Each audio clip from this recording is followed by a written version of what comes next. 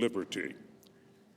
We gather in this historic chamber for the solemn responsibility of these impeachment proceedings. Give wisdom to the distinguished Chief Justice John Roberts as he presides. Lord, you are all-powerful and know our thoughts before we form them. As our lawmakers have become jurors, remind them of your admonition in 1 Corinthians 10:31 that whatever they do should be done for your glory. Help them remember that patriots reside on both sides of the aisle, that words have consequences, and that how something is said can be as important as what is said. Give them a civility built upon integrity that brings consistency in their beliefs and actions. We pray in your powerful name. Amen.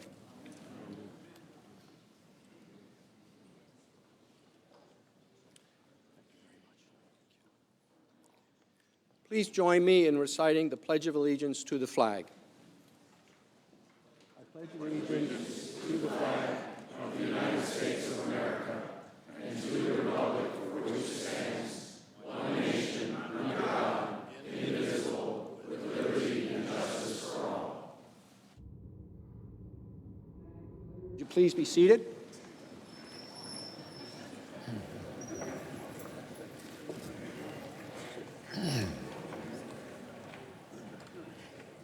If there is no objection, the journal of proceedings of the trial are approved to date. No objection, so ordered. The Sergeant-at-Arms will make the proclamation.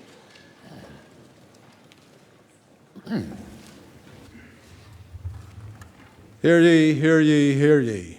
All persons are commanded to keep silent on pain of imprisonment while the Senate of the United States is sitting for the trial of the articles of impeachment exhibited by the House of Representatives against Donald John Trump, President of the United States. The Majority Leader is recognized. Our colleagues, no motions were filed this morning, so we'll proceed to the House Manager's presentation. We will go for approximately 2 hours, then take a short recess when there is an appropriate break time between presenters. Pursuant to the provisions of Senate Resolution 483, the managers for the House of Representatives have 24 hours to make the presentation of their case. The Senate will now hear you.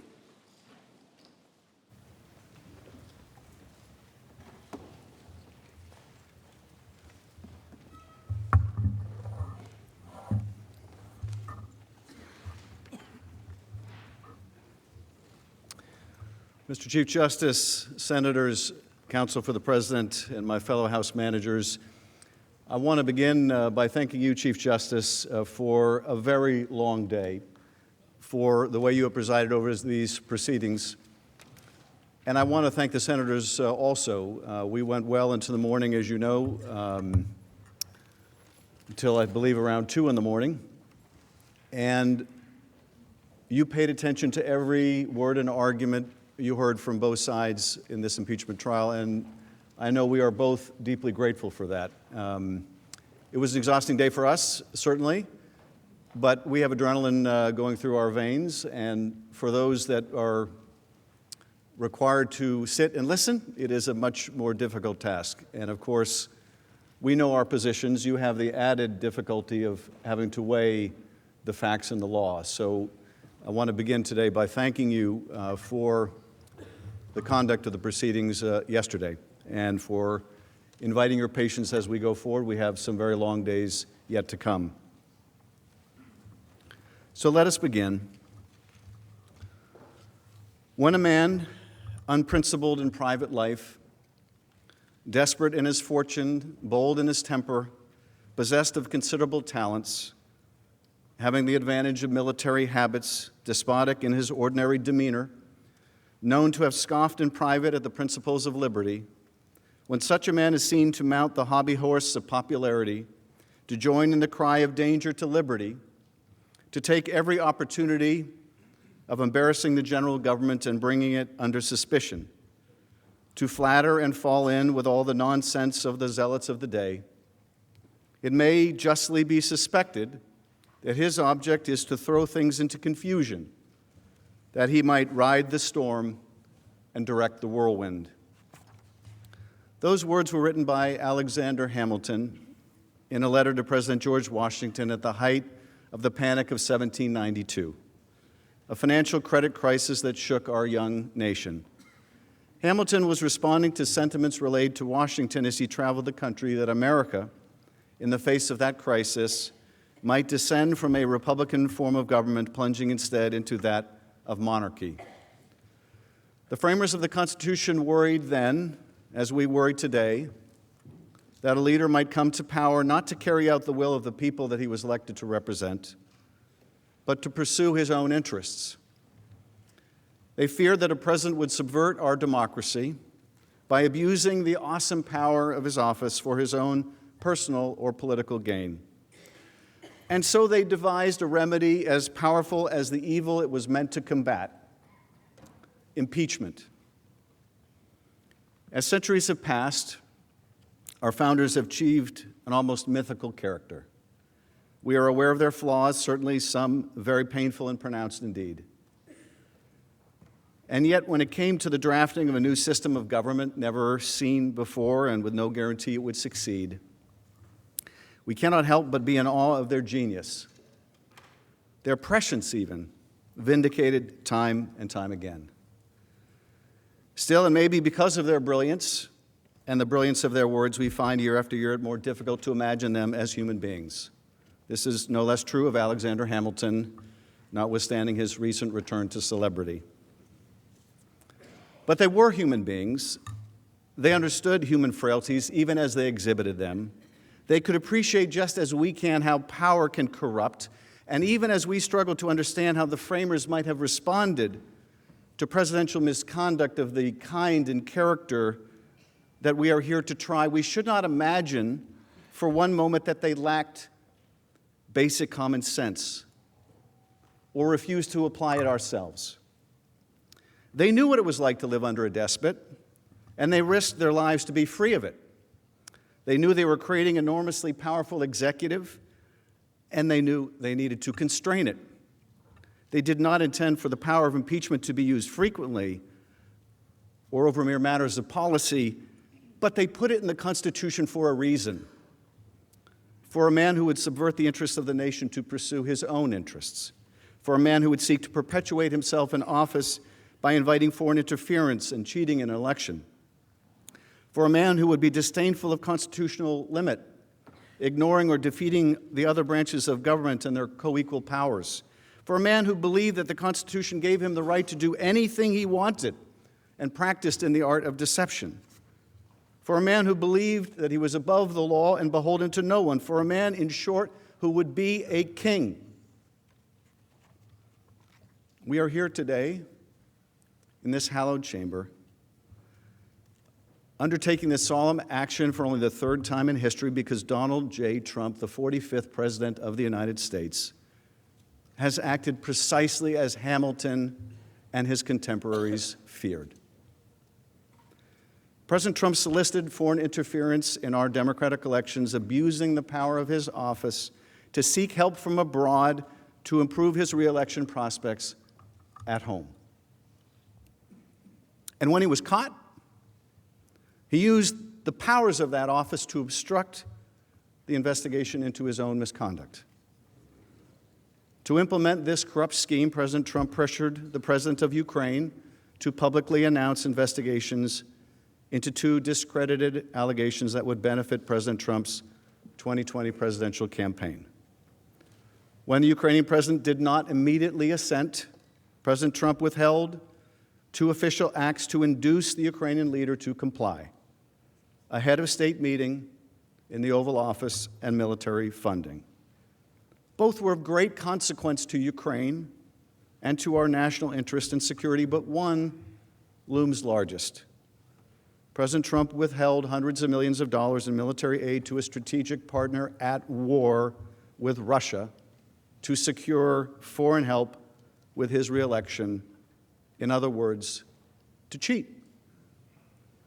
In this way, the president used official state powers available only to him and unavailable to any political opponent to advantage himself in a democratic election.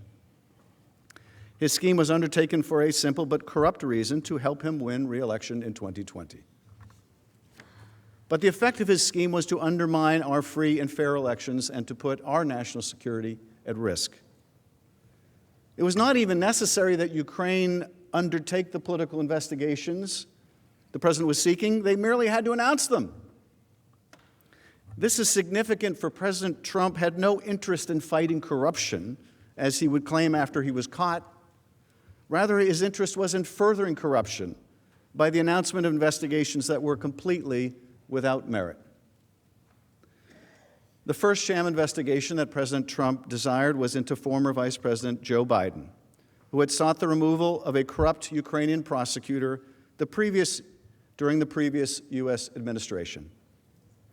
The Vice President acted in accordance with U.S. official policy at the time and was supported unanimously by our European allies and key global financial institutions such as the International Monetary Fund that shared the concern over corruption. Despite this fact, in the course of this scheme, President Trump and his agents pressed the Ukrainian president to announce an investigation into the false claim that Vice President Biden wanted the corrupt prosecutor removed from power in order to stop an investigation into Burisma Holdings, a company on whose board Biden's son Hunter sat. This allegation is simply untrue, and it has been widely debunked by Ukrainian and American experts alike. That reality mattered not to President Trump. To him, the value in promoting a negative tale about former Vice President Biden, true or false, was its usefulness to his re-election campaign. It was a smear tactic against a political opponent that President Trump apparently feared. Remarkably, but predictably, Russia too has sought to support this effort to smear Mr. Biden, reportedly hacking into the Ukrainian energy company at the center of the president's disinformation campaign only last week. Russia almost certainly was looking for information related to the former vice president's son so that the Kremlin could also weaponize it against Mr. Biden, just like it did against Hillary Clinton in 2016 when Russia hacked and released emails from her presidential campaign. And President Trump has made it abundantly clear that he would like nothing more than to make use of such dirt against Mr. Biden, just as he made use of Secretary Clinton's hacked and released emails in his previous presidential campaign. Which brings us to the other sham investigation that President Trump demanded that the Ukrainian leader announce. This investigation was related to a debunked conspiracy theory alleging that Ukraine, not Russia, interfered in the 2016 presidential election. This narrative, propagated by the Russian intelligence services, contends that Ukraine sought to help Hillary Clinton and harm then-candidate Trump, and that a computer server providing this fiction is hidden somewhere in Ukraine. That is the so-called CrowdStrike conspiracy theory. This tale is also patently false, and remarkably, it is precisely the inverse of what the U.S. intelligence community's unanimous assessment was, that Russia interfered in the 2016 election in sweeping and systemic fashion in order to hurt Hillary Clinton and help Donald Trump. Nevertheless, the president evidently believed that a public announcement lending credence to these allegations by the Ukrainian president could assist his reelection by putting to rest any doubts Americans may have had over the legitimacy of his first election, even as he invited foreign interference in the next. To the degree that most Americans have followed the President's efforts to involve another foreign power in our election, they may be most familiar with his entreaty to the Ukrainian President on the now infamous July 25th call to do us a favor, though, and investigate Biden and the 2016 conspiracy theory. But that call was not the beginning of the story of the President's corrupt scheme, nor was it the end. Rather, it was merely part, although a significant part, of a months-long effort by President Trump and his allies and associates who applied significant and increasing pressure on Ukraine to announce these two politically motivated investigations. Key figures in the Trump administration were aware or directly involved or participated in the scheme. As we saw yesterday, one witness, a $1 million donor to the President's inaugural committee, put it this way: everyone was in the loop. After twice inviting Ukraine's new president to the White House without providing a specific date for the proposed visit, President Trump conditioned this coveted head of state meeting on the announcement of these sham investigations. For Ukraine's new and untested leader, an official meeting with the President of the United States in the Oval Office was critical. It would help bestow on him important domestic and international legitimacy as he sought to implement an ambitious anti-corruption platform. Actual and apparent support from the President of the United States would also strengthen his position as he sought to negotiate a peace agreement with Russia's President Vladimir Putin, seeking an end to Russia's illegal annexation and continued military occupation of parts of Ukraine.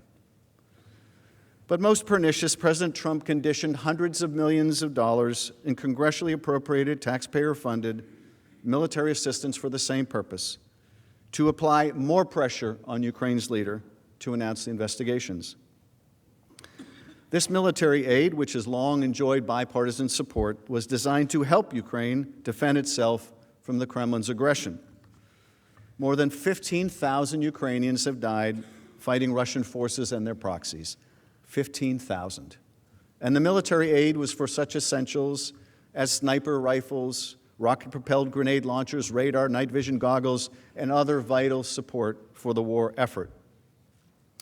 Most critically, the military aid that we provide Ukraine helps to protect and advance American national security interests in the region and beyond. America has an abiding interest in stemming Russian expansionism and resisting any nation's efforts to remake the map of Europe by dint of military force, even as we have tens of thousands of troops stationed there. Moreover, as one witness put it during our impeachment inquiry, the United States aids Ukraine and her people so that we can fight Russia over there and we don't have to fight Russia here.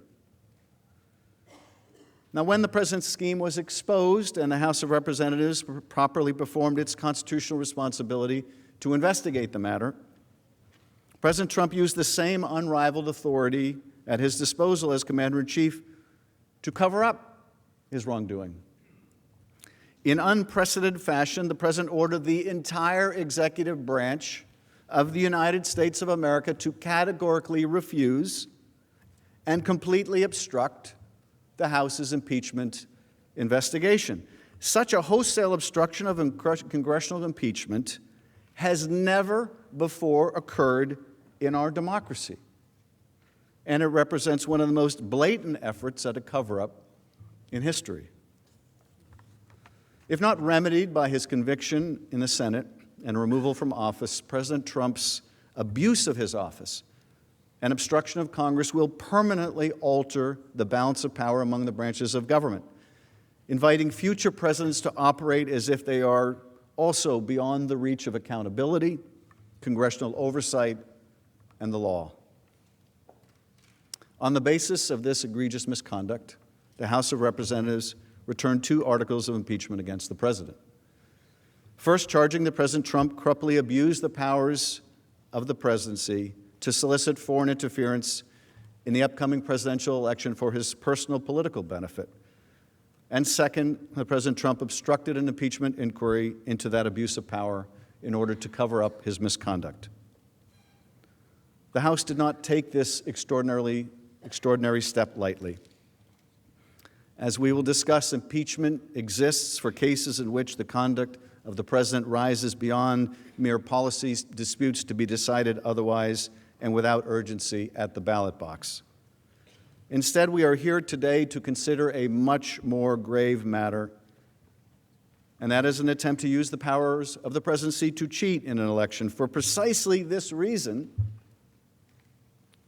the president's misconduct cannot be decided at the ballot box, for we cannot be assured that the vote will be fairly won.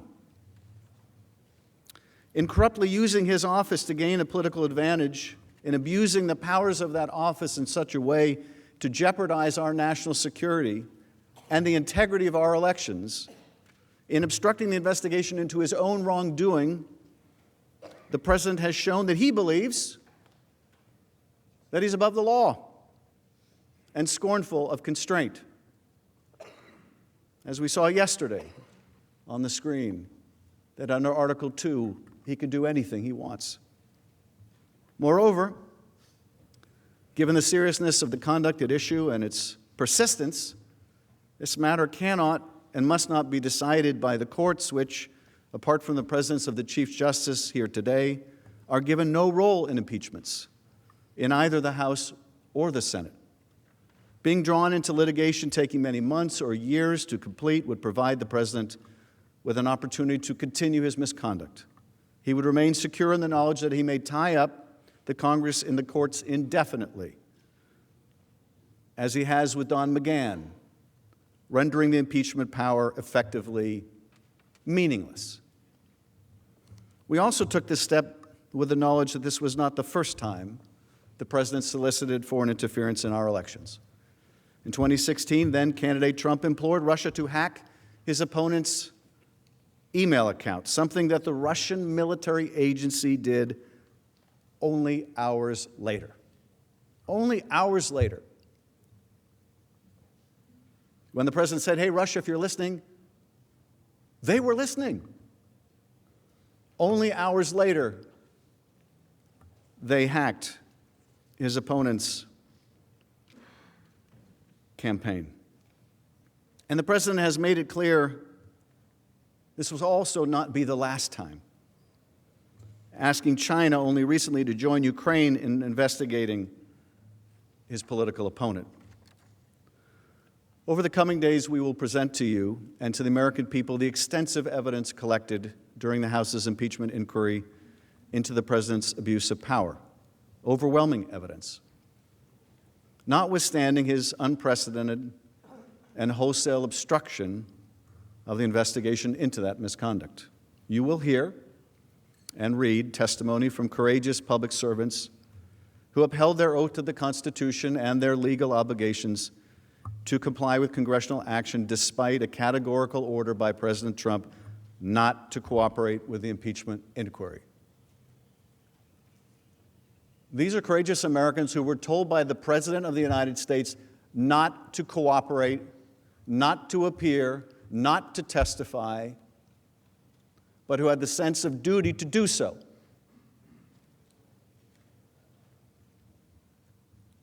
But more than that, you will hear from witnesses who have not yet testified, like John Bolton and Mick Mulvaney, Mr. Blair and Mr. Duffy. And if you can believe the President's words last month, you will also hear from Secretary Pompeo. You will hear their testimony at the same time as the American people. That is, if you allow it, if we have a fair trial. During our presentation, you will see documentary records, those the President was unable to suppress, that expose the President's scheme in detail. You will learn of further evidence that has been revealed in the days since the House voted to impeach President Trump, even as the President and his agents have persisted in their efforts to cover up their wrongdoing from Congress and the public. And you will see dozens of new documents providing new and critical evidence of the President's guilt that remain at this time in the President's hands and in the hands of the Department of Defense and the Department of State and the Office of Management and Budget, even the White House. You will see them, and so will the American people if you allow it. If, in the name of a fair trial, you will demand it. These are politically charged times. Tempers can run high, particularly where this president is concerned. But these are not unique times. Deep divisions and disagreements were hardly alien concepts to the framers.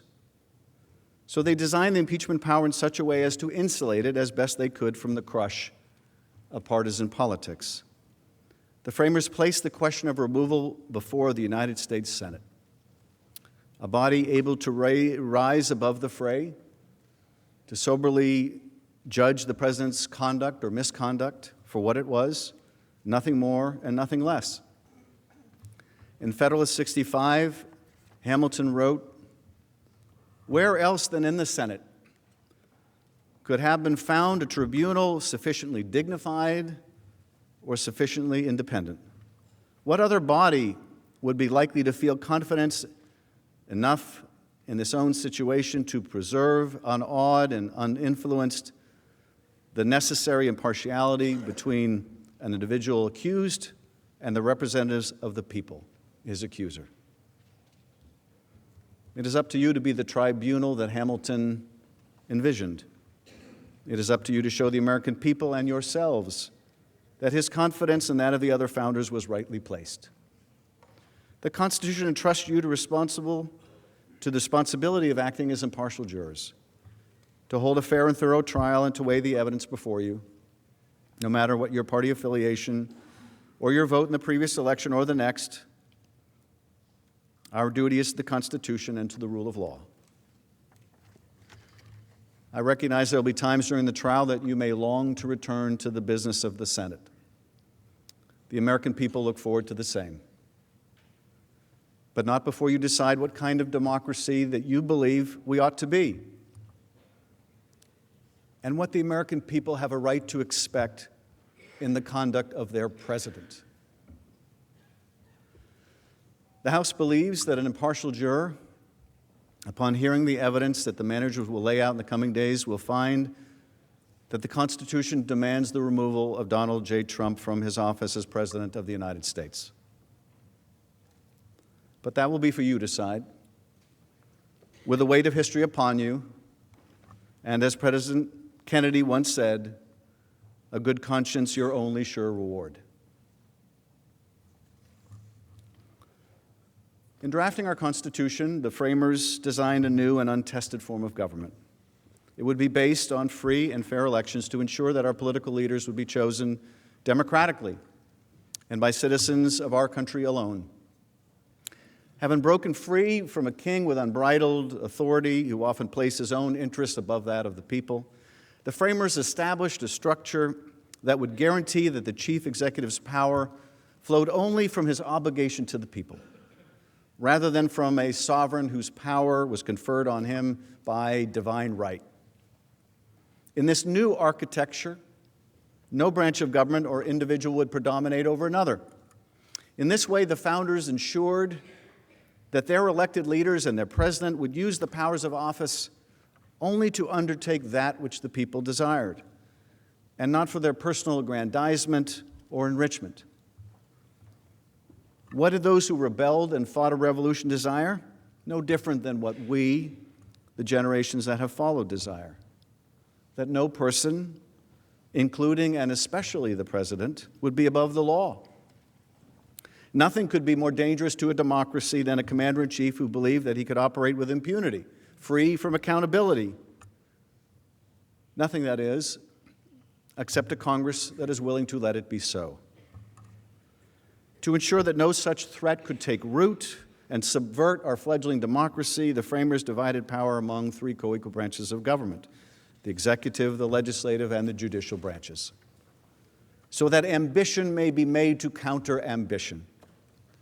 They provided for presidential elections every 4 years, and the framers required that the president swear an oath to faithfully execute the law and to preserve, protect, and defend the Constitution of the United States. Even with these guardrails in place, the framers understood that an individual could come to power who defied that solemn oath, who pursued his own interests rather than those of the country he led. For that reason, the framers adopted a tool used by the British Parliament to constrain its officials, the power of impeachment. Rather than a mechanism to overturn an election, impeachment would be a remedy of last resort. And unlike in England, the framers applied this ultimate check to the highest office in the land, to the President of the United States. Impeachment and removal of a duly elected president was not intended for policy disputes or poor administration of the state. Instead, the framers had in mind the most serious of offenses, those against the public itself.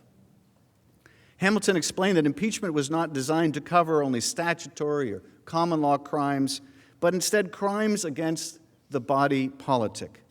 Hamilton wrote, "The subjects of its jurisdiction are those offenses which proceed from the misconduct of public men," or in other words, from the abuse or violation of some public trust. They are of a nature which may, with peculiar propriety, be denominated political, as they relate chiefly to injuries done immediately to society itself. In other words, impeachment would be confined to abuses of people's trust and to the society itself. This is precisely the abuse that has been undertaken by our current president when he withheld money and support for an ally at war to secure a political benefit. The punishment for those crimes would fit the political nature of the offense.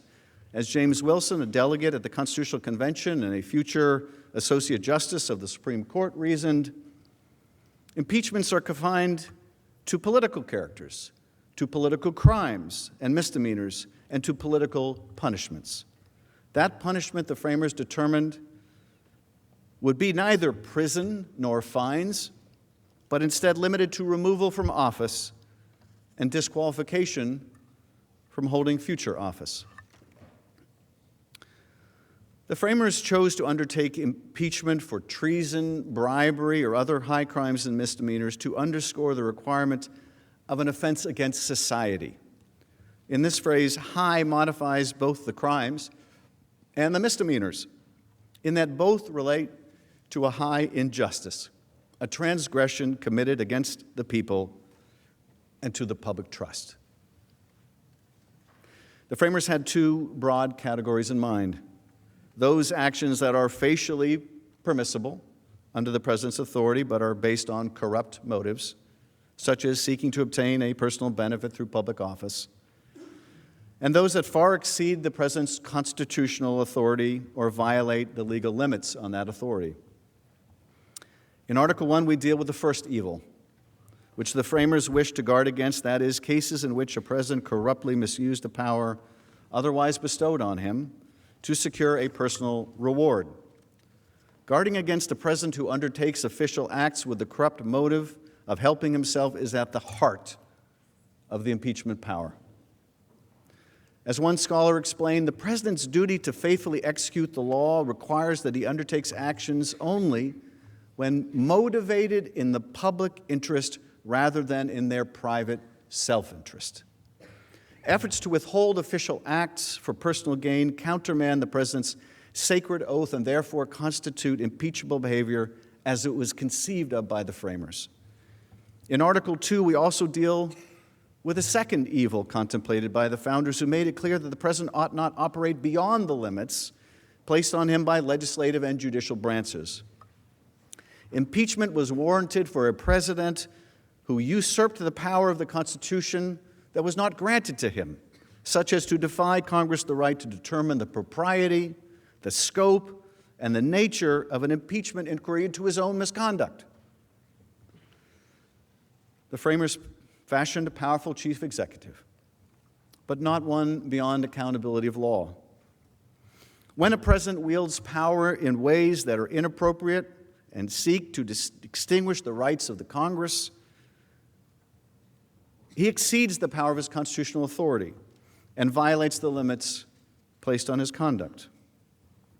Obstruction of a separate and co-equal branch of government for the purposes of covering up An abuse of power not only implies a corrupt intent, but also demonstrates a remarkable antipathy towards the balance of power contemplated and enshrined in our Constitution.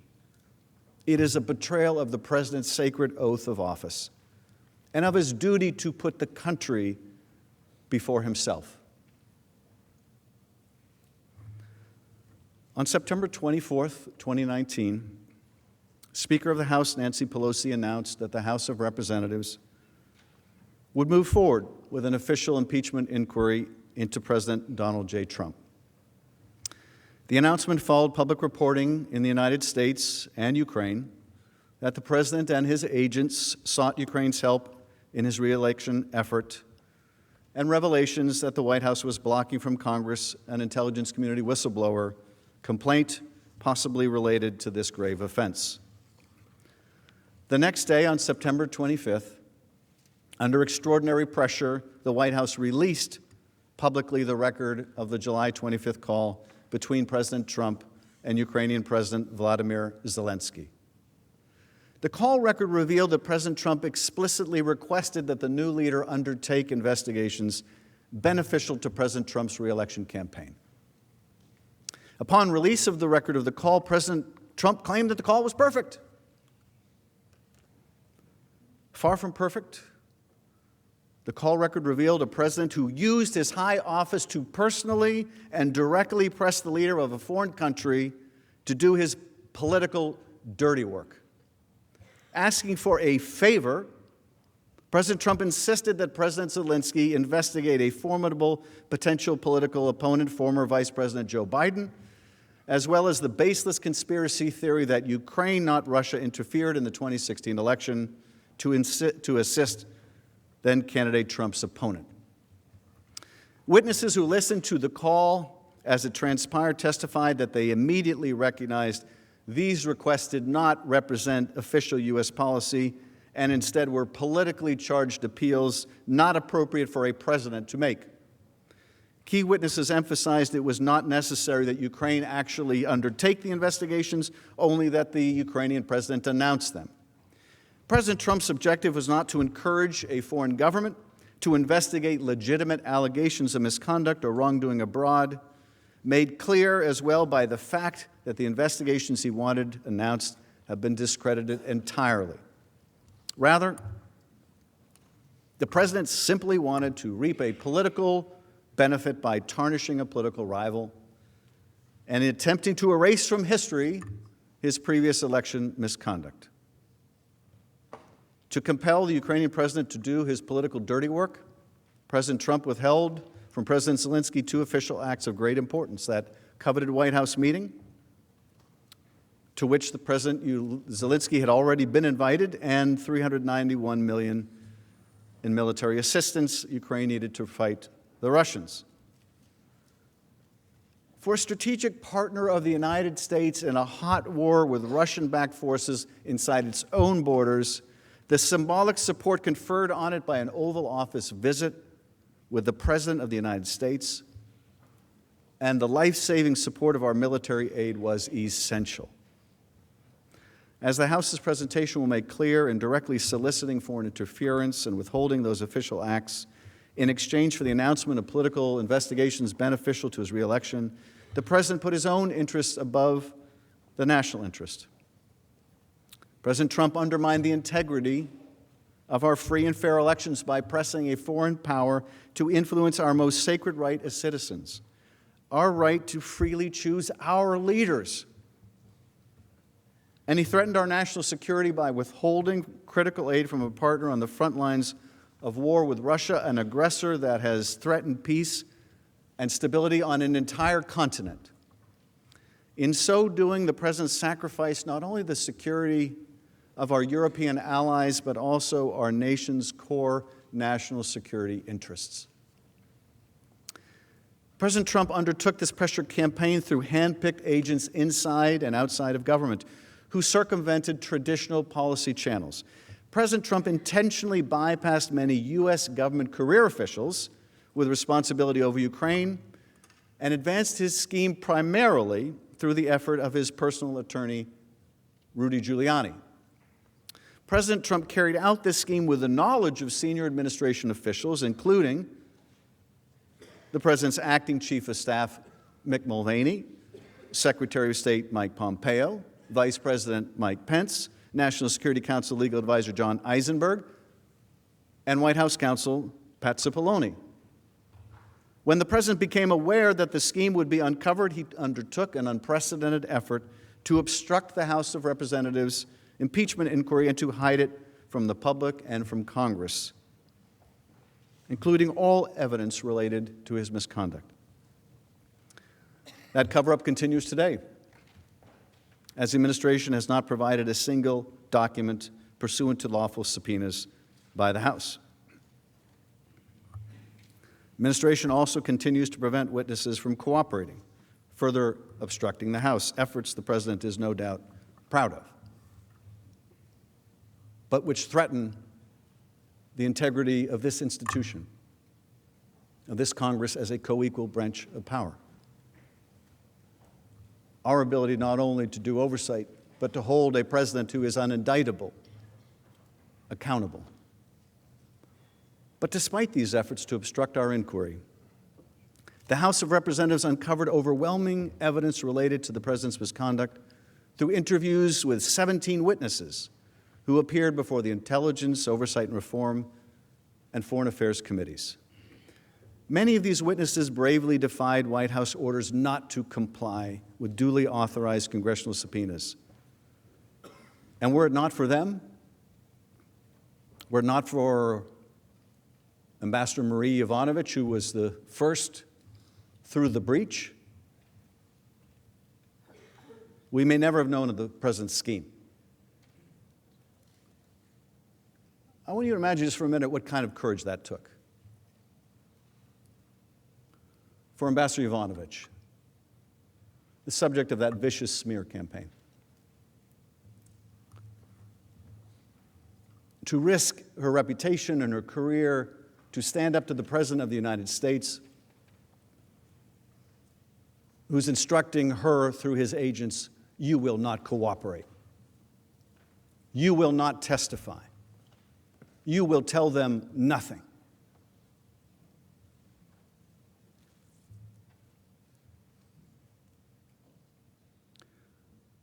Or Bill Taylor, West Point graduate, Vietnam veteran, with a Bronze Star, and something he was even more proud of, the Combat Infantryman's Badge. He knows what courage is. He showed a different kind of courage in Vietnam, but he also showed courage, as did others, in coming forward, in defying the President's order that he obstruct, to tell the American people what he knew. But for the courage of people like this, and Lieutenant Colonel Vindman, a Purple Heart recipient, but for their courage, we would have known nothing of the President's misconduct. Nothing. When the President directs his ire towards these people, this is why. Because they showed the courage to come forward. Now, we held in the Intelligence Committee 7 open hearings with 12 fact witnesses. Separately, the Judiciary Committee held public hearings with constitutional law experts and counsel from the House Intelligence Committee as it sought to determine whether to draft and consider articles of impeachment. The House also collected text messages related to the President's scheme from a witness who provided limited personal communications. Since the conclusion of our inquiry, new evidence has continued to come to light through court-ordered releases of administration documents and public reporting, underscoring that there is significantly more evidence of the President's guilt, which he continues to block from Congress, including the Senate. Nevertheless, the documents and testimony that we were able to collect paints an overwhelming and damning picture of the President's efforts to use the powers of his office to corruptly solicit foreign help in his reelection campaign and withhold official acts and military aid to compel that support.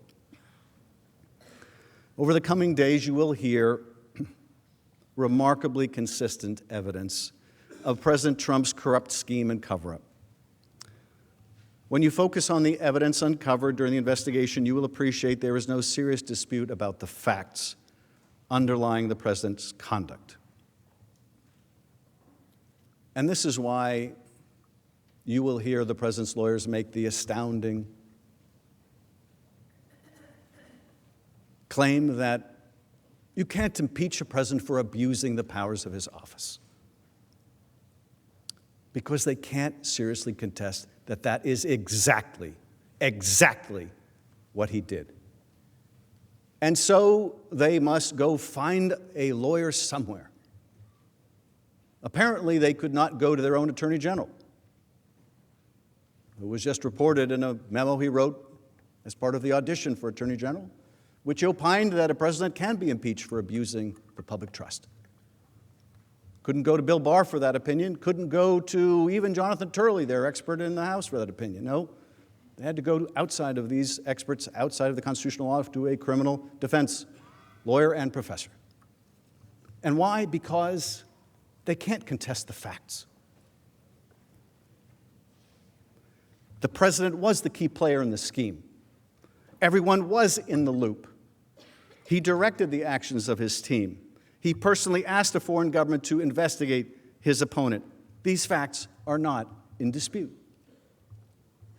Ultimately, the question for you is whether the president's undisputed actions require the removal of the 45th president of the United States from office, because he abused his office and the public trust by using his power for personal gain, by seeking illicit foreign assistance in his reelection and covering it up. Other than voting on whether to send our men and women to war, there is, I think, no greater responsibility before you than the one before you now. The oath that you've taken to impartially weigh the facts and evidence requires serious and objective consideration. Decisions that are about country, not party, about the Constitution, not politics, about what is right and what is wrong. After you consider the evidence and weigh your oath to render a fair and impartial verdict, I suggest to you today the only conclusion consistent with the facts and law, not just the law but the Constitution, is clear, as described by a constitutional law expert's testimony before the House. If this conduct is not impeachable, then nothing is. Let me take a moment to describe to you how we intend to present the case over the coming days. Today, you will hear the details of the president's corrupt scheme in narrative form, illustrating the timeline of the effort through the testimony of numerous witnesses who came before the House, as well as the documents and materials we collected as evidence during the investigation. After you hear the factual chronology, we will then discuss the constitutional framework of impeachment as it was envisioned by the founders, before we analyze how the facts of the president's misconduct and cover-up lead to the conclusion that the president undertook the sort of corrupt course of conduct that impeachment was intended to remedy. Let me start with a preview of the president's scheme, the details of which you'll hear during the course of this day. President Trump's months-long scheme to extract help in his 2020 re-election campaign from the new Ukrainian president involved an effort to solicit and then compel the new leader to announce political investigations. The announcement would reference two specific investigations. One was intended to undermine the unanimous consensus of our intelligence agencies, Congress, and Special Counsel Robert Mueller that Russia interfered in the 2016 election to help then-candidate Trump, and another to hurt the presidency of former Vice President Joe Biden. The Kremlin itself has been responsible for first propagating one of the two false narratives that the president desired. In February 2017, less than a month after the U.S. intelligence community released its assessment that Russia alone was responsible for a covert influence campaign designed to help President Trump win the 2016 election, President Putin said As we all know, during the presidential campaign in the United States, the Ukrainian government adopted a unilateral position in favor of one candidate. More than that, certain oligarchs, certainly with the approval of political leadership, funded this candidate, or female candidate to be more precise. Those were Putin's words, February 2nd, 2017. Of course, this is false and is part of a Russian counter-narrative that President Trump and some of his allies have adopted. Fiona Hill, Senior Director for Europe and Russia at the National Security Council, described Russia's effort to promote this baseless theory. Based on questions and statements I've heard, some of you on this committee appear to believe that Russia and its security services did not conduct a campaign against our country, and that perhaps, somehow, for some reason, Ukraine did. This is a fictional narrative that has been perpetrated and propagated by the Russian security services themselves. The unfortunate truth is that Russia was the foreign power that systematically attacked our democratic institutions in 2016. This is the public conclusion of our intelligence agencies, confirmed in bipartisan congressional reports. It is beyond dispute, even if some of the underlying details must remain classified.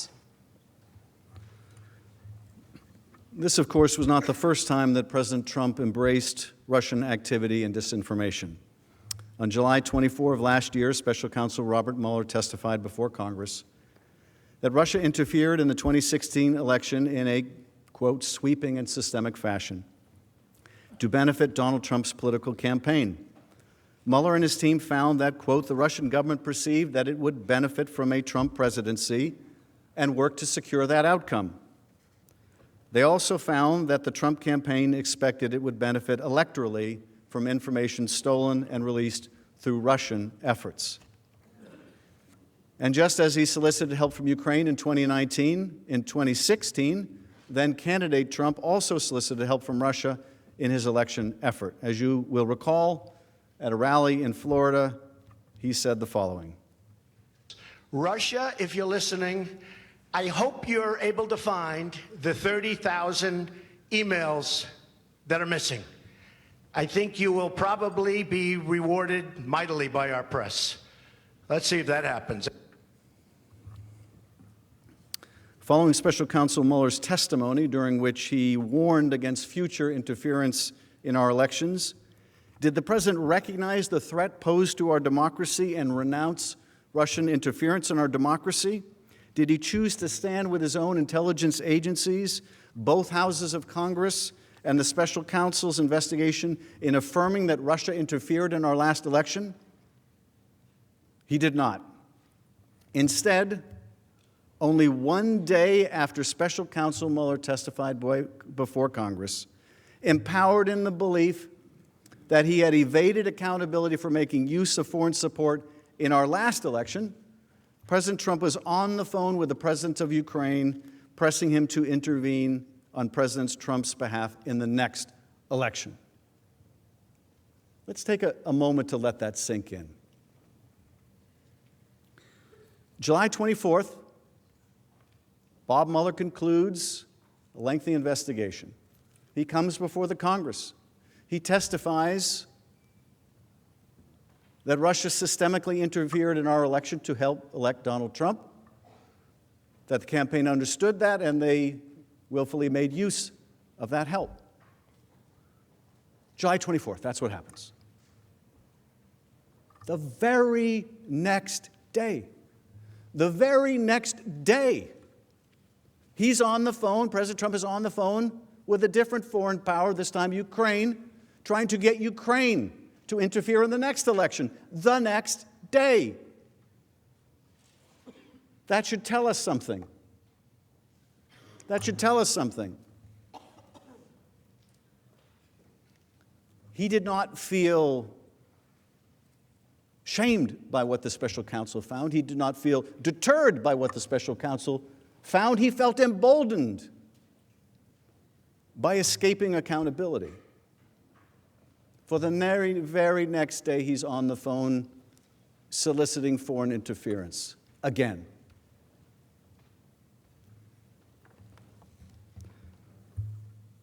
Now, that July 25th phone call between President Trump and President Zelensky was a key part of President Trump's direct and corrupt solicitation of foreign help in the 2020 election. The request likely sounded familiar to President Zelensky, who had been swept into office in a landslide victory on a campaign of rooting out just the type of corruption he was being asked to undertake on this call with our president. Zelensky campaigned as a reformer, as someone outside of politics who would come up and clean up corruption, who would end the political prosecutions, end the political investigations, and what is his most important and powerful patron asking him to do exactly what he campaigned against. No wonder he resisted this pressure campaign.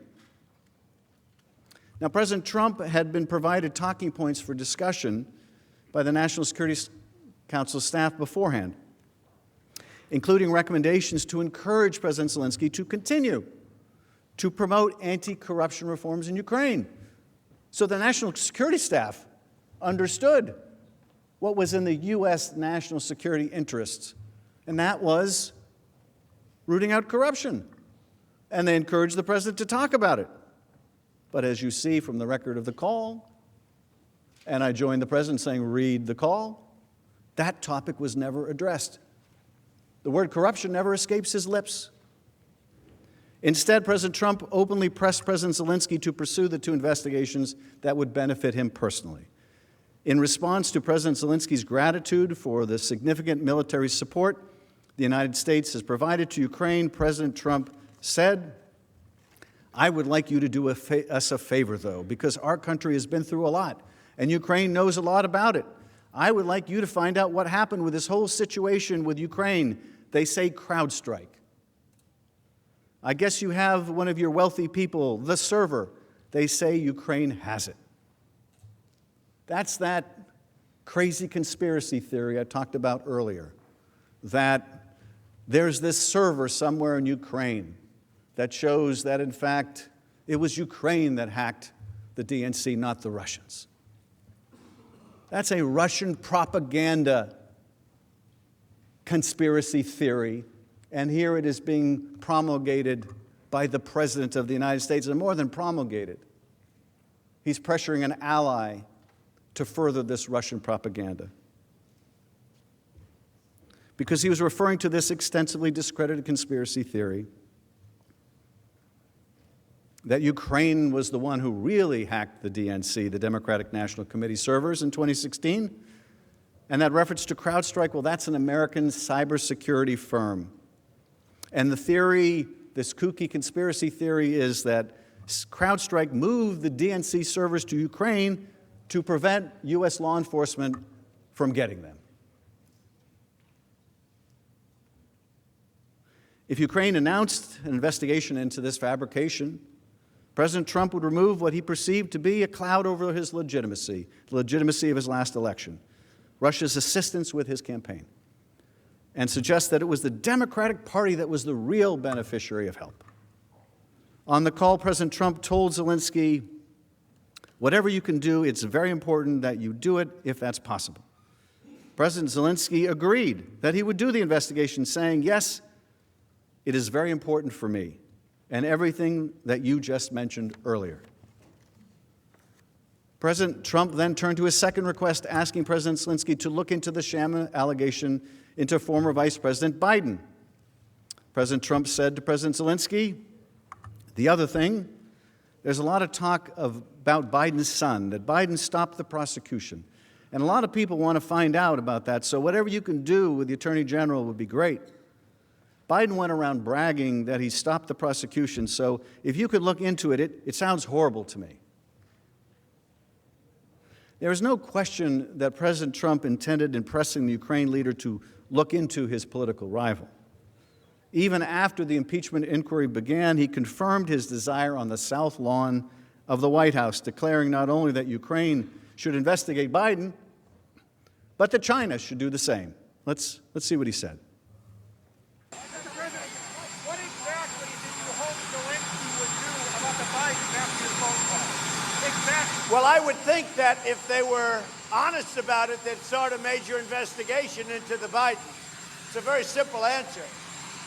They should investigate the Bidens, because how does a company that's newly formed, and all these companies, if you look at, and by the way, likewise, China should start an investigation into the Bidens, because what happened in China is just about as bad as what happened with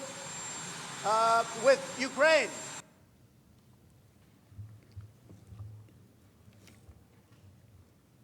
Now, the day after that July 25th phone call, President Trump sought confirmation that President Zelensky understood his request to announce the politically motivated investigations and that he would follow through.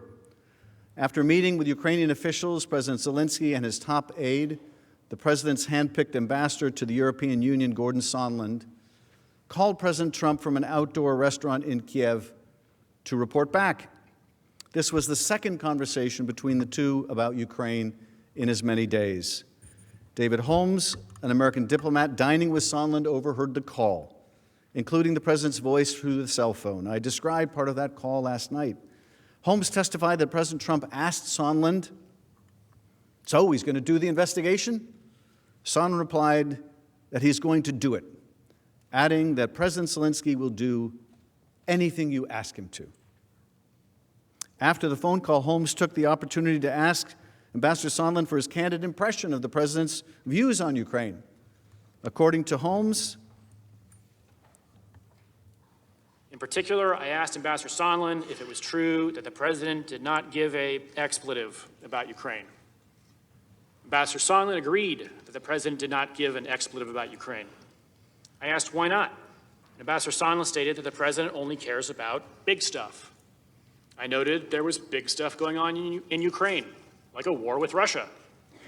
And Ambassador Sondland replied that he meant big stuff that benefits the president, like the Biden investigation that Mr. Giuliani was pushing. The conversation then moved on to other topics.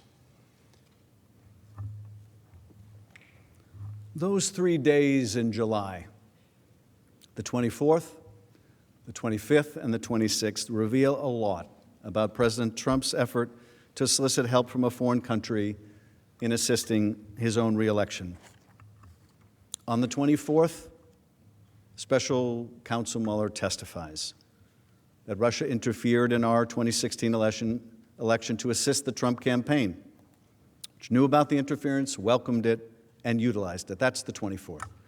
The 25th is the day of the call, when President Trump, believing he had escaped accountability for Russian meddling in the first election and his welcoming of it, asked the Ukrainian president to help him undermine the special counsel's conclusion and help him smear a political opponent, former Vice President Biden. And then the third day in a row in July, President Trump sought to ensure that Ukraine had received his request and understood it and would take the necessary steps to announce the investigations that he wanted. 3 days in July. In many ways, those 3 days in July tell so much of the story. This course of conduct alone should astound all of us who value the sanctity of our elections and who understand that the vast powers of the presidency are reserved only for actions which benefit the country as a whole, rather than the political fortunes of any one individual. President Trump's effort to use an official head of state phone call to solicit the announcement of investigations helpful to his reelection is not only conduct unbecoming a president, but it is conduct of one who believes that the powers of his high office are political tools to be wielded against his opponents, including by asking a foreign government to investigate a United States citizen and for a corrupt purpose. That alone is grounds for removal from office of the 45th president. But these 3 days in July were neither the beginning nor the end of this scheme. President Trump, acting through agents inside and outside of the U.S. government, including his personal attorney, Rudy Giuliani, sought to compel Ukraine to announce the investigations by withholding the head of state meeting in the Oval Office until the president of Ukraine complied.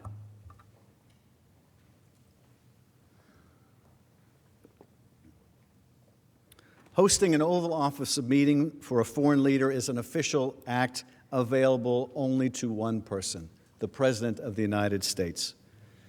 And it is an official act that President Trump had already offered to President Zelensky during their first phone call on April 21st and in a subsequent letter to the Ukrainian leader. Multiple witnesses testified about the importance of a White House meeting for Ukraine. For example, Deputy Assistant Secretary George Kent explained that a White House meeting was very important for Ukrainians to demonstrate the strength of their relationship with Ukraine's strongest supporter. Dr. Fiona Hill of the National Security Council explained a White House meeting would supply the new Ukrainian government with, quote, the legitimacy it needed, especially vis-a-vis the Russians, and that the Ukrainians viewed a White House meeting as a recognition of their legitimacy as a sovereign state. This White House meeting would also prove to be important for three hand-picked agents whom President Trump placed in charge of U.S.-Ukraine issues: Ambassador Sondland, Ambassador Volker, and Energy Secretary Rick Perry, the so-called Three Amigos. They hope to convince President Trump to hold an Oval Office meeting with Zelensky. During a meeting of the Three Amigos on May 23rd, President Trump told them that Ukraine had tried to take him down in 2016.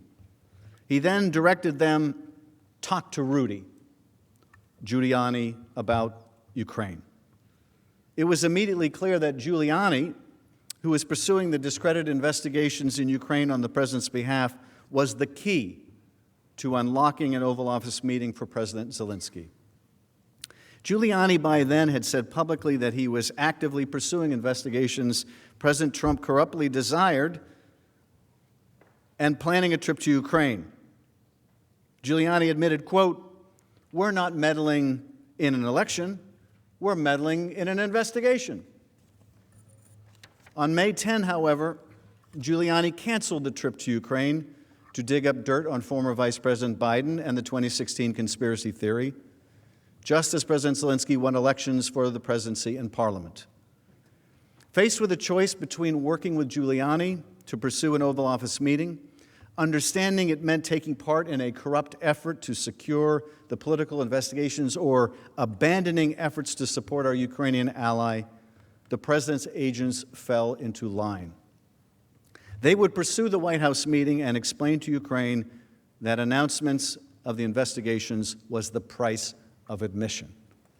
As Ambassador Sondland made clear, I know that members of this committee frequently frame these complicated issues in the form of a simple question: was there a quid pro quo?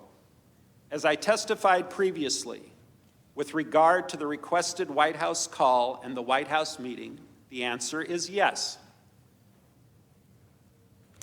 this quid pro quo was negotiated between the president's agents, Rudy Giuliani, and Ukrainian officials throughout the summer of 2019 in numerous telephone calls, text messages, and meetings, including during a meeting hosted by then National Security Advisor John Bolton on July 10th.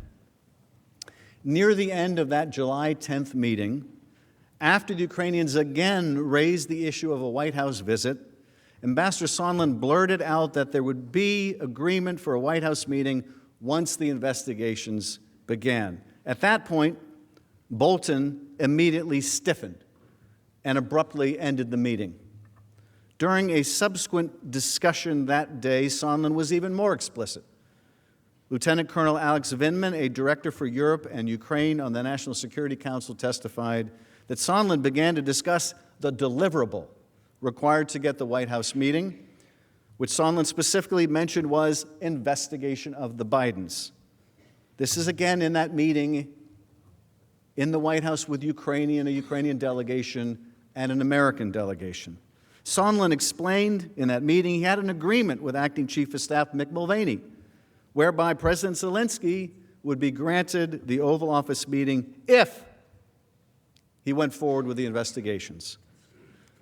After the meeting, Vindman's supervisor, Dr. Hill, reported back to Bolton, who told her to tell John Eisenberg, the National Security Council legal advisor, that he was not part of whatever drug deal Sondland and Mulvaney are cooking up on this. She reported her concerns, as did Vindman.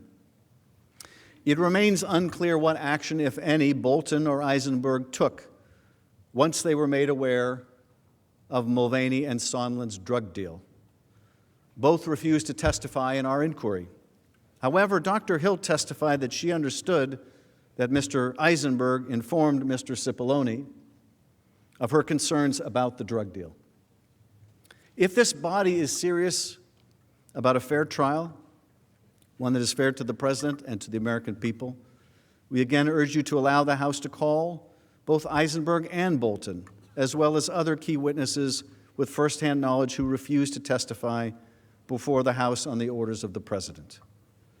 Additional testimony and documents are particularly important because, according to Sondland, everyone was in the loop when it came to the President's self-serving effort.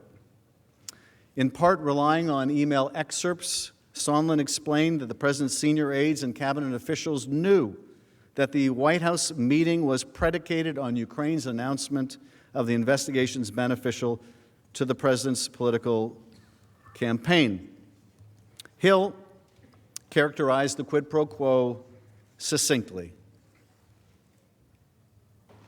But it struck me yesterday when you put up on the screen Ambassador Sondland's emails and who was on these emails, and he said, these are the people who need to know, that he was absolutely right, because he was being involved in a domestic political errand. And we were being involved in national security foreign policy, and those two things had just diverged. In effect, President Zelensky was being drawn into this domestic political errand. He grew wary of becoming involved in another country's election and domestic affairs. Bill Taylor, the acting U.S. ambassador to Ukraine at the time, described a conversation he had with a senior aide to the Ukrainian leader. He said, Also, on July 20th, I had a phone conversation with Alexander Daniluk, President Zelensky's national security advisor, who emphasized that President Zelensky did not want to be used as an instrument in a U.S. re-election campaign.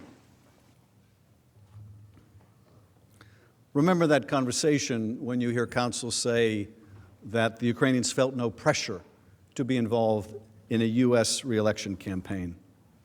But that concern did not deter President Trump. In his conversation with Sondland shortly before the 25th of July call, the President made clear that he not only wanted Ukraine to do the investigations or announce them, but also a White House meeting would only be scheduled if President Zelensky confirmed these investigations. As Volker communicated to President Zelensky's top aide by text less than 30 minutes before the phone call between Trump and Zelensky. And again, we're talking about July 25th, in a text 30 minutes before the Trump-Zelensky phone call. Here's what is said. With Volker texting Andrei Yermak, a top aide to President Zelensky. Good lunch. Thanks. Heard from White House.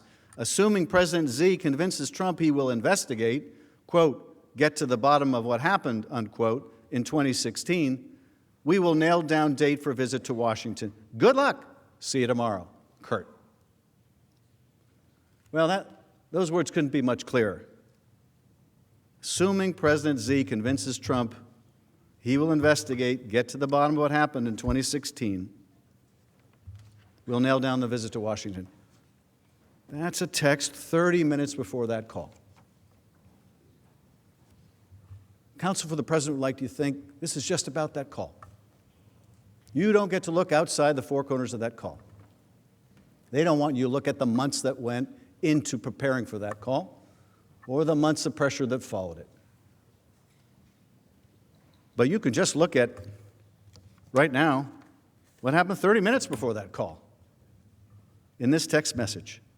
Heard from White House, assuming President Z convinces Trump he will investigate, get to the bottom of what happened in 2016. If you were wondering how it seemed that President Zelensky was aware of what he was going to be asked on that call, this is how you can tell. He was prepped. Of course he was prepped. And in fact, the missing reference in the call record to Burisma was a signal Colonel Vindman recognized that clearly he had been prepped for that call. Why else would the name of this particular energy company come up in that conversation? Well, President Zelensky clearly got the message. Toward the end of the call with President Trump, President Zelensky said, "I also want to thank you for your invitation to visit the United States, specifically Washington, D.C. On the other hand, I also wanted to ensure you that we will be very serious about the case and we will work on the investigation." Thank you for the invitation. On the other hand, I want to assure you that we will be very serious about the case and we will work on the investigation. President Zelensky clearly understood the quid pro quo for the White House meeting on July 25th.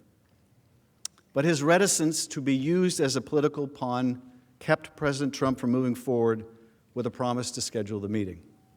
And so, the president and his agents pressed on. In August, Giuliani met with a top Ukrainian aide and made it clear that Ukraine must issue a public statement announcing the investigations in order to get the White House meeting. Fearful of getting involved in U.S. domestic politics and having entered office with a promise to clean up government and corruption, President Zelensky and his aides preferred a generic statement about investigations. But Giuliani insisted, no, the statement must include 2 specific investigations that would benefit President Trump.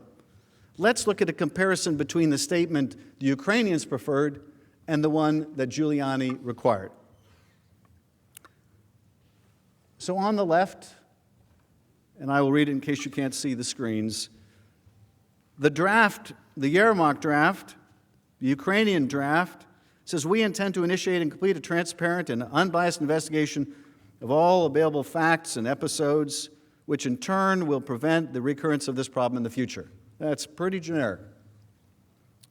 But here's the Giuliani-Volker-Sondland response.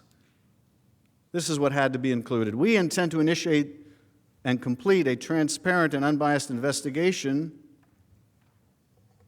of all available facts and episodes. Up to that point, it's exactly the same, until you get to including those involving Burisma and the 2016 U.S. elections. And then it goes back to the Ukrainian draft, which in turn will prevent the recurrence of this problem in the future. You can see in this such graphic evidence, Ukrainians did not want to do this. They didn't even want to mention this. Giuliani had to insist, no, we're not going to be satisfied with some generic statement. After all, I think we can see this isn't about corruption. No, this isn't about announcing investigations to damage Biden and to promote this fiction about the last election. So here in these texts, you see that Giuliani, Volker, and Sondland have added these references to Burisma, a thinly veiled reference to former Vice President Biden and the 2016 election. They wish to ensure the Ukrainians mentioned the sham investigations President Trump required. Now, the Ukrainians recoiled at the new statement, recognizing that releasing it would run directly counter to the anti-corruption platform that Zelensky campaigned on and would embroil them in U.S. election politics. As a result, Zelensky didn't get his White House meeting. He still hasn't gotten his White House meeting. Senators, witness testimony, text messages, emails, and the call record itself confirm a corrupt quid pro quo for the White House meeting, an official act available only to the President of the United States in exchange for the announcement of political investigations. The President and his allies have offered no explanation for this effort, except the President can abuse his office all he likes, and there's nothing you can do about it. Can't indict him, can't impeach him. That is because they cannot seriously dispute that President Trump corruptly used an official White House visit for a foreign leader to compel the Ukrainian president into helping him cheat in the next election. The White House meeting, of course, was not the only official act that President Trump conditioned on the announcement of investigations into Biden and the conspiracy theory meant to exonerate President Trump from Russians' interference on his behalf in the last election. In a far more draconian step, as we have discussed, the president withheld $391 million of military aid. Several weeks before this phone call with President Zelensky, but after Giuliani was already pressing Ukrainian officials to conduct the investigations his clients sought, President Trump ordered the hold on Ukraine's military aid. Significantly, this was after Congress had already been notified that most of it was prepared to be spent. Ukraine had met all of the critical conditions for anti-corruption and defense reforms in order to receive the funds. We conditioned the funds. They met the conditions. The funds were ready to go. At the time, and even today, witnesses uniformly testified that the order to hold the funding came without explanation to the foreign policy and national security officials responsible for Ukraine. The only message from the Office of Management and Budget was that the hold was implemented at the direction of the president. Since Russia's illegal incursion into Ukraine in 2014, the U.S. has maintained a bipartisan policy of delivering hundreds of millions of dollars of military aid to Ukraine each year, which several senators here have personally invested significant time and effort to ensure.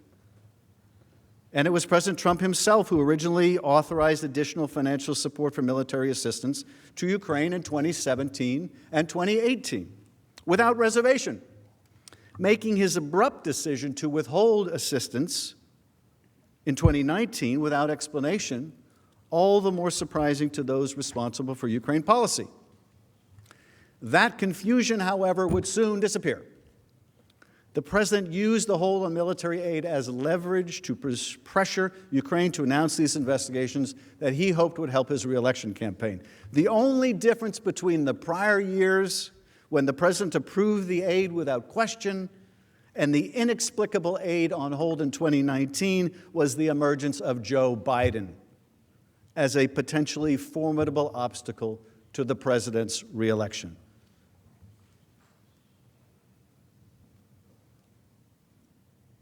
These funds that the president withheld, these funds, they don't just benefit Ukraine,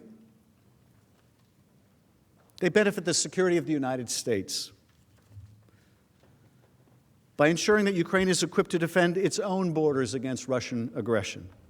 As Ambassador Taylor noted in his deposition, the United States provides Ukraine with radar and weapons and sniper rifles, communication that save lives. It makes Ukrainians more effective. It might even shorten the war.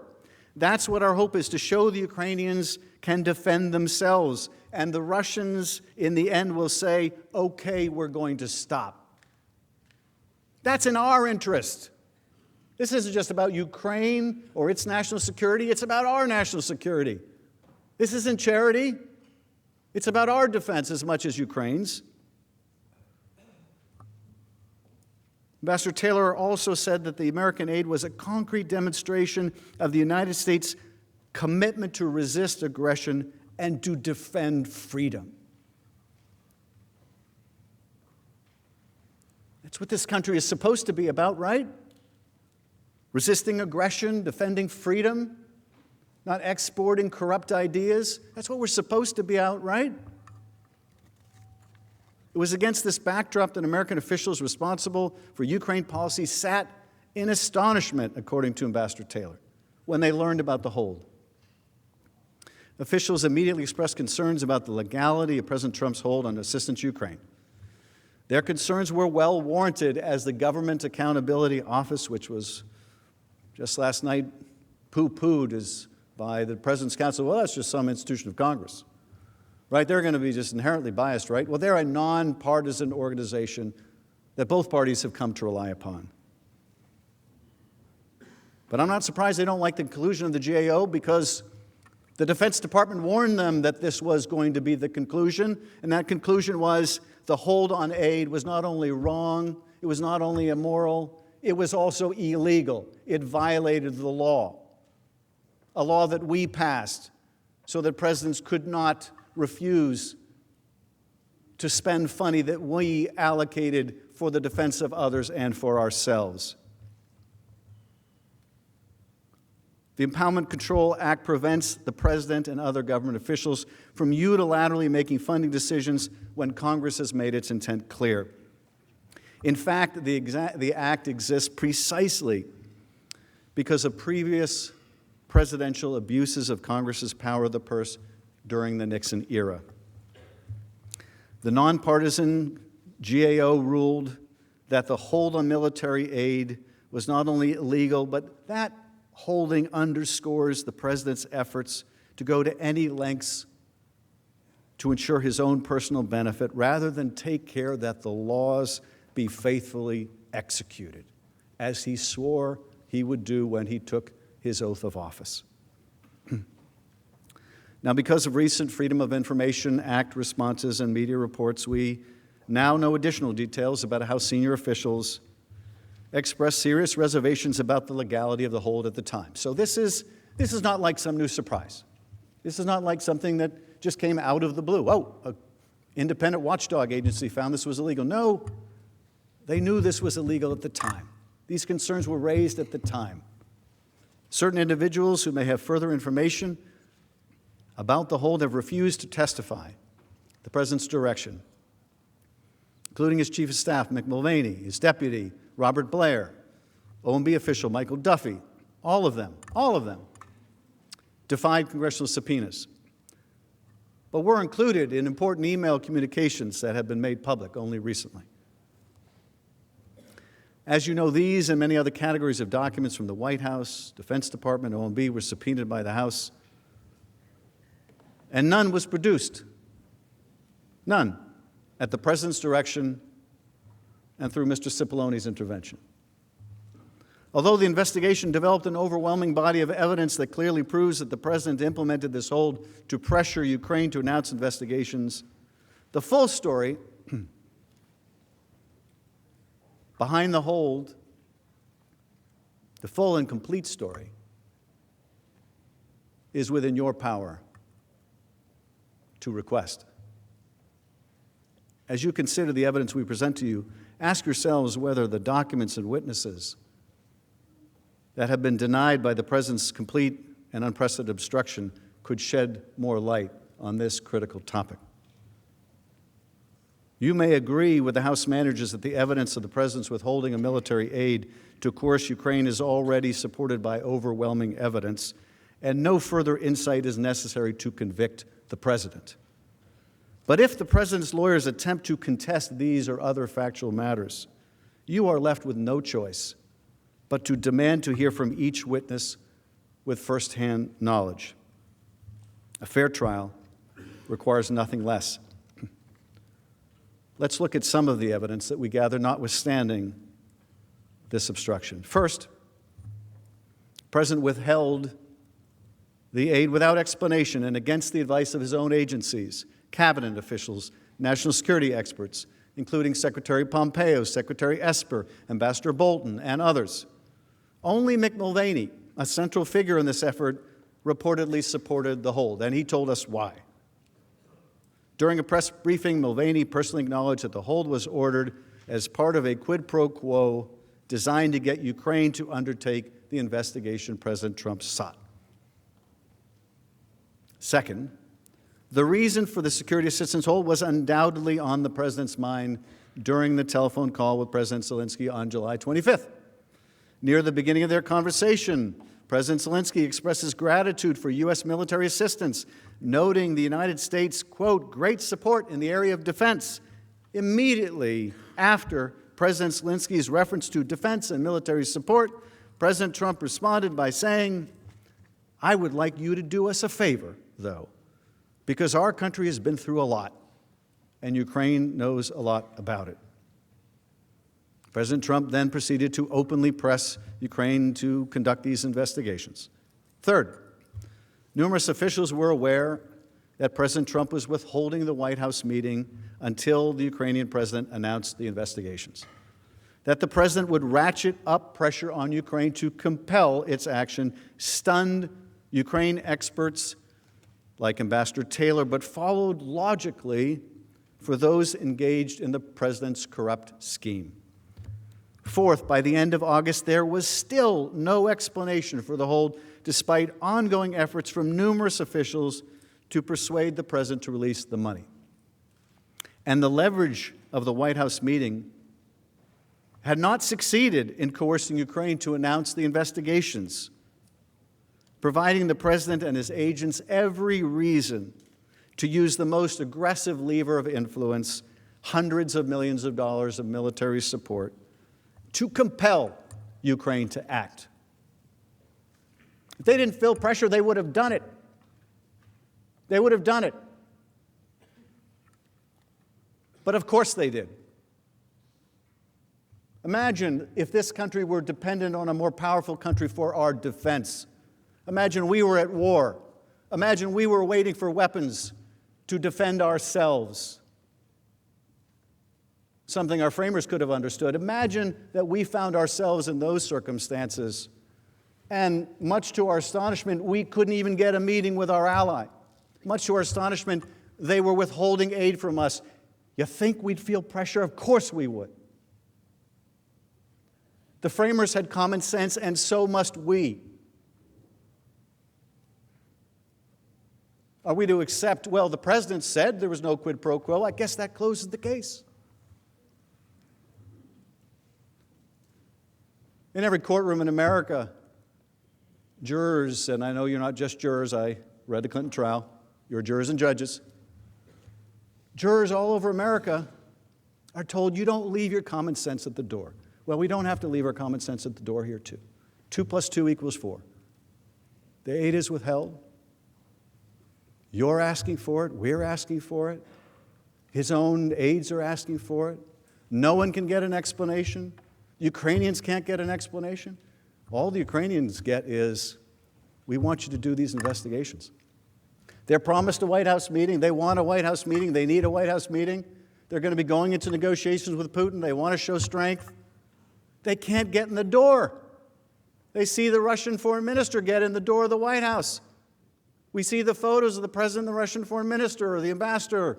What a great time they're having. But no, the president of Ukraine, our ally, can't get in the door. They're not stupid. They know what's going on here. They're not stupid. That conversation I referenced yesterday when the Ukrainians threw it right back in our face. When Ambassador Volker said to his Ukrainian counterpart, you shouldn't investigate the former president. You shouldn't engage in those political investigations. Oh, the Ukrainian response was, you mean like the one you want us to do of the Bidens and the Clintons? They're not stupid.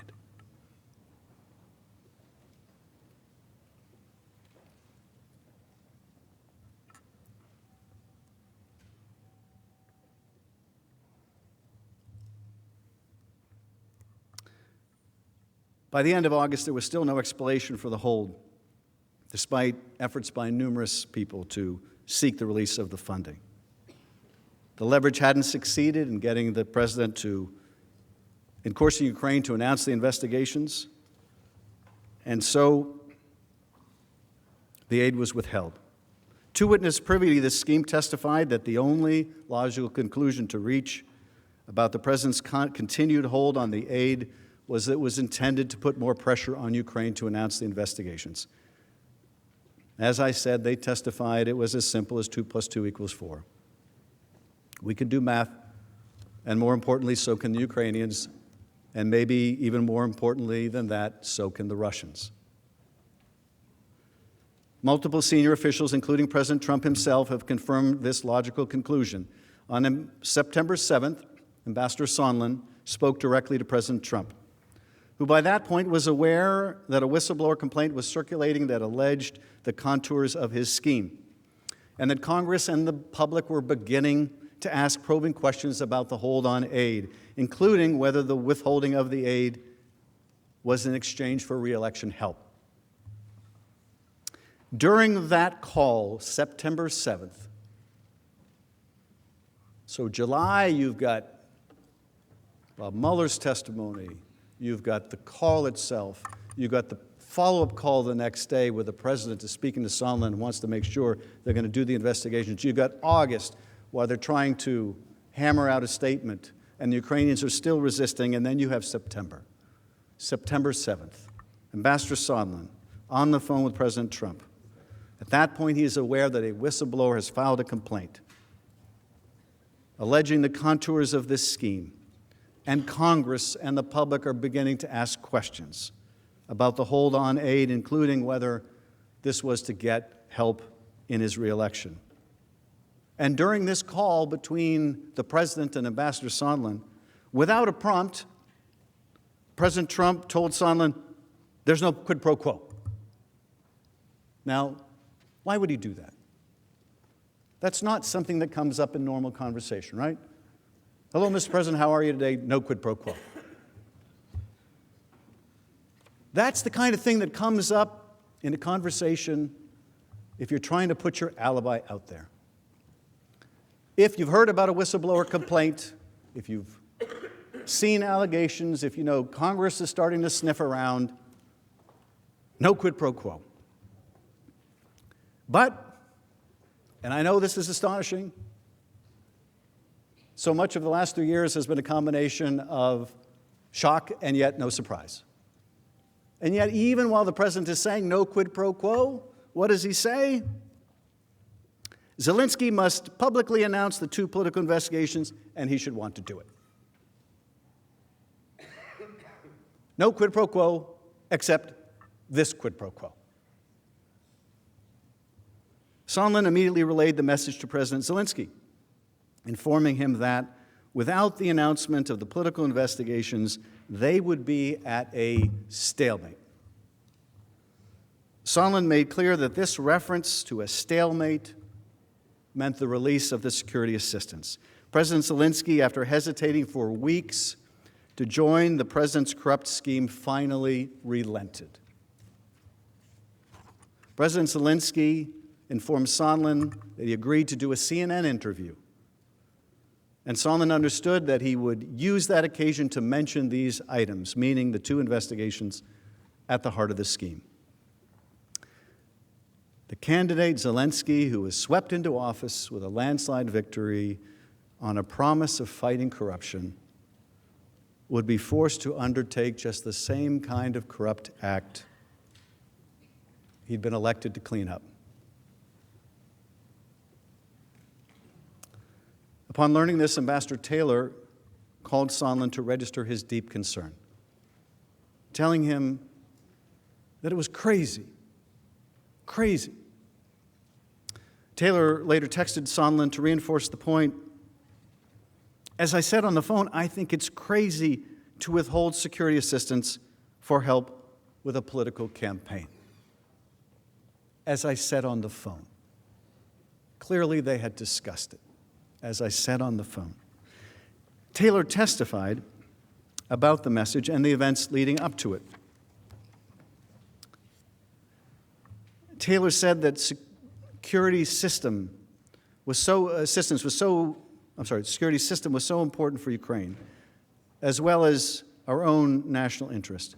To withhold that assistance for no good reason other than help with the political campaign made no sense. It was counterproductive to all of what we had been trying to do. It was illogical. It could not be explained. It was crazy. What's more, Ambassador Taylor also came to learn that President Trump wanted Zelensky in a public box. He testified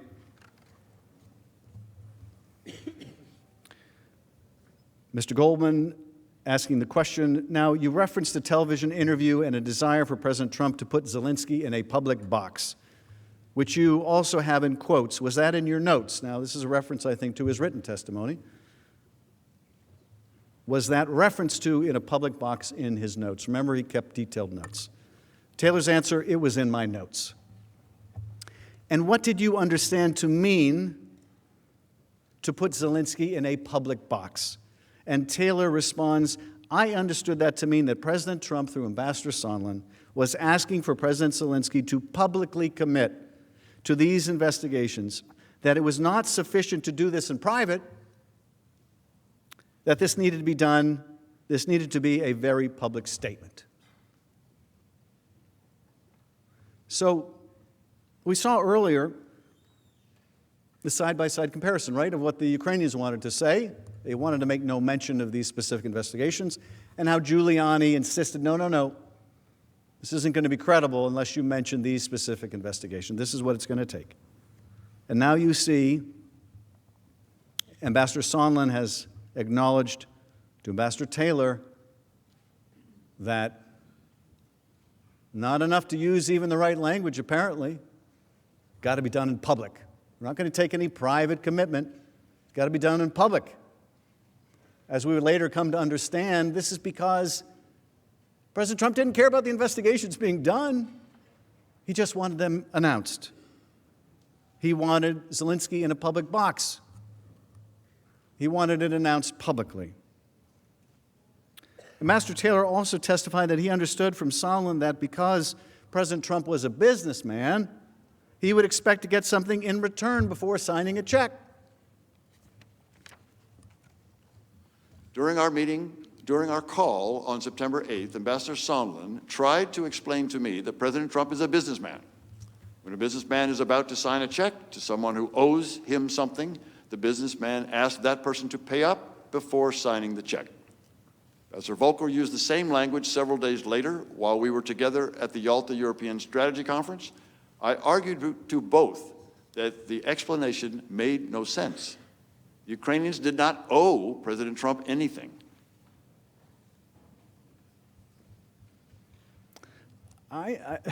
This is very telling. Ambassador Taylor, Vietnam veteran, West Point graduate. The Ukrainians didn't owe us anything. Clearly, Donald Trump felt the Ukrainians owed him, right? This is not about Ukraine's national security. It's not about our national security. It's not about corruption. No, it's about what's in it for me. Those Ukrainians owe me. Before I sign a check, and by the way, that's not his money. That's your money. That's the American people's money for their defense. But here we see Ambassador Sondland explaining, no, President Trump's a businessman. Before he's going to sign a check, he wants to get something. And of course, that's something that he was going to sign that check for, he's going to make that payment for with our tax dollars. That thing that he was going to buy with those tax dollars was a smear of his opponent and an effort to lift whatever cloud he felt was over his presidency because of the Russian interference on his behalf in the last election. Now, the president has offered an assortment of shifting explanations after the fact for the hold on aid, including that he withheld the money because of corruption in Ukraine or concerns about burden sharing with other European countries. But those arguments are completely without merit. First, the president's own administration had determined by the time of the hold that Ukraine had undertaken all necessary anti-corruption and defense reforms in order to receive the funds. The Defense Department and State Department officials repeatedly made this clear as the hold remained and threatened the ability of the agencies to spend the money before the end of the fiscal year. Second, the evidence revealed that the president only asked about foreign contributions to Ukraine in September, nearly 2 months after the president implemented the hold, and as it became clear that the public, Congress, and a whistleblower were becoming aware of the president's scheme. The after-the-fact effort to come up with a justification also belies the truth. The European countries provide far more financial support to Ukraine than the United States. Their support is largely economic.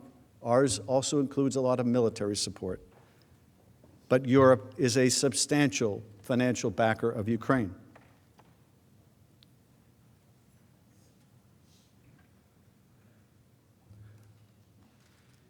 Something else remarkable about this I was struck by yesterday as we were going through the importance of the witness testimony and looking at some of those redacted emails in which the administration sought to hide its misconduct. In those redactions, when we got to see what was beneath them, and there was an indication,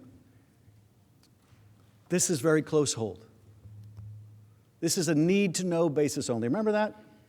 We'll show you that again, but one of those emails that only came to light, I believe, recently, and not because the administration wanted you to see this information, we see there's a desire not to let people know about this hold. If the president was fighting corruption, if he wanted the Europeans to pay more, why would he hide it from us? Why would he hide it from the Ukrainians? Why would he hide it from the rest of the world? If this was a desire to get Europe to pay more, why wouldn't he charge Sondland to go ask Europe for more? Why wouldn't he be proud to tell the Congress of the United States, I'm holding up this aid, and I'm holding it up because I'm worried about corruption? Why wouldn't he? Because, of course, it wasn't true. There's no evidence of that. And what's more, the White House admitted why the president held up the money. The president's own chief of staff explained precisely why during October 17th and October 17th press conference. Let's see again what he had to say. Those were the driving factors. Did he also mention to me in the past the corruption related to the DNC server? Absolutely, no question about that. But that's it, and that's why we held up the money. Now, there was a report. So the demand for an investigation into the Democrats was part of the reason that he ordered to withhold funding to Ukraine. The look back to what happened in 2016 certainly was part of the thing that he was worried about in corruption with that nation. And that is absolutely appropriate. But Mulvaney didn't just admit that the president withheld the crucial aid appropriated by Congress to apply pressure on Ukraine to do the president's political dirty work. He also said that we should just get over it. Let's watch.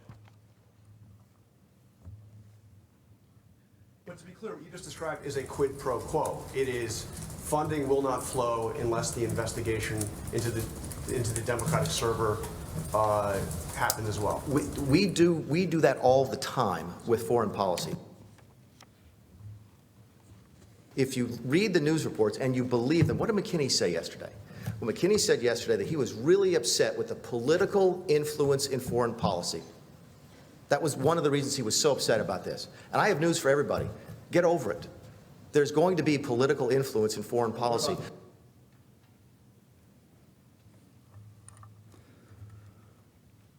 Should the Congress just get over it? Should the American people just come to expect that our presidents will corruptly abuse their office to seek the help of a foreign power to cheat in our elections? Should we just get over it? Is that what we've come to? I hope and pray that the answer is no.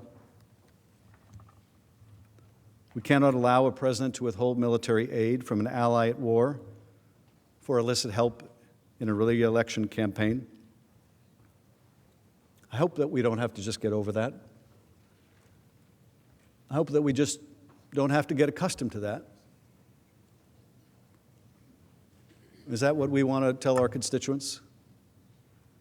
Yeah, the president withheld aid from an ally. Yeah, it damaged our national security. And yeah, he wouldn't meet with a foreign leader who's important to us unless he got help in the next election. And yeah, it's wrong to try to get a foreign power to help. It's kind of cheating, really, if we're going to be honest about it and blatant about it. It's cheating. Americans are supposed to decide American elections, but, you know, I guess we just need to get over it. I guess that's just what we should now expect of a president of the United States. I guess there's really no remedy for that anymore. The impeachment, I mean, maybe that was a good idea 200 years ago, but I guess we just need to get over it. I guess maybe the president really is above the law because they say you can't indict the president.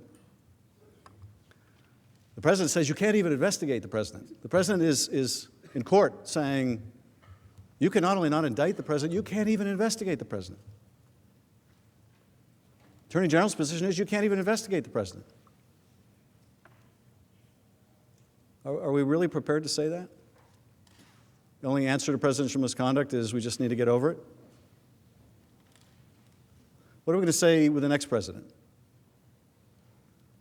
What are we going to say with the president who's from a different party, who refuses the same kind of subpoenas?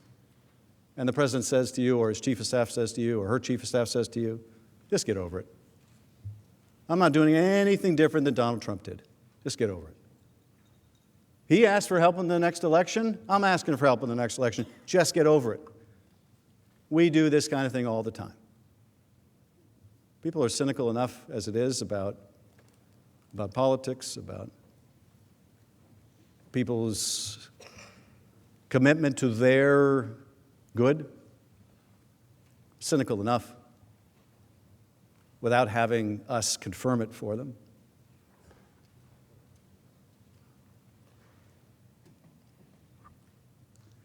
I think it's more than crazy.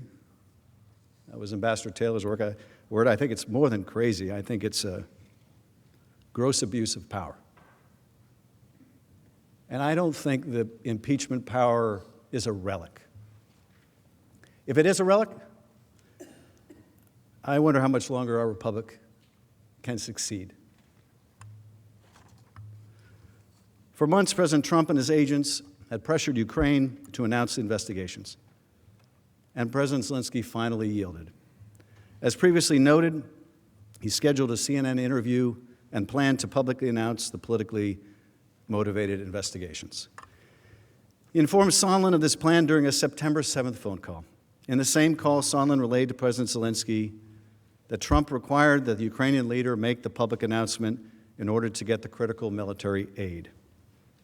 President Trump's corruption had finally worn down President Zelensky, overcoming his effort to remain true to his anti-corruption platform, until events intervened. Before Zelensky could do the interview, President Trump learned that his scheme had been exposed.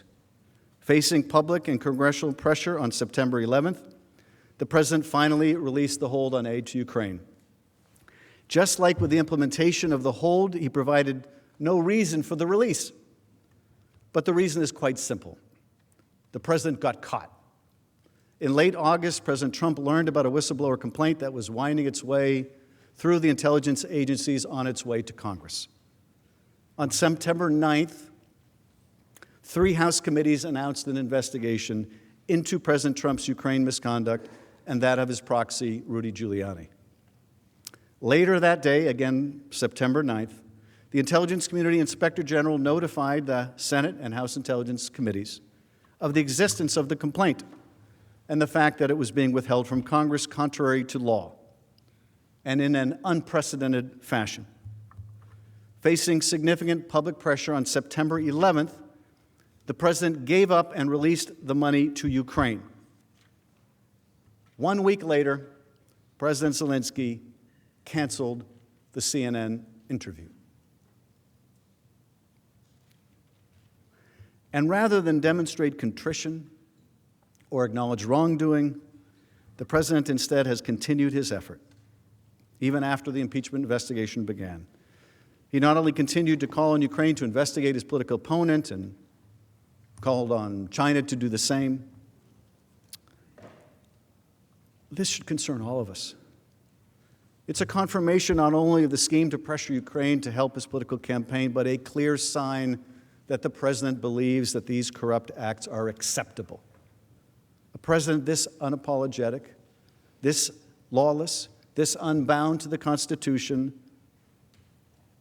and the oath of office must be removed from that office, lest he continue to use the vast presidential powers at his disposal to seek advantage in the next election. President Trump's abuse of powers of his office undermined the integrity of our free and fair elections and compromised America's national security. If we don't stand up to this peril today, we will write the history of our decline with our own hand. If President Trump is not held to account, we send the message to future presidents, future Congresses, and generations of Americans that the personal interests of the president can fairly take precedent over those of the nation. The domestic effects of this descent from democracy will be a weakened trust in the integrity of our elections and the rule of law, and a steady decline of the spread of democratic values throughout the world. For how can any country trust the United States as a model of governance if it is one that sanctions precisely the political corruption and invitation to foreign meddling that we have long sought to help eradicate in burgeoning democracies around the world? To protect against foreign interference in our elections, we have guardrails built into our democratic system. We have campaign finance laws to ensure that political assistance can come only from domestic actors, and we take seriously the need to shore up the integrity of our voting systems so that a foreign government or actor cannot change vote tallies. The promise of one person, one vote is only effective if each vote is cast free of foreign interference. Americans decide American elections. At least they should. Now, what if electoral corruption is even more insidious? What happens when the invitation comes from within?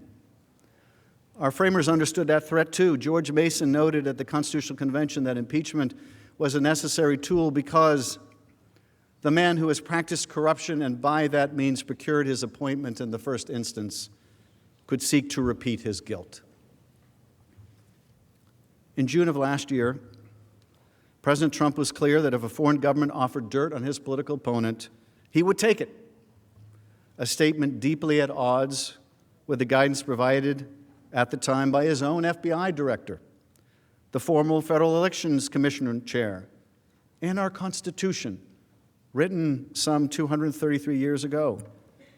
In no uncertain terms, it admonishes that any person holding office of profit or trust, it admonishes against them accepting of any present from a foreign state. But President Trump did more than take the foreign help in 2019, as he had done in 2016. This time, he not only asked for it in the July 25th call, but when he didn't get the help from the Ukrainian president in the form of the announced investigations, he withheld hundreds of millions of dollars in taxpayer-funded military aid and a coveted White House meeting to increase the pressure on Ukraine to comply. And later, he demonstrated no remorse and continued to encourage Ukraine to conduct the political investigations he wanted, even asking other countries to do so. The consequences of these actions alone have shaken our democratic system.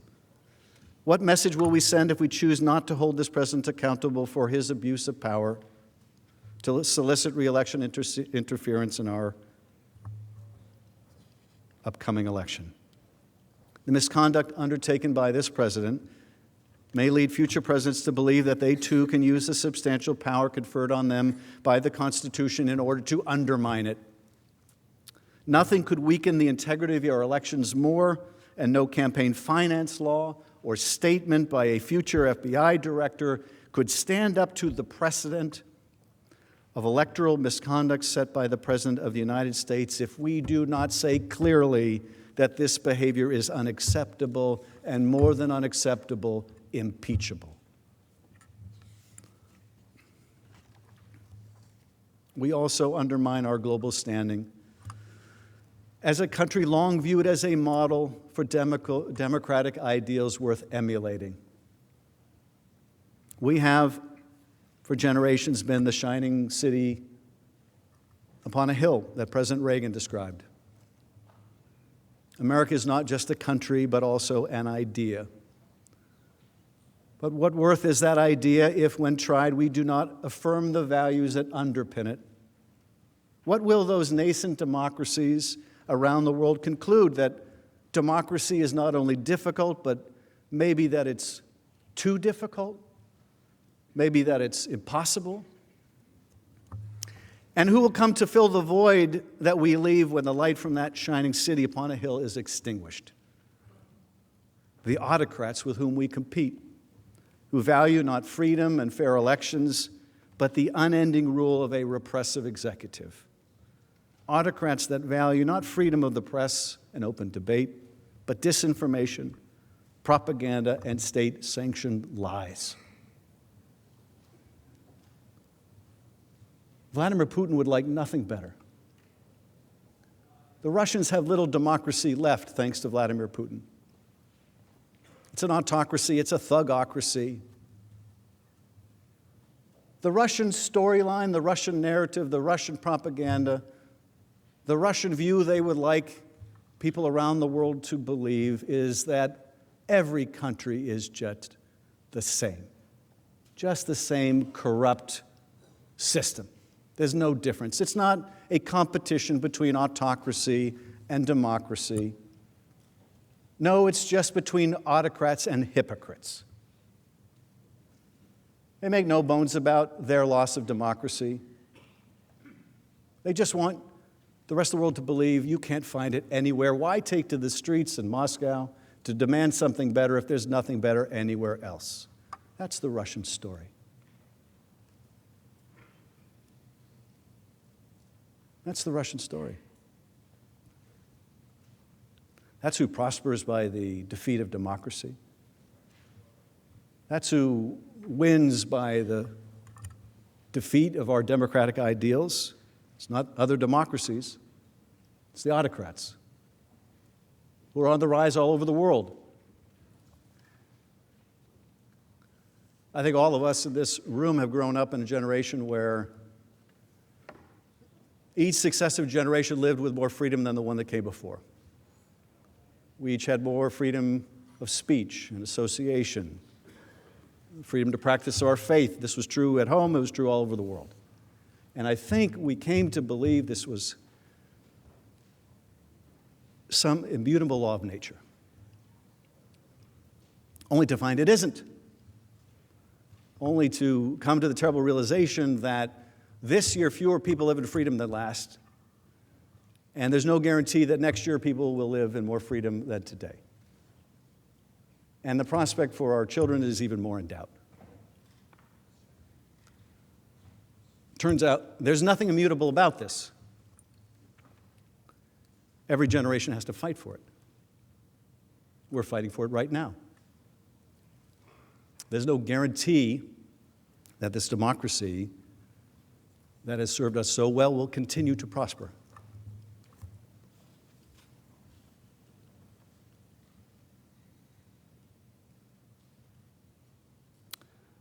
We will struggle to protect this idea.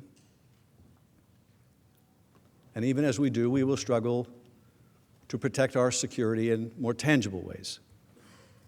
Support for an independent and democratic Ukraine, which is the literal bulwark against Russian expansionism in Europe, is essential to our security. Russia showed that when it invaded Ukraine in 2014 and sought to redraw the map of Europe. Was our commitment to Ukraine's independence and sovereignty just an empty promise? Or are we prepared to support its efforts to keep Russia contained so that they and we may all eventually enjoy a long peace? Russia is not a threat, I don't need to tell you, to Eastern Europe alone. Ukraine has become the de facto proving ground for just the types of hybrid warfare that the 21st century will become defined by: cyber attacks, disinformation campaigns, efforts to undermine the legitimacy of state institutions, whether that is voting systems or financial markets. The Kremlin showed boldly in 2016 that with the malign skills it honed in Ukraine, they would not stay in Ukraine. Instead, Russia employed them here to attack our institutions, and they will do so again. Indeed, they've never stopped. Will we allow the primary country now fighting Russia to be weakened, placing our troops in Europe at greater risk and opening the door to greater interference in our affairs at home? If we allow the President of the United States to pursue his political and personal interests rather than the national interest, we send a message to our European allies that our commitment to a Europe free and whole is for sale to the highest bidder. The strength of our global alliances relies on a shared understanding of what that alliance stands for. one built on the rule of law, on free and fair elections, on a shared struggle against aggression from autocratic regimes. We are countries built on a commitment to our people, not unyielding loyalty to a president who would be king. A president has a right to hold a call with a foreign leader, yes. And he has a right to decide the time and location of a meeting with that leader, yes. And he has a right to withhold funding to that leader should the law be followed and the purpose be just.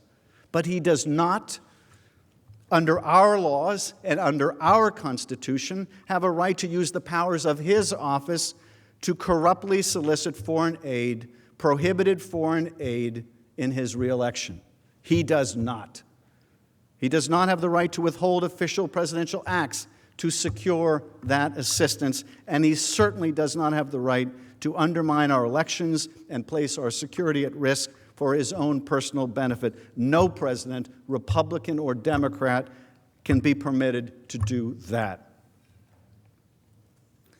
Now let me turn to the second article of impeachment, which charges the president with misusing the powers of his office to obstruct and interfere with the impeachment inquiry. The evidence you'll hear during the House presentation is equally undeniable and damning.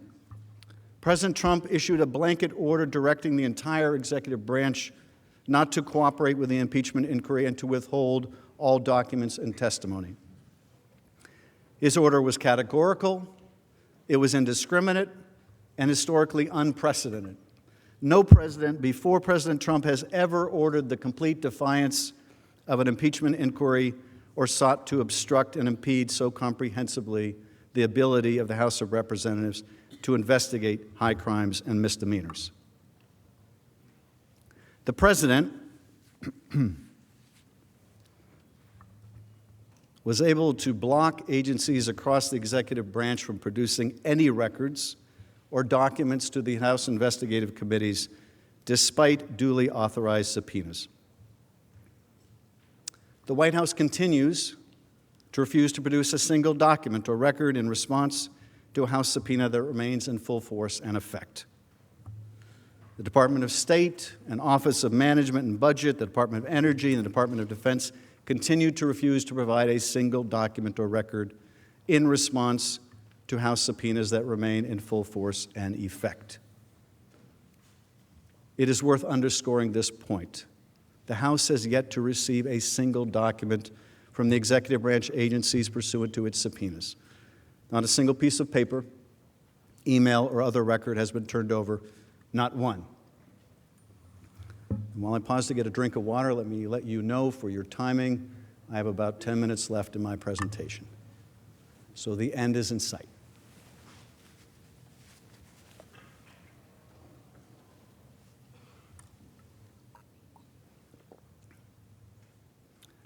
President Trump has also successfully blocked witnesses, 9 of them under subpoena, from testifying.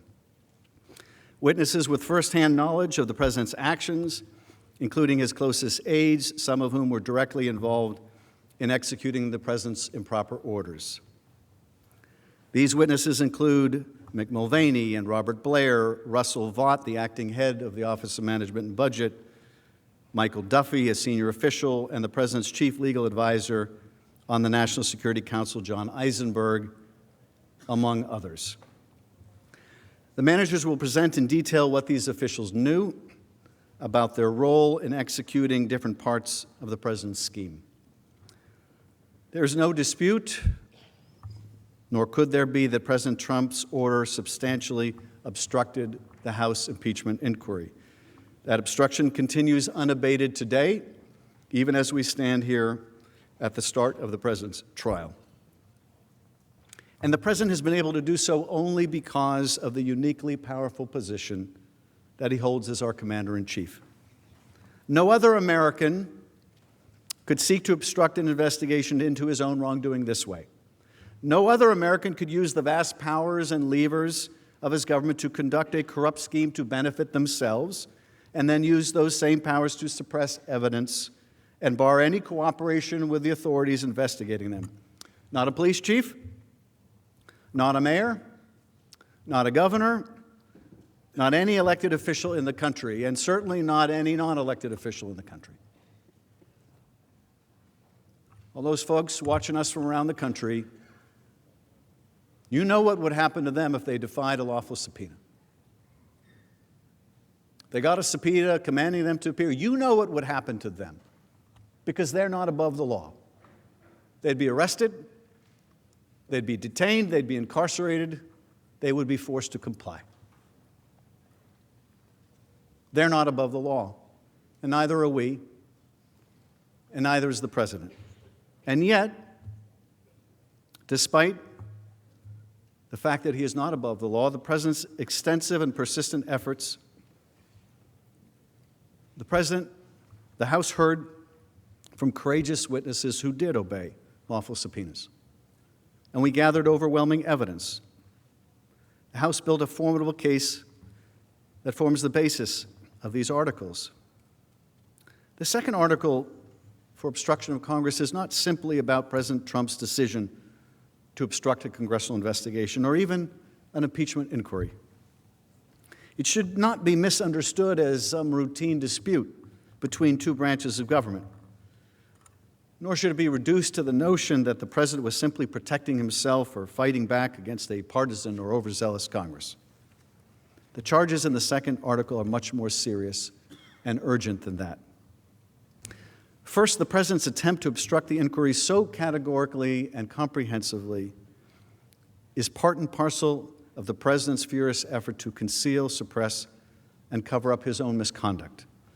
From the very first moment his actions were at the risk of coming to light, President Trump sought to hide and cover up key evidence, even as his scheme to pressure Ukraine was still underway. As the House presentation will make clear, the president's cover-up started even before the House began to investigate the president's Ukraine-related activity. The president learned early on of the existence of a lawful whistleblower complaint from within the intelligence community that would ring the first alarm. He deployed the White House and Justice Department to intervene in an unprecedented fashion to conceal and then withhold from Congress, for the first time ever, a credible and urgent whistleblower complaint, even though the law requires that it be provided to the congressional intelligence committees. Once the impeachment inquiry was underway in late September, the president used the immense and unique power at his disposal to direct and maintain at every turn the categorical defiance of congressional scrutiny, even as he attacked the inquiry itself and its witnesses. The president offered multiple and shifting justifications for obstructing the House's inquiry, each of them deficient, while his actions and statements powerfully reflect his own consciousness of guilt. Second, the ramifications of the president's obstruction go beyond the sinister motives of simply covering up his actions. His obstruction strikes at the heart of our Constitution. It threatens the last line of defense our founders purposely enshrined in our system to protect our democracy. If presidents can obstruct an impeachment inquiry undertaken by the House and evade accountability in the Senate, for doing so, they usurp an essential power granted exclusively to the Congress, and for a reason. Presidents could seize for themselves the power to neutralize and nullify the impeachment clause in order to shield themselves from any accountability. And if Congress is unable to investigate and impeach a president for abuse of their office, our democracy's essential check on a rogue president would fail. It would no longer protect the American people from a corrupt president who presents an ongoing threat. This is the outcome every American should be concerned about, and one that the founders warned us about.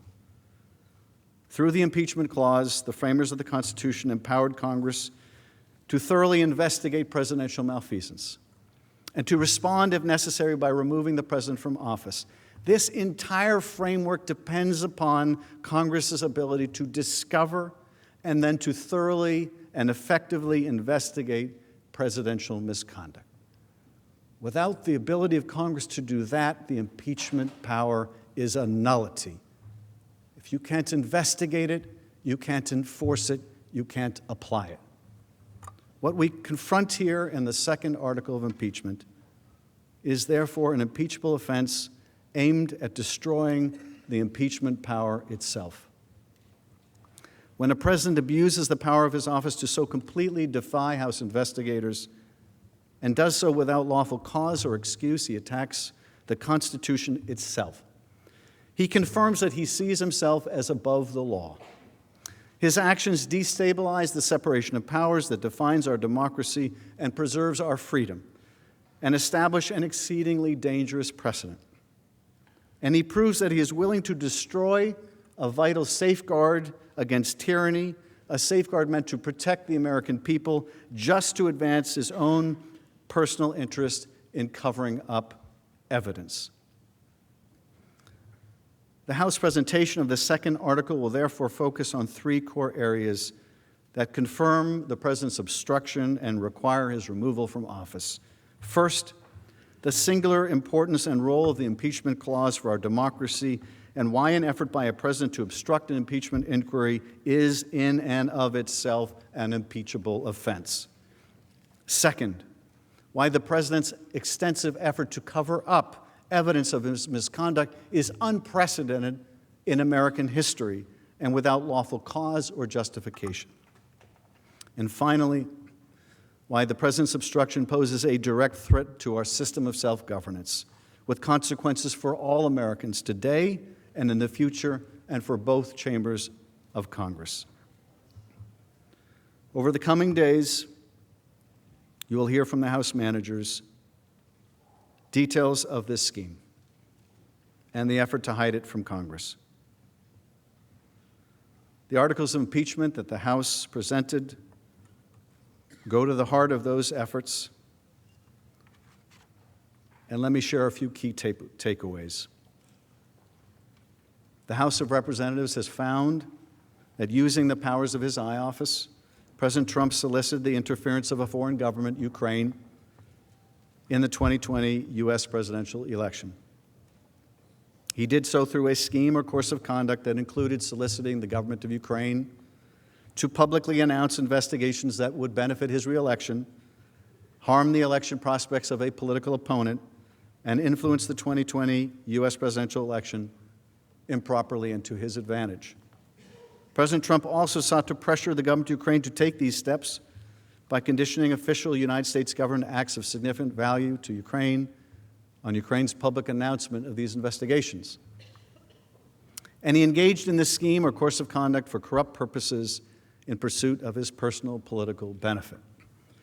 In doing so, President Trump used the powers of the presidency in a manner that compromised the national security of the United States and undermined the integrity of the U.S. democratic process. He thus ignored and injured the interests of the nation.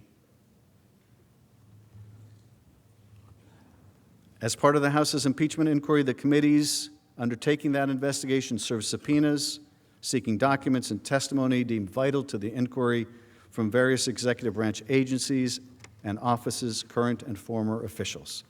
In response and without lawful cause or excuse, President Trump directed executive branch agencies, offices, and officials not to comply with those subpoenas. President Trump thus interposed the powers of the presidency against the lawful subpoenas of the House of Representatives and assumed to himself functions and judgments necessary to the exercise of the sole power of impeachment vested by the Constitution in the House of Representatives.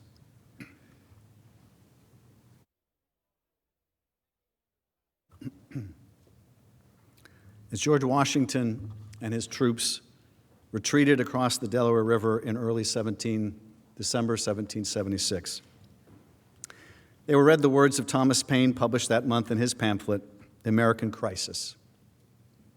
These are the times the try men's souls, the summer soldier and the sunshine patriot will in this crisis shrink from the service of their country. But he that stands by it now deserves the love and thanks of man and woman. 17 days later, George Washington crossed the Delaware, leading to a decisive victory for those who would come to shape our promising young country. As much as our founders feared an unchecked chief executive able to pursue his own will over the will of the people, They also feared the poison of excessive factionalism that could divert us from a difficult service to our country. As George Washington warned in his farewell address, the common and continual mischiefs of the spirit of party are sufficient to make it the interest and duty of a wise people to discourage and restrain it. Now, our political parties and affiliations are central to our democracy, ensuring that good and bad political philosophies alike are considered in the marketplace of ideas. Here, the American people can choose between the policies of one party or another and make decisions about their political leaders, up to and including the President of the United States, based on the degree to which that person represents their interests and values. That is not factionalism.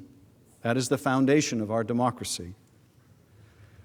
But when a leader takes the reins of the highest office in our land and uses that awesome power to solicit the help of a foreign country to gain an unfair advantage in our free and fair elections, we all, Democrats and Republicans alike, must ask ourselves whether our loyalty is to our party or whether it is to our Constitution. If we say that we will align ourselves with that leader, allowing our sense of duty to be usurped by an absolute executive, that is not democracy. It is not even factionalism. It is a step on the road towards tyranny. The damage that this president has done to our relationship with a key strategic partner will be remedied over time. And Ukraine continues to enjoy strong bipartisan support in Congress. But if we fail to act, the damage to our democratic elections, to our national security, to our system of checks and balances will be long-lasting and potentially irreversible. As you will hear in the coming days, President Trump has acted in a manner grossly incompatible with self-governance.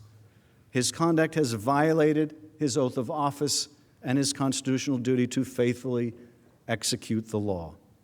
He has shown no willingness to be constrained by the rule of law and has demonstrated that he will continue to abuse his power and obstruct investigations into himself, causing further damage to the pillars of our democracy if he is not held accountable.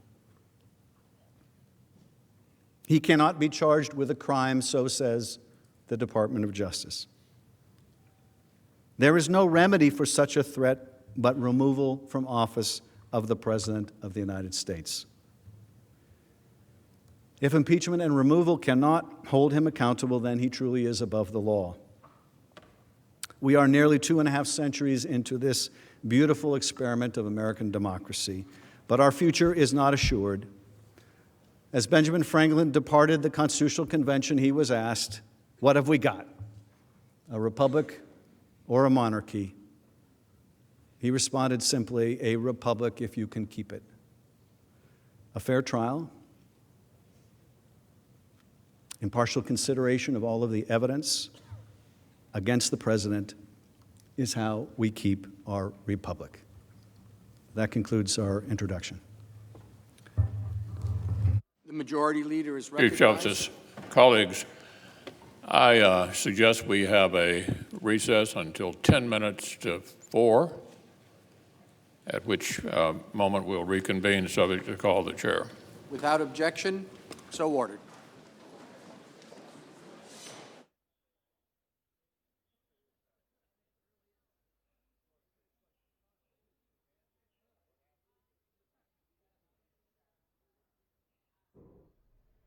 For the third time in history, a president is on trial in the U.S. Senate, and that trial getting underway in earnest today. About 2 hours and 20 minutes of opening presentation from Adam Schiff, the chair of the Intelligence Committee in the House and one of the 7 House managers to present the impeachment case for the House. They'll have up to 24 hours over 3 days to do that. Then the president's attorneys will be given the equal amount of time. Here on C-SPAN 2, as you just heard, the majority leader saying that there's a break here till about 10 minutes before 4. So A 20-minute break may run a little longer. Some of them have.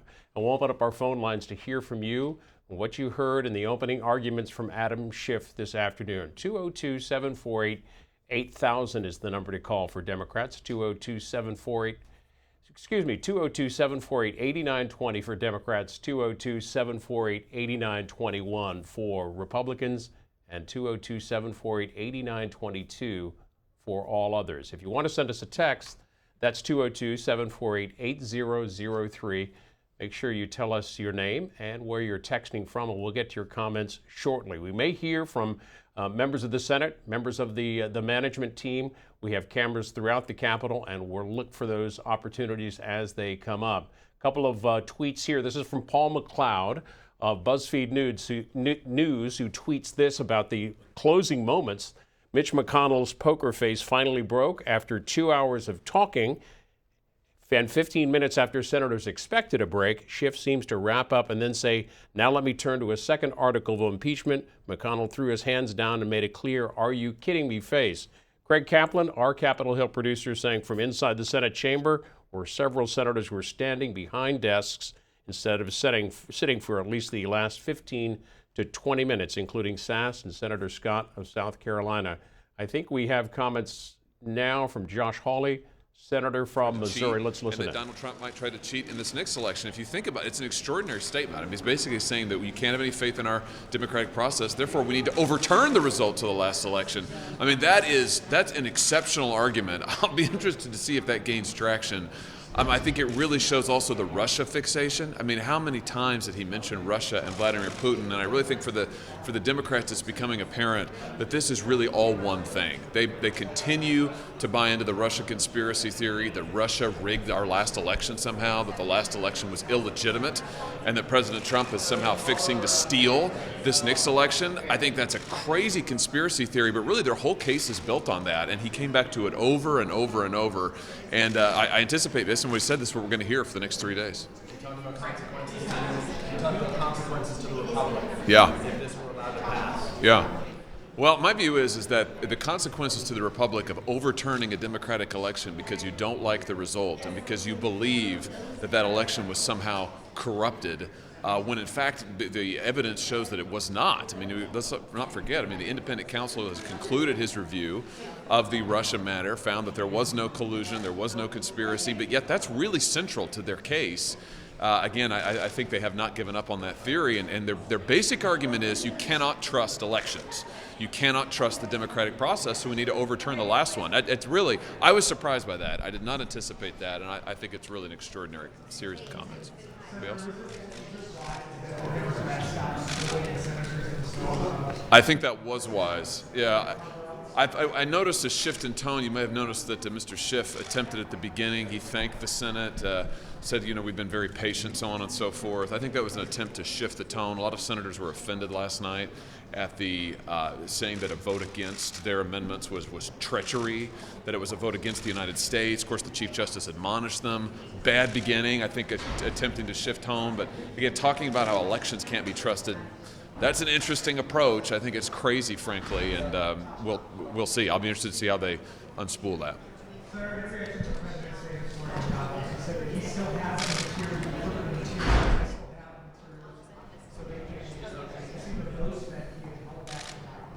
I haven't seen his comments, so I don't have any comment on it. Okay, all right, thank you guys. Yeah.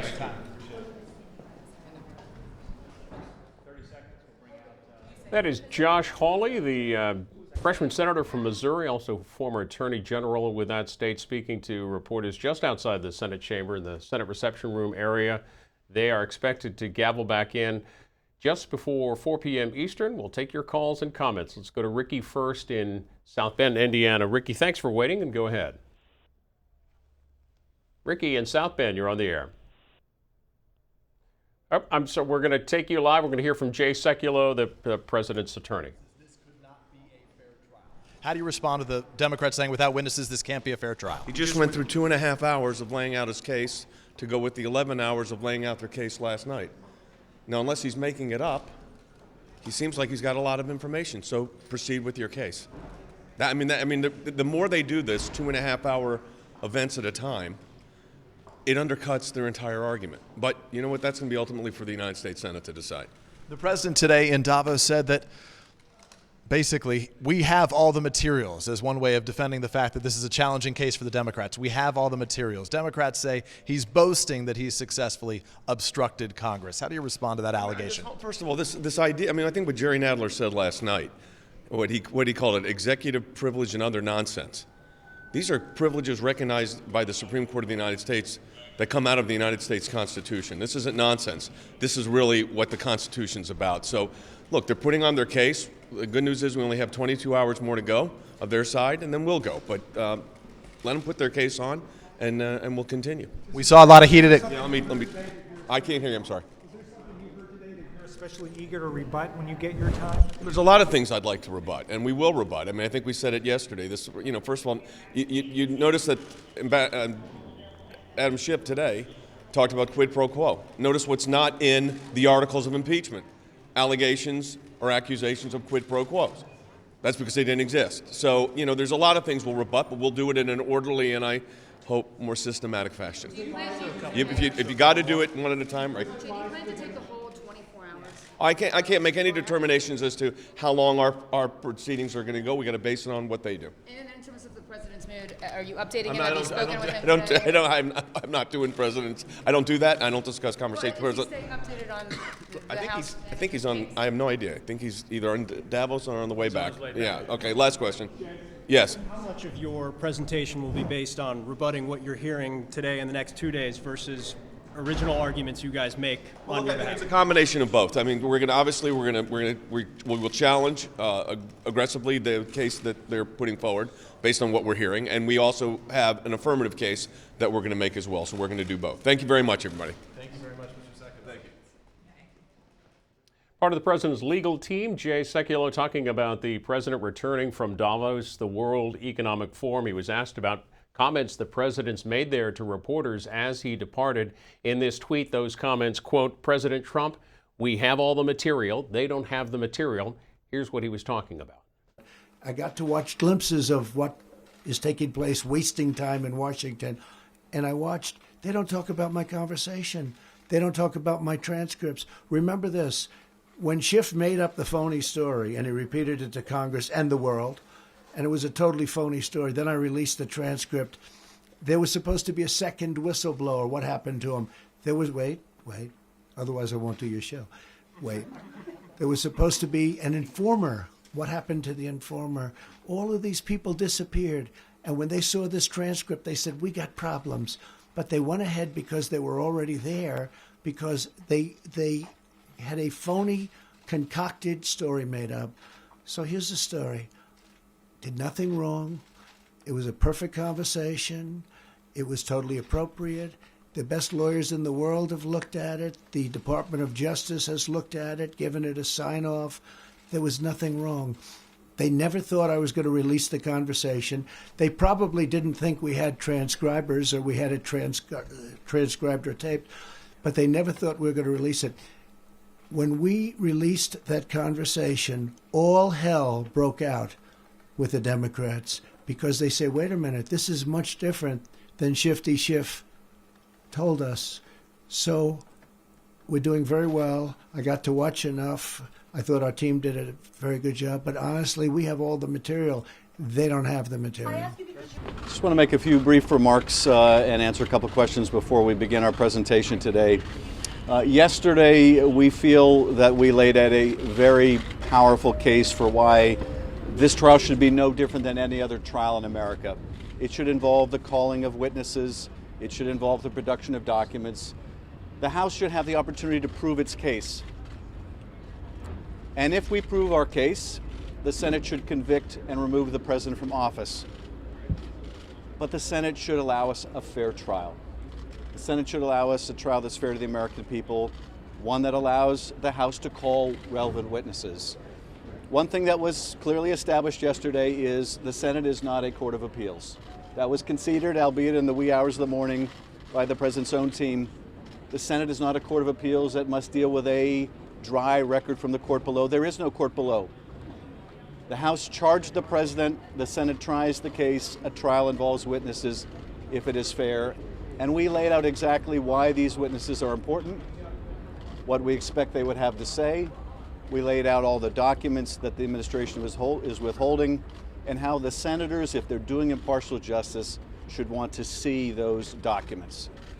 The president, late last night or early this morning, depending on where you are in the world, bragged that he thought things were going well because they had all the materials. Well, indeed, they do have the material hidden from the American people.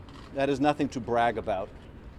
And if the senators are serious about wanting to learn all the facts, if the president's team wants to contest any of the facts, these documents and witnesses will need to be produced. Let the American people hear what John Bolton has to say. Let the people hear what Mick Mulvaney has to say, or Secretary Pompeo, or any of the other witnesses with relevant information. They want to know. The American people overwhelmingly want to hear from these witnesses, and for a very good reason, because they can shed light on the president's misconduct. So yesterday we made the case for the witnesses and the documents. Today we will begin our trial with the factual chronology. We will go into extensive detail about what happened and when and how we know that it happened. We do not assume that everyone in the Senate was able to watch all of the House testimony. Some of you in the press were able to do that. We cannot assume the senators were able to do that even as we were, let alone that the American people were able to do so. So we will lay out all the facts in chronology, and new facts can continue to come to light, and we believe we will make an overwhelming case for the president's conviction on both Article 1 and Article 2. That is Adam Schiff from this morning. We will take you back live outside the Senate. Several of the House Republican defense team are speaking to reporters. Back to the floor, and then again, they're back to being able to prove their case beyond a doubt. So they really have to make their mind up as to whether or not their facts support their case. But I'll tell you what, every time they say that it's uncontested, it's indisputable, their story, unfortunately, that's just not reality, and the American public is a lot smarter than Democrats are giving them credit for. I'll take questions. You said that the White House has 97% of the story on their side. If that's the case, then why not provide evidence and documents that show that? They have 97% of the story on their side with everything that we witnessed as we went through the House. For example, when Adam Schiff is telling you that Ambassador Sondland said that there was, as their star witness, that there was a quid pro quo, what they leave out is that Ambassador Sondland called it a guess. The only time that the President of the United States said anything to Ambassador Sondland about a quid pro quo, the President said, there's no quid pro quo. When Adam Schiff stands on the floor of the House of Representatives and he's talking about Bill Taylor, he's not revealing to the American public that opening statement, page 12, when they were talking about September 7th, that was a conversation of Tim Morrison telling him that Sondland told Morrison that the president told Sondland. You're not going to see that from Adam Schiff. So, as far as the rest of the story, there's 4 facts they'll never change, as Jim Jordan always points out. Yeah, let me just say this. We're supposed to believe Adam Schiff today and everything he's saying. Remember, this is a guy who said we have more than circumstantial evidence that there was coordination between Trump and Russia to influence the election. That turned out to be false. Adam Schiff said that Nunes memo was false. Michael Horowitz told us, no, it wasn't. It was exactly right. Adam Schiff said you can trust the FISA court. Michael Horowitz told us last month, no, you can't. They lied to the FISA court 17 times. Adam Schiff told us we look forward to hearing from the whistleblower. Adam Schiff said, we've had no contact with the whistleblower. And then just yesterday, the story where he misrepresents to all of you, to Chairman Nadler, and most importantly to the White House counsel, that Mr. Z is Mr. Zelensky, when in fact it was Zolchevsky. But today we're supposed to believe him. He just talked for 2 hours and 15 minutes, and we're supposed to believe everything he said today. In spite of that history, where 7 important things he had exactly wrong. So yeah, when he talks about Sondland, he doesn't tell you that was all presumption. Mr. Sondland said that when Congressman Turner asked him under oath at the hearing. So that's the kind of game they're playing here. And again, I think the American people see through it all. So was it wrong for Mr. Cipollone to say that there were no Republicans in any of the depositions? I mean, all you 4 took part in almost every single interview that happened as part of this investigation. Council President, they subpoenaed every single witness. They kicked out all kinds of members. They wouldn't let the American people see. And then they say, Chairman Nadler says last night he uses the term cover-up after they did 17 depositions in the bunker in the basement of the Capitol. For clarity, Now comes to the floor and talks about a cover-up. Are you kidding me? Members of Congress tried to get in, members of the Judiciary Committee, and they were kicked. You all know this. You all covered it. The distinction is the president's counsel wasn't present. So look at what happened in the Nixon impeachment. It was 168 days from the time the inquiry started, the resolution starting the impeachment inquiry, until the articles of impeachment were marked up in the Judiciary Committee. President Nixon's counsel was allowed to participate all 168 days.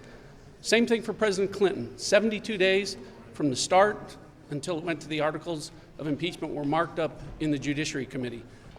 Compare that to Four of President the Trump. 7 House Republican defense team for the president speaking with reporters will take you downstairs in the basement below the Senate. Mazie Hirono of Hawaii speaking. Okay, we should ask ourselves, what's our president, unfettered president, going to do next? Because remember, right after Mueller testified on July 24th, the very next day, he's feeling exonerated, or he's feeling really fantastic. He has a chat with the Ukrainian president and says to the Ukrainian president, oh yeah, you want our close to 400 million? Do me a favor, though.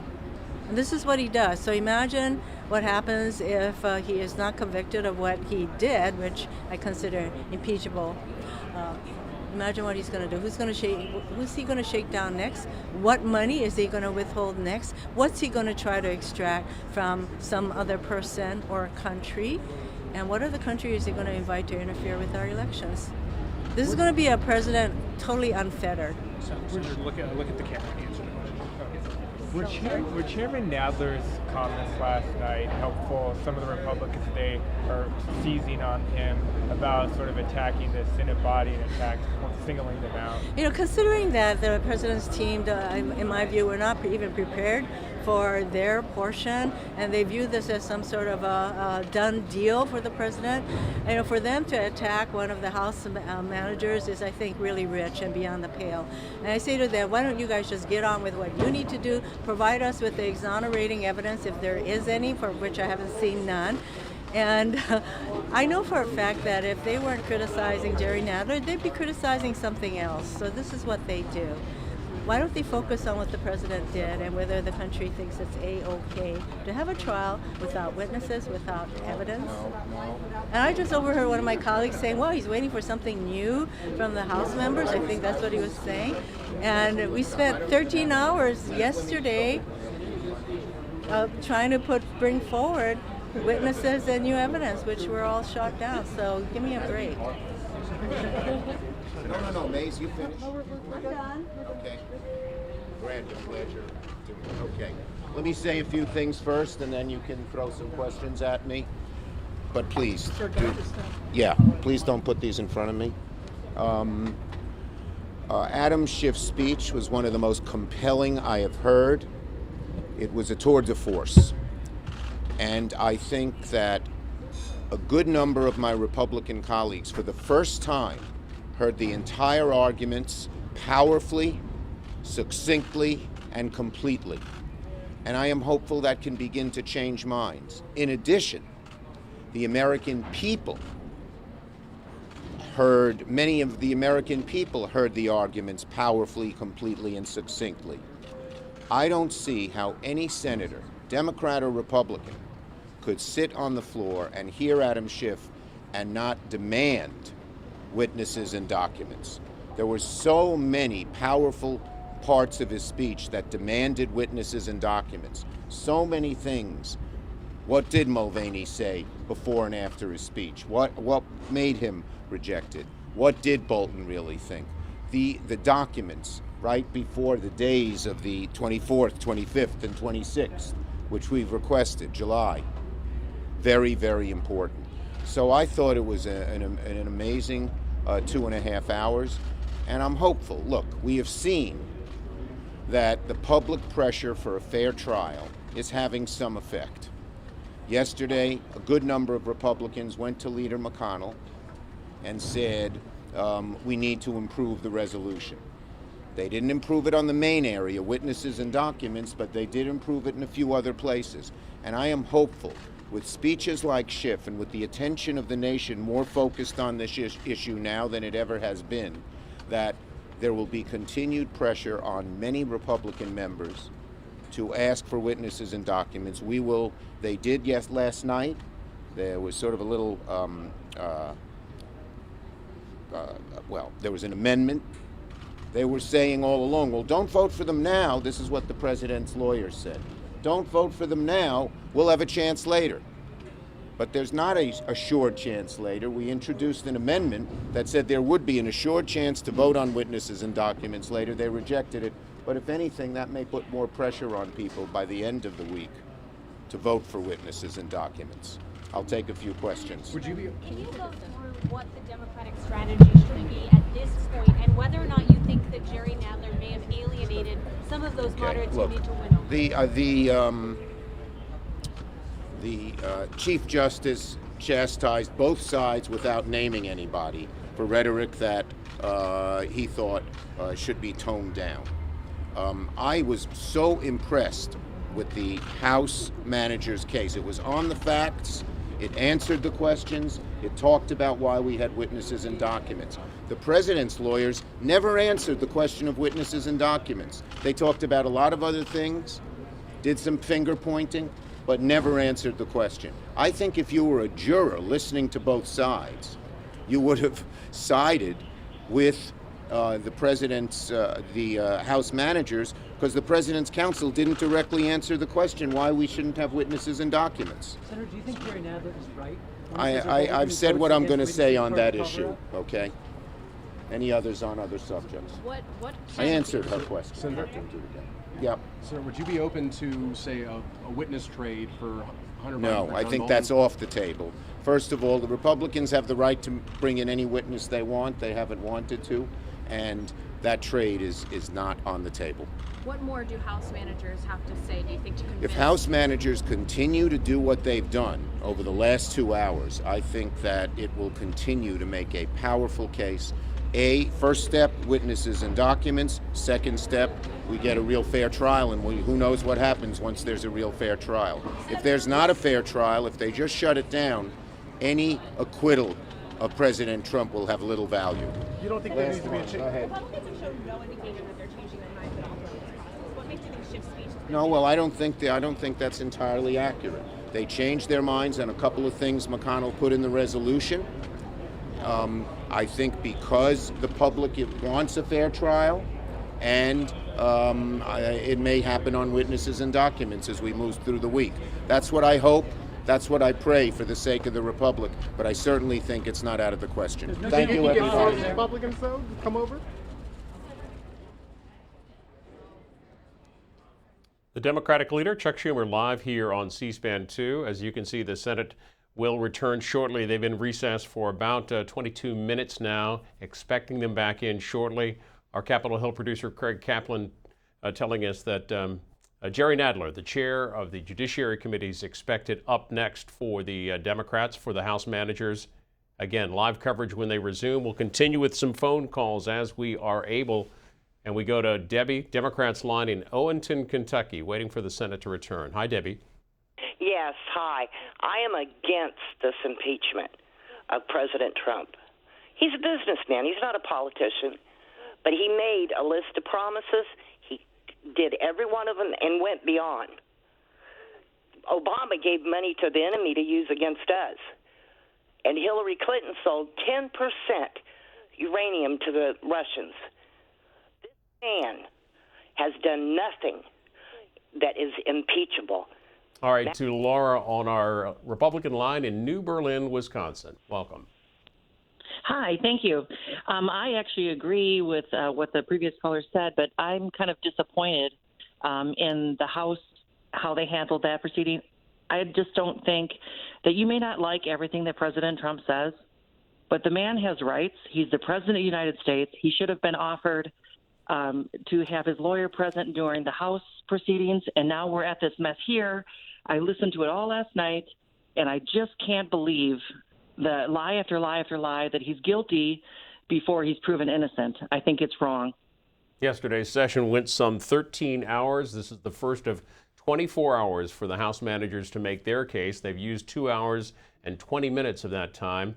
And again, the president's attorneys, the defense will have an equal amount of time, 24 hours over the course of 3 days. They don't have to use all of it, but they do have the full 24 hours. To Glastonbury, Connecticut, we hear from Evan, Independent Line. Hi, I'm totally disappointed with the Democrats. I used to be a Democrat, and I turned to walk away and became an independent because of the stuff like this. That Schiff guy, since the start of all this, the Russian, the collusion, I've been following it since the beginning, since Trump came down the stairwell, and basically, this guy is. I hear him talk, and my stomach turns. I have to turn the channel. I hear Pelosi talk, my stomach turns. I have to hear the channel. Such corruption, I feel, is in that party, in the House, and I really hope people vote these Democrats out of the House, and so we can get back to business.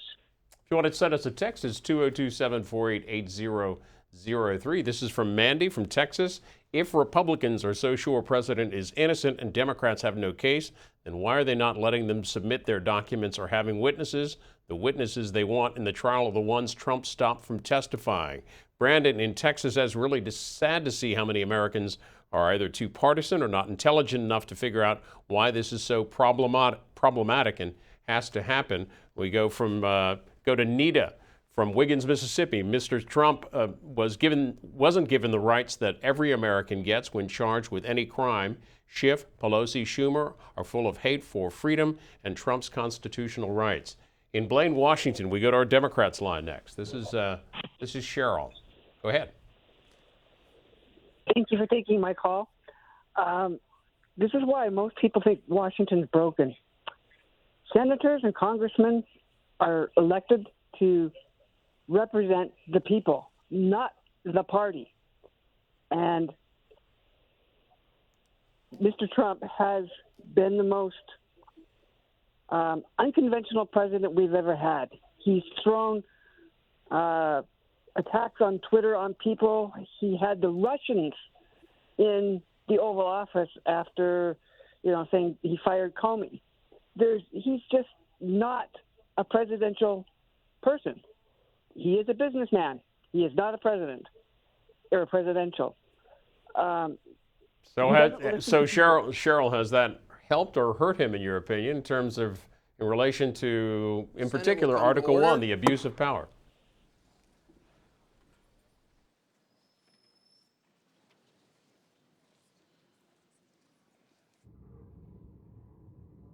May resume if they're ready.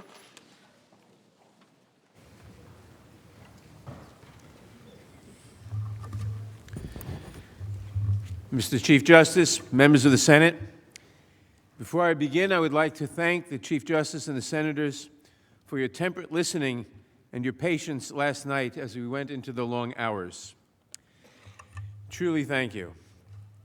The House managers will now undertake to tell you the story of the President's Ukraine scheme. As we tell this story, it is important to note that the facts before us are not in dispute. There are no close calls. The evidence shows that President Trump unlawfully withheld military assistance appropriated by Congress to aid our ally in order to extort that government into helping him with his re-election, then tried to cover it up when he got caught. This is the story of a corrupt government-wide effort that drew in ambassadors, cabinet officials, executive branch agencies, and the office of the President. This effort threatened the security of Ukraine in its military struggle with Russia and compromised our own national security interests because the President cared only about his personal political interests. In the spring of 2019, the people of Ukraine elected a new leader, Volodymyr Zelensky, who campaigned on a platform of rooting out corruption in his country. This pledge was welcomed by the United States and its allies. But the new government also threatened the work of President Trump's chief agent in Ukraine, Rudy Giuliani. As President Zelensky was taking power, Mr. Giuliani was already engaged in an effort to convince Ukrainian officials to announce two sham investigations.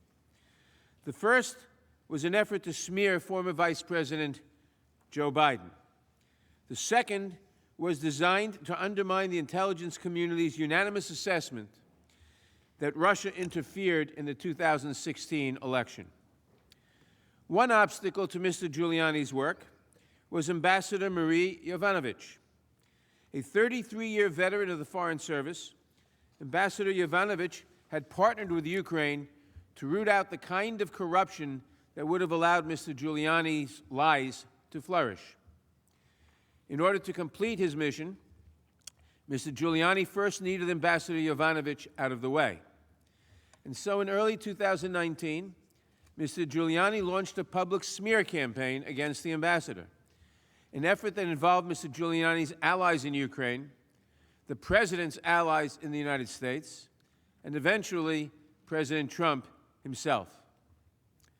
Please remember that the object of the president's Ukraine scheme was to obtain a corrupt advantage for his re-election campaign. As we will show, the president went to extraordinary lengths to cheat in the next election. That scheme begins with the attempt to get Ambassador Yovanovitch, quote, out of the way, unquote. By all accounts, Ambassador Yovanovitch was a highly respected and effective ambassador. Witnesses uniformly praised her 33-year career as a nonpartisan public servant and told us that she particularly excelled in fighting corruption abroad.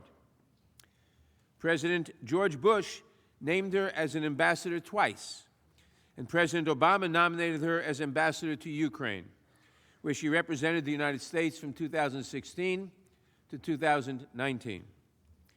Eradicating corruption in Ukraine has been a key policy priority of the U.S. government for years. During the House inquiry, the ambassador explained why implementing this anti-corruption policy was so important. As critical as the war against Russia is, Ukraine's struggling democracy has an equally important challenge: battling the Soviet legacy of corruption which has pervaded Ukraine's government. Corruption makes Ukraine's leaders ever vulnerable to Russia, and the Ukrainian people understand that. That's why they launched the Revolution of Dignity in 2014, demanding to be a part of Europe, demanding the transformation of the system, demanding to live under the rule of law. Ukrainians wanted the law to apply equally to all people, whether the individual in question is the president or any other citizen. It was a question of fairness, of dignity. Here again, there is a coincidence of interests. Corrupt leaders are inherently less trustworthy, while an honest and accountable Ukrainian leadership makes a U.S.-Ukrainian partnership more reliable and more valuable to the United States. On the evening of April 24th, 2019, Ambassador Yovanovitch was hosting an event at the U.S. Embassy, honoring the memory of an anti-corruption fighter who had been killed when acid was thrown in her face the previous year. At about 10 that night, the embassy event was interrupted by a telephone call from Washington. Ambassador Yovanovitch described this conversation with the head of the State Department's Human Resources Department. She said that there was great concern on the 7th floor of the State Department. That's where the leadership of the State Department sits. There was great concern. They were worried. She just wanted to give me a heads up about this. And, you know, things seemed to be going on. And so she just wanted to give me a heads up. Confused, the ambassador asked for more information from Washington. 3 hours later, they spoke again. Ambassador Yovanovitch learned that there were concerns about her, quote, up the street, that is, at the White House. The ambassador was told to get on the first plane home. Why was this respected career diplomat abruptly removed from her post? Why was she, in fact, urged by the State Department to catch the first plane home, that she was in danger, she shouldn't wait? At the time, the White House would not say, but today we know the truth. The truth is that Ambassador Yovanovitch was the victim of a smear campaign organized by Rudy Giuliani, amplified by President Trump's allies, and designed to give President Trump the pretext he needed to recall her without warning. Mr. Giuliani has admitted as much to the press. In order to understand Mr. Giuliani's smear campaign against Ambassador Yovanovitch, you need to know about a few additional characters who Mr. Giuliani drew into his scheme.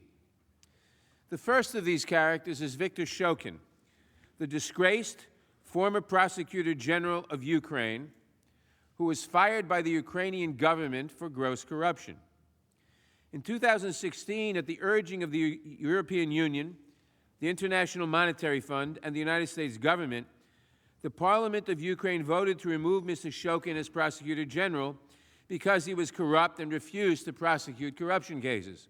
At the urging of the United States, the European Union, the International Monetary Fund, all urged the Ukraine government to dismiss Mr. Shokin.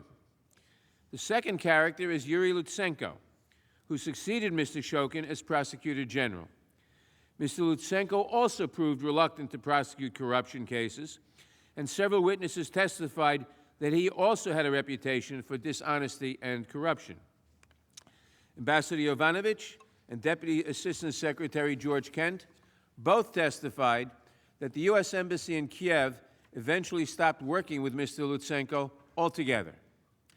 Shokin, Lutsenko, and Giuliani, the goals of all three characters were aligned.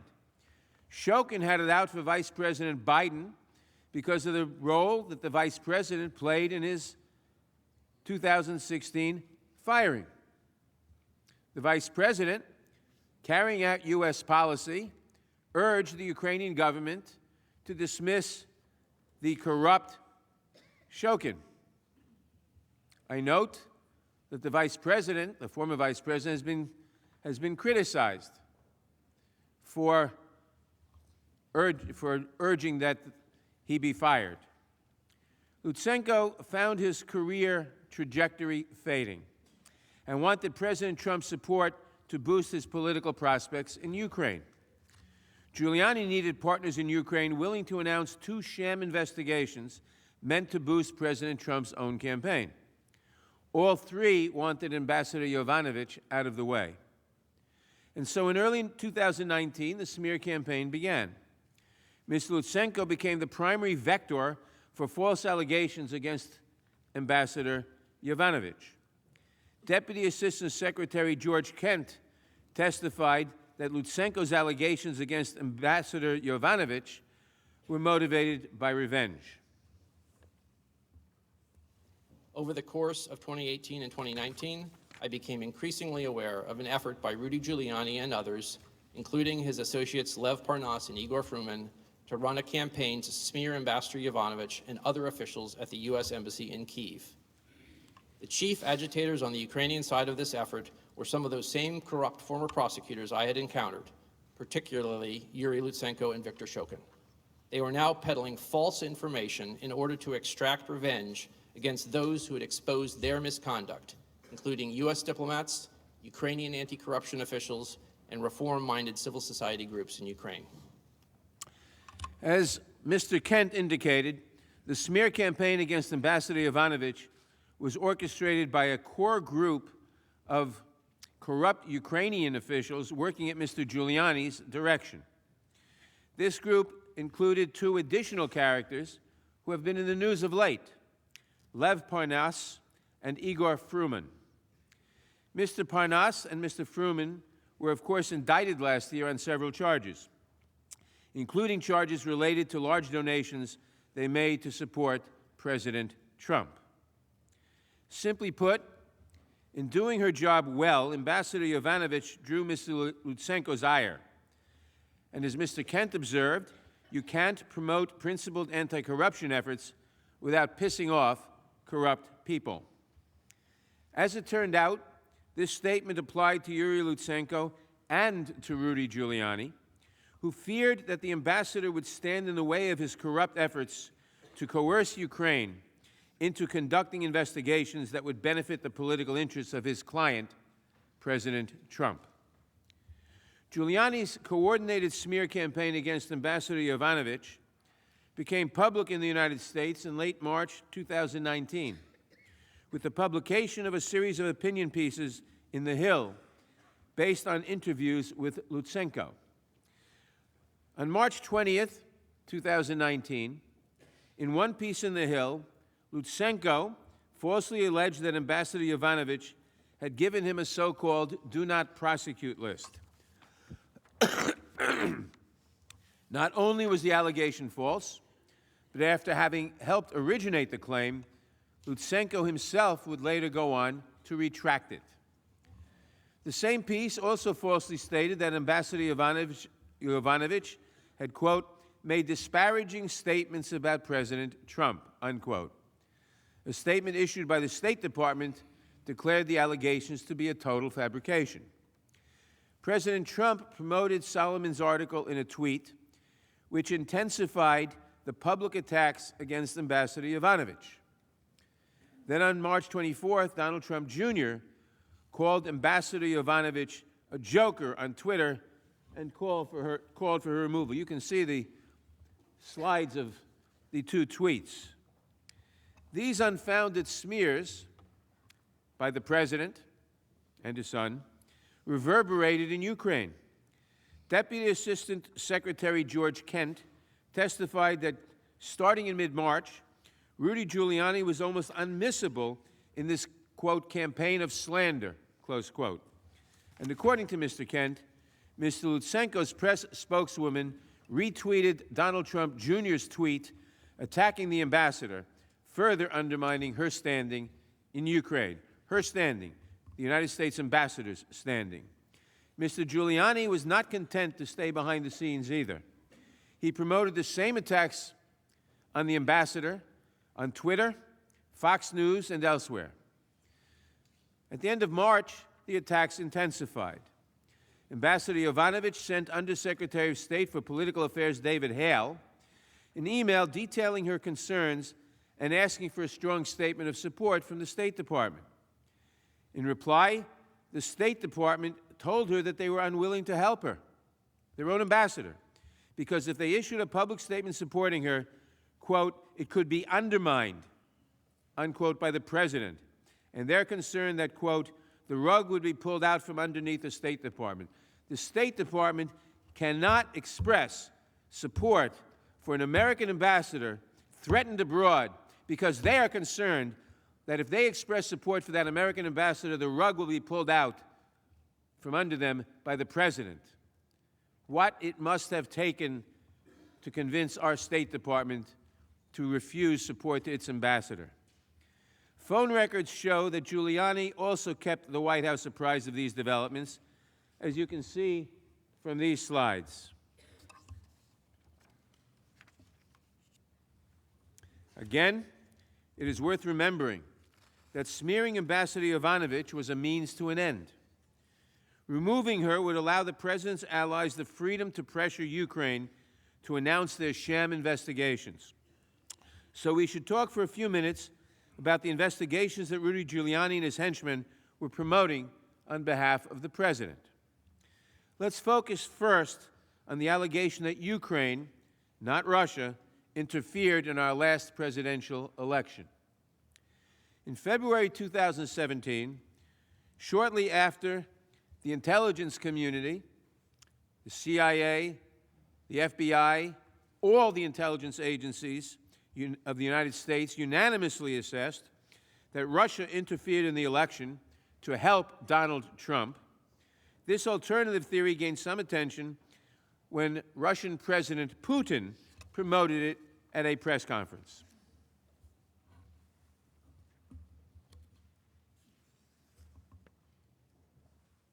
Second, he said, I'm quoting from him, it's in the Russian on the slides, I think. Second, as we all know, during the presidential campaign in the United States, the Ukrainian government adopted a unilateral position in favor of one candidate. More than that, certain oligarchs, certainly with the approval of the political leadership, funded this candidate, or female candidate, to be more precise. That's President Putin talking, shifting the blame to Ukraine.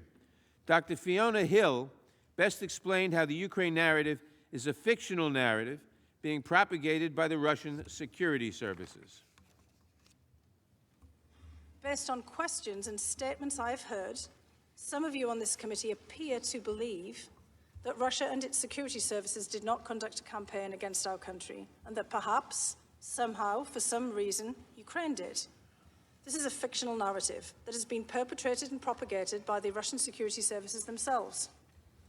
The unfortunate truth is that Russia was the foreign power that systematically attacked our democratic institutions in 2016. This is the public conclusion of our intelligence agencies, confirmed in bipartisan congressional reports. It is beyond dispute, even if some of the underlying details must remain classified. The impact of the successful 2016 Russian campaign remains evident today. Our nation is being torn apart. Truth is questioned. Our highly professional and expert career foreign service is being undermined. US support for Ukraine, which continues to face armed Russian aggression, has been politicized. The Russian government's goal is to weaken our country, to diminish America's global role, and to neutralize a perceived US threat to Russian interests. President Trump knew this too. His former Homeland Security advisor, Tom Bossert, said that the idea that Ukraine hacked the DNC server was, quote, not only a conspiracy theory, it is completely debunked, close quote. And he and other U.S. officials spent hours with the president explaining why. The second false allegation that the president wanted the Ukrainians to announce was that Vice President Biden used his power to protect the company on whose board his son sat by forcing the removal of Viktor Shokin, the corrupt former prosecutor general. It is true that Vice President Biden helped remove Mr. Shokin, who was widely believed to be corrupt. And as I said a few minutes ago, it was official policy of the United States, the European community, and others, in order to fight corruption in Ukraine, to ask that Shokin and Lutsenko be removed.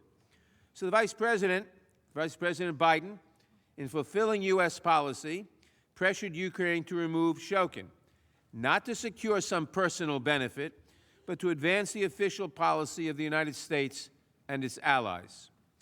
Even Ms. Lutsenko, who initially ceded the allegations against Mr. Biden in American media, later admitted that the allegations against the Vice President were false. And Rudy Giuliani told Kurt Volker, the special representative for Ukrainian negotiations, who had a prominent role in the scheme, that he also knew the attacks on Joe Biden were a lie.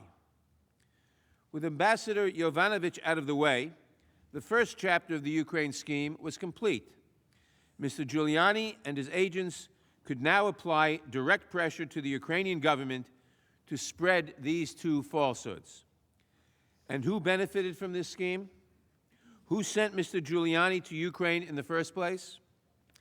Of course, we could rephrase that question, as the former Republican leader of the Senate, Howard Baker, asked it in 1973.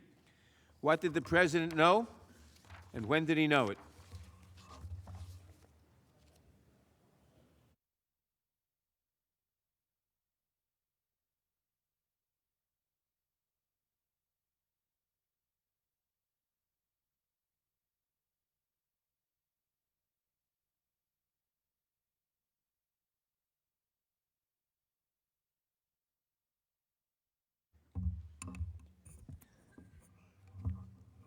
Mr. Chief Justice, Senators, President's Council. President Trump and President Zelensky's relationship started out well. President Trump wanted the two investigations from Zelensky, and he had no reason to believe that he would not get what he wanted. On April 21st, 2019, Zelensky, who was new to politics, won a landslide victory in Ukraine's presidential election. That evening, President Trump called Zelensky to congratulate him. On that first call, Zelensky invited President Trump to visit Ukraine for the upcoming inauguration. President Trump, in turn, promised that his administration would send someone at a very, very high level. During that same April call, President Trump invited Zelensky to the White House, saying, "When you're settled in and ready, I'd like to invite you to the White House. We have a lot of things to talk about, but we're with you all the way. Zelensky immediately accepted the president's invitation, adding that the whole team and I are looking forward to that visit.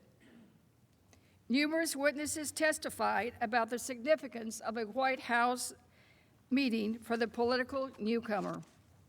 A White House meeting would show Ukrainians that America supported Zelensky's anti-corruption platform, the clear backing of the President of the United States, Ukraine's most important patron, would also send a powerful message to Russia that we had Ukraine's back. During that April 24th call, President Trump never even uttered the word corruption. But the White House call recap falsely stated that the two presidents had discussed Ukraine's anti-corruption efforts. Shortly after the phone call, Jennifer Williams, advisor to Vice President Pence, learned that President Trump asked Vice President Pence to attend Zelensky's inauguration. Williams and her colleagues began planning for Pence's trip to Kyiv. At the same time, Giuliani was trying to get Ukraine to investigate the Bidens in the alleged 2016 election interference. On April 24, Giuliani went on Fox and Friends and had this to say.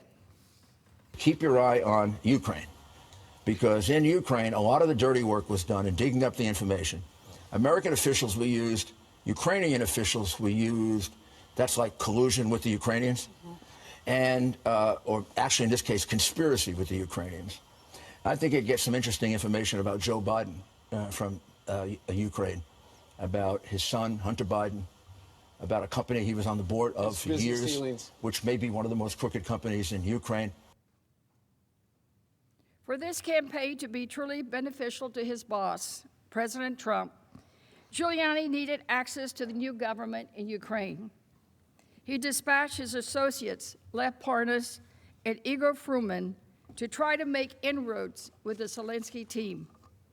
On April 25, former Vice President Biden publicly announced his bid for the presidency, and immediately he was at the top of the polls.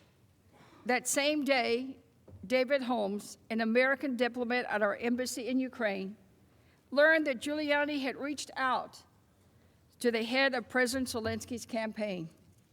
As Mr. Holmes explained, the new Ukrainian government began to think that Giuliani was a significant person in terms of managing their relationship with the United States. As Giuliani and his associates worked behind the scenes to get access to the new leadership in Ukraine, President Trump was publicly signaling his interest in the investigations. On May 2nd, the president appeared on Fox News, who had asked, should the former vice president explain himself on his feeling in Ukraine and whether there was a conflict with his son's business interests. President Trump replied as follows. I'm hearing it's a major scandal, major problem, very bad things happened, and we'll see what that is. They even have him on tape talking about it. They have Joe Biden on tape talking about the prosecutor, and I've seen that tape. A lot of people are talking about that tape. But that's up for them. They have to solve that problem.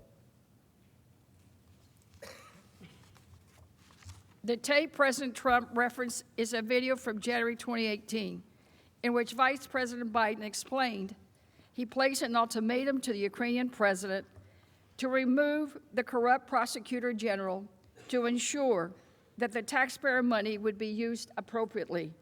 The vice president's actions were consistent with official U.S. policy, as well as the opinions of the international community. On May 9, the New York Times published an article about Giuliani's plan to visit Ukraine. In the article, Giuliani confirmed that he planned to meet Zelensky.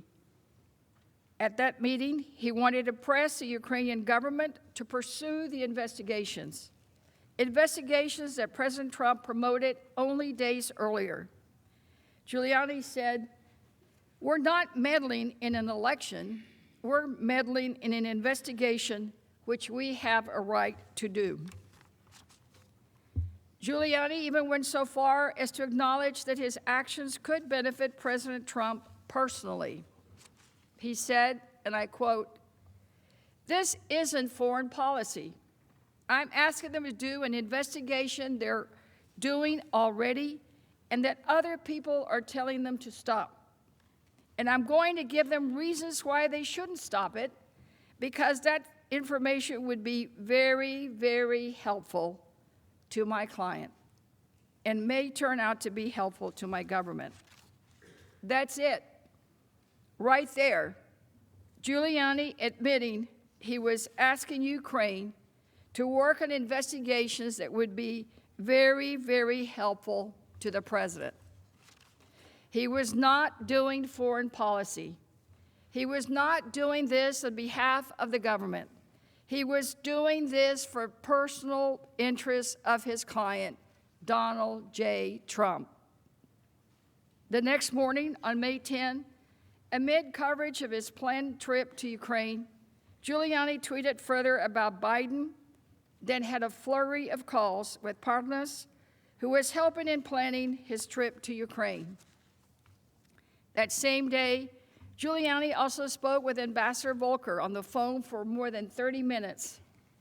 Ambassador Volker had learned that Giuliani intended to travel to Ukraine and had called to warn Giuliani that Prosecutor General Lutsenko is not credible. Don't listen to what he is saying. Later that day, Giuliani had a 17-minute call with a masked White House number before speaking again with Parnas for 12 minutes. That same day, on May 10, Politico asked President Trump about Giuliani's upcoming trip, and he replied, "I have not spoken to him at any great length, but I will. I will speak to him before he leaves." But that evening, on Fox News, Giuliani announced, "I'm not going to Ukraine because I think I'm walking into a group of people that are enemies of the president." Separately, in a text message to Politico, Giuliani alleged that the original offer for a meeting with Zelensky was a setup. He said it was a setup orchestrated by several vocal critics of President Trump who were advising Zelensky. Giuliani declared, "Zelensky is in the hands of avowed enemies of President Trump." But Giuliani had not stopped trying. He had Parnas send a letter from him to Zelensky's senior aide on May 11 asking for a meeting. That later made it clear that Giuliani was representing President Trump as a private citizen and that he was working with President Trump's knowledge and consent. The letter is on the slide and reads, quote, "In my capacity as personal counsel to President Trump, and with his knowledge and consent, I request a meeting with you on this upcoming Monday, May 13, or Tuesday, May 14. I will need no more than half an hour of your time, and I will be accompanied by my colleague, Victoria Tunsing, a distinguished American attorney who is very familiar with this matter." But it did not appear that Giuliani and Parnas' attempts to get the meeting were working. That same day, Giuliani sent a text to Parnas asking, "This guy is canceling meeting, I think." Approximately 3 hours later, Giuliani sent Parnas drafts of a public statement that people advising the president-elect are no friends of the president. 3 days later, President Trump instructed Vice President Pence not to attend the inauguration in Ukraine. Just 3 days later. Vice Presidential Staffer Jennifer Williams received a surprising call from Prince's Chief of Staff. She described it during her public testimony. On May 13th, an assistant to the Vice President's Chief of Staff called and informed me that President Trump had decided that the Vice President would not attend the inauguration in Ukraine. She did not provide any further explanation. I relayed that instruction to others involved in planning the potential trip. I also informed the NSC that the Vice President would not be attending so that it could identify a head of delegation to represent the United States at President-elect Zelensky's inauguration. Notably, Williams confirmed that the inauguration date had not yet been decided, been scheduled at the time of that phone call. So the reason for President Trump's decision was certainly not due to a scheduling conflict. Secretary of Energy Rick Perry ultimately led the delegation to the inaugural.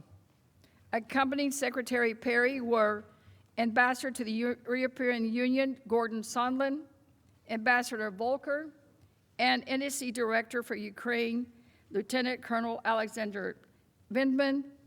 Senator Rob Johnson also attended many of the inaugural events with the delegation. When asked if this delegation was a good group, Holmes replied, "It was not as senior a delegation as we might have expected." After the inauguration, Ambassadors Volker and Sondland left Kyiv with a very favorable impression of President Zelensky. Ambassador Volker said they believed it was important that President Trump personally engaged with the President of Ukraine in order to demonstrate full U.S. support for him. When the inauguration team returned to the United States, they had a meeting with President Trump on May 23. The May 23 meeting with President Trump proved to be important for two good reasons.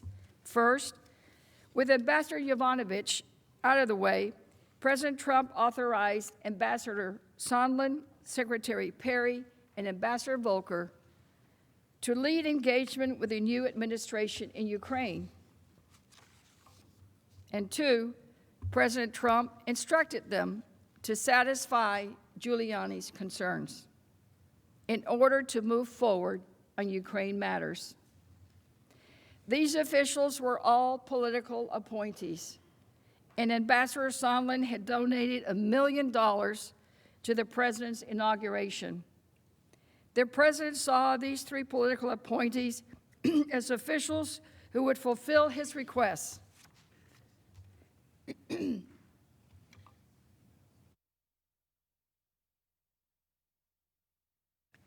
Ambassador Volker testified that he, Ambassador Sondland, Secretary Perry, and Senator Johnson took turns making their case that this is a new crowd. It's a new president in Ukraine. He's committed to doing the right things, including fighting corruption. They recommended that President Trump follow through on his invitation for President Zelensky to meet with him in the Oval Office. But President Trump did not receive the recommendation well. At his public hearing, Ambassador Volker described the May 23rd Oval Office meeting with President Trump. Let's listen. We stressed our finding that President Zelensky represented the best chance for getting Ukraine out of the mire of corruption it had been in for over 20 years. We urged him to invite President Zelensky to the White House. The president was very skeptical. Given Ukraine's history of corruption, that's understandable. He said that Ukraine was a corrupt country full of terrible people. He said, "They tried to take me down." In the course of that conversation, he referenced conversations with Mayor Giuliani. It was clear to me that despite the positive news and recommendations being conveyed by this official delegation about the new president, President Trump had a deeply rooted negative view on Ukraine rooted in the past.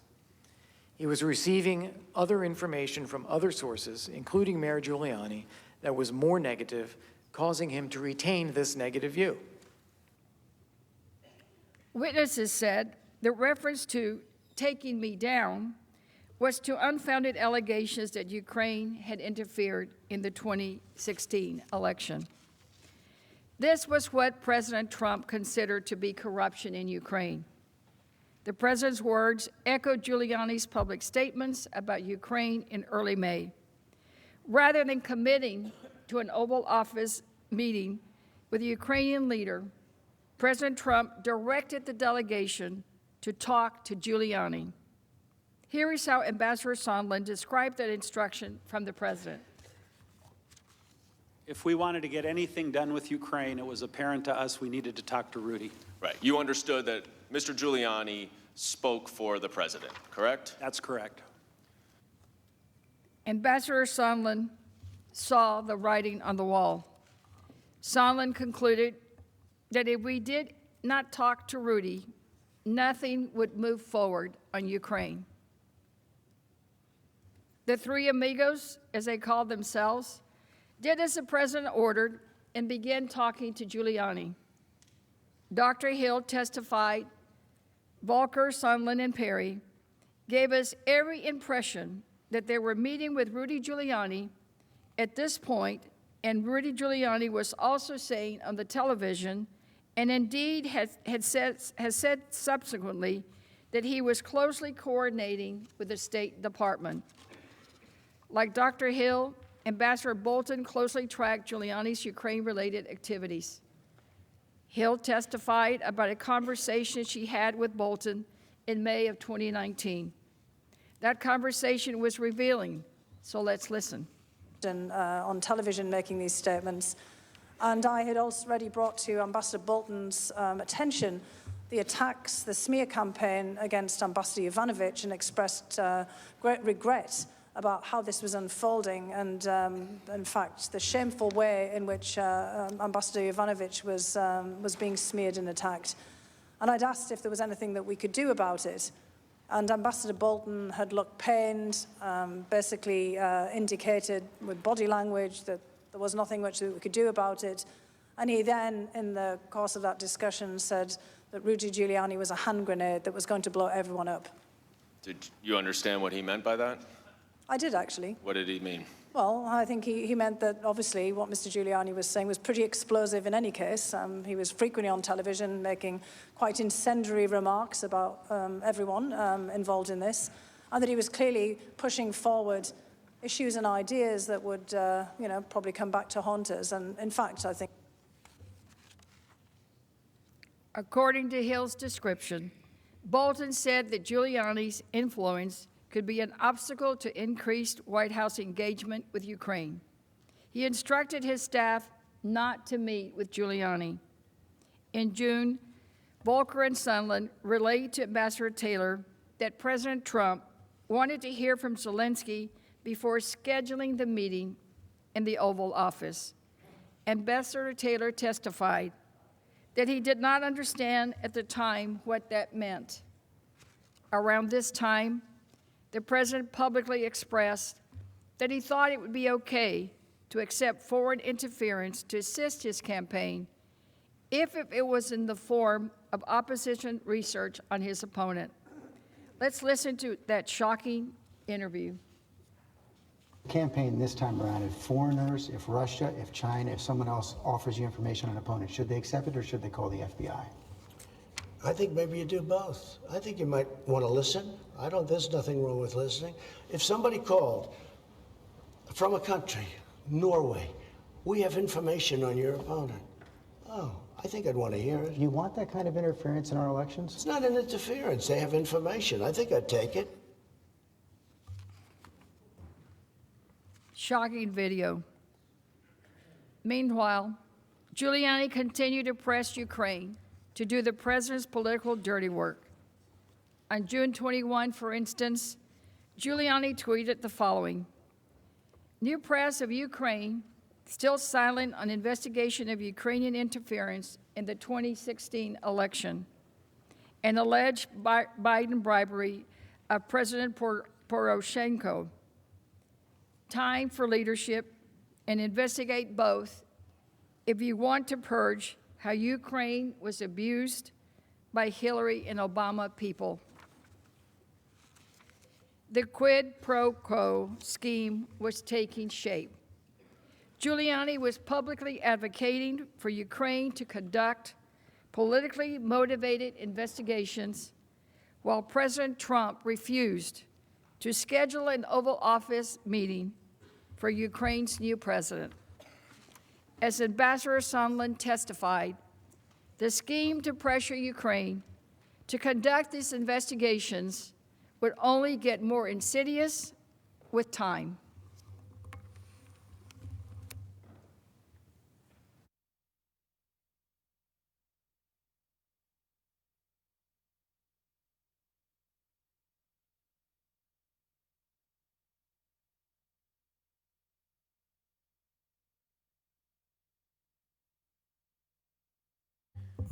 Mr. Chief Justice, the Majority Leader expressed a preference for a break about 2 hours in, so it's the House Manager's request that I present, and then we take the break if that's acceptable for everybody.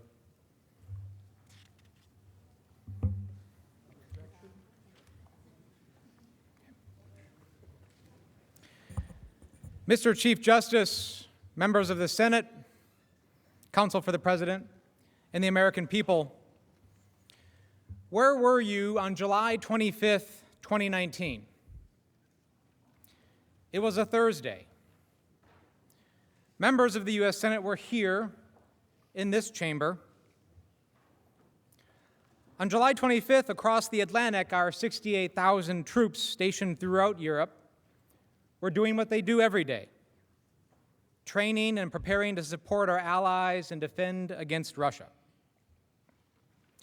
The professionalism and sacrifice of our men and women in uniform is a source of great strength. But America is also strong, and America is also secure because we have friends. On July 25th, 2019, one of those friends was a man named Oleksandr Markiv. In a story told by Sabra Ayers of the Los Angeles Times, Oleksandr was a soldier in the Ukrainian army, defending his country and Europe against Russian-backed forces on Ukraine's Eastern Front. He was in a trench. He was 38 years old. Oleksandr would later die defending his country during a mortar attack on his fighting position, giving his life, just like over 13,000 of his fellow Ukrainians, on the front lines of the fight for liberty in Europe. That same Los Angeles Times article painted a picture of what the Ukrainians were going through during this time. Quote, "Tens of thousands of Ukrainians, like Markiv, volunteered to help fight the Russian-backed separatists in the east. Many of them were sent to the front line wearing sneakers and without flak jackets and helmets, let alone rifles and ammunition.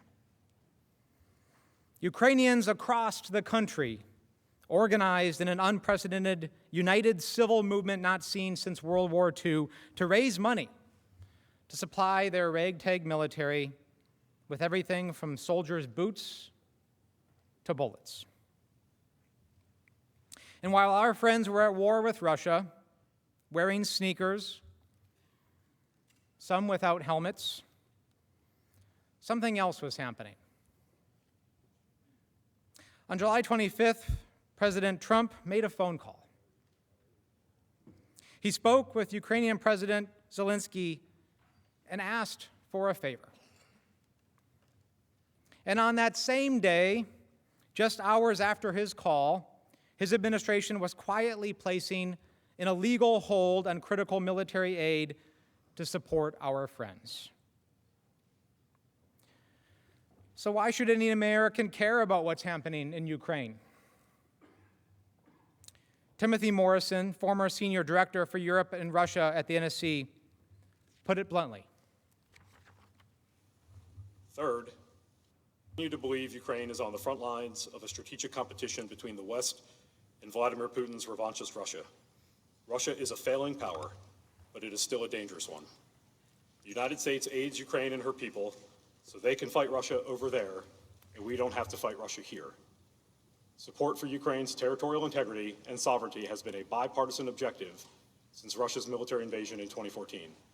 It must continue to be. We help our partner fight Russia over there so we don't have to fight Russia here.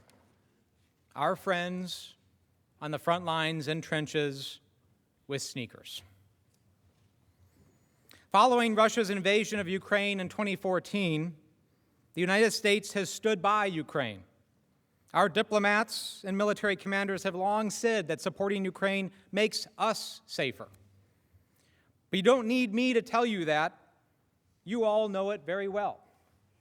When the funding for this security assistance came up for a vote under this roof, 87 of you voted for the aid. And many of you have been staunch advocates for Ukraine, working in a nonpartisan way to support our friends. And that support makes a lot of sense, because politics should not play a part in ensuring that Ukraine can battle Russian aggression and ensure that freedom wins in Europe. This body has in so many ways set that example. Protecting Europe from Russia is not a political game. Let me provide some background. In early 2014, in what became known as the Revolution of Dignity, Ukrainian citizens demanded democratic reforms and an end to corruption, ousting the pro-Russian president. Within days, Russian military forces and their proxies invaded Ukraine, annexing Crimea and occupying portions of eastern Ukraine. Since 2014, more than 13,000 Ukrainians have been killed because of the conflict, and over 1.4 million have been forced from their homes. Russia's invasion of Ukraine is the first attempt to redraw Europe's borders since World War II. In 2017, then Secretary of Defense James Mattis summed it up well. He said, quote, "Despite Russia's denials, we know they are seeking to redraw international borders by force, undermining the sovereign and free nations of Europe." And as Ambassador Taylor put it, Russian aggression in Ukraine dismissed, quote, "dismissed all the principles that have kept the peace and contributed to prosperity in Europe since World War II. It's clear that Russia is not just a threat in Europe, but for democracy and freedom around the world. Our friends and allies have also responded, imposing sanctions on Russia and providing billions of dollars in economic, humanitarian, and security assistance to Ukraine. This has been an international effort. Today, the European Union is the single largest contributor of foreign assistance to Ukraine, having provided roughly $12 billion in grants and loans since 2014. And the United States has provided over $3 billion in assistance in that time. Because we all know that we can't separate our own security from the security of our friends and allies. That's why the U.S. has provided economic security and humanitarian assistance in the form of equipment and training. Ambassador Taylor testified that American aid is a concrete demonstration of our, quote, "commitment to resist aggression and freedom and defend freedom." He also detailed the many benefits of our assistance for Ukraine's forces. Mr. Chairman, the security assistance that we provide it takes many forms. One of the components of that assistance is counter-battery radar. Another component are sniper weapons. These weapons and this assistance it allows the Ukrainian military to deter further incursions by the Russians against Ukrainian territory. If that further incursion, further aggression were to take place, more Ukrainians would die. So it is a deterrent effect that these weapons provide. It's also the ability, it gives the Ukrainians the ability to negotiate from a position of a little more strength when they negotiate an end to the war in Donbass, negotiating with the Russians. This also is a way that would reduce the number of Ukrainians who would die. I would like to make a finer point of how this type of aid helps, because I know something about counter-battery radar. In 2005, I was an Army Ranger serving in a Special Operations Task Force in Afghanistan. We were at a remote operating base along the Afghan-Pakistan border. And frequently, the insurgents that we were fighting would launch rockets and missiles onto our small base. But luckily, we were provided with counter-battery radar. So 20, 30, 40 seconds before those rockets and mortars rained down on us, an alarm would sound. And we would run out from our tents and jump in to our concrete bunkers and wait for the attack to end. This is not a theoretical exercise, and the Ukrainians know it. For Ukraine, aid from the U.S. actually constitutes about 10% of their military budget. It's safe to say that they can't fight effectively without it. So there is no doubt U.S. military assistance to Ukraine makes a real difference in the fight against Russia. In 2019, Congress provided $391 million in security assistance. This included $250 million through the Department of Defense, the Ukraine Security Assistance Initiative, USAI, and $141 million through the State Department's Foreign Military Financing Program, FMF. President Trump signed the bill to authorize this aid in August 2018 and signed another bill to fund it the following month. The aid was underway.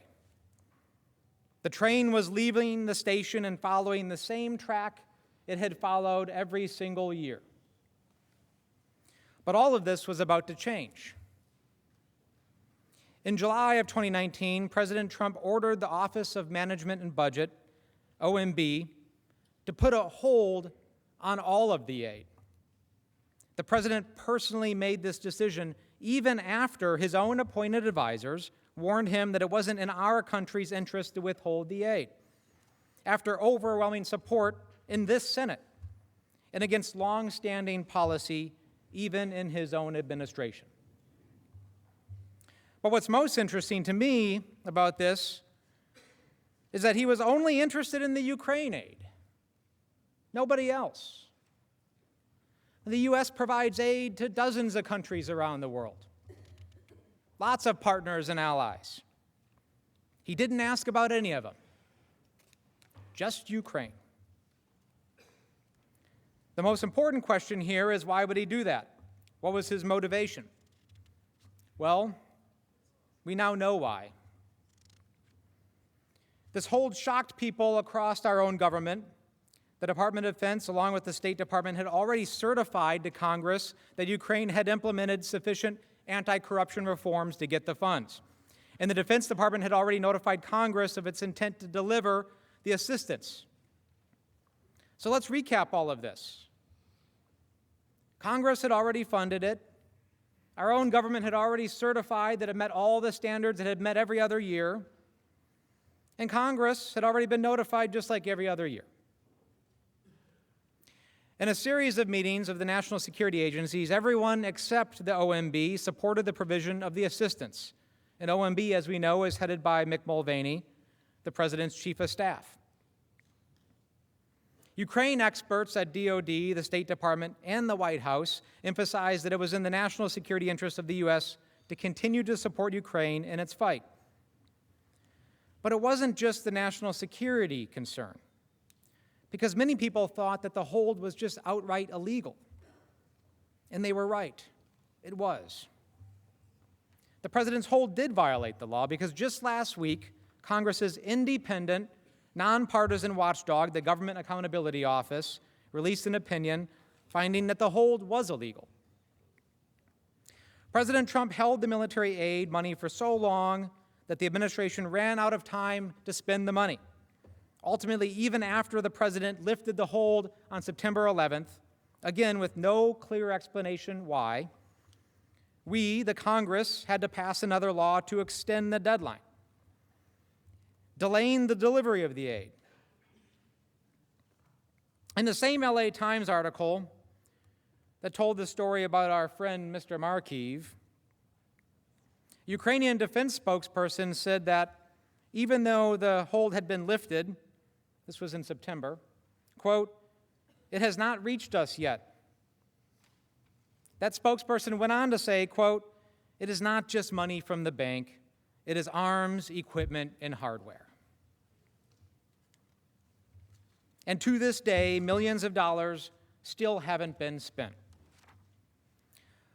Although our government neither informed Ukraine of the hold nor publicly announced it, Ukraine quickly learned about it. On July 25th, the same day as President Trump's call with President Zelensky, officials at Ukraine's embassy here in Washington emailed DOD to ask about the status of the funding. By mid-August, officials at DOD, the State Department, and the NSC received numerous questions from Ukrainian officials about the hold. Everyone was worried. And not just because of the urgent need for the equipment on the front lines, but also because of the message that it sent. You see, President Zelensky had just been sworn in. They were very vulnerable. And as we all know, Vladimir Putin looks for vulnerability. He looks for hesitation. He looks for delay. And any public sign of a hold on that aid could be a sign of weakness that could show him it was time to pounce. President Trump's hold on the Ukraine assistance was eventually publicly reported on August 28th. As we will explain, Ukraine fully understood that the hold was connected to the investigations that President Trump wanted. On February 28th, DOD notified Congress that it had intended to deliver $125 million of assistance appropriated in September, including, quote, more than $50 million of assistance to deliver counter-artillery radar and defense lethal assistance. Congress cleared the notification, which enabled DOD to begin spending the funds. For Ukraine to receive the remaining $125 million, Congress required that the Secretary of Defense, in coordination with the Secretary of State, certify that the government of Ukraine had taken substantial anti-corruption reforms. Deputy Assistant Secretary of Defense Laura Cooper and senior officials across our government conducted a review to evaluate whether Ukraine had met the required benchmarks. Ms. Cooper explained that the review involved, quote, pulling in all the views of the key experts on Ukraine defense and coming up with a consensus view, which was then run up the chain in the Defense Department to quote, ensure we have approval. By May 23rd, the anti-corruption review was complete and DOD certified to Congress that Ukraine had complied with all of the conditions and that the remaining half of the aid should be released. But again, you don't have to take my word for it.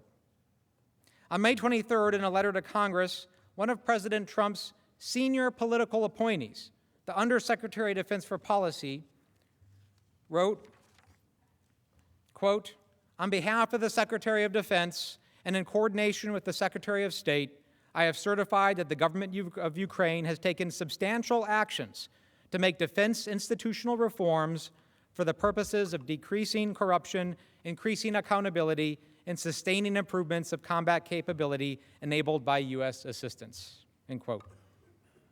Congress then cleared the funding, which should have allowed Ukraine to receive the aid, but we know that's not what happened.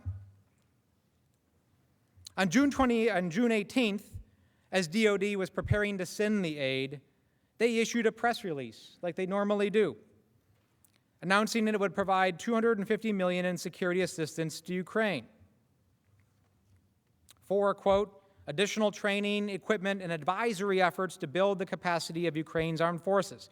So this included sniper rifles, rocket-propelled grenades, counter-artillery radar, command and control, electronic warfare, secure communications, vehicles, night vision, and medical equipment. However, according to the New York Times, one day after the Defense Department issued this press release, one day, Assistant to the President Robert Blair, who works for Mick Mulvaney, called OMB Acting Director Russell Vought to tell him, quote, "We need to hold it up." The "it" was the assistants. That same day, June 19th, President Trump gave an interview on Fox News where he raised the so-called CrowdStrike conspiracy theory that Ukraine, not Russia, had interfered in the 2016 election, a line he would echo during his July 25th call with President Zelensky. This theory, by the way, has been advanced by Russian propaganda to try to take attention away from Russian interference and shift it onto Ukraine. And it's a theory that has been universally debunked by U.S. intelligence and law enforcement. Nonetheless, the president, spurred by the June 18th press release, and with the false theory that Ukraine interference in the with the false theory about the Ukraine interference, supposedly, in the 2016 election, the president started asking about the Ukraine assistance. And on June 19th, OMB Associate Director for National Security, Michael Duffy, emailed Elaine McCusker, the DoD comptroller. He said, quote, "The president had questions about the press report and that he was seeking additional information." This was a reference to an article in the Washington Examiner, shown here on the slide in front of you. The White House withheld this email from the House, of course. We first learned of it from Duffy's deputy, Mark Sandy, who testified that he was copied on it. Subsequently, as a result of a lawsuit under the Freedom of Information Act, the public, and therefore Congress, received a copy of that email. But the White House still refuses to comply with the subpoenas for this and other documents. On June 20th, McCusker responded to President Trump's inquiry by providing Sandy information on the Security Assistance Program. Sandy shared the information with Duffy, but he did not know whether Duffy shared the information with the White House. Laura Cooper also recalled receiving an email inquiry about Ukraine security assistance, quote, a few days after DoD's June 18th press release. She noted that it was, quote, relatively unusual to receive questions from the president. In response, DoD provided materials explaining that the $250 million funding package was for additional training, equipment, advisory efforts to build the capacity of Ukraine's armed forces. DoD emphasized, quote, almost all of the dozens of vendors are U.S. companies, meaning that this funding also benefited U.S. businesses and workers. Nonetheless, President Trump put the wheels in motion to freeze the funds shortly after learning about DoD's plan to release the funds. According to a New York Times article on June 27th, Chief of Staff Mulvaney emailed Blair, quote, I'm just trying to tie up some loose ends. Did we ever find out about the money from Ukraine and whether we can hold it back? Blair reportedly responded that it would be possible, but not pretty. He added, quote, expect Congress to become unhinged. And I suppose he said that for all the reasons we talked about earlier, because this chamber and our chamber on the other side of the Capitol resoundingly supports it. And that was just the Defense Department assistance to Ukraine. For 2019, Congress also appropriated $141 million to Ukraine through the State Department. Unlike the Defense Department funding, which was approved by Congress and ready to be spent, OMB blocked the State Department from even seeking Congress's approval to release the funds. And I'd like to pause here to once again stress that we have learned a lot about the circumstances around the initial hold only from the public release of and reporting about these emails in the past few weeks. The White House has refused to provide these emails in response to a subpoena. Mick Mulvaney and Rob Blair refused to comply with a subpoena to testify.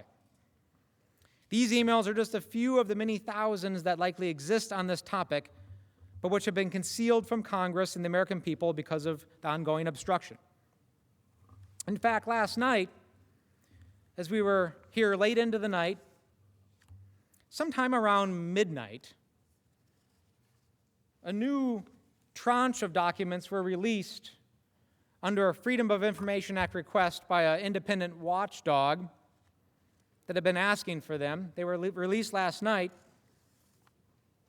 between Mr. Duffy and Elaine McCusker and others on the things that I'm talking about right now. Unfortunately, as you can see, there isn't a lot to read here because it's all blacked out. So if the president's lawyers contest any of the facts that I'm talking about, you should demand to see the full record. The American people deserve to see the full truth when it comes to presidential actions. But back to the timeline. From July to September 2019, the president and his advisors at the White House and OMB implemented the hold on Ukraine assistance through an unusual and unlawful process. First, on July 3rd, the State Department notified DOD and NSC staff that OMB was blocking its notification to Congress. According to Jennifer Williams, Vice President Pence's aide, the hold on this assistance, quote, came out of the blue because it had not been previously discussed by OMB or NSC. Around July 12th, President Trump directed that a hold be placed on the DOD security assistance as well. That day, Mr. Blair sent an email to Duffy at OMB informing him that, quote, that the president is directing a hold on military support funding for Ukraine. Around July 15th, Tim Morrison learned from Deputy Director or Advisor Charles Kupperman, quote, that it was the president's direction to hold the assistance. Several days later, Duffy and Blair again exchanged emails about Ukraine and security assistance. And Sandy testified that in these emails, Duffy asked Blair about the reason for the hold. Blair provided no explanation. Instead, he said, quote, we need to let the hold take place. And then, quote, revisit the issue with the president. Between July 18th and July 31st, the NSC staff convened several interagency meetings at which the hold on security assistance was discussed. Remember those dates, July 18th to July 31st. According to Mark Sandy and other witnesses, several facts emerged. First, the agencies learned that the president himself had directed the hold through OMB. Second, no justification or explanation was provided for the hold, despite repeated questions. Third, except for OMB, all agencies supported military aid because it was in the national security interest of the United States. And fourth, many were concerned that the hold was outright illegal. Ambassador Taylor learned of the hold on July 18th. He said, quote, the directive had come from the president to the chief of staff to OMB and that he, quote, sat in astonishment because one of the key pillars of our strong support for Ukraine was threatened. David Holmes, a diplomat at the U.S. Embassy in Kyiv, testified that he was shocked by the hold. Although there was initially some question as to whether the hold applied to DOD funds, which was already cleared by Congress, it soon became clear that the hold applied to all $391 million. Tim Morrison testified that DOD officials raised concerns at a meeting on July 23rd about whether it was, quote, actually legally permissible for the president to not allow for the disbursement of the funding. These concerns related to possible violations of the Impoundment Control Act, the law that gives the president the authority to delay or withhold funds only if Congress is notified of those intentions and approves the proposed action. Of course, neither of those things had been done. The issue was escalated quickly, and at a senior-level meeting on July 26th, OMB remained the lone voice for holding the aid. According to Tim Morrison, OMB said that President Trump was concerned about corruption in Ukraine. Cooper from DOD also attended the July meeting. She received no further understanding of what was meant by corruption. There was never a principals meeting convened on this issue. But there was a fourth and final interagency meeting on July 31st. Remember that date? A fourth and final one.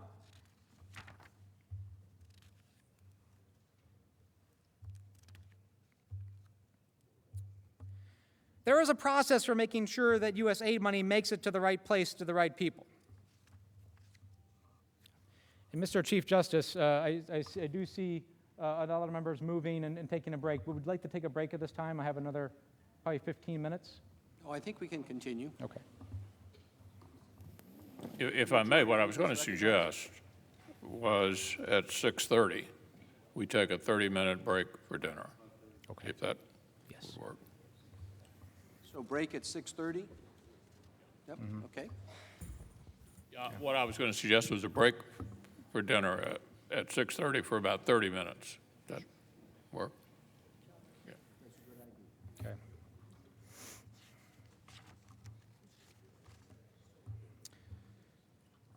So we know there was a hold, but there was no lawful way to implement that hold.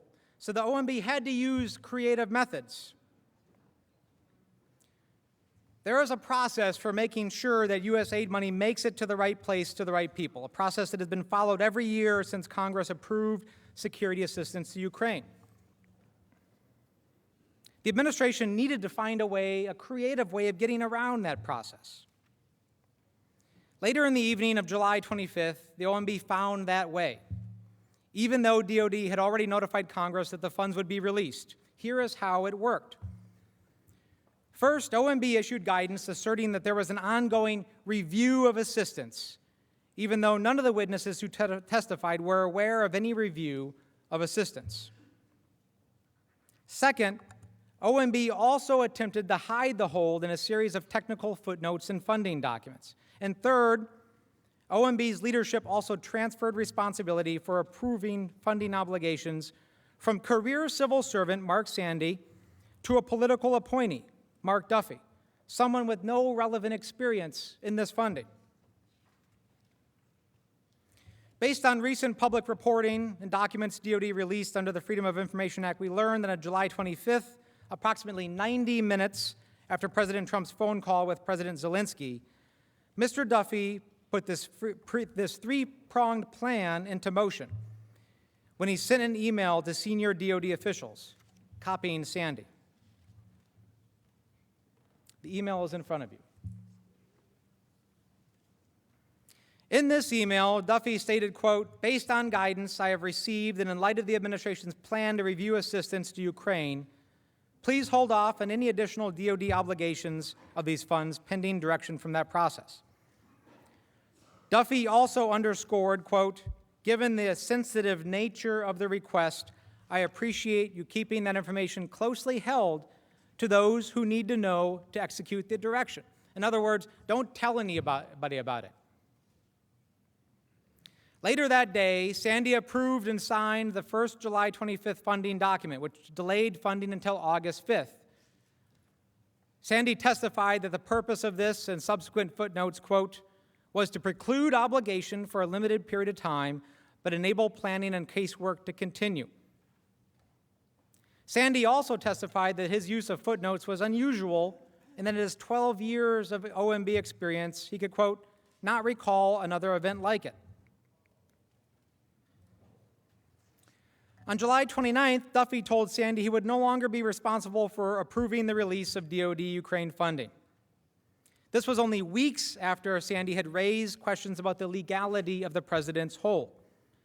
Duffy also revoked the authority for approving the release of the State Department funding from Sandy's colleague at OMB. In short, Duffy assumed approval authority for all $391 million of the assistance.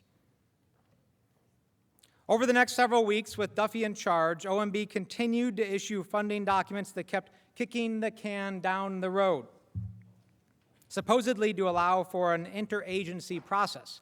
And remember, an interagency process that had already wrapped up back in July.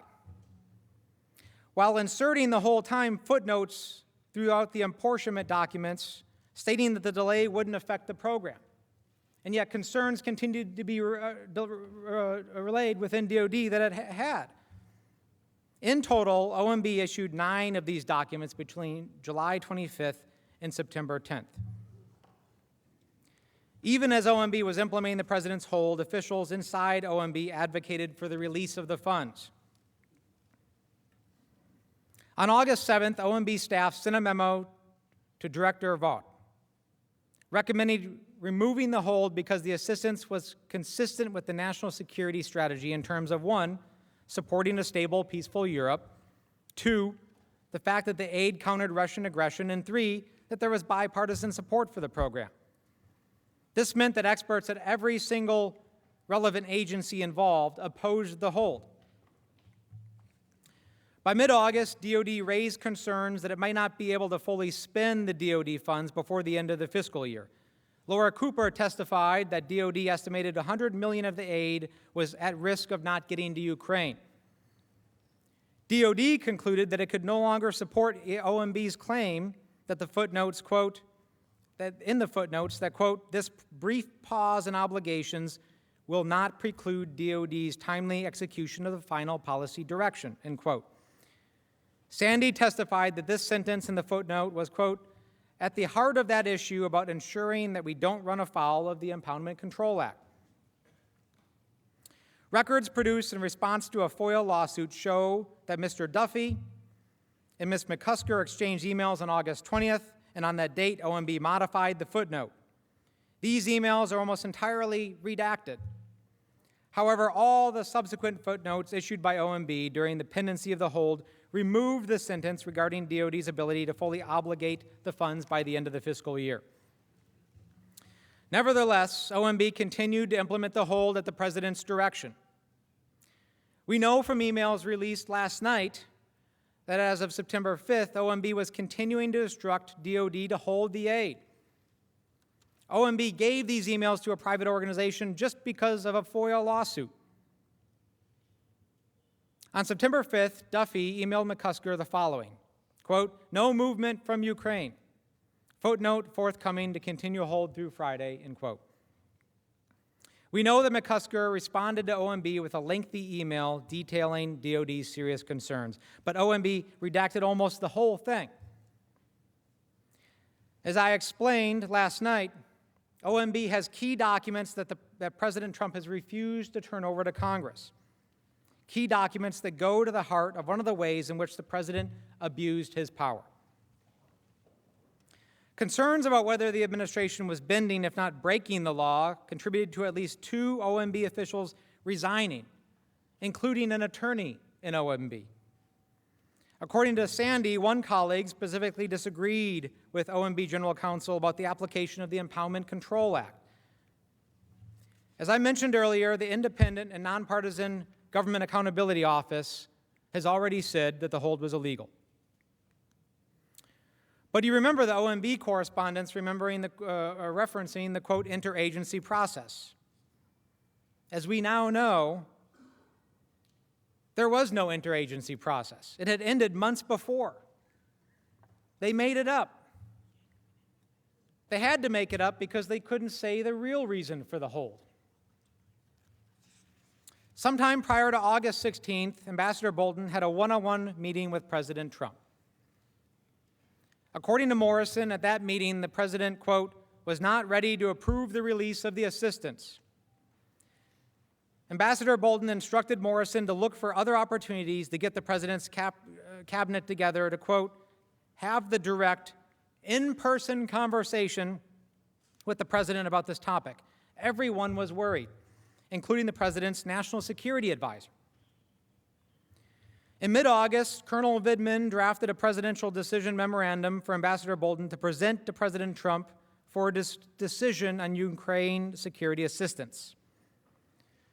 The memorandum recommended that the hold be lifted. Morrison testified that the memorandum was never provided to the president because of other competing issues. Morrison testified that a meeting with the president was never arranged in August, reportedly because of scheduling problems. According to recent press reports, on August 30th, Secretary of Defense Esper, Secretary of State Pompeo met with President Trump and implored him to release the security assistance because doing so was in the interests of the United States. However, President Trump continued to ignore everybody. Later that day, Duffy emailed Undersecretary of Defense Elaine McCusker and wrote, quote, "Clear direction from POTUS to hold." The Ukrainian government knew of President Trump's hold on security assistance well before it was publicly reported on August 28th. This was not surprising. U.S. diplomat Catherine Croft testified it was, quote, "inevitable that it was eventually going to come out." She said 2 individuals from the Ukrainian embassy here in Washington approached her approximately a week apart, quote, "quietly and in confidence, to ask me about an OMB hold on Ukraine security assistance." She could not precisely recall the dates of these conversations, but testified that she was, quote, "very surprised at the effectiveness of my Ukrainian counterparts." Everyone was worried. So why would these diplomats quietly make this inquiry? It's because if it had gone public, it would show that weakness against Russia that was so concerning to everybody involved. She said, quote, "I think that if this were public in Ukraine, it would be seen as a reversal of our policy.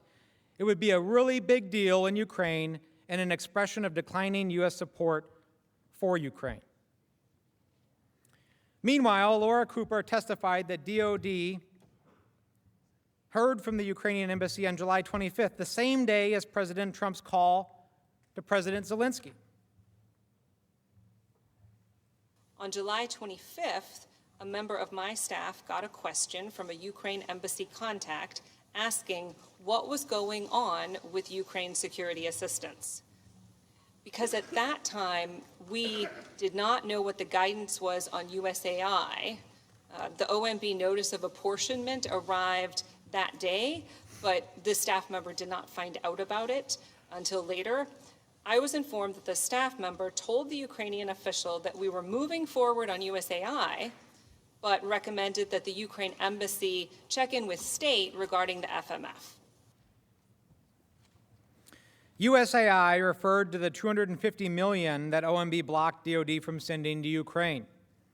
FMF referred to the $141 million that they blocked from the State Department.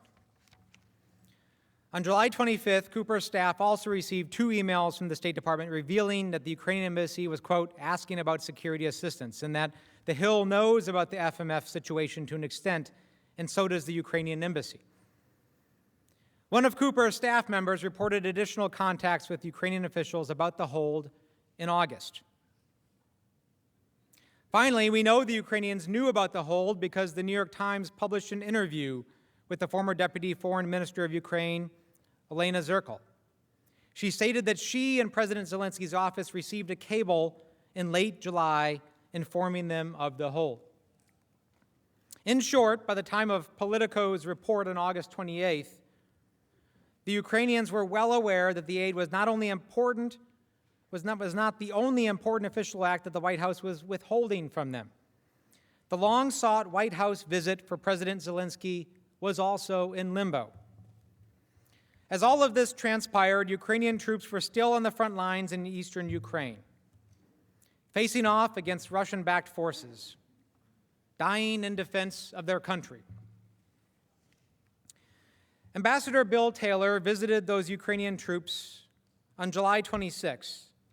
He recalled seeing, quote, "the armed and hostile Russian-led force on the other side of the damaged bridge across the line of the contact." When asked to reflect on that visit, here is what Ambassador Taylor had to say. Let's talk about July 26th, a lot of years later. You go to the front, you go to Donbass with Ambassador Volker, I believe, and you're on the bridge, and you're looking over on the front line at the Russian soldiers. Is that what you recalled? Yes, sir. And you said the commander there, the Ukrainian commander, thanked you for the American military assistance that you knew was being withheld at that moment. That's correct. How'd that make you feel, sir? Badly. Why? Because it was clear that that commander counted on us. It was clear that that commander had confidence in us. It was clear that that commander was appreciative of the capabilities that he was given by that assistance, but also the reassurance that we were supporting him. Like me, Ambassador Taylor is a combat veteran. In fact, he was awarded a Bronze Star. Ambassador Taylor knew how vital our military aid was to those Ukrainian troops because he knows what it feels like to have people counting on you.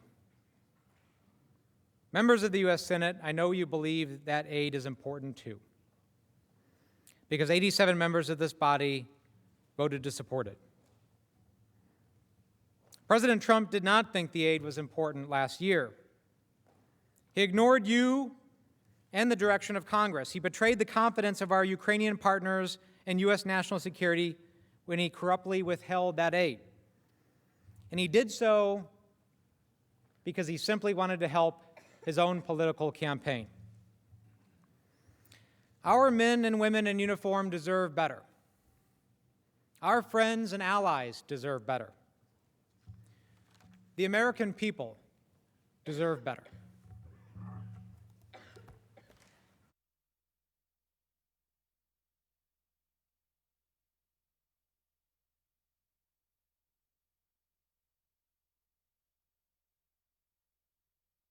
Chief Justice Roberts, senators, and counsel for the president.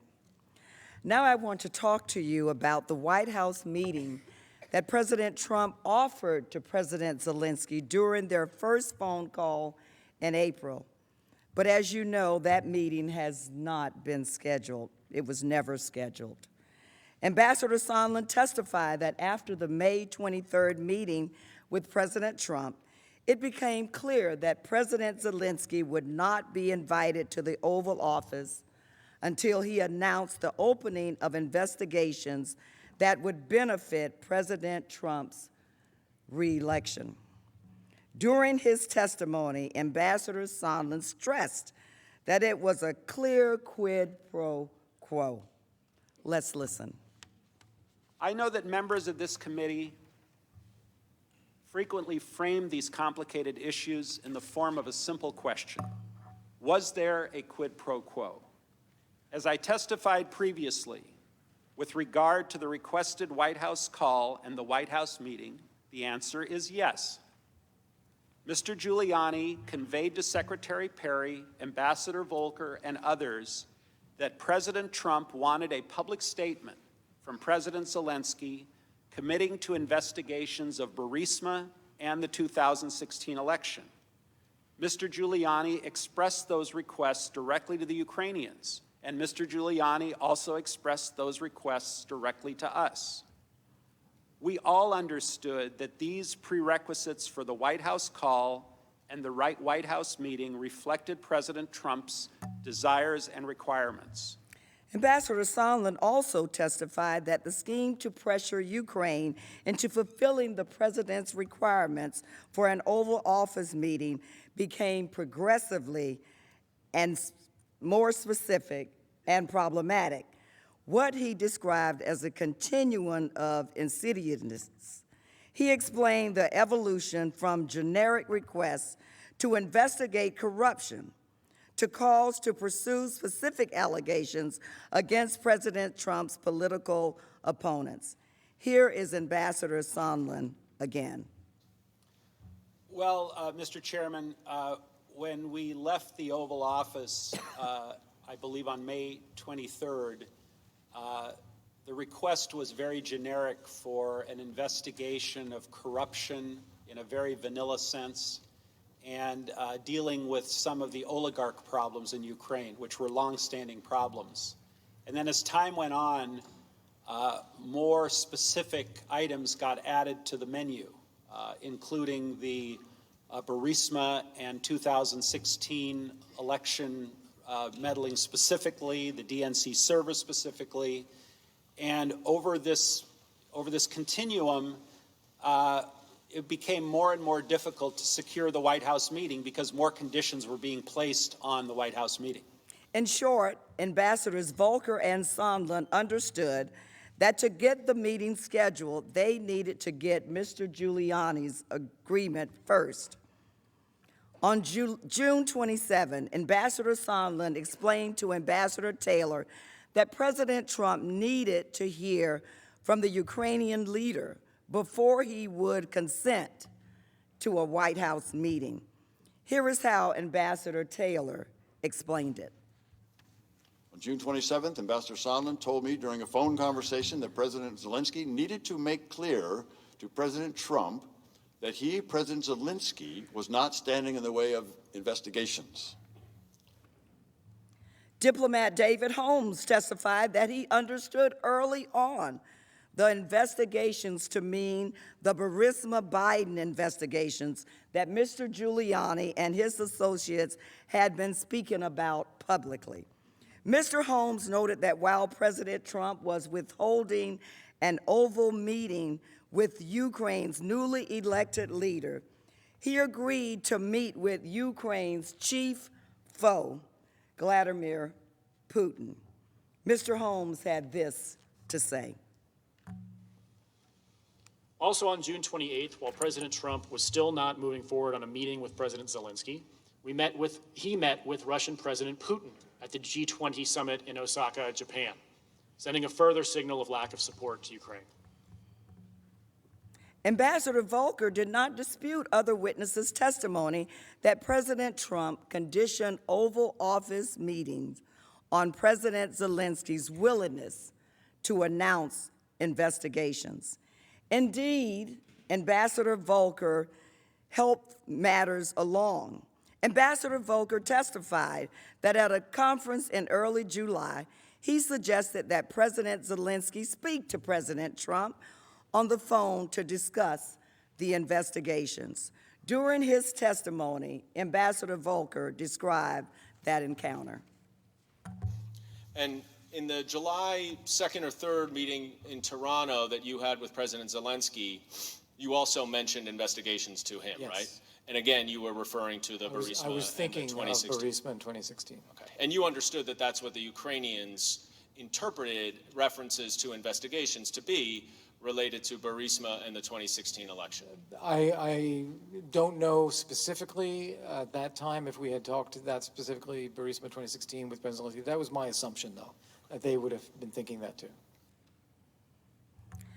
Mr. Giuliani became an inescapable presence to both Ukrainian officials and American diplomats. To the Ukrainians, Rudy Giuliani was seen as both a potential channel to President Trump and an obstacle to a productive U.S.-Ukraine relationship. A top aide to President Zelensky texts to Volker that, "I feel that the key for many things is Rudy, and I'm ready to talk with him at any time." But everyone understood that Mr. Giuliani was no rogue agent. He was acting at the direction of the president. Ambassador Sondland clearly described Mr. Giuliani's role in regard to the president. Let's listen. Mr. Giuliani's requests were a quid pro quo for arranging a White House visit for President Zelensky. Mr. Giuliani demanded that Ukraine make a public statement announcing the investigations of the 2016 election, DNC server, and Burisma. Mr. Giuliani was expressing the desires of the President of the United States, and we knew these investigations were important to the President. Concerned about Mr. Giuliani's influence began to grow. On July 10th, at a meeting between Ambassador Taylor and 2 Ukrainian officials in Kyiv, Ukrainian officials said they were very concerned because Mr. Giuliani had told the corrupt Prosecutor General Lysenko that President Trump would not meet with the Ukrainian leader. Back in Washington, 2 important encounters at the White House further revealed the existence of a corrupt quid pro quo. Ambassador Sondland first broached the investigation in a meeting in Ambassador Bolton's office with Bolton's Ukrainian counterpart and President Zelensky's top aide. Also present were Secretary Perry, Ambassador Volker, and NSC officials Dr. Hill and Lieutenant Colonel Vindman. Toward the end of the meeting, the Ukrainians raised the topic of an Oval Office meeting between President Trump and President Zelensky. Ambassador Bolton started to respond when Ambassador Sondland interjected and raised the demands of the investigation. Here is how Lieutenant Colonel Vindman recalled the conversation.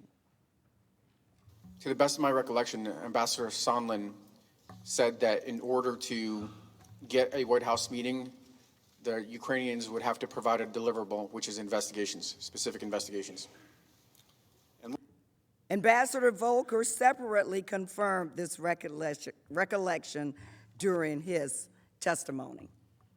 I participated in the July 10th meeting between National Security Advisor Bolton and then Ukrainian Chairman of the National Security and Defense Council, Alex Danylyuk.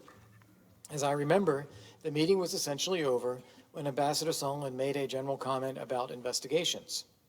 I think all of us thought it was inappropriate. Ambassador Bolton also found Ambassador Sondland's reference to be inappropriate, and he abruptly ended the meeting. However, Ambassador Sondland was not deterred. He convened a second meeting where he discussed what needed to happen before an Oval Office meeting. Apparently, Ambassador Sondland had received his marching orders from the president, and he was determined to carry them out. Bolton sent Dr. Hill to join that meeting and report back, and this is what Dr. Hill had to say. And so when I came in, Gordon Sondland was basically saying, well, look, we have a deal here that there will be a meeting.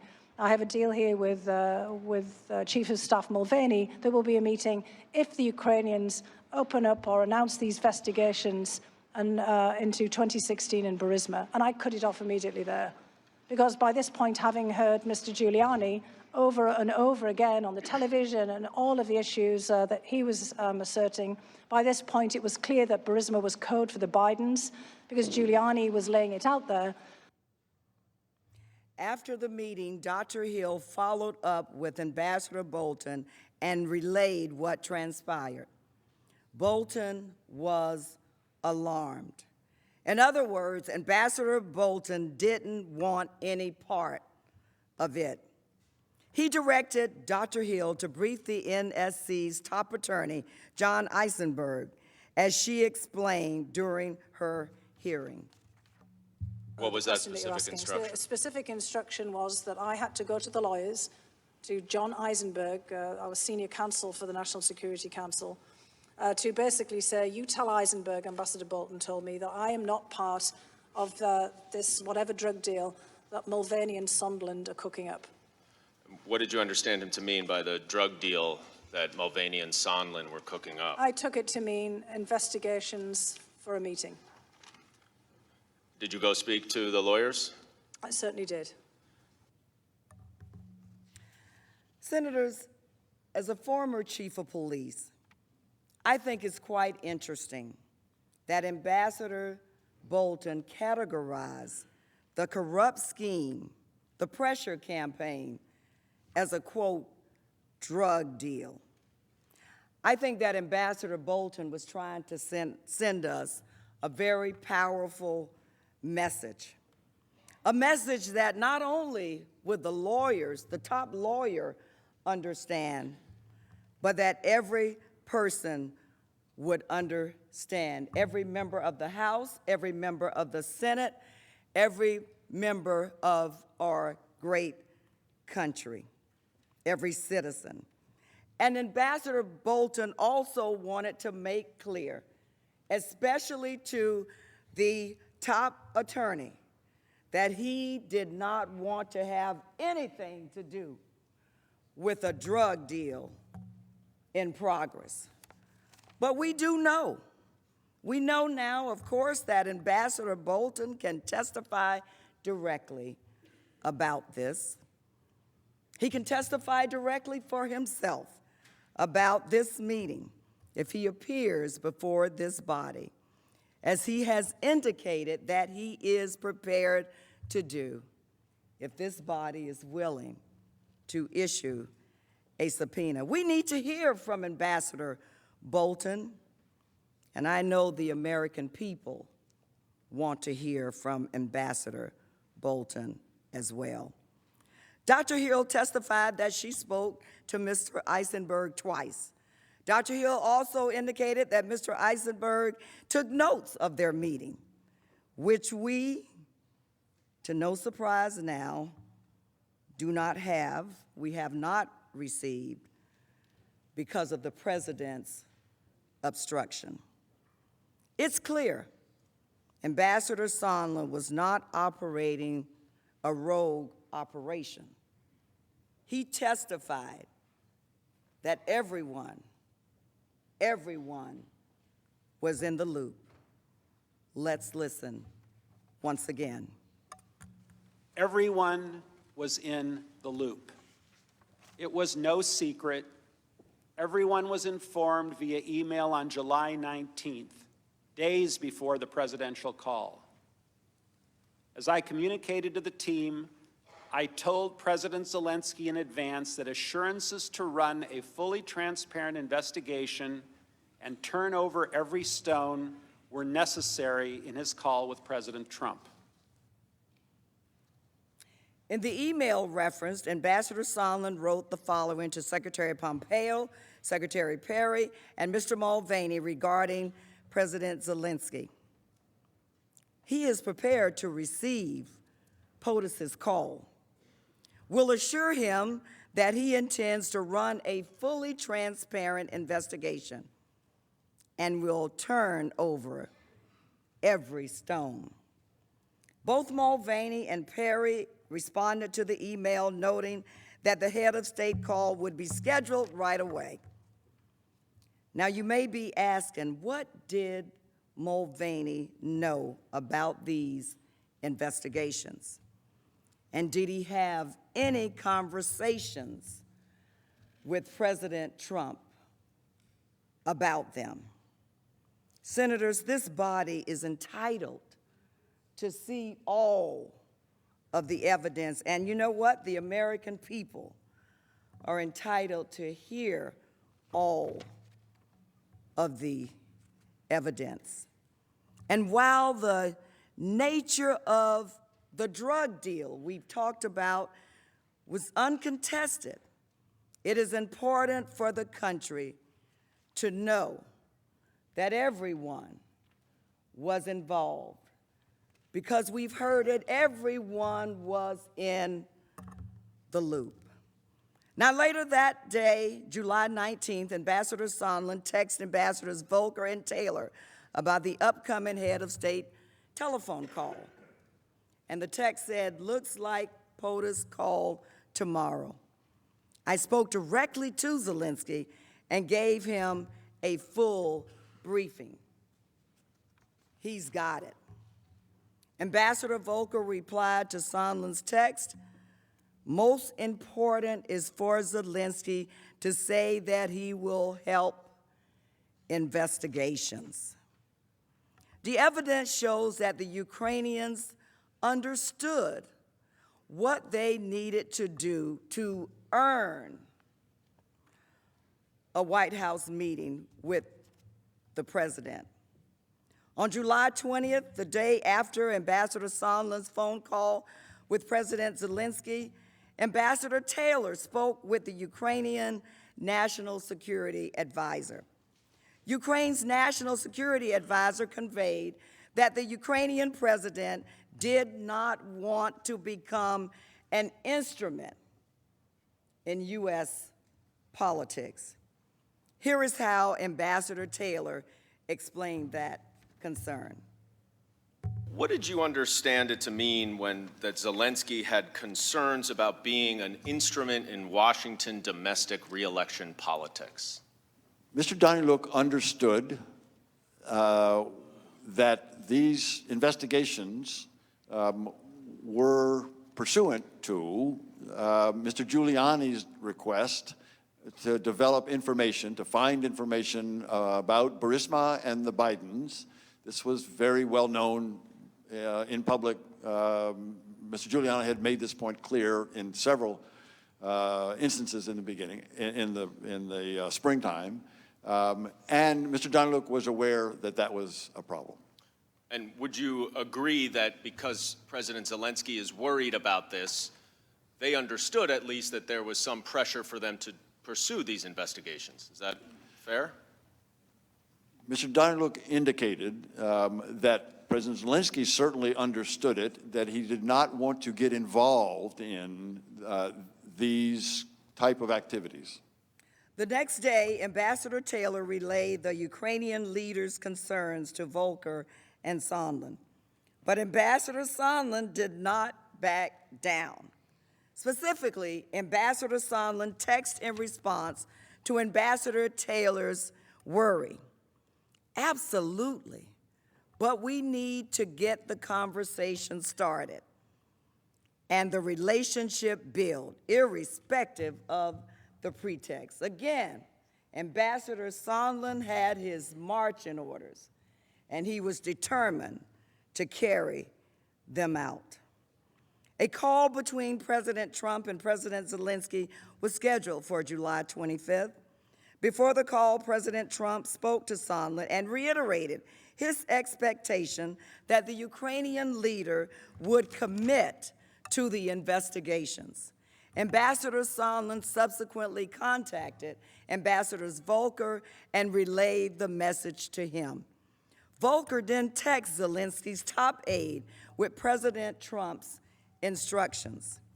Assuming President Z convinces Trump he will investigate, get to the bottom of what happened in 2016, we will nail down the date for a visit to Washington.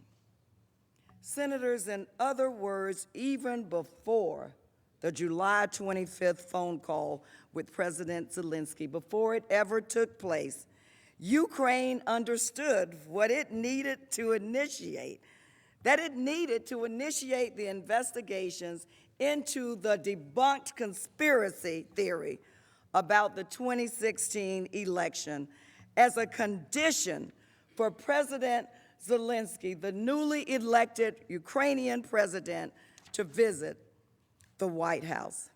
Ambassador Sondland testified that acting on President Trump's direct orders, he and Ambassador Volker prepped President Zelensky for the telephone call.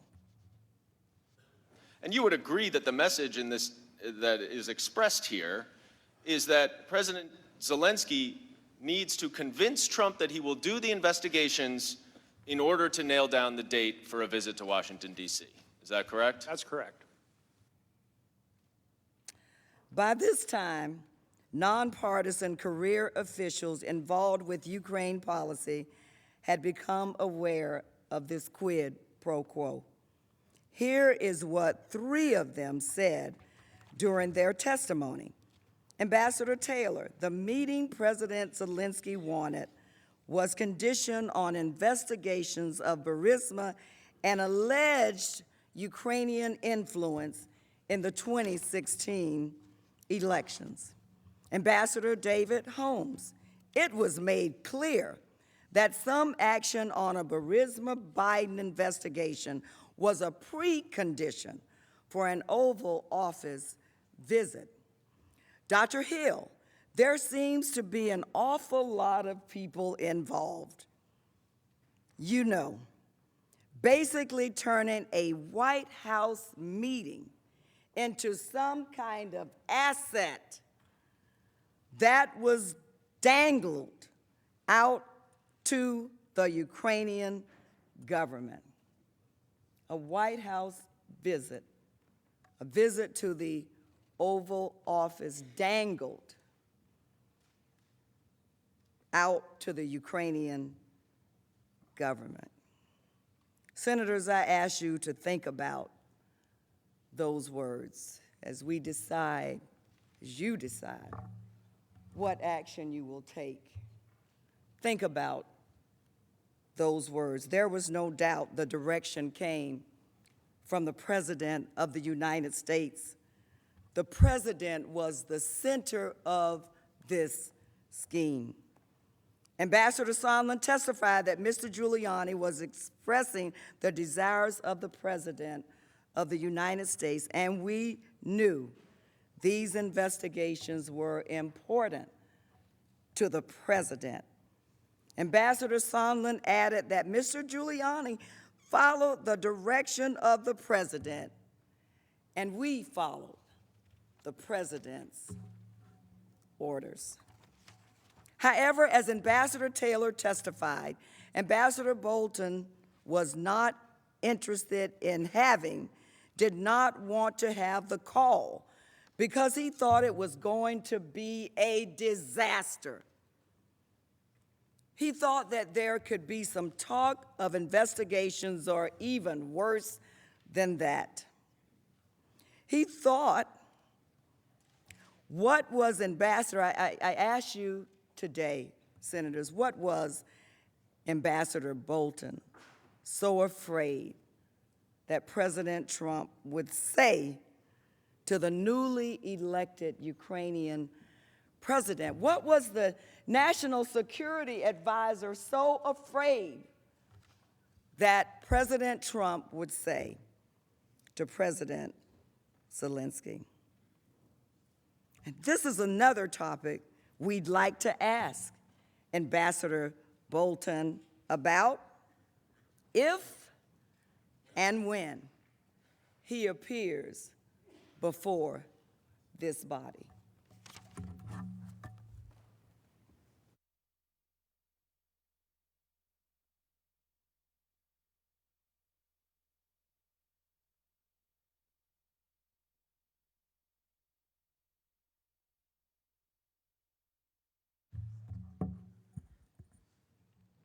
Mr. Chief Justice, distinguished members of the Senate, I thank you once again for your indulgence and for your courtesy as we all undertake our solemn constitutional responsibilities during this Senate trial. George Washington once observed in his farewell address to the nation that the Constitution is sacredly obligatory upon all. That means everyone. And in fact, that is what makes our great country so distinct from authoritarian regimes and enemies of democracy. Vladimir Putin is above the law in Russia. Erdogan is above the law in Turkey. Kim Jong-un is above the law in North Korea. But in the United States of America, no one is above the law, not even the President of the United States. That is what this moment is all about.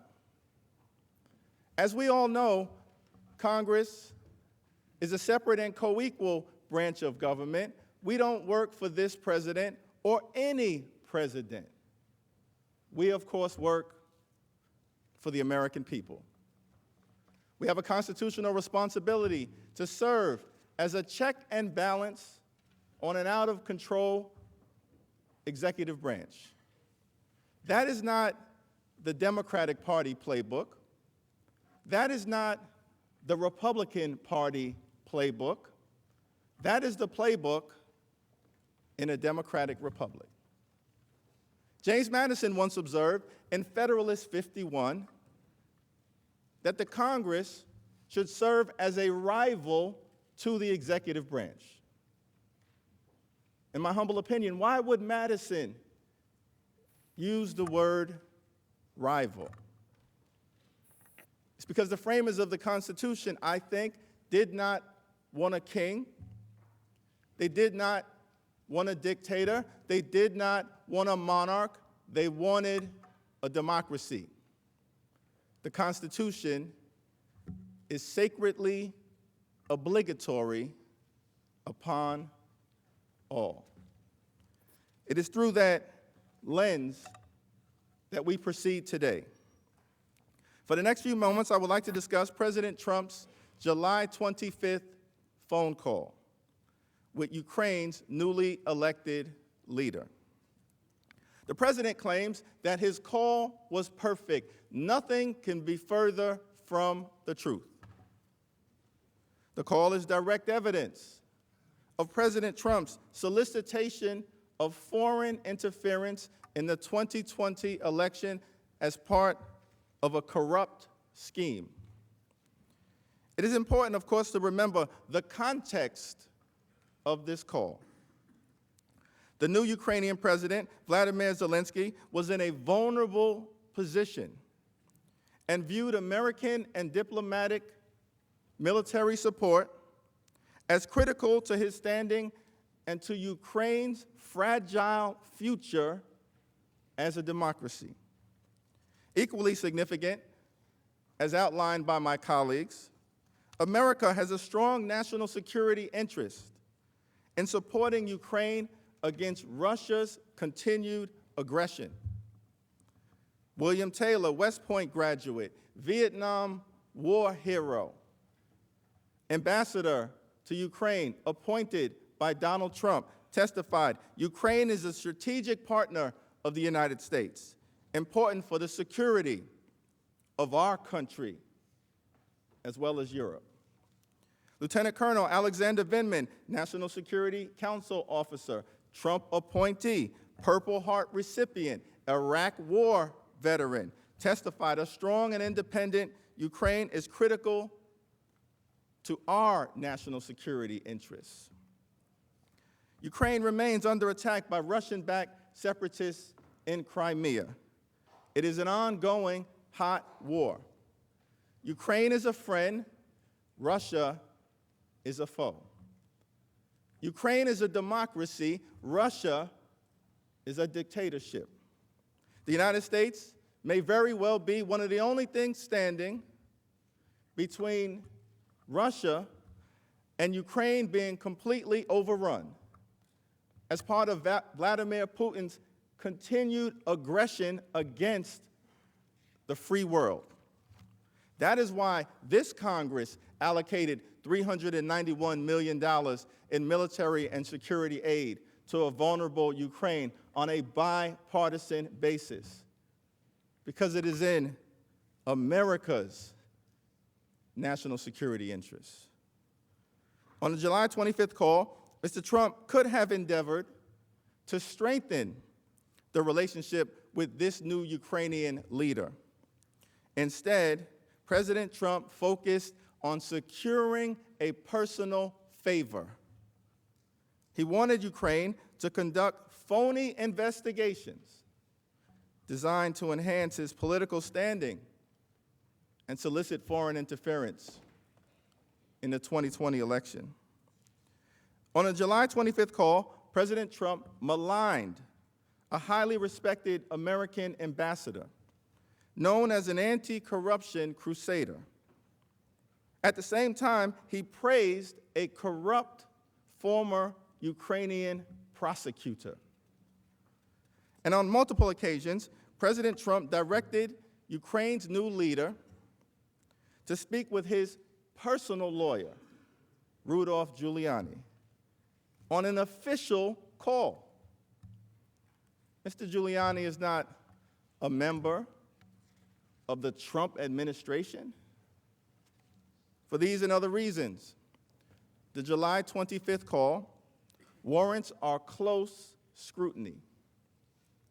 It presents significant and shocking evidence of President Trump's corrupt intent. The call lays bare the president's willingness to do whatever it takes to get what he wants, even if his behavior undermines the national security interests of the United States of America.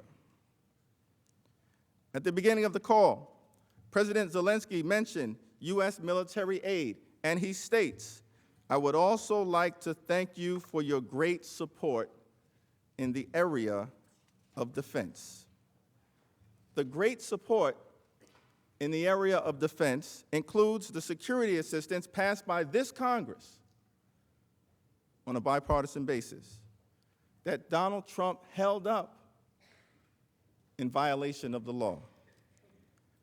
Immediately after President Zelensky raised the issue of defense support, President Trump responded, I would like you to do us a favor, though.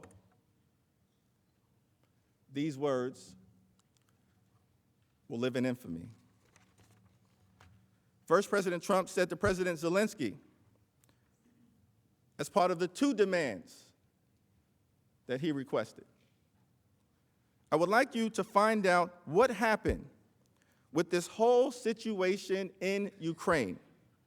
They say CrowdStrike. I guess you have one of your wealthy people, the server, they say, Ukraine has it.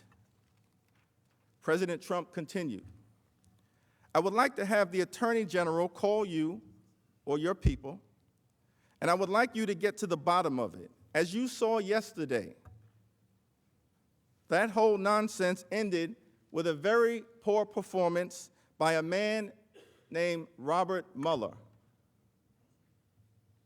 a Vietnam War hero, by the way. A very poor performance by a man named Robert Mueller, an incompetent performance. But they say a lot of it started with Ukraine. Whatever you can do,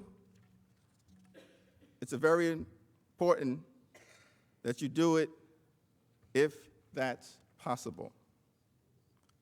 Who is the they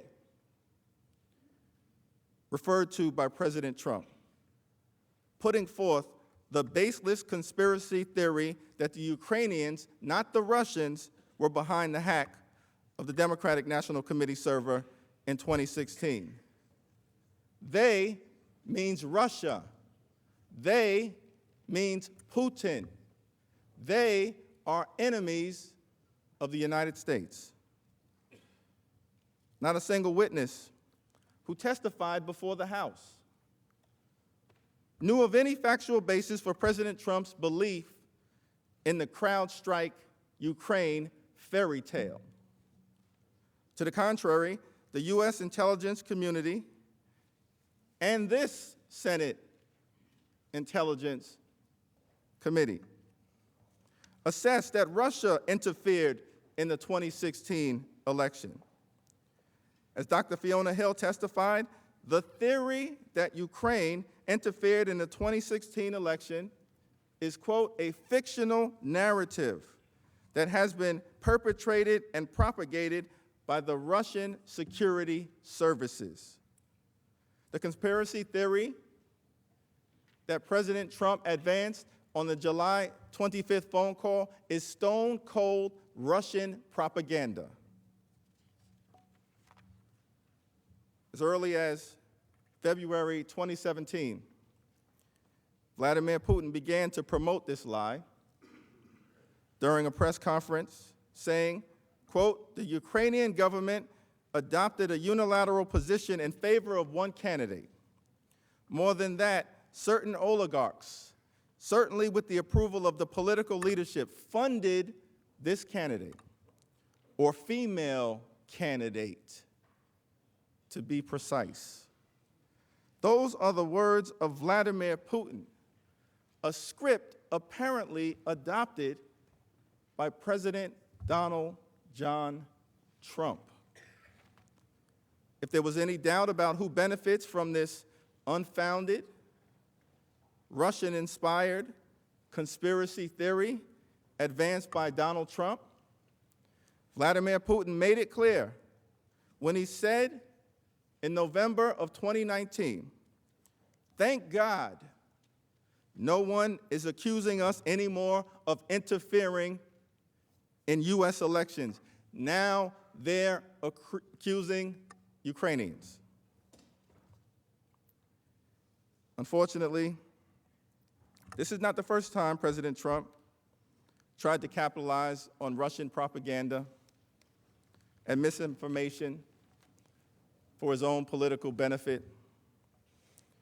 On July 24th, just one day before this call, Special Counsel Robert Mueller testified before Congress that the Russian government interfered in the 2016 election in sweeping and systematic fashion in order to support the Trump campaign and divide America. Mr. Mueller also found that the Trump campaign welcomed Russian interference in the 2016 election and utilized it as part of its campaign messaging. Despite the clear and overwhelming conclusion of U.S. intelligence agencies, as well as the distinguished Senate Intelligence Committee, that Russia, not Ukraine, interfered in the 2016 election, President Trump continued to press the new Ukrainian leader to announce an investigation into the CrowdStrike Ukraine conspiracy theory. Why? President Trump sought a political favor. That's why. As part of a scheme to solicit foreign interference in the 2020 election. The second demand made by President Trump on the July 25th call related to the campaign of Vice President Joe Biden, who announced his intention to run for the office of the presidency last April. Throughout the spring and early summer of last year, public polling consistently showed that Biden would decisively defeat President Trump.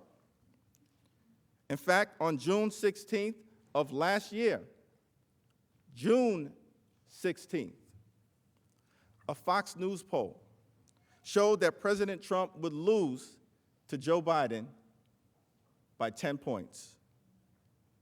The concern with Joe Biden's candidacy provides motive for President Trump's demand that the Ukrainian government investigate the former vice president and his son, Hunter. Here is what President Trump said on that call. The other thing, there's a lot of talk about Biden's son, that Biden stopped the prosecution. And a lot of people want to find out about that, so whatever you can do with the Attorney General would be great. Biden went around bragging that he stopped the prosecution, so if you can look into it, it sounds horrible to me. Now, the Trump administration officials who participated in the impeachment inquiry unanimously testified that there was no factual support for the allegation that Vice President Biden did anything wrong or misused his authority when he pressed for the removal of Ukraine's corrupt former prosecutor general. Joe Biden did nothing wrong. The witnesses testified that Vice President Biden was in fact carrying out official U.S. policy to clean up the Prosecutor General's office in Ukraine. This policy, of course, aligned with the perspective of many in this very distinguished body, as well as our European allies throughout the world, as well as the International Monetary Fund. Vice President Biden did not remove Yuri Lutsenko, the corrupt prosecutor. The Ukrainian government did, with the support of the free world. Nonetheless, on October 3rd, 2019, when a reporter asked President Trump, "What exactly did you hope Zelensky would do about the Bidens after your phone call?" President Trump responded as follows. Mr. President, what exactly did you hope Zelensky would do about the Bidens after your phone call? Exactly. Well, I would think that if they were honest about it, they'd start a major investigation into the Bidens. It's a very simple answer. Start a major investigation into the Bidens. The evidence of wrongdoing by President Trump is hiding in plain sight. During the July 25th call, President Trump also repeatedly pressed the Ukrainian president to coordinate with his personal attorney, Rudolph Giuliani. Why was Rudolph Giuliani's name mentioned multiple times during the July 25th phone call? Giuliani is not the Secretary of State. He's not an ambassador. He's not a member of the diplomatic corps. Rudolph Giuliani is a cold-blooded political operative for President Trump's re-election campaign. That is why he was referenced multiple times on that July 25th phone call. And it is evidence of corrupt intent by President Trump. By the time the call took place, President Zelensky understood Giuliani's connection to the shakedown scheme. He recognized Giuliani's role as the president's political operative as matters related to Ukraine. Zelensky informed President Trump that one of his aides spoke with Mr. Giuliani just recently, and we are hoping very much that Mr. Giuliani will be able to travel to Ukraine and we will meet once he comes. The Ukrainian leader knew Giuliani represented President Trump's political interest in his country and could help unlock the long sought after Oval Office meeting that President Zelensky desired. The phony investigations sought by President Trump on the July 25th call were not designed to bolster the national security interests of the United States of America. Quite the contrary, President Trump sought to benefit himself and his own re-election prospects. On the July 25th call, President Trump also suggested that President Zelensky speak with the Attorney General, William Barr, about the two fake investigations that the president sought. This is important to keep in mind. At no time during this entire sordid scheme was there an ongoing American law enforcement investigation into the phony slander related to Joe Biden or the conspiracy theory related to Ukrainian interference in the 2016 election. At no time was there an ongoing American law enforcement investigation. America is the leader of the free world. We do not urge other sovereign countries to target American citizens, absent any legitimate basis whatsoever, absent any scintilla of evidence.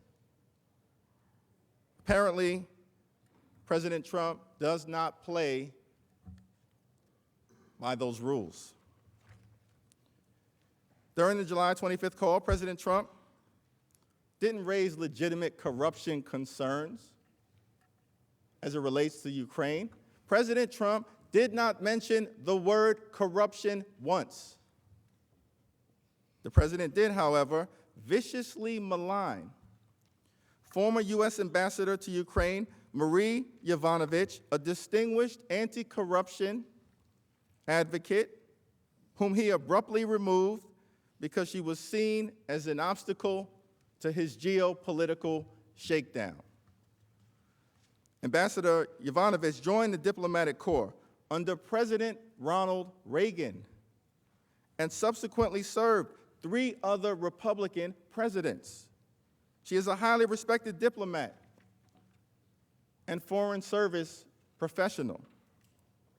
Yet, President Trump told the new Ukrainian leader, the former ambassador from the United States, the woman, was bad news, and the people she was dealing with in the Ukraine were bad news. So I just want to let you know that. He didn't stop there.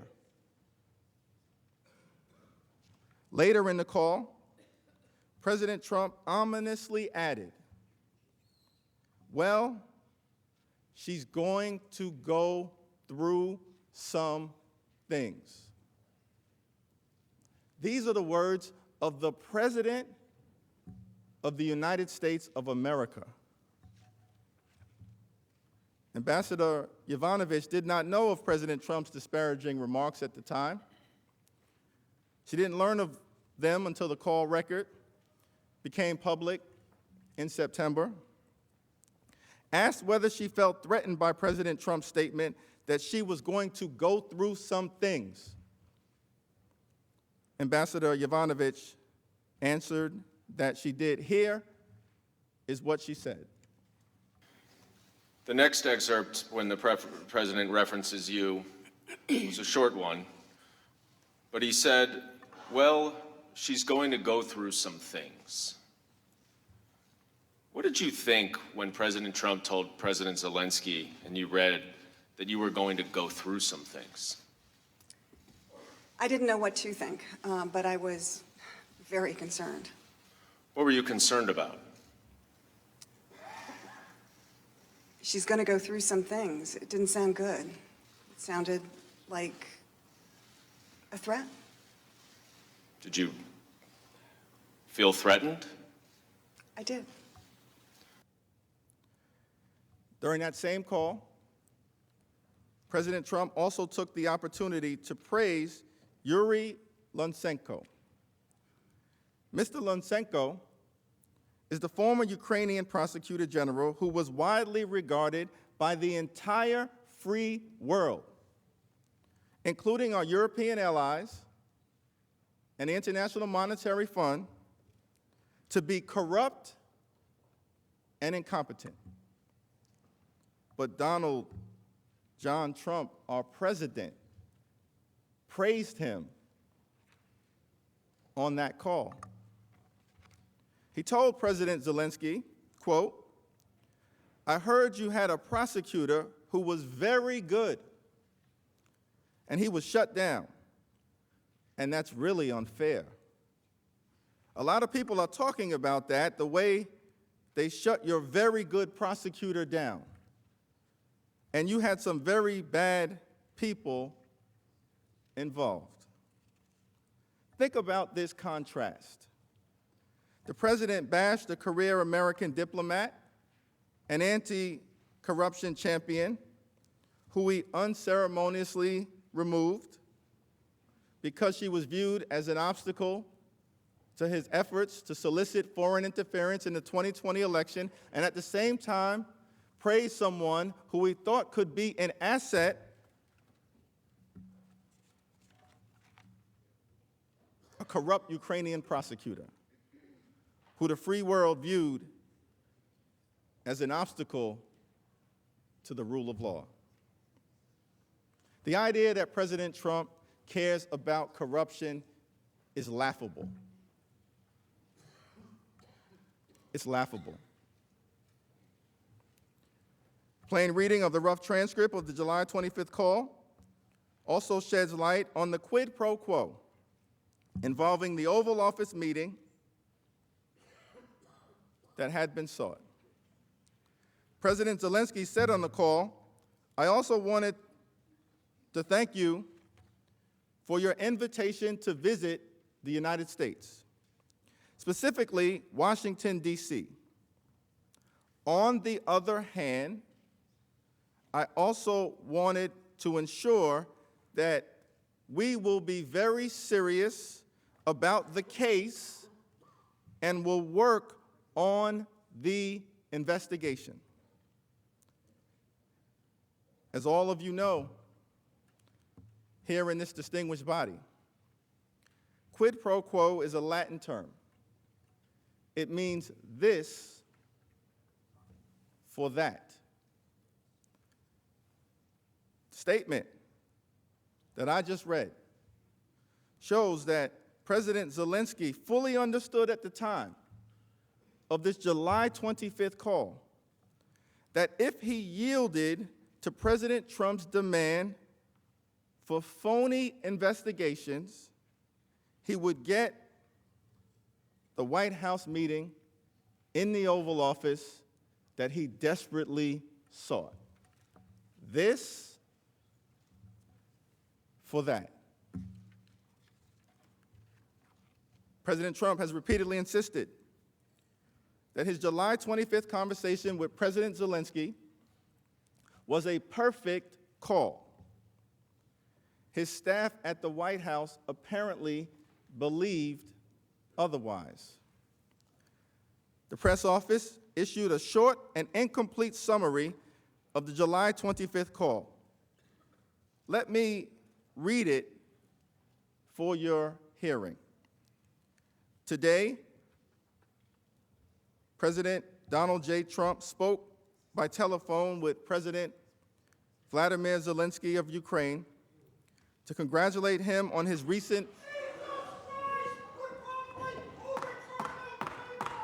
The Senate will be in order. The Sergeant at Arms will restore order in the gallery.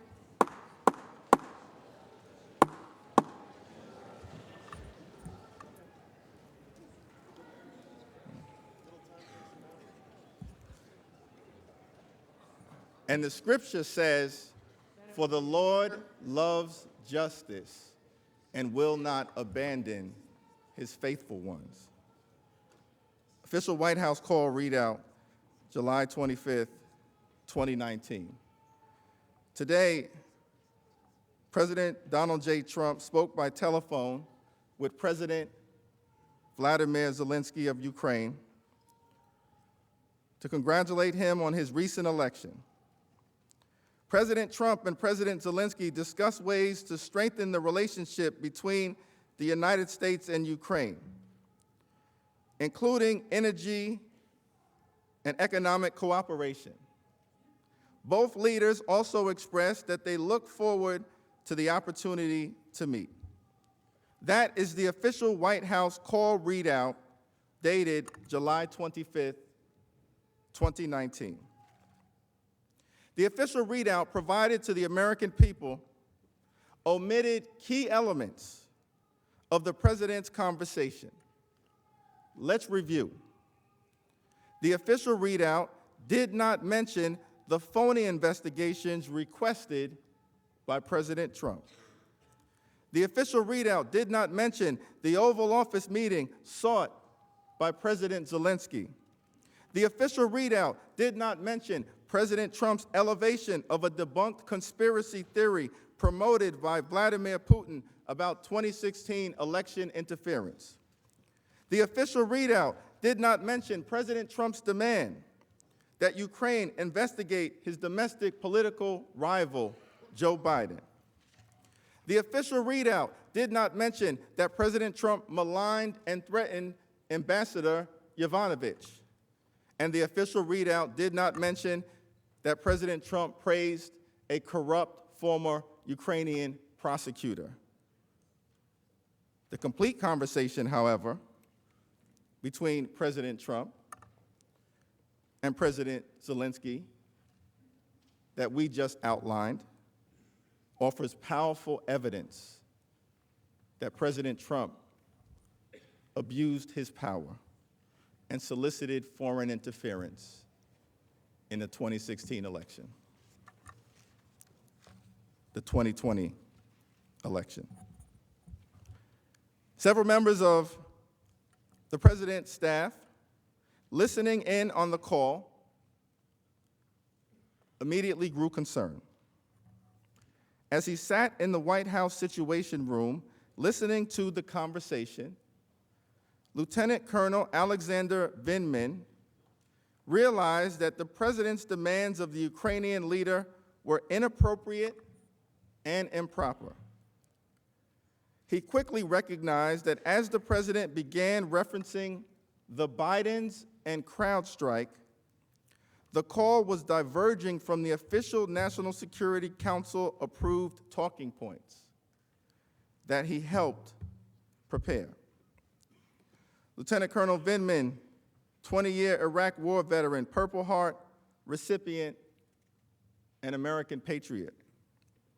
He testified in the context of the call that due to the unequal bargaining position of the two leaders and Ukraine's dependence on the United States, the favor that President Trump sought would have been perceived by President Zelensky as a demand.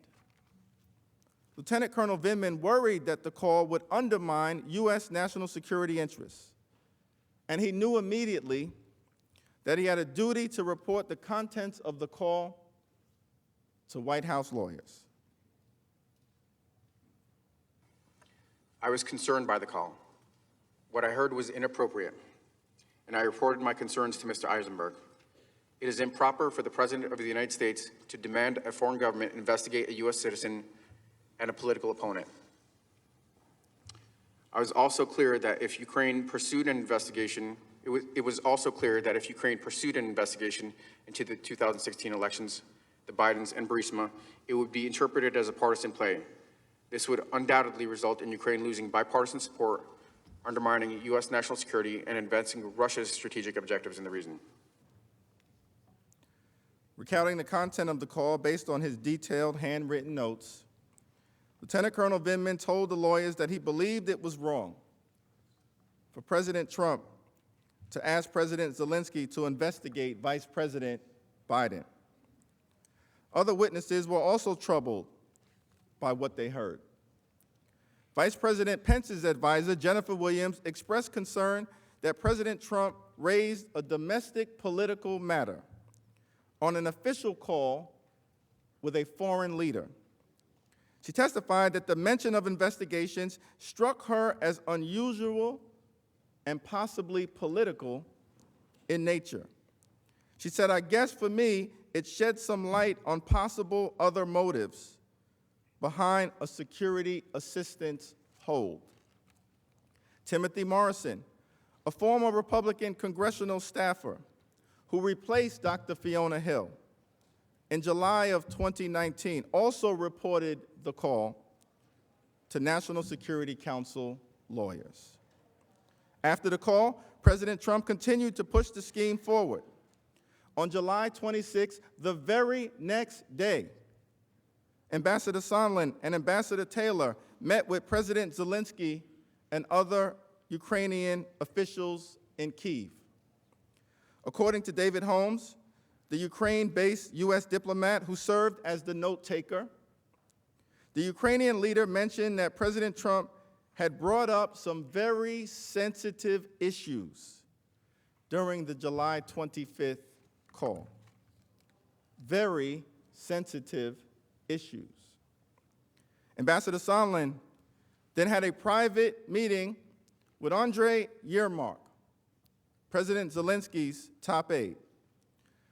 The two men insisted that the meeting be one-on-one with no note-taker, perhaps due to the sensitive issues that might come up. Ambassador Sondland testified that he and President Zelensky's aide probably discussed the issue of investigations. After these key moments in Ukraine, Ambassador Sondland went to lunch with David Holmes and two other American officials. Mr. Holmes sat directly across from Ambassador Sondland, close enough to hear the details of an extraordinary telephone call between Mr. Sondland and President Trump. As Mr. Holmes relayed during his sworn testimony under oath, Ambassador Sondland pulled out his unsecured cell phone and said that he was going to call President Trump to give him an update. What happened next was shocking. While Ambassador Sondland's phone was not on speakerphone, I could hear the president's voice through the earpiece of the phone. The president's voice was loud and recognizable, and Ambassador Sondland held the phone away from his ear for a period of time, presumably because of the loud volume. I heard Ambassador Sondland greet the president and explain he was calling from Kyiv. I heard President Trump then clarify that Ambassador Sondland was in Ukraine.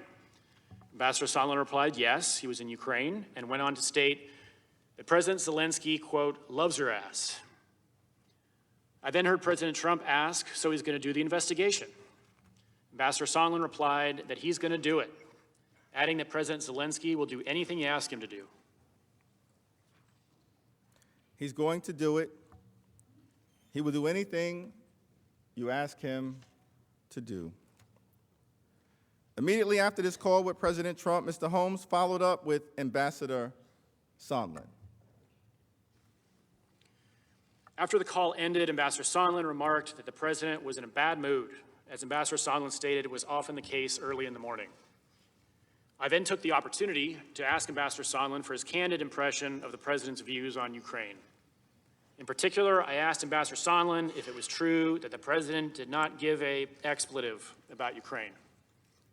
Ambassador Sondland agreed that the president did not give an expletive about Ukraine. I asked why not. Ambassador Sondland stated that the president only cares about big stuff. I noted there was big stuff going on in Ukraine, like a war with Russia. And Ambassador Sondland replied that he meant big stuff that benefits the president, like the Biden investigation that Mr. Giuliani was pushing. The conversation then moved on to other topics. During the July 25th call, President Trump asked for the favor of these two phony political investigations immediately after the Ukrainian president brought up defense assistance for Ukraine. And the following day, Ambassador Sondland confirmed to President Trump that Ukraine would indeed initiate the investigations discussed on the call, which was the only thing President cared about with respect to Ukraine. He didn't care that Russia was forcefully occupying eastern Ukraine.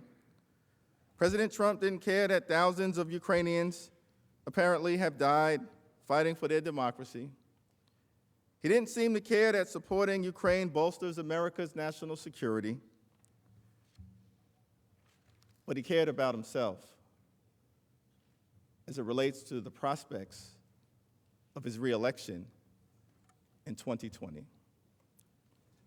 In November, President Trump denied that he spoke to Ambassador Sondland on July 26, telling reporters, "I know nothing about that."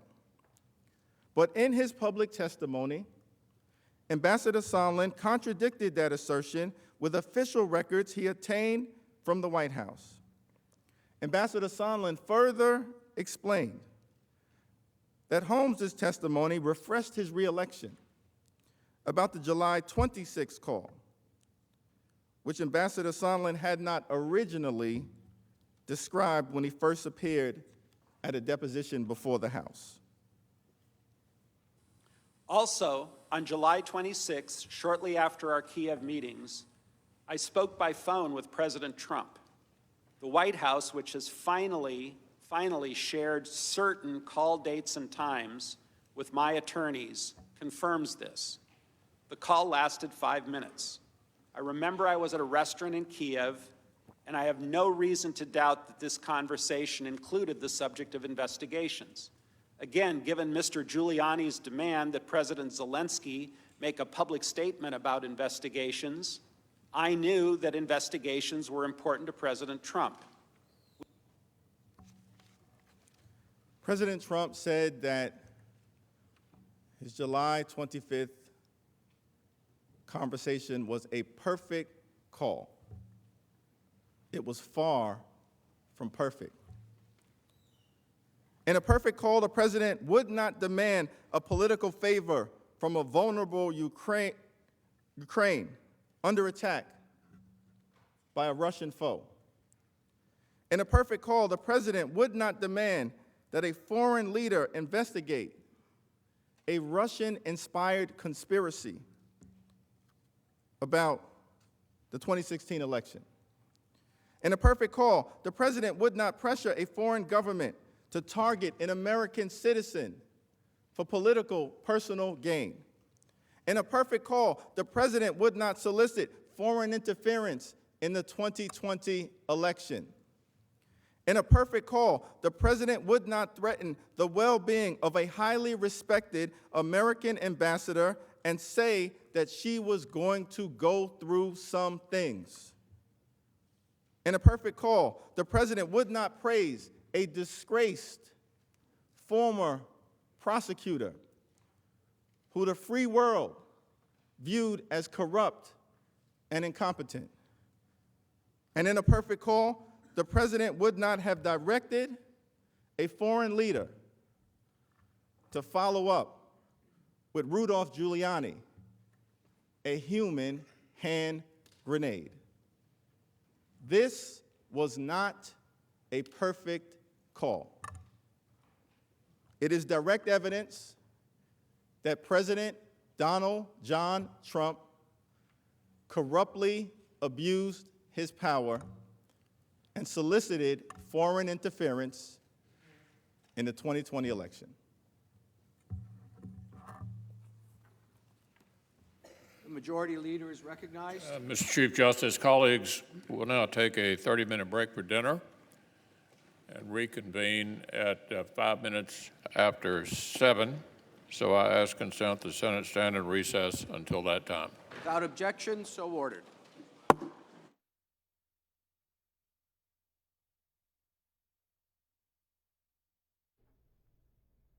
And the House impeachment prosecution managers have about 24 hours to present their case against the president. They began today at about 1 p.m.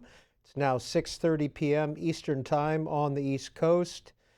That 24 hours is to be spread over 3 days, so they will come back. Chances are they have several more hours of impeachment testimony to get through this evening. But we want to hear from you and what you've learned so far today. 202 is the area code. 748-8920 if you're a Democrat, 202-748-8921 for Republicans, and 748-8922 for independents. Now, if you can't get through and you want to text, 748-8003. Here's Senator Rick Scott of Florida. Remember what the stakes are. The stakes are the Democrats, the House Democrats hate Trump. They want to change the election in 2016, kick a guy out of office that was duly elected, and they want to kick him off the ballot in 2020. That's what we're talking about. And think about what they said today. They said that it's okay for Joe Biden to go to Ukraine and threaten to withhold money to get a prosecutor that he has no right to get rid of out of office. But a president who has a right to pick the ambassadors they want to pick does not have the right to change out an ambassador. So this is all they're doing is going through process. Because they don't have anything to do to attach anything to Donald Trump, they just hate the guy. How long do you think they're going to go for tonight? I don't know. I mean, it seems like we've gone as long as last night. I think we went 13 hours last night. I mean, it's like the exact same thing. I mean, they get a new speaker, they talk about the same stuff. And remember, the standard that they have is treason, bribery, high crime, or other high crimes and misdemeanors. And the result of this is they want to kick this guy out of office, a duly elected president, and they want to overturn the votes of 127 million Americans. That's wrong. Do you think it should be a witness swap with like Hunter Biden coming in? Or? I think we're going to have a fair process.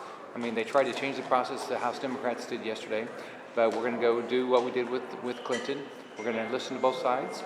We're going to ask her questions, and we'll make a decision if there's going to be any witnesses. Right now, I don't know what they would. They had the opportunity to ask to subpoena Bolton. They didn't do it. I mean, they rushed through this. Think of what they did. They rushed through this process because they said there was an imminent threat. And then what they did after that is they set on for 33 days, and then last night all they did was try to slow down the process again because they don't have a plan or they don't have a case, whatever. The president this morning was talking about these documents. He has everything that the Democrats want. Do you think that he should maybe just hand over something just to shut the Democrats up?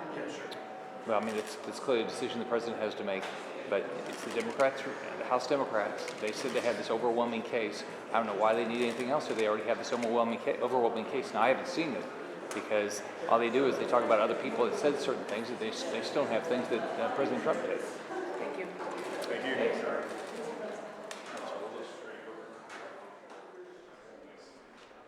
And that was Senator Rick Scott, Republican of Florida, reacting to the last 5.5 hours of listening to the House impeachment managers. Want to hear from you now. Chris is in Dover, New Hampshire, independent line. Chris, what have you learned in the last 5.5 hours? Well, I'll tell you, the nation voted all these people in, and what did we get last night? We get 11 tables. That's WrestleMania. And, it seems like this whole thing seems like a commercial for Joe Biden and Hillary Clinton.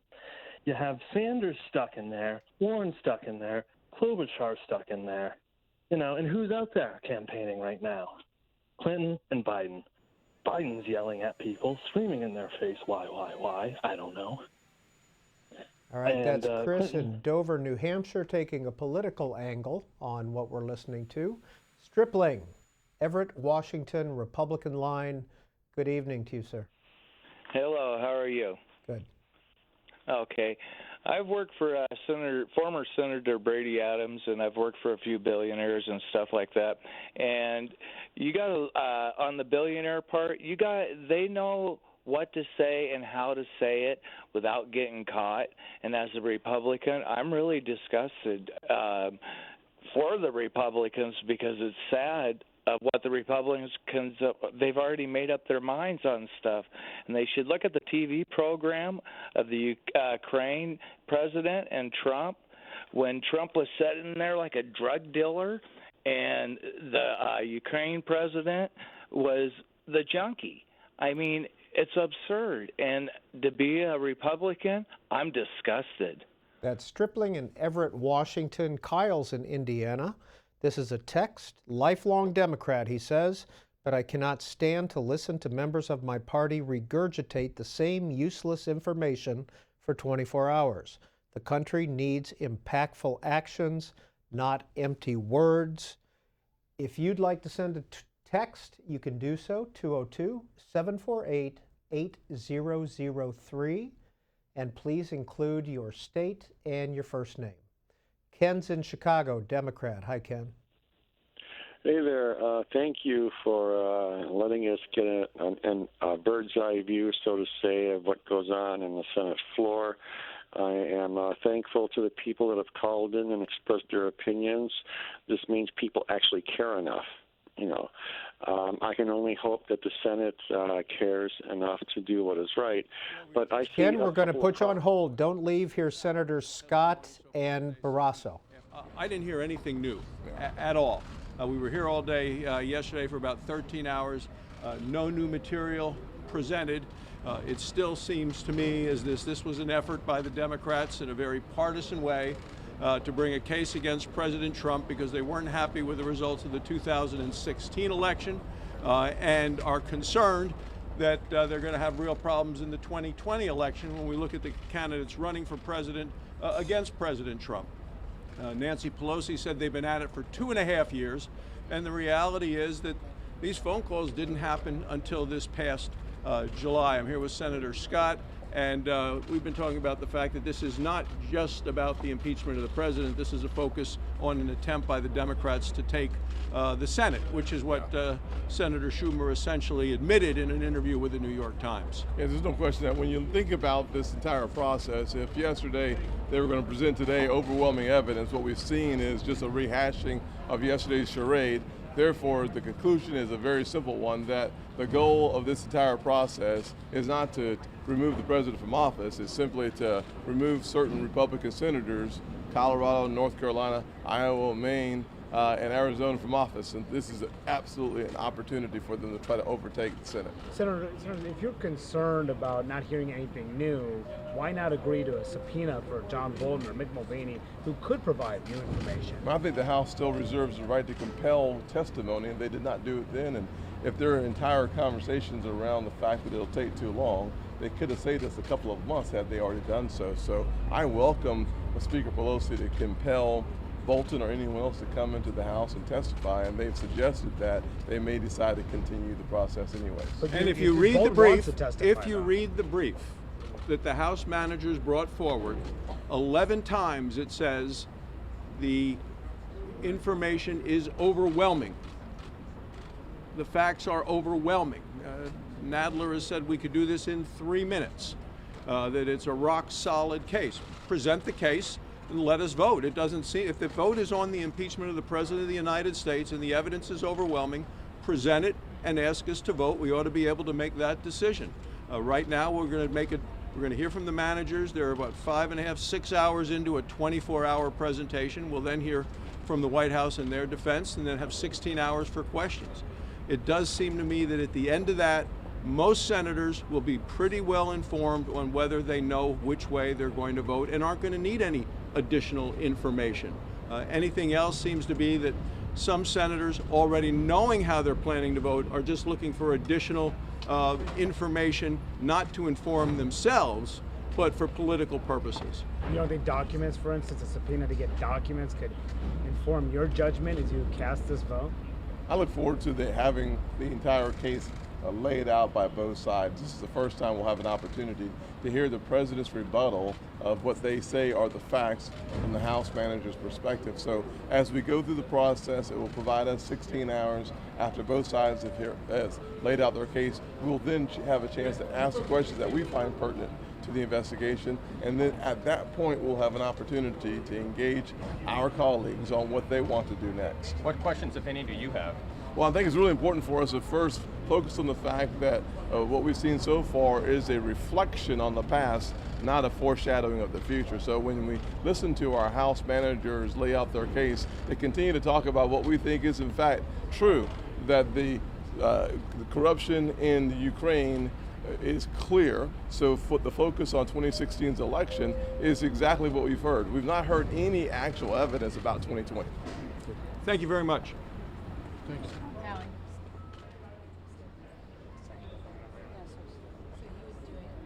And Republican Senators Scott and Barrasso are in the basement of the Capitol.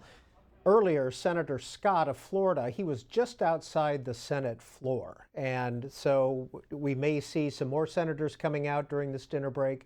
We will go to them live as much as possible. Now, the caller we were talking to earlier, Ken in Chicago, we're going to go back to him in just a second. But he said one thing that I just want to comment on very quickly. He said, thank you for the bird's eye view. Well, we wish we could give you more of a bird's eye view. The cameras in the Senate are controlled by the Senate. They focus on the speaker and once in a while a wide shot. All 100 senators are in their chairs, no electronic devices, no additional reading materials, and they're at their desks listening to the testimony. And unfortunately, we can't show you that. We can't give you that wider perspective. Ken, Chicago, you're back on the air. Finish your comments. Great. Thank you. So, yes, maybe somewhat limited on what you can show us, but the transparency is definitely there. So what have you learned in the last 5.5 hours? Well, what I've learned is that just as with other past bills that have been voted on along party lines, two things, if they were changed, would change our government, absolutely. The one thing would be the Electoral College. Right now, Hillary Clinton would be president if each vote was counted individually instead of the electoral. Okay. And the other thing would be term limits. All right, that's Ken in Chicago. Here's Ted Cruz. Well, we're in the first day of the Democratic managers' opening arguments, and one of the realities that's already setting in is just a few hours into their opening arguments, they're already repeating the same points they made for 13 hours yesterday. And I suspect the Democrats, threw a fit yesterday, insisted they needed at least 3 full days to present the arguments. I think we're going to see an awful lot of repetition, making the same points over and over again. There were 2 things in particular today that I thought were highly notable. Number one, several of the Democratic managers made the case that Ukraine, denying Ukraine military aid, endangered lives, was a tremendous blow to American national security and was wrong. Even a moment of delaying military aid to Ukraine risked lives. You know, there's an old saying that hypocrisy is the tribute vice pays to virtue. And this is a really powerful example, because if there is such a compelling national security interest to give military aid to Ukraine, then what do these House Democrats have to say about the years that Barack Obama refused to give lethal military aid to Ukraine? And in fact, I traveled to Ukraine in 2014, came back and urged Barack Obama to give lethal military aid to Ukraine. The Obama administration refused to do so. Instead, they sent blankets and MREs, but they wouldn't give lethal aid. On the other hand, the Trump administration has given Javelin missiles, has sold Javelin missiles that can take out Russian tanks. And so if the House manager's argument is correct, I guess the consequence is, under their argument, maybe they should have impeached Obama if not giving military aid to Ukraine was a deep threat to U.S. national security. A second point. I think the House managers made a very serious strategic error today. Adam Schiff's arguments to open the day today directly drew into question Hunter Biden and made not only his testimony relevant, which it already was, but it is now critical, because the House Democrats have built their entire case on the proposition that any investigation into Burisma and corruption was a sham, that it was completely debunked.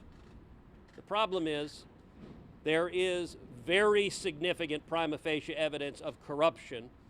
Hunter Biden, the son of the then sitting president, Joe Biden, was being paid $83,000 a month, $1 million a year. This is someone with no background in oil and gas, no experience. And at the same time, Joe Biden has publicly admitted that he threatened Ukraine. He withheld, or threatened to withhold, $1 billion of aid unless and until Ukraine fired the prosecutor that was potentially investigating the company on which his son served on the board. If the House manager's case is based on the allegations of corruption concerning Hunter Biden and Joe Biden being a sham, then it is directly relevant. And I got to say, the need for the Senate to hear the testimony of Hunter Biden and the need for the Senate to grant the White House lawyers the ability to take that testimony has become all the more relevant. One last observation. Yesterday, Representative Nadler threw up great indignation, and he said, out of hundreds of thousands of Ukrainian companies, how can it be that President Trump was just concerned with this one company, Burisma? Well, the obvious answer that the House managers ignore is Burisma was the only Ukrainian company that had the son of the vice president that had real prima facie indications of American corruption. We're not talking about some abstract interest in any sort of corruption that might exist in Ukraine, but if you have a sitting vice president making public policy decisions to benefit his family to the tune of $1 million a year, that raises a serious question of corruption, and a president not only is justified in asking for that to be investigated, but has a responsibility to see that that's investigated. And that was a question not about Ukrainian corruption, but a question about American corruption, and Ukraine being integral in helping investigate whether there was, in fact, American corruption. I think we're going to hear another 2.5 days of arguments from the House Democrats. But the longer they talk at this point, the weaker the case is getting. Senator, you said that will you force a vote to try to subpoena Hunter Biden? The decision on calling witnesses is a decision in the first instance for the parties and for the parties' counsels. And so the question on calling Hunter Biden is going to be a decision for President Trump's lawyers to make initially if they ask to call Hunter Biden. If they ask to call Hunter Biden, if they ask to call the whistleblower, If they ask to call other potentially relevant witnesses, then the Senate will have to make a decision whether to grant that request. I don't think the Senate should force the parties to call witnesses that their lawyers don't make the decision to call, but I do think the Senate has an obligation to conduct a fair trial. That means to respect due process. You know, it was striking. One of the talking points that the House managers are pushing is they keep saying fair trial, fair trial, fair trial. Yesterday, or actually today, Adam Schiff said, if a defendant is denied the right to call witnesses to prove his innocence, that's not a fair trial. Well, the problem is that is exactly what House Democrats did, where they put on prosecution witnesses. They refused to allow Hunter Biden to be called. Now, the House Democrats have now made Hunter Biden central to the question of the president's interest, and yet they did exactly what they said. The Senate will do a better job. We will conduct a fair trial, as has been demonstrated this week. We're giving the House Democrats a full opportunity to present their case, but then due process mandates that the president is entitled to full opportunity to present his case, to present his defense, and I look forward to the Senate hearing that, the American people hearing that. Senator, thank you, guys.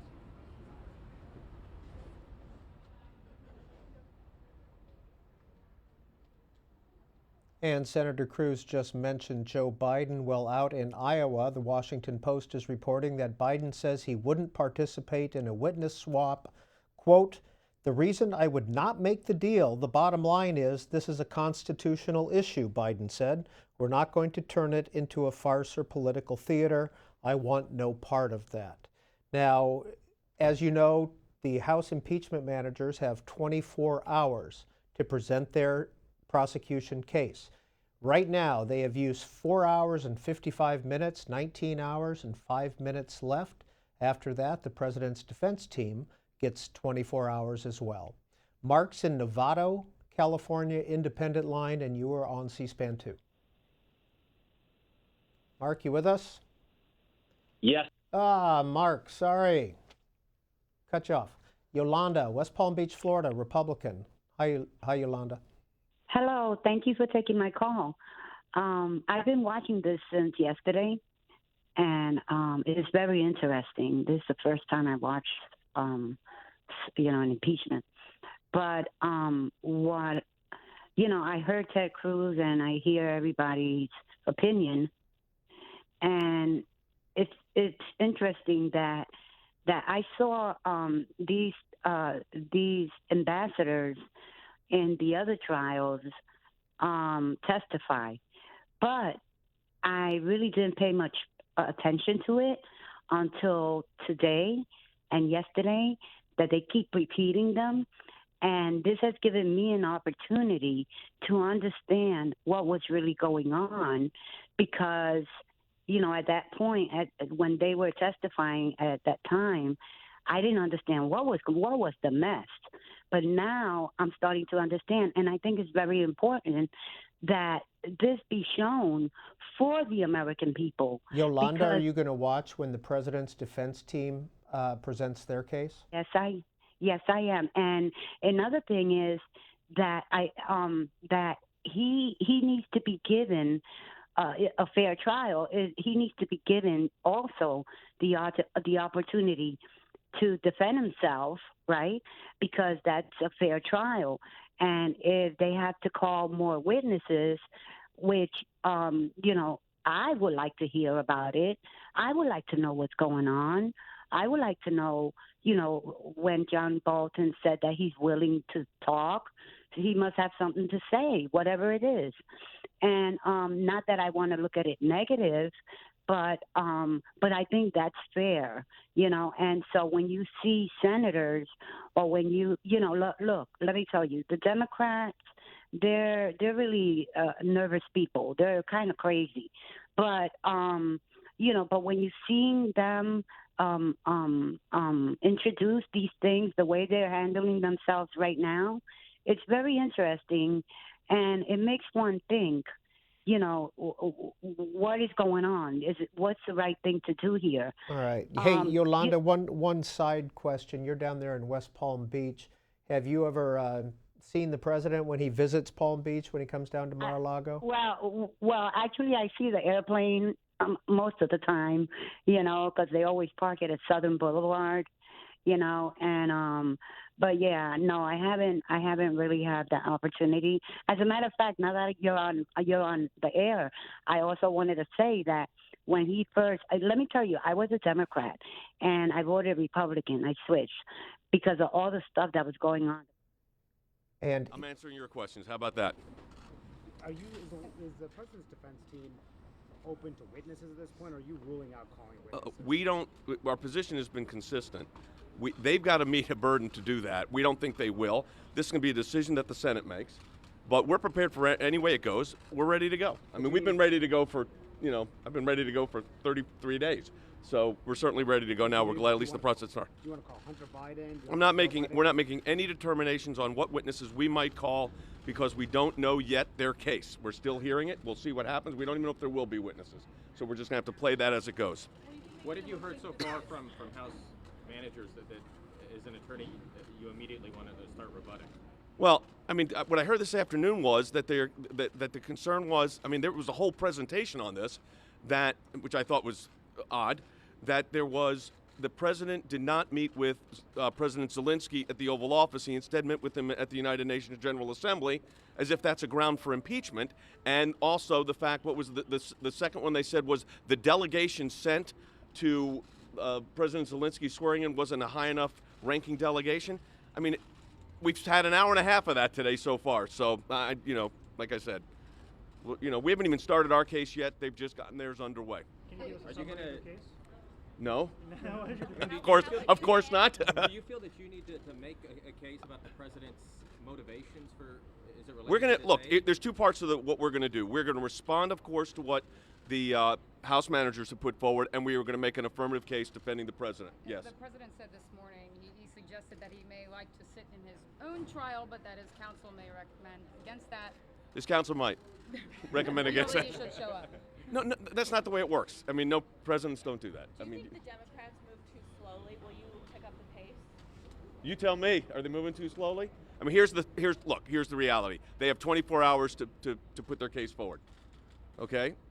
They may take, it looks like they will take all 24 hours. We will make the determination on our presentation of the case based on what we're responding to and based on our affirmative case. I don't know if it's going to take 10 hours, 14 hours, 24 hours, or 6 hours. We're going to have to, listen, when you're in a proceeding like this, you have to be flexible, you have to be fluid. We're doing that. Next. Was it damaging to have the president be seen on TV? Okay, I'm sorry. So is it damaging to his motive to have the president on ABC saying he would accept No, it's not. I mean, I understand what they're making it for an emotive purpose. It's a video that's been seen before. It was there was a lot more to that video than was seen. And the fact of the matter, none of that violates any laws or rules or regulations. Next. Is the president taking an active role in here? Is he giving you guys notes as this is playing Well, out? A, I would never tell you if he was. B, he's been a little busy. How would you handle it if Bolton was called as a witness? How would I handle it? It would not be a decision I would make individually as the president's private counsel. The White House counsel obviously would be the primary there. As a former. Would we recommend executive privilege? I'm not going to look. Any witness like Mick Mulvaney? Well, I'm not going to say. Look, I mean, I had the whole discussion yesterday about executive privilege. I had the chairman of the Judiciary Committee, who's now a House manager, saying that executive privilege and other nonsense, as if the Constitution and the Supreme Court's decisions on executive privilege didn't exist. They do exist. We will apply them when appropriate. We'll determine that as the proceedings move forward. I got time. One more, last one. Senator Cruz was just here saying that Hunter Biden's testimony is critical and directly relevant. Do you agree with that? I'm not going to. I have tremendous respect for Senator Cruz. I am not going to comment on what testimony may or may not be relevant. I'll take one more. After the Chief Justice admonished both sides yesterday, is that going to change how you approach your defense? I have known John Roberts for a long time. I have appeared before John Roberts. I have been co-counsel with John Roberts. There was some emotion on the floor yesterday, but when they accused my client of lying, when they accused the United States Senate of lying, when they've accused my colleagues of lying, and then the chairman of the House Judiciary Committee says the words executive privilege and other nonsense, it's going to evoke a reaction. That's all I'll say. Thank you, everybody.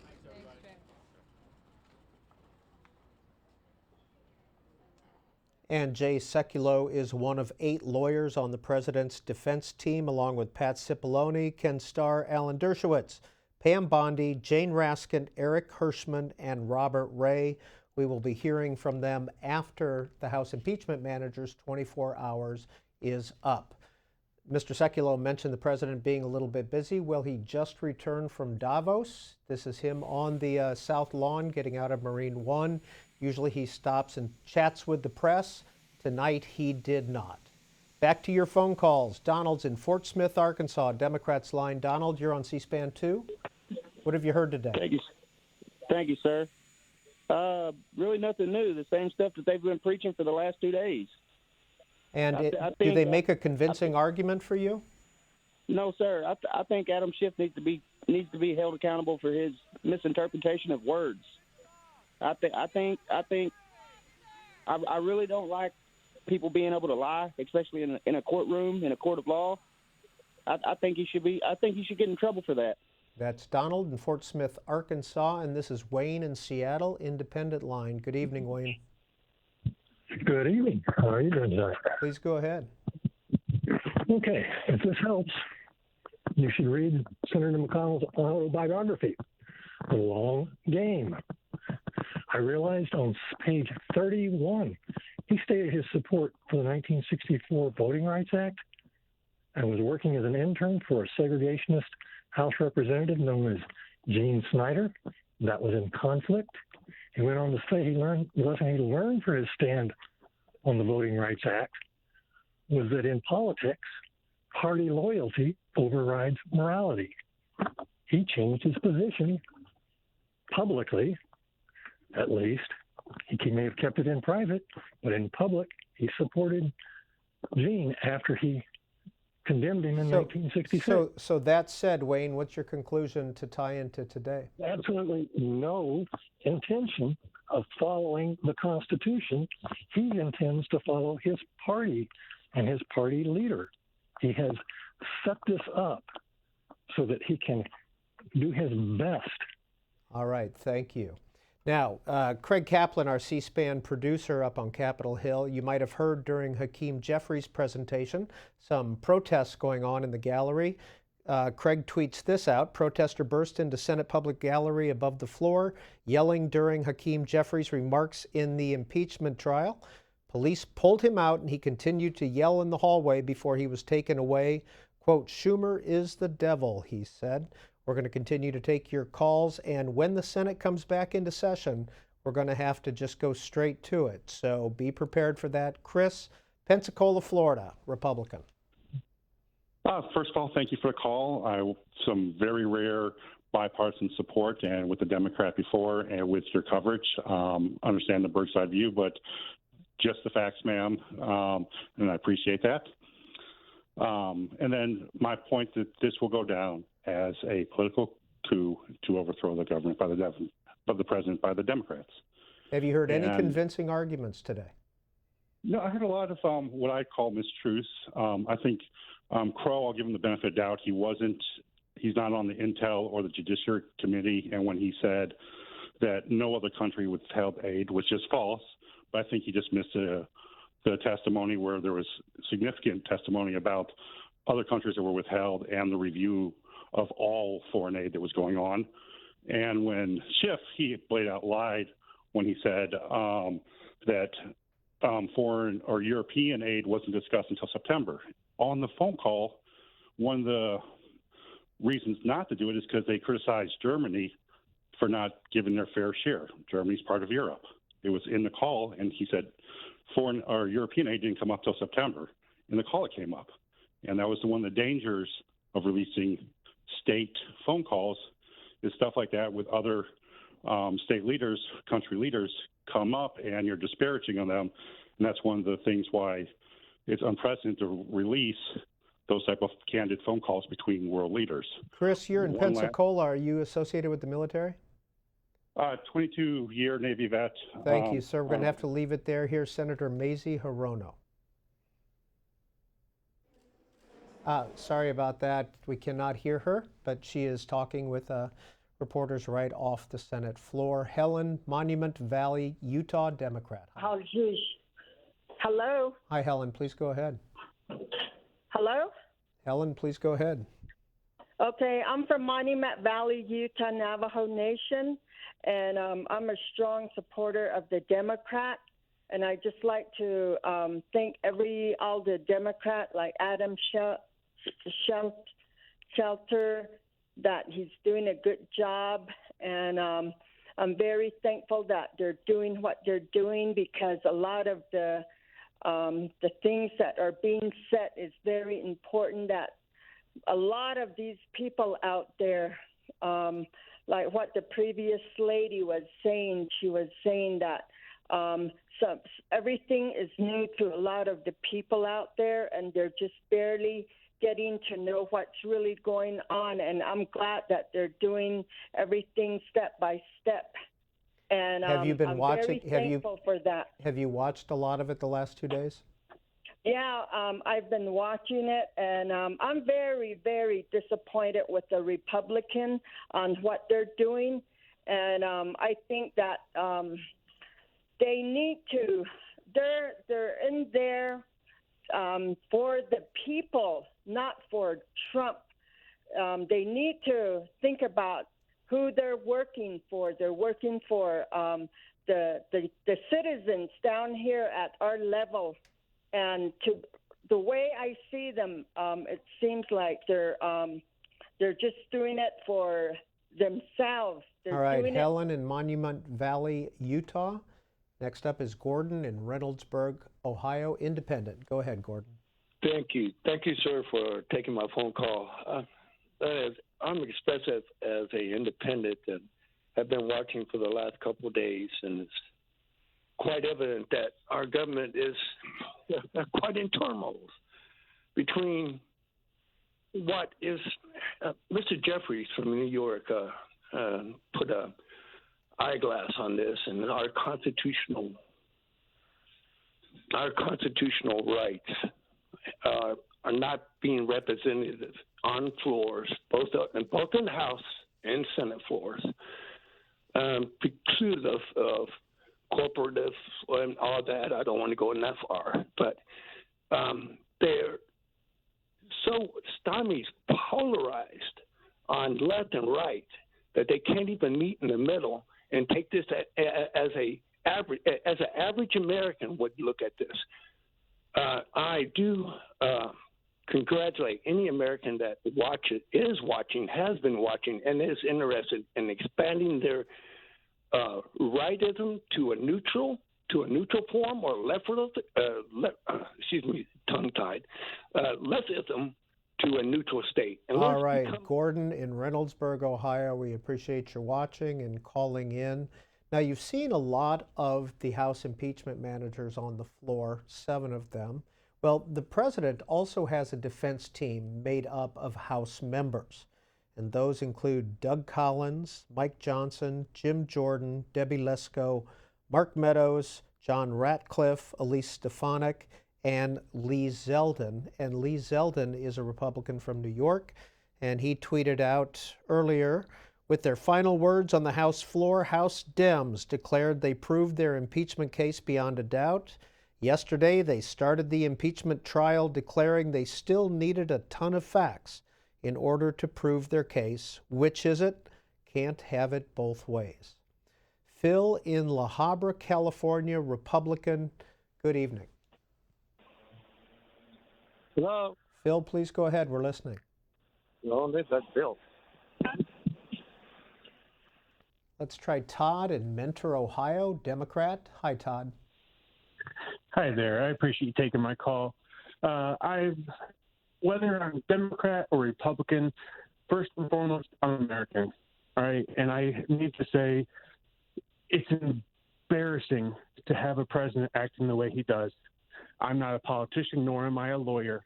However, listening to Congress throughout decide whether or not going to impeach the president, and now in the Senate, here the Senate managers talking, they've made their case.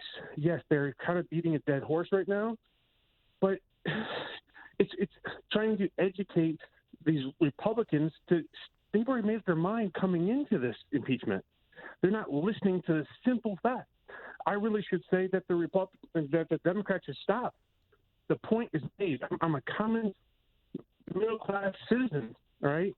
It's not that difficult to understand. And I know President Trump, he wrote a book, The Art of the Deal. Okay, that was back in the 1980s. And trust me, he has mastered this. In this one case, in this simple phone call that he calls the perfect phone call, he screwed up. And the American public has recognized this. Now, your Senate can run you all around and try and blow smoke so you don't see the real facts. But the Democrats have made their point.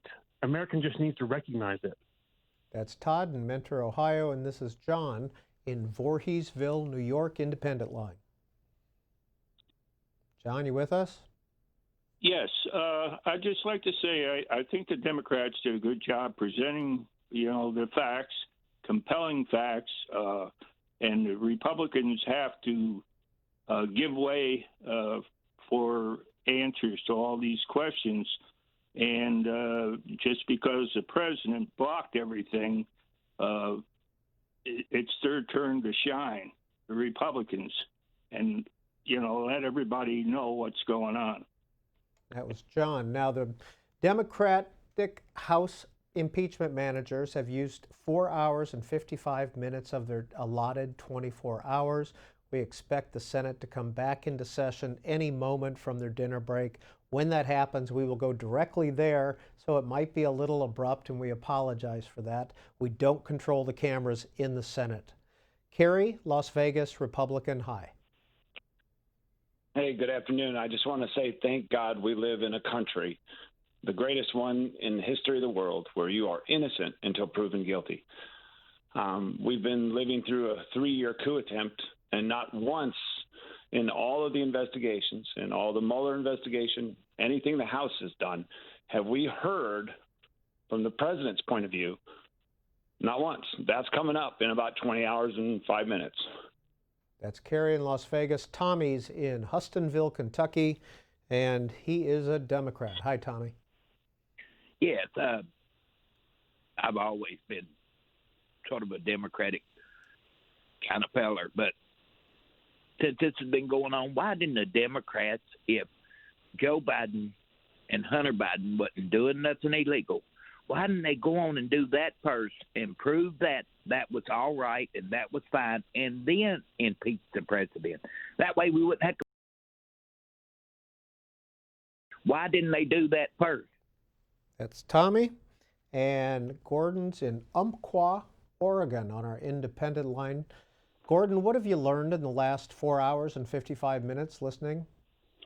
Well, I've watched the House hearing, and I've been watching this pretty close, and it's a rehash of what the House hearing had.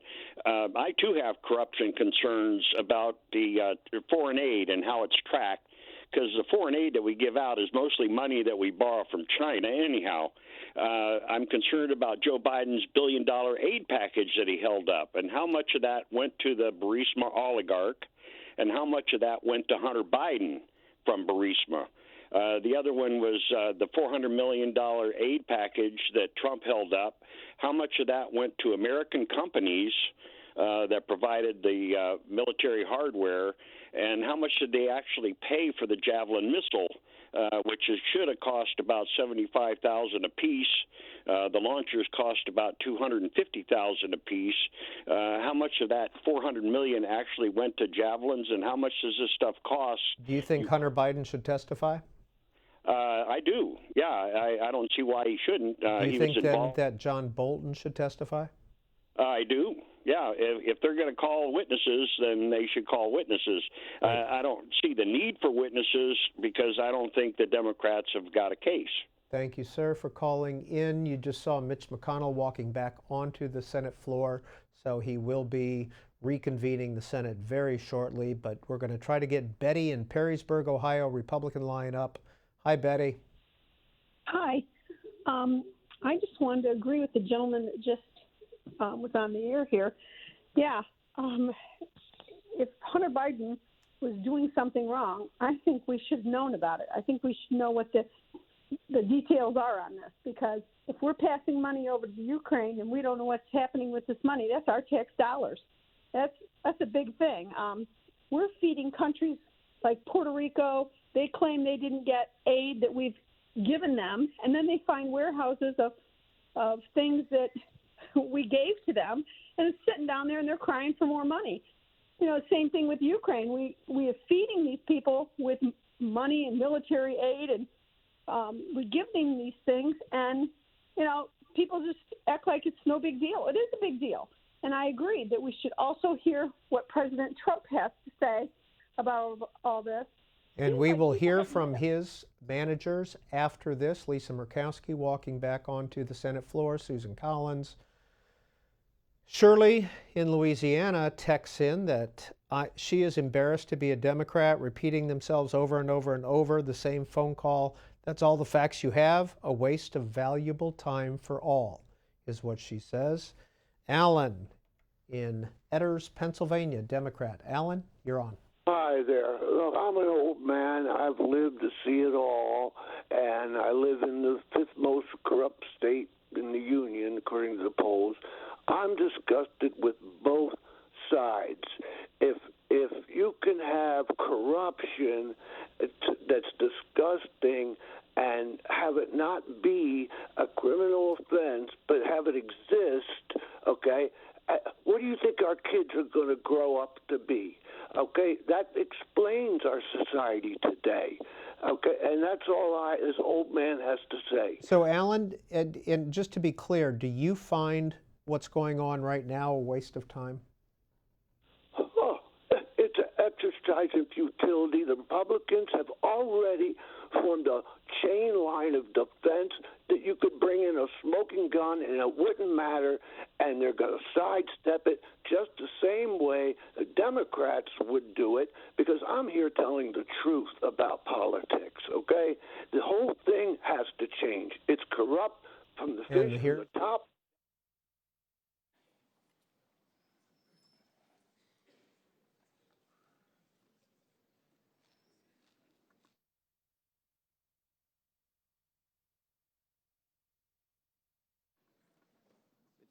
Mr. Schiff.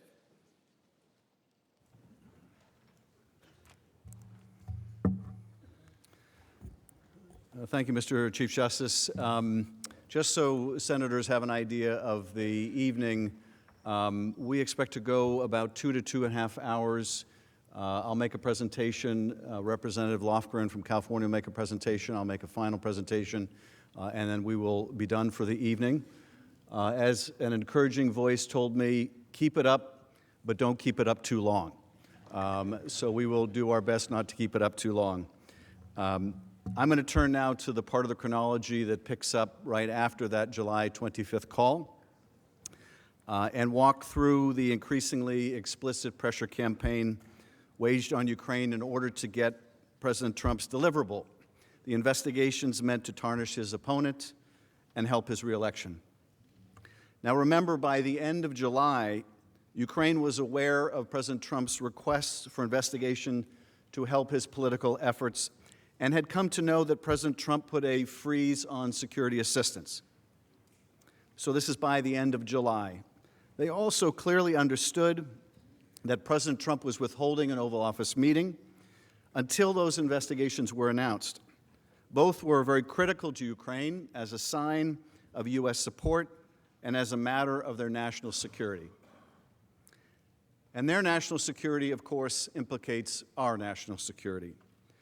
In the weeks after the July 25th call, President Trump's handpicked representatives escalated their efforts to get the public announcement of the investigations from Ukraine. So let's go through this step by step, because the 3 weeks following the July 25th call tell so much about this pressure scheme. Let's start with July 26. On July 26, so this is the day after the call, Ambassador Volker sends a text message to Giuliani. And that text message says, "Hi, Mr. Mayor. You may have heard the president had a great call with Ukrainian president yesterday. Exactly the right messages as we discussed. Please send dates when you will be in Madrid. I am seeing Yermak tomorrow morning. He will come to you in Madrid. Thanks for your help, Kurt. So here we are the day after that call.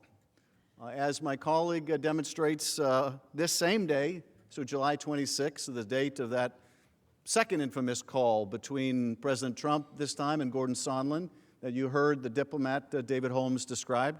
So that's same day, July 26th, that we're talking about right now, where there's this text message. Now, of course, in that July 25th call, the president wants to connect Rudy Giuliani with the president of Ukraine and his people. And so this is a follow-up where Ambassador Volker is saying to Giuliani, it was a great call with Ukraine president, exactly the right messages as we discussed. And we know, of course, those messages were the need to do this political investigation. Please send dates when you'll be in Madrid. I'm seeing Yermak tomorrow morning. He will come to you in Madrid. So here is Ambassador Volker, one of the three amigos, following up, arranging this meeting between Giuliani and the Ukrainians. Giuliani replied, setting a meeting in Europe with President Zelensky's top aide for the very next week.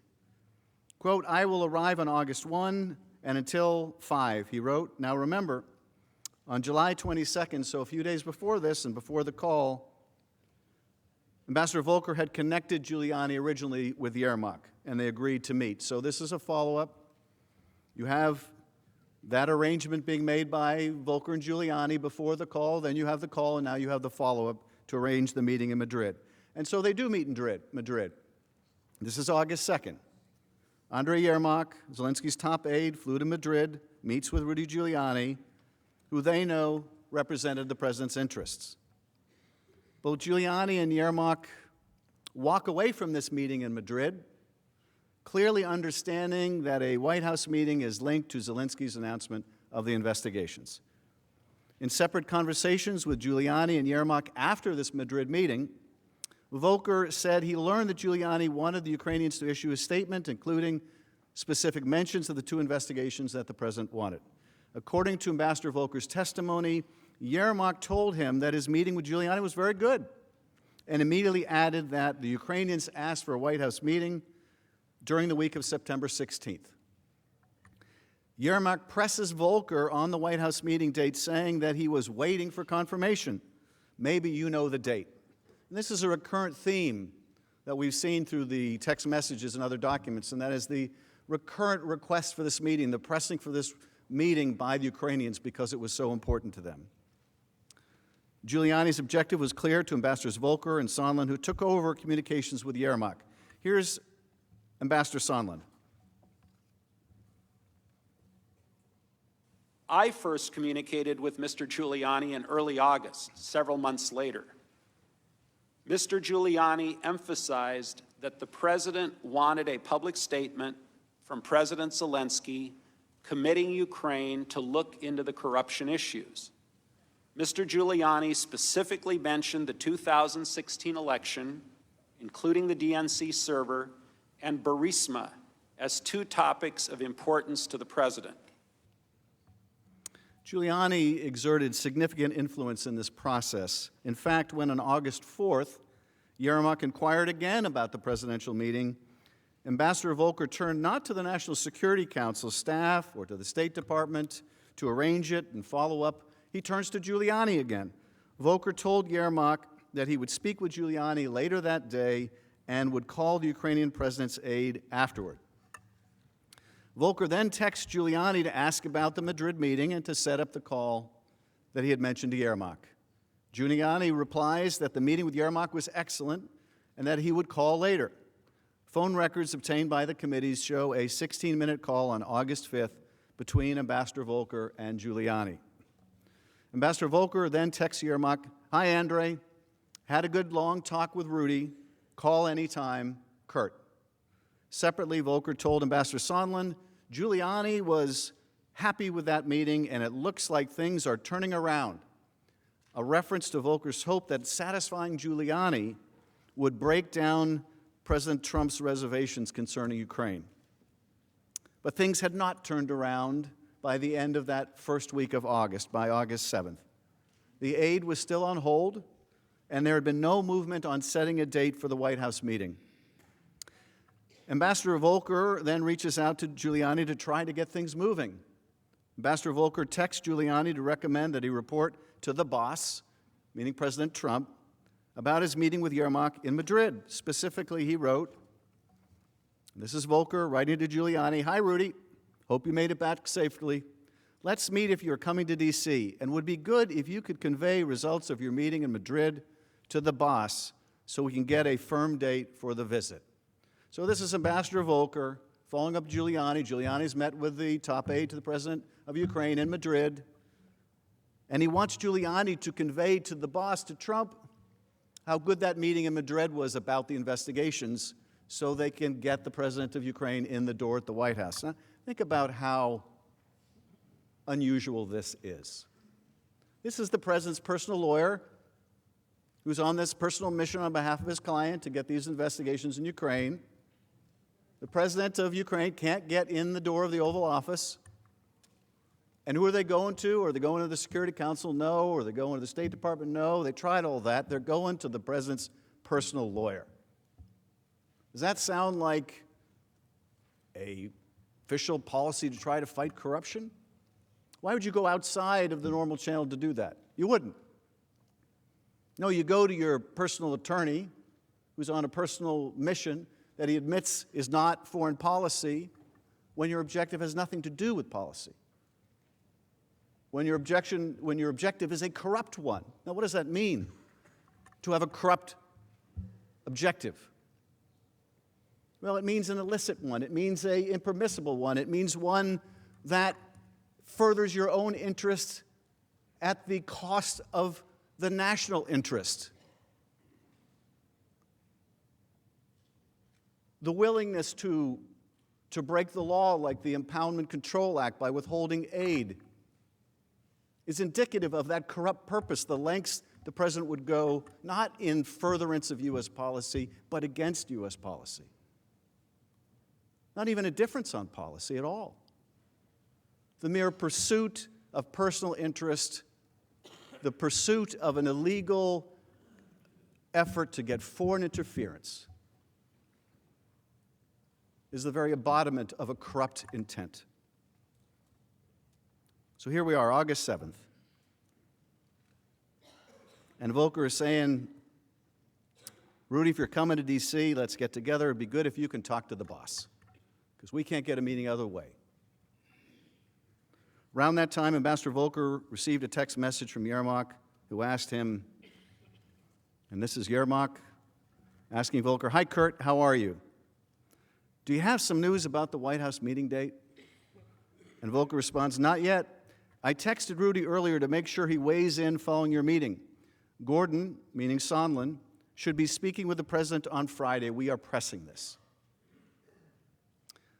So there it is. Gordon Sondland is pressing this. This is the man you've heard from already, Gordon Sondland, the man who says there was absolutely a quid pro quo. You've asked about a quid pro quo. There was a quid pro quo about this White House meeting. This is what they're talking about right here.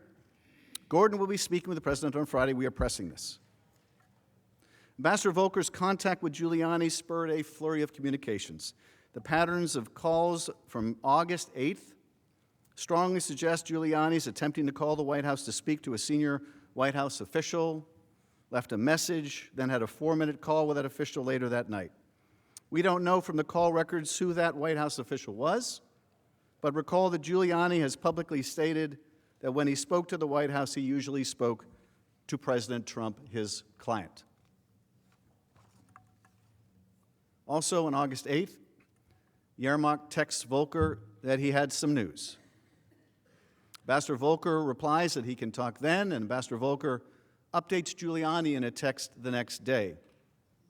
Volker says to Giuliani in the text, "Hi, Mr. Mayor. I had a good chat with Yermak last night. He was pleased with your phone call. Mentioned," he's referring to President Zelensky here, "making a statement. Can we all get on the phone to make sure I advise," and here he's referring to President Zelensky, "correctly as to what he should be saying. Want to make sure we get this done right." So here, August 9th, there's an effort by Volker to make sure that they get the statement right about the investigations. Because if they can't get the statement right, he ain't going to get in the door of the Oval Office. It also makes clear who is exactly in charge of this, and that's Rudy Giuliani. Ambassador Volker is checking with Rudy Giuliani about what he should advise President Zelensky. And we know that Giuliani is taking his orders from President Trump. Text messages and call records obtained by the committees show that Ambassador Volker and Giuliani connected by phone twice around noon on August 9th for several minutes each. Following the calls with Giuliani, Ambassador Volker created a three-way group chat using WhatsApp that included himself, Ambassador Sondland, and Yermak. Ambassador Volker initiated the chat around 2:20 that day. And this is Volker chatting with Sondland and Yermak. It's a three-way chat. And Volker says, "Hi, Andre," meaning Yermak. "We have all consulted here, including with Rudy. Could you do a call later today or tomorrow, your afternoon time?" And Sondland says, "I have a call scheduled at 3 p.m. Eastern for the three of us. Ops will call." Call records obtained by the committee show that on August 9th, Ambassador Sondland twice connected with phone lines associated with the White House. Once in the early afternoon for about 18 minutes and once in the late afternoon for about 2 minutes. We know that Ambassador Sondland had direct access to President Trump. After all this activity, Ambassador Sondland and Volker thought they had a breakthrough. Finally, a breakthrough. Minutes after this call, which was likely with Tim Morrison about a possible date for the White House meeting, Ambassador Volker and Sondland discussed the agreement they believed they had reached. And it starts with Sondland in this text message. "Morrison ready to get dates as soon as Yermak confirms." Volker says, "Excellent. How did you sway him?" "Not sure I did," says Sondland. "I think POTUS really wants the deliverable." Well, we know what that deliverable is. It's the political investigations.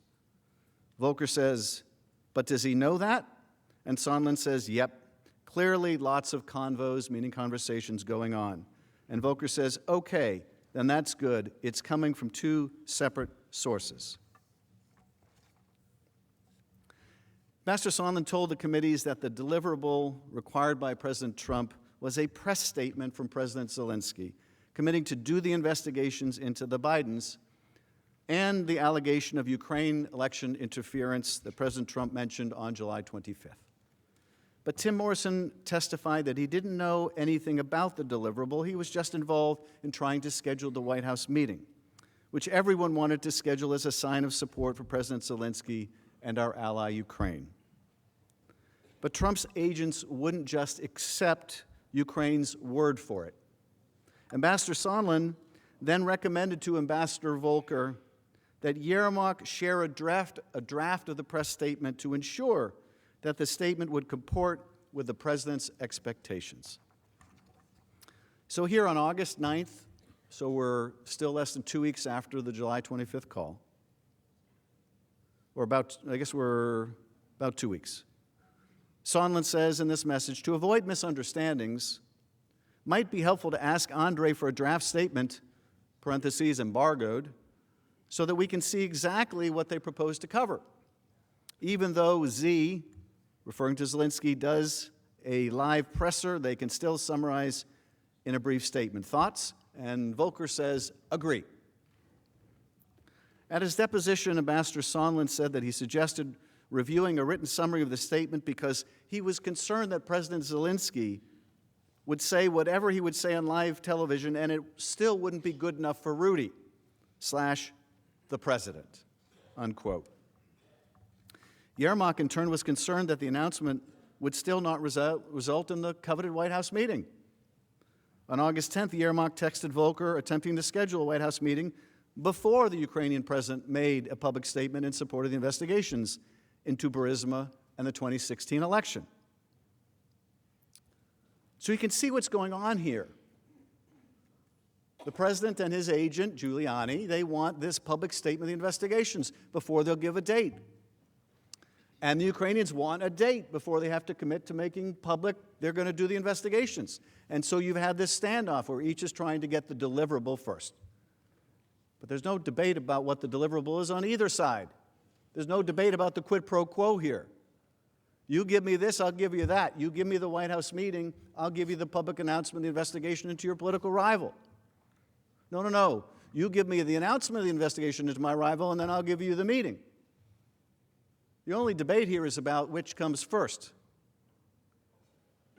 So August 10th, Yermak texts Volker, I think it's possible to make this declaration and mention all these things which we discussed yesterday, but it will be logic to do after we receive a confirmation of date. We inform about date of visit, about our expectations, and our guarantees for future visit. Let's discuss it. Ambassador Volker responded that he agreed, but that first they would have to iron out a statement and use that to get a date, after which President Zelensky would give the statement. The two decided to have a call the next day and to include Ambassador Sondland. Yermak texts Ambassador Volker, excellent. Once we have a date, we will call for a press briefing announcing upcoming visit and outlining vision for the reboot of U.S.-Ukraine relationship, including, among other things, Burisma and election meddling in the investigations. Yermak was also in direct contact with Ambassador Sondland regarding this revised approach. In fact, he sent Ambassador Sondland the same text message. Ambassador Sondland kept the leadership of the State Department in the loop. On August 10th, he told Ambassador Volker that he had reported to T. Ulrich Breckbull, counselor of the Department of State, who Sondland testified frequently consulted with Secretary Pompeo. Sondland wrote to Volker, I briefed Ulrich. All good. So Ulrich is in the loop. Sondland and Volker continued to pursue the statement from Zelensky on the investigations. The next day, Ambassador Sondland emails Breckbull and Lisa Kenna, the State Department's executive secretary, about efforts to secure a public statement and a big presser from President Zelensky. Sondland hoped it might, quote, make the boss happy enough to authorize an invitation. After first being evasive on the topic, Secretary Pompeo has subsequently acknowledged that he listened in on the July 25th call. Now, since he was on the call, Pompeo must have understood what would make the boss, that is the president, happy enough to schedule a White House meeting. Again, everyone was in the loop. On August 11th, Ambassador Volker sent Giuliani a text message. This is Volker to Giuliani. Hi, Rudy. We have heard back from Andre again. They are writing the statement now and will send it to us. Can you talk for 5 minutes before noon today? And Giuliani says, yes, just call. That's August 11th. On the next day, August 12th, Yermak sent Ambassador Volker an initial version of the draft statement by text. Notably, as we saw earlier, this statement from the Ukrainians doesn't explicitly mention Burisma, Biden, or 2016. Election investigations that the president has been seeking. So you can see what's going on here now. There was this game of chicken. You go first. No, we'll go first. You give us the date, we'll give you the statement. No, you give us the statement, we'll give you the date. And now, realizing, okay, they've got to give the statement first, Ukraine tries to give them a generic statement that doesn't really go into specifics about these investigations. And why? You can imagine why. Ukrainians don't want to have to go out in public and say they're going to do these investigations. Because they're not stupid. Because they understood this would pull them right into U.S. presidential politics. Because it was intended to. Which isn't in Ukraine's interest, it's not in our interest either. And Ukraine understood that. And so they resisted. First they resisted having to do the public statement, and then they wanted to make sure they'd get the deliverable. And then when they had to make the statement, they didn't want to be specific for one thing, for another thing. This is what Zelensky campaigned on. He was going to fight corruption. He was going to end political investigations. So he didn't want to be specific. So he sends the statement that doesn't have the specific references.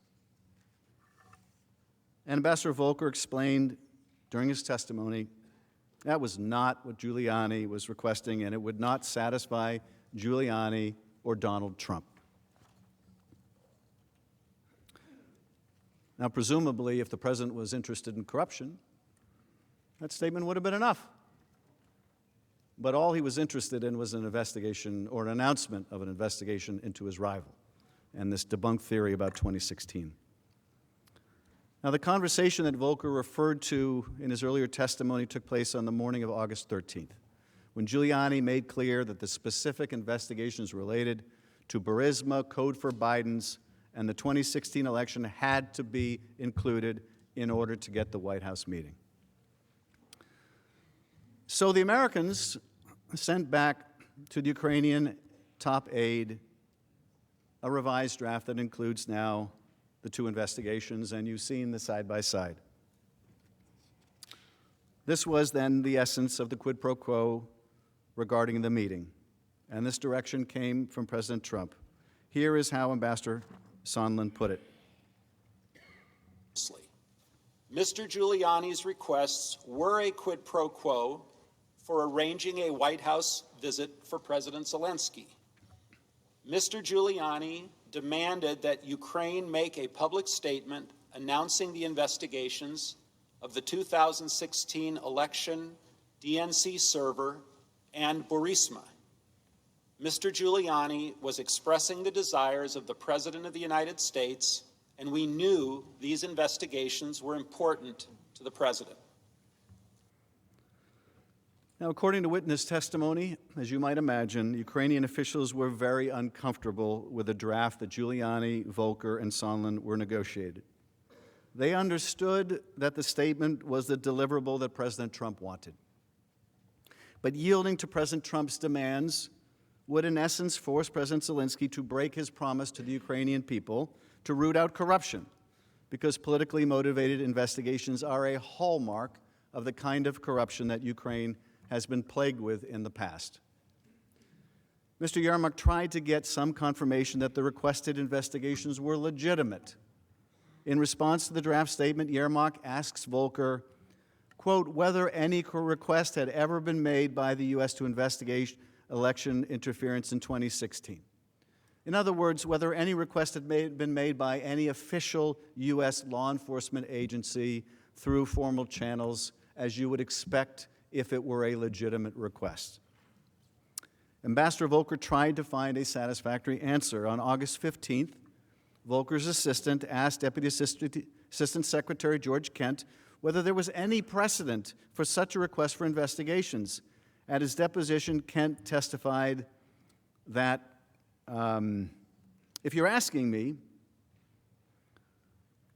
have we ever gone to the Ukrainians and asked them to investigate or prosecute individuals for political reasons? The answer is, I hope we haven't, and we shouldn't, because that goes against everything that we are trying to promote in the post-Soviet states for the last 28 years, which is the promotion of the rule of law. The next day, we're now on August 16th. In a conversation with Ambassador Bill Taylor, the U.S. ambassador in Kyiv, and Ambassador Taylor stepped in when Ambassador Yovanovitch was pushed out, Taylor, quote, amplified the same theme and told Kent that, quote, Yermak was very uncomfortable with the idea of investigations and suggested it should be done officially and put in writing. As a result, it became clear to Kent in mid-August that Ukraine was being pressured to conduct politically motivated investigations. Kent told Ambassador Taylor, that's wrong, and we shouldn't be doing it as a matter of U.S. policy. Ambassador Volker claimed that he stopped pursuing the statement from the Ukrainians around this time because of the concerns raised by Zelensky's aide.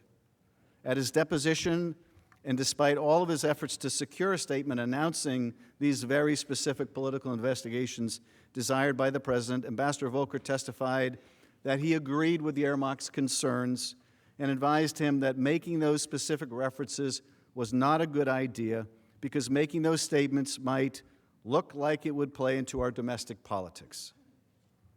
Without specific references to the politically damaging investigations that Trump demanded, the agreement just wouldn't work. Ukraine did not release the statement, and in turn, the White House meeting was not scheduled. As it turns out, Ambassador Sondland and Volker did not achieve the breakthrough after all. Now let's go into what finally breaks the logjam, because that involves the military aid. With efforts to trade a White House meeting for a press statement announcing the investigations temporarily scuttled, Sondland and Volker go back to the drawing board. On August 19th, Ambassador Sondland told Volker that he drove the larger issue home with Yermak, President Zelensky's top aide, particularly that this was now bigger than a White House meeting, bigger than just a White House meeting, and was about the relationship per se. The relationship per se, not just about the meeting anymore. It's about everything. It's about everything. By this time in late August, the hold and security assistance had been in place for more than a month, and there was still no credible explanation offered by the White House, despite some, like Ambassador Sondland, repeatedly asking. There were no interagency meetings since July 31st, and the Defense Department had withdrawn its assurances that it could even comply with the law, which indeed it couldn't. Every agency in the administration opposed the hold. As the Government Accountability Office confirmed, concerned DOD and OMB officials had been right that the President's holding of the aid was an unlawful act. But President Trump was not budging. At the same time, despite the persistent efforts of numerous people, President Trump refused to schedule the coveted White House visit for President Zelensky until the investigations were announced that would benefit his campaign. Here is what Ambassador Sondland said about the hold on funds and its link to the politically motivated investigations in Ukraine. In the absence of any credible explanation for the suspension of aid, I later came to believe that the resumption of security aid would not occur until there was a public statement from Ukraine committing to the investigations of the 2016 elections and Burisma, as Mr. Giuliani had demanded. From the embassy in Kyiv, David Holmes reached the same conclusion, a conclusion as simple as 2 + 2 = 4. Mr. Holmes, you have testified that by late August you had a clear impression that the security assistance hold was somehow connected to the investigations that President Trump wanted. How did you conclude that? How did you reach that clear conclusion? Sir, we've been hearing about the investigation since March, months before, and we've been. President Zelensky had received a letter, congratulatory letter from the president saying he'd be pleased to meet him following his inauguration in May. And we hadn't been able to get that meeting, and then the security hold came up with no explanation. And I'd be surprised if any of the Ukrainians, you said earlier, we discussed earlier, sophisticated people, when they received no explanation for why that hold was in place, they wouldn't have drawn that conclusion. Because the investigations were still being pursued? Correct. And the hold was still remaining without explanation? Correct. So this, to you, was the only logical conclusion that you could reach? Correct. Sort of like 2 + 2 = 4? Exactly. Sondland explained the predicament he believed he faced with a hold on aid to Ukraine. As my other State Department colleagues have testified, this security aid was critical to Ukraine's defense and should not have been delayed. I expressed this view to many during this period, but my goal at the time was to do what was necessary to get the aid released, to break the logjam. I believed that the public statement we had been discussing for weeks was essential to advancing that goal. I really regret that the Ukrainians were placed in that predicament, but I do not regret doing what I could to try to break the logjam and to solve the problem. On August 22nd, Ambassador Sondland tried to break that logjam, as he put it, regarding both the security assistance hold and the White House meeting. Ambassador Sondland described those efforts in his public testimony. Let's listen to him again. In preparation for the September 1 Warsaw meeting, I asked Secretary Pompeo whether a face-to-face conversation between Trump and Zelensky would help to break the logjam. And this was when President Trump was still intending to travel to Warsaw. Specifically, on August 22nd, I emailed Secretary Pompeo directly, copying Secretary Kenna. I wrote, and this is my email to Secretary Pompeo, should we block time in Warsaw for a short pull-aside for POTUS to meet Zelensky? I would ask Zelensky to look him in the eye and tell him that once Ukraine's new justice folks are in place in mid-September, that Zelensky should be able to move forward publicly and with confidence on those issues of importance to POTUS in the U.S. Hopefully that will help break the logjam. The Secretary replied, yes. Sondland also explained that both he and Secretary Pompeo understood that issues of importance to the President were the two sham investigations the President wanted to help his re-election efforts, and that reference to the logjam meant both the security assistance and the White House meeting. At the end of August, National Security Advisor John Bolton arrived in Ukraine for an official visit.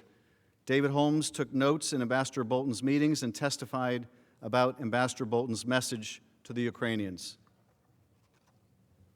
Shortly thereafter, on August 27th, Ambassador Bolton visited Ukraine and brought welcome news that President Trump had agreed to meet President Zelensky on September 1st in Warsaw.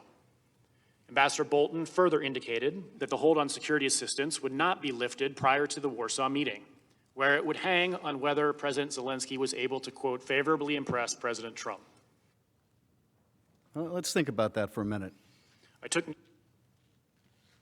Unless you have something further to say. Let's think about that for a minute. Bolton further indicated that the hold on security assistance would not be lifted prior to the Warsaw meeting, where it would hang on whether President Zelensky was able to favorably impress President Trump. Well, what do you think would favorably impress President Trump? What were the only two things that President Trump asked of President Zelensky? What were the two things that Rudy Giuliani was asking of President Zelensky and his top aides? What would favorably impress Donald Trump? Would Donald Trump be favorably impressed if President Zelensky were to tell him about this new corruption court or new legislation in the Rada, or how negotiations with the Russians were going, or how they're bringing about defense reform? Had any of those things ever come up in any of these text messages, any of these emails, any of these phone calls, any of these conversations? Of course not. Of course not.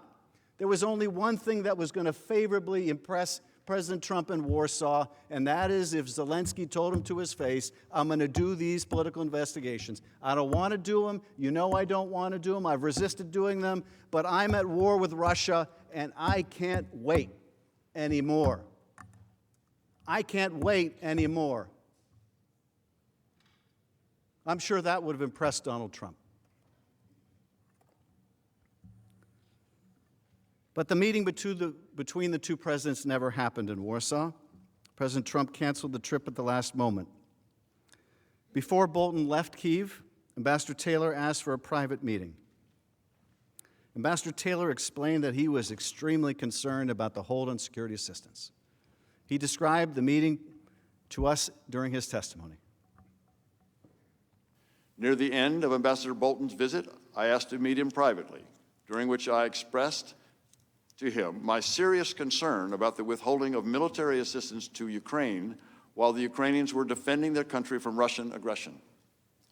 Ambassador Bolton recommended that I send a first-person cable to Secretary Pompeo directly, relaying my concerns. Now, in the State Department, sending a first-person cable is an extraordinary step. State Department cables are ordinarily written in the third person. As Ambassador Taylor testified at his deposition, sending a first-person cable gets attention because there are not many first-person cables that come in. In fact, in his decades of service in the diplomatic corps, he had never written a single one until now. Taylor sent that cable on August 29th. Would you like me to read that to you right now? I would like to read it to you right now, except I don't have it because the State Department wouldn't provide it. But if you'd like me to read it to you, we can do something about that. We can insist on getting that from the State Department. If you'd like to know what John Bolton had in mind when he thought that Zelensky could favorably impress the president in Warsaw, we can find that out too, just for the asking, and a document called a subpoena. So Taylor sends that cable August 29th. The State Department did not provide that cable to us in response to the subpoena. But witnesses who reviewed it described it as a powerful message that described the folly of withholding military aid from Ukraine at a time when it was facing incursion from Russian forces in eastern Ukraine. That cable also sought to explain that U.S. assistance to Ukraine was vital to U.S. national security as well. Now, why don't they want us to see that cable? Why don't they want us to see that cable? Maybe they don't want you to see that cable because that cable from a Vietnam veteran describes just how essential that military assistance was, not just to Ukraine. Maybe they don't want you to see that cable because it describes just how important that military assistance is to us. To us.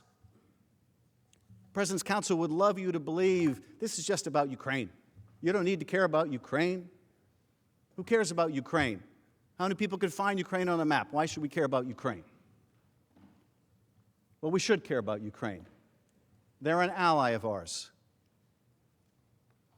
If it matters to us, we should care about the fact that in 1994, when we asked them to give up their nuclear weapons that they had inherited from the Soviet Union, and they didn't want to give them up, and we were worried about proliferation, we said, hey, if you give them up, which you don't want to do because you're worried the Russians might invade, if you give them up, we will help assure your territorial integrity.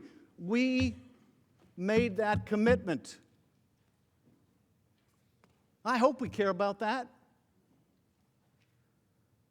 I hope we care about that because they did give them up. And you know what? Just what they feared took place. The Russians moved across their border, and they remain occupying part of Ukraine. That's the word of America we gave. And we're breaking that word. Why? For help with a political campaign? Ambassador Taylor was exactly right. That's crazy. It's worse than crazy. It's repulsive. It's repugnant. It breaks our word. And to do it in the name of these corrupt investigations is also contrary to everything we espouse around the world. I used to be part of a commission in the House on democracy assistance, where we would meet with parliamentarians, and I know my Senate colleagues do much the same thing. And we would urge our colleagues to observe the rule of law, not to engage in political investigations and prosecutions. I don't know how we make that argument now. I don't know how we look our allies or these burgeoning democracies in the face, our fellow parliamentarians, and make that argument now. How do we make that argument now?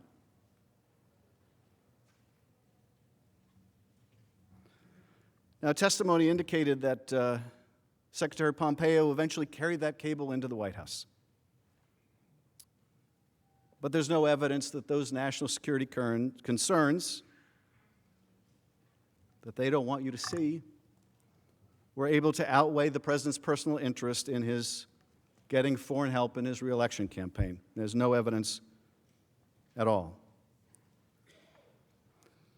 Now we get to August 28th. Politico was the first to publicly report that President Trump had implemented a hold on nearly $400 million of U.S. military assistance to Ukraine that had been appropriated by Congress. Now that the worst-kept secret was public, Ukrainian officials immediately expressed their alarm and concern to their American counterparts. As witnesses explained, the Ukrainians had two serious concerns.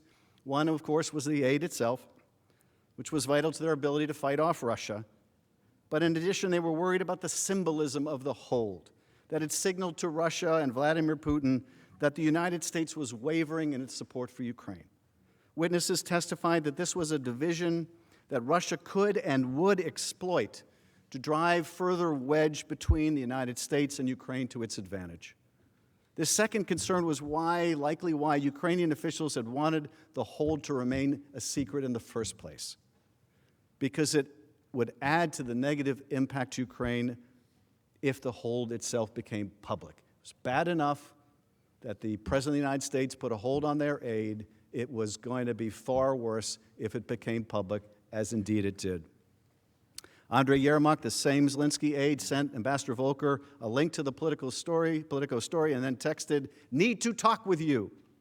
Other Ukrainian officials also expressed concerns to Ambassador Volker that the Ukrainian government was being singled out and penalized for some reason. Well, what do we think that reason was? Why were they being singled out? Why was that country being singled out? That was the one country that this president could lever for help against an opponent he feared. That's why Ukraine was being singled out. On August 29th, Yermak also contacted Ambassador Taylor. Yermak said the Ukrainians were very concerned about the hold of military assistance. He said that he and other Ukrainian officials would be willing to travel to Washington to explain to U.S. officials the importance of this assistance. Ambassador Taylor, who was on the ground in Ukraine, explained the Ukrainian viewpoint and, frankly, their desperation. In September, the Minister of Defense, for example, came to me, I would use the word desperate, to figure out why the assistance was being held. He thought that perhaps if he went to Washington to talk to you, to talk to the Secretary of Defense, to talk to the President, he would be able to find out and reassure, provide whatever answer was necessary to have that assistance released.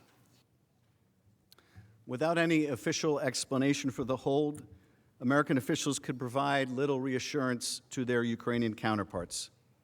It has been publicly reported that President Trump, Secretary Esper, and Secretary Pompeo met in late August and that they all implored the president to release the aid.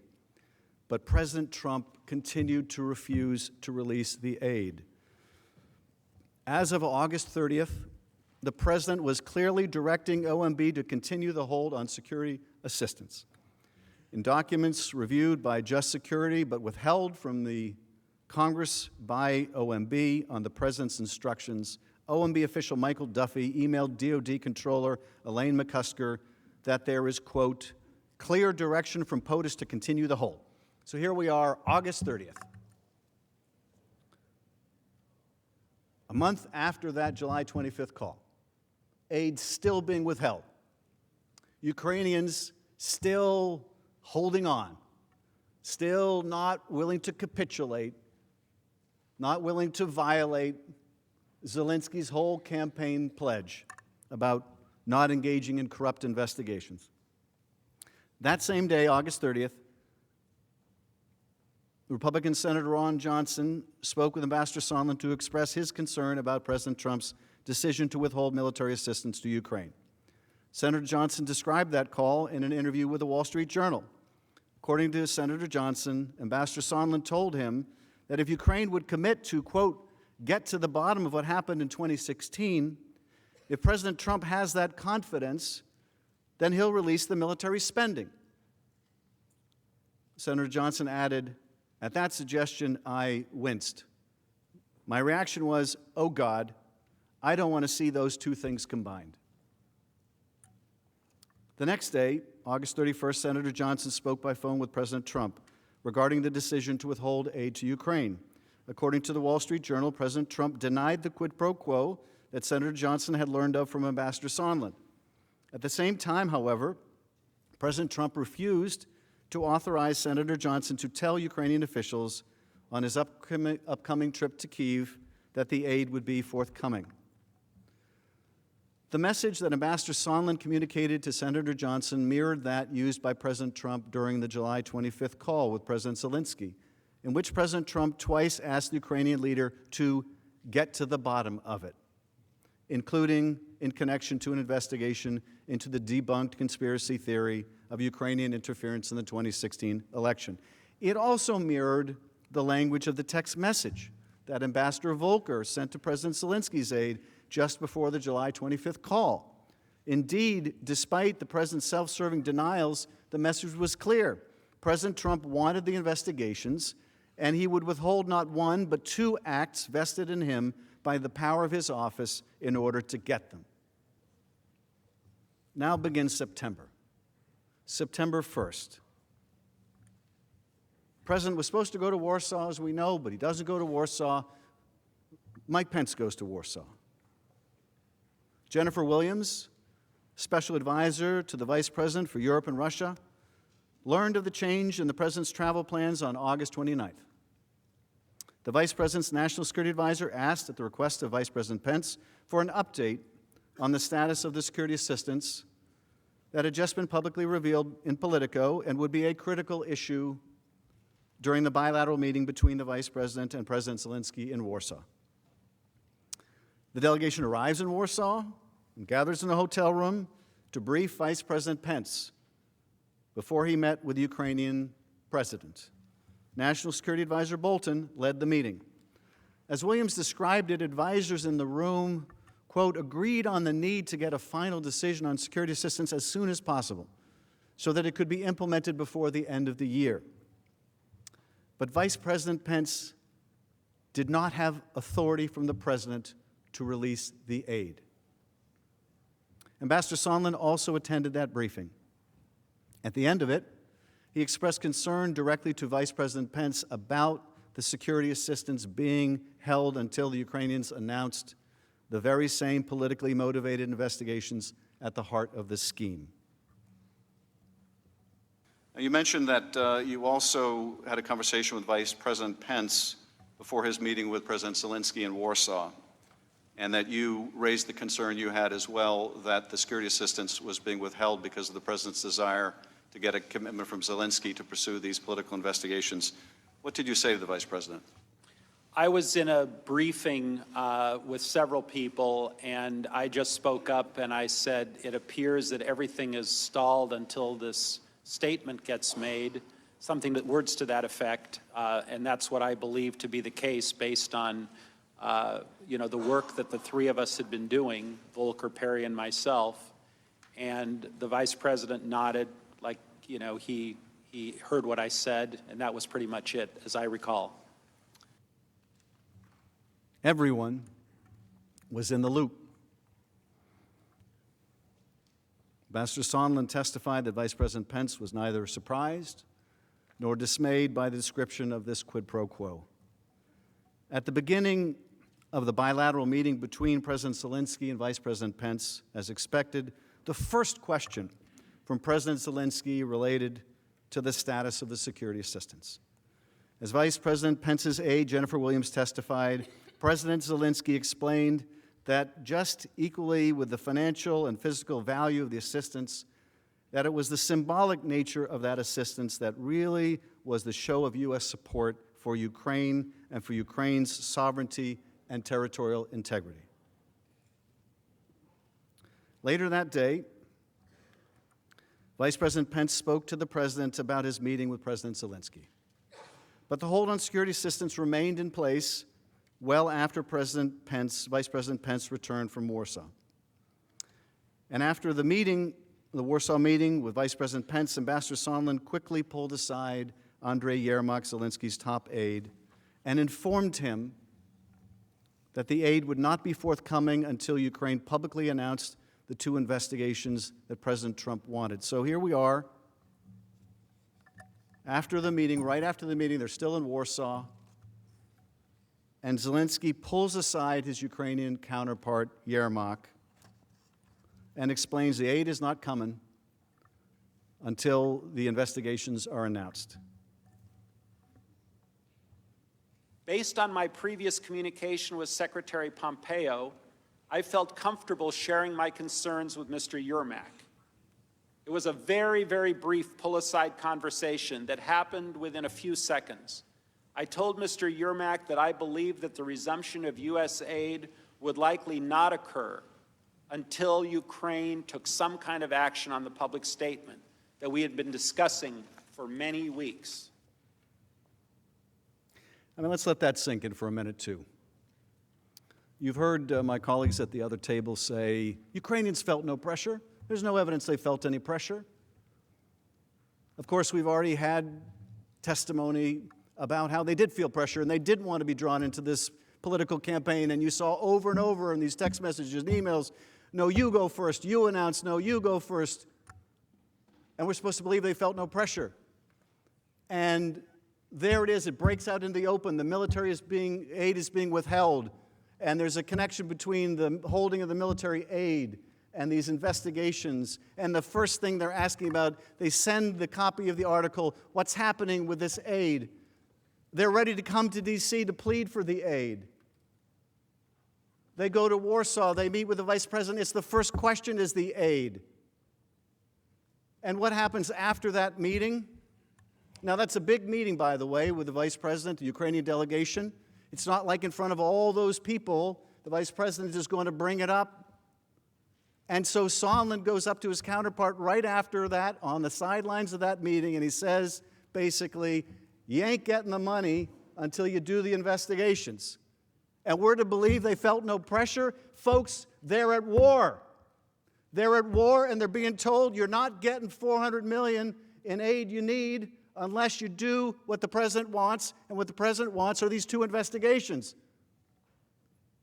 If you don't believe that's pressure, that's $400 million worth of pressure. I got a bridge I want to sell you. It's hard for us to put ourselves in the Ukrainians' position. I mean, imagine the eastern third of our country were occupied by an enemy force. And we're beholden to another country for military aid. And they're saying you're not going to get it until you do what we want. Do you think we'd feel pressured? I think we'd feel pressured. And that's exactly the situation the Ukrainians were in now. You've heard the other council say before, well, but they say they don't feel pressure. Like they're going to admit they were being shaken down by the President of the United States. You think they feel pressure now? You should see what kind of pressure they feel if they admitted that.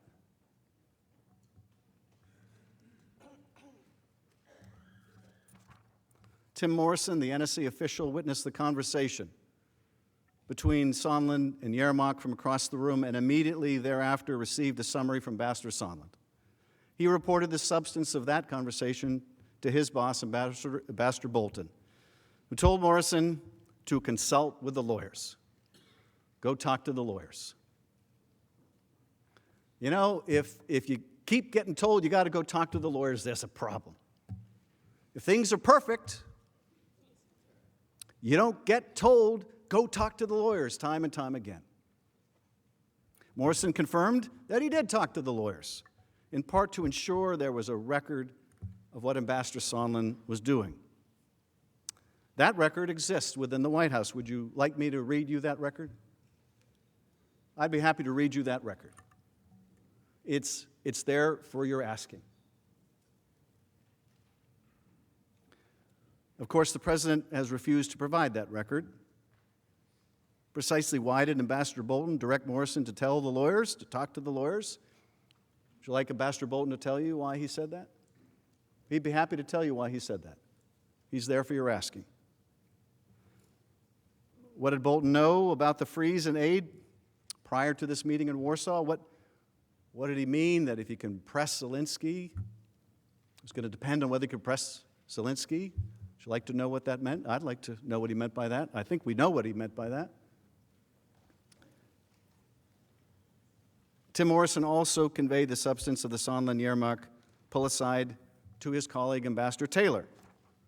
So this is now Tim Morrison told by Bolton, go talk to the lawyers, and he talks to also Ambassador Taylor, our ambassador in Ukraine. On the evening of September 1st, I received a readout of the Pence-Zelensky meeting over the phone from Mr. Morrison, during which he told me that President Zelensky had opened the meeting by immediately asking Vice President about the security cooperation. The Vice President did not respond substantively, but said that he would talk to President Trump that night. The Vice President did say that President Trump wanted the Europeans to do more to support Ukraine and that he wanted the Ukrainians to do more to fight corruption. During the same phone call with Mr. Morrison, he described a conversation Ambassador Sondland had with Mr. Yermak in Warsaw. Ambassador Sondland told Mr. Yermak that the security assistance money would not come until President Zelensky committed to pursue the Burisma investigation. I was alarmed by what Mr. Morrison told me about the Sondland-Yermak conversation. Ambassador Taylor then explained why he was so alarmed by this turn. Let's hear that as well. You said previously that you were alarmed to learn this. Why were you alarmed? It's one thing to try to leverage a meeting in the White House. It's another thing, I thought, to leverage security assistance to a country at war, dependent on both the security assistance and the demonstration of support. It was much more alarming. The White House meeting was one thing, security assistance was much more alarming. Upon learning from Mr. Morrison that the military aid may be conditioned on Ukraine publicly announcing these two investigations, Ambassador Taylor sends an urgent text message to Ambassador Sondland asking, are we now saying that security assistance and White House meeting are conditioned on investigations? And the response by Ambassador Sondland, call me. Well, you know what that means, right? You get a text message that's putting it in black and white. Are we saying security assistance and the White House meeting are conditioned on investigations? Call me. In other words, don't put this in writing. Call me. Ambassador Taylor did in fact call Sondland. Informed by notes he took at the time of the call, he summarized that conversation as follows. During that phone call, Ambassador Sondland told me that President Trump had told him that he wants President Zelensky to state publicly that Ukraine will investigate Burisma and alleged Ukrainian interference in the 2016 election. Ambassador Sondland also told me that he now recognized that he had made a mistake by earlier telling Ukrainian officials that only a White House meeting with President Zelensky was dependent on a public announcement of the investigations. In fact, Ambassador Sondland said, everything was dependent on such an announcement, including security assistance. He said that President Trump wanted President Zelensky in a public box by making a public statement about ordering such investigations. Ambassador Taylor testified that his contemporaneous notes of the call reflect that Sondland used the phrase public box to describe President Trump's desire to ensure that the initiation of his desired investigations was announced publicly. A private commitment was not good enough. The State Department has Ambassador Taylor's extensive notes, and of course, we would like to show them to you to corroborate his testimony. But pursuant to the President's instructions, the State Department will not turn them over. You might recall from the tape yesterday, Ambassador Taylor said, they'll be shortly coming, I'm told. Well, somebody countermanded that instructions. Who do we think that was? But you should see them. If you have any question about what Sondland told Ambassador Taylor, if the President's counsel tries to create any confusion about what Sondland told Taylor about his conversation with the President, and look, Sondland had one recollection in his deposition and another recollection in the first hearing and another recollection in the declaration. You want to know exactly what happened in that conversation when it was fresh in Sondland's mind and he told Taylor about it, and Taylor wrote it in its notes. You're going to want Taylor's notes. In any courtroom in America holding a fair trial, you would want to see contemporaneous notes. This Senate should be no different. Demand those notes. Demand to see the truth. We're not afraid of those notes. We haven't seen them. We haven't seen them. Maybe those notes say something completely different. Maybe those notes say no quid pro quo. Maybe those notes say it's a perfect call. I'd like to see them. I'm willing to trust Ambassador Taylor's testimony and his recollection. I'd like to see them. I'd like to show them to you. They're yours for the asking. On September 25th, the Washington Post editorial board reported concerns that President Trump was withholding military assistance for Ukraine in a White House meeting in order to force President Zelensky to announce investigations of Vice President Biden and purported Ukrainian interference in the U.S. election. The Post editorial board wrote, "We're reliably told that the president has a second and more venal agenda.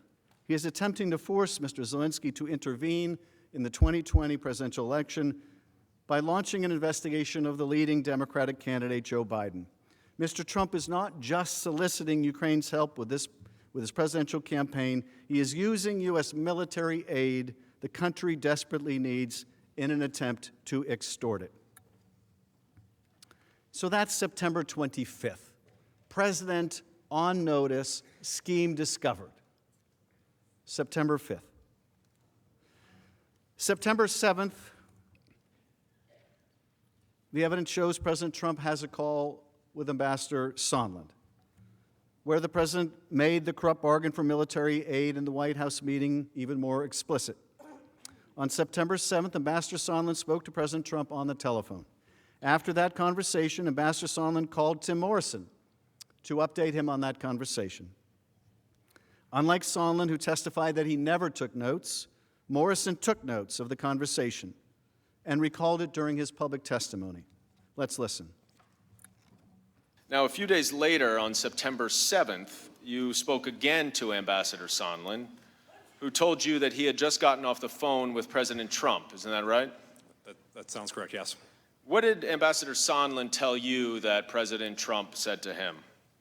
If I recall this conversation correctly, this was where Ambassador Sondland related that there was no quid pro quo, but President Zelensky had to make the statement and that he had to want to do it. And by that point, did you understand that the statement related to the Biden and 2016 investigations? I think I did, yes. And that was essentially a condition for the security assistance to be released? I understood that that's what Ambassador Sondland believed. After speaking with President Trump? That's what he represented. Now, you should bear in mind when Mr. Morrison says that's what he represented, that we asked Mr. Morrison about the president's calls with Ambassador Sondland, and he testified that every time he checked to see did Ambassador Sondland in fact talk with the president, when he said that he did, that yes, in fact, he talked with the president. Every time he checked, he was able to confirm it. Now, let's let this sink in for a minute. According to Mr. Morrison's testimony, former Republican staffer on the Armed Services Committee, he speaks with Sondland on September 7th, and Sondland says he's just gotten off the phone with Trump. Okay, so this is contemporaneous. Just got off the phone. Call is fresh in everybody's mind. And what was said? Morrison says, Ambassador Sondland related there was no quid pro quo, but President Zelensky had to make the statement, and he had to want to do it. No quid pro quo, but there's a quid pro quo. Now, there are notes that show this. There's a written record of this. There's a written record of what President Trump told Ambassador Sondland right after that call. Would you like to see that written record? It's called Mr. Morrison's Notes. It's right there for the asking. If these fine lawyers over here want to persuade you that call didn't happen or it wasn't said, or all he said was no quid pro quo. He never said, but you have to go to the mic and you have to want to do it. Well, there's a good way to find out what happened on that call because it's in writing. Is there any question why they're withholding this from Congress? Is there any question about that? They didn't claim, well, Mr. Morrison didn't claim absolute immunity, and Mr. Sondland didn't claim absolute immunity. There's no absolute immunity over these notes, no executive privilege over these notes. The notes have already been described, the conversations have already been released. There's no even plausible, arguable, invented even excuse for withholding these notes. Would you like to see them? I can tell you in any courtroom in America you'd get to see them. This should be no different. Wouldn't be any different in a fair trial anywhere in America.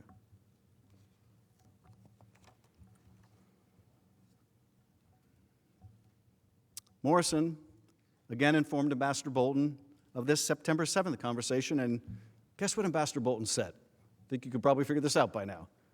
Go talk to the lawyers. Go talk to the lawyers. And yet again, for the third time, Morrison went to talk to the lawyers about this conversation with Ambassador Sondland. Morrison also called Ambassador Taylor to inform him about the conversation, and we have the testimony from Ambassador Taylor about their conversation, which is also based on his contemporaneous notes. Let's look at the conversation now between Mr. Morrison and Ambassador Taylor. According to Mr. Morrison, President Trump told Ambassador Sondland he was not asking for a quid pro quo. But President Trump did insist that President Zelensky go to a microphone and say he is opening investigations of Biden and 2016 election interference, and that President Zelensky should want to do this himself. Okay, so here we have two witnesses taking contemporaneous notes, both reflecting the same conversation. Conversation between Sondland and the president in which the president says no quid pro quo, but quid pro quo. There are documents that prove this. Documents that prove this, that are yours for the asking. The following day, September 8th, Sondland texts Taylor and Volker to bring them up to speed on the conversations with President Trump and subsequently President Zelensky, whom he spoke to after President Trump. Guys, multiple conversations with Z, meaning Zelensky, POTUS, let's talk. Sondland spoke to Taylor, but not Volker shortly after this text. According to Ambassador Taylor, who testified again on his real-time notes, let's hear what he said. The following day, on September 8th, Ambassador Sondland and I spoke on the phone. He confirmed that he had talked to President Trump, as I had suggested a week earlier, but that President Trump was adamant that President Zelensky himself had to clear things up and do it in public. President Trump said it was not a quid pro quo. So it's all very consistent here. What the president said, no quid pro quo, but Zelensky must announce the investigations publicly, was what he was telling Sondland. No quid pro quo except for the quid pro quo. The president's attorneys rely on the first half of that sentence and would like you to forget the second half ever happened. But we don't have to leave our common sense at the door. We don't have to rely on an incomplete description of that call. We have instead the detailed notes of Mr. Morrison and Ambassador Taylor. But we also know what President Trump told Sondland because Sondland relayed that message to President Zelensky. During the same September 8 conversation with Taylor, Sondland described his conversation with President Zelensky. Here's Ambassador Taylor's account of it. Ambassador Sondland also said that he had talked to President Zelensky and Mr. Yermak and had told them that although this was not a quid pro quo, if President Zelensky did not clear things up in public, we would be at a stalemate. I understood a stalemate to mean that Ukraine would not receive the much-needed military assistance. Ambassador Sondland said that this conversation concluded with President Zelensky agreeing to make a public statement in an interview on CNN. So not only did Ambassador Sondland relate this conversation to Mr. Morrison and Mr. Taylor, not only did Ambassador Taylor, Mr. Morrison talk about it, but Sondland confirms that he's relayed this conversation to Zelensky himself. Everyone was now in the loop on the military aid being withheld for the political investigations. Taylor continued recalling the startling analogy Ambassador Sondland used to describe President Trump's approach to Ukraine. During our call on September 8th, Ambassador Sondland tried to explain to me that President Trump is a businessman. When a businessman is about to sign a check to someone who owes him something, the businessman asks that person to pay up before signing the check. Ambassador Volker used the same language several days later while we were together at the Yalta European Strategy Conference. I argued to both that the explanation made no sense. The Ukrainians did not owe President Trump anything. Ambassador Taylor testified that at the end of the Sondland-Zelensky conversation, President Zelensky said that he had relented and agreed to do a CNN interview to announce the investigations. So there was a breakthrough after all. The promised meeting wasn't enough. The withheld security assistance broke the logjam. Zelensky was going to go on CNN and announce the investigations. Taylor, though, remained concerned that even if the Ukrainian leader did as President Trump required, President Trump might continue to withhold the vital U.S. security assistance in any event.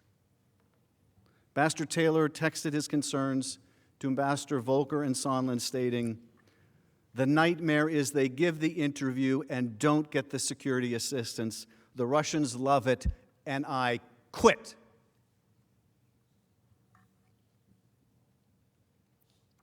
I mean, that's quite telling, too. What's Ambassador Taylor worried about? He's worried the Ukrainians are finally going to agree to do it. They're going to make the announcement, and they're still going to get stiffed on the aid. At his deposition, Ambassador Taylor elaborated, the nightmare is the scenario where President Zelensky goes out in public, makes an announcement that he's going to investigate Burisma and the interference in the 2016 election. Maybe, among other things, he might put that in some series of investigations, but the nightmare was he would mention those two, take all the heat from that, get himself in big trouble in this country, meaning Ukraine, or this country, meaning the United States, and probably in this country as well, meaning both, I guess, and the security assistance would not be released. That was the nightmare. If it were to happen, Taylor's testified he would quit. Early in the morning in Europe on September 9th, which was 12:47 a.m. in Washington, D.C., Ambassador Taylor reiterated his concerns about the president's quid pro quo for security assistance in another series of text messages with Ambassadors Volker and Sondland. So here are the September 9th text messages. Taylor texts to Sondland, the message to the Ukrainians, parentheses, and Russians, we send with a decision on security assistance is key. With the hold, we have already shaken their faith in us. Thus, my nightmare scenario. And Taylor goes on and says, counting on you to be right about this interview, Gordon, meaning if they do it, you darn well better come through with the military aid. And Sondland says, Bill, I never said I was right. I said we are where we are and believe we have identified the best pathway forward. Let's hope it works. And Taylor said, as I said on the phone, I think it's crazy to withhold security assistance for help with a political campaign. Ambassador Taylor testified about what he meant. He said that to withhold that assistance for no good reason other than help with a political campaign made no sense. It was counterproductive to all of what we've been trying to do. It was illogical. It could not be explained. It was crazy. In response to Ambassador Taylor's text message, Sondland replies at about 5 a.m. in Washington. So The message from Taylor goes out at 12:47 a.m. The message back from Sondland comes at 5 a.m., so it looks like it may be 5 hours later. So Taylor has texted at 12:47 a.m. As I said on the phone, I think it's crazy to withhold security assistance for help with the political campaign. There he is again, putting it in writing, for crying out loud. Hadn't Sondland said to call him about this stuff? And so 5 hours later, you get this really interesting message from Sondland. Bill, I believe you're incorrect about President Trump's intentions. The president has been crystal clear. No quid pro quos of any kind. The president is trying to evaluate whether Ukraine is truly going to adopt the transparency and reforms that President Zelensky promised during his campaign. I suggest we stop the back and forth by text. In other words, can you please stop putting this in writing? Congress may read this one day. If you still have concerns, I recommend you give Lisa Kenna or S a call to discuss them directly. Thanks. Now, as you can see, Ambassador Sondland's subsequent testimony revealed that this text and other denials of a quid pro quo were intentionally false and simply designed to provide a written record of a false explanation that could later be used to conceal wrongdoing. The text message says there were no quid pro quos of any kind, but you've seen his testimony. He swore under oath. He was crystal clear when he said there was a quid pro quo for the White House meeting, and he subsequently testified there was a quid pro quo for the security assistance as well, as confirmed by President Trump's direction to him on September 7th. Sondland's recollection of his conversation with President Trump, as I mentioned, has evolved over time. Initially, in his deposition, he testified that the conversation with the president occurred between Taylor's text of September 9th at 12:47 Washington time and his response at 5 a.m. He recalled very little of the conversation at that time other than his belief that his text message reflected President Trump's response. Subsequently, though, and again, this is one of the reasons why you do depositions in closed session. Subsequently, after the opening statements of the testimony of Ambassador Taylor and Mr. Morrison were released, which described in overlapping and painful detail Sondland's conversation with President Trump on September 7th, Ambassador Sondland submitted an addendum to his deposition testimony, which in relevant part said this. Finally, as of this writing, I cannot specifically recall if I had one or two phone calls with President Trump in the September 6 to 9 timeframe. Despite repeated requests to the White House and the State Department, I have not been granted access to all of the phone records, and I would like to review those phone records along with any other notes and other documents that may exist to determine if I can provide a more complete testimony to assist Congress. However, although I have no specific recollection of phone calls during this period with Mr. Taylor, Ambassador Taylor, Mr. Morrison, I have no reason to question the substance of their recollection about my September 1 conversation with Mr. Yermak. During his public testimony, Ambassador Sondland purported to remember more of this conversation with President Trump. Although he still couldn't, or maintained he couldn't remember if it was on September 7th or September 9th. And according to his testimony, President Trump did not specifically say there was a quid pro quo, but when Sondland simply asked the president what he wanted from Ukraine, President Trump immediately brought up a quid pro quo. According to Sondland, President Trump said, I want nothing, I want no quid pro quo, I want Zelensky to do the right thing. And I said, what does that mean? And he said, I want him to do what he ran on. In his subsequent testimony, Ambassador Sondland explained that President Trump's reference to what he ran on was a nod to rooting out corruption. Here, however, corruption like Burisma has become code for the investigations that President Trump has sought. So you've got Ambassador Sondland's emerging recollection. But what you've got is actually written notes taken at the time that he does not contest. Written notes of Ambassador Taylor and Mr. Morrison. Notes which I believe will reflect quite clearly the understanding of dirt for dollars that was confirmed by this telephone call with President Trump. Well, you weren't dissuaded then, right? Because you still thought that the aid was conditioned on the public announcement of the investigations after speaking to President Trump. By September 8th, I was absolutely convinced it was. And President Trump did not dissuade you of that in the conversation that you acknowledge you had with him. I don't ever recall, because that would have changed my entire calculus. If President Trump had told me directly, I'm not That's not what I'm asking, Ambassador Sondland. I'm just saying, you still believed that the security assistance was conditioned on the investigation after you spoke to President Trump. Yes or no? From a time frame standpoint, yes. Okay, so here we have Sondland saying that whatever his recollection may be about that call, he was still very clear what the president wanted, and he was very clear there was a quid pro quo. That is consistent, obviously, with what Mr. Morrison has had to say and Ambassador Taylor. In other words, he didn't believe President Trump's denial of a quid pro quo, and neither should you. Sondland's understanding was further confirmed by President Trump's own chief of staff. On October 17, at a press briefing in the White House, Mick Mulvaney admitted that President Trump withheld the essential military aid for Ukraine as leverage to pressure Ukraine to investigate the conspiracy theory that Ukraine had interfered in the 2016 election. So those were the driving factors. Did he also mention to me in the past the corruption related to the DNC server? Absolutely, no question about that. But that's it, and that's why we held up the money.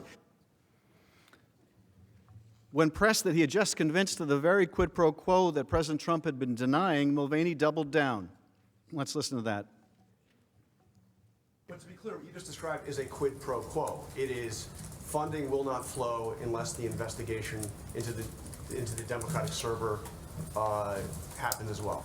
We do that all the time with foreign policy.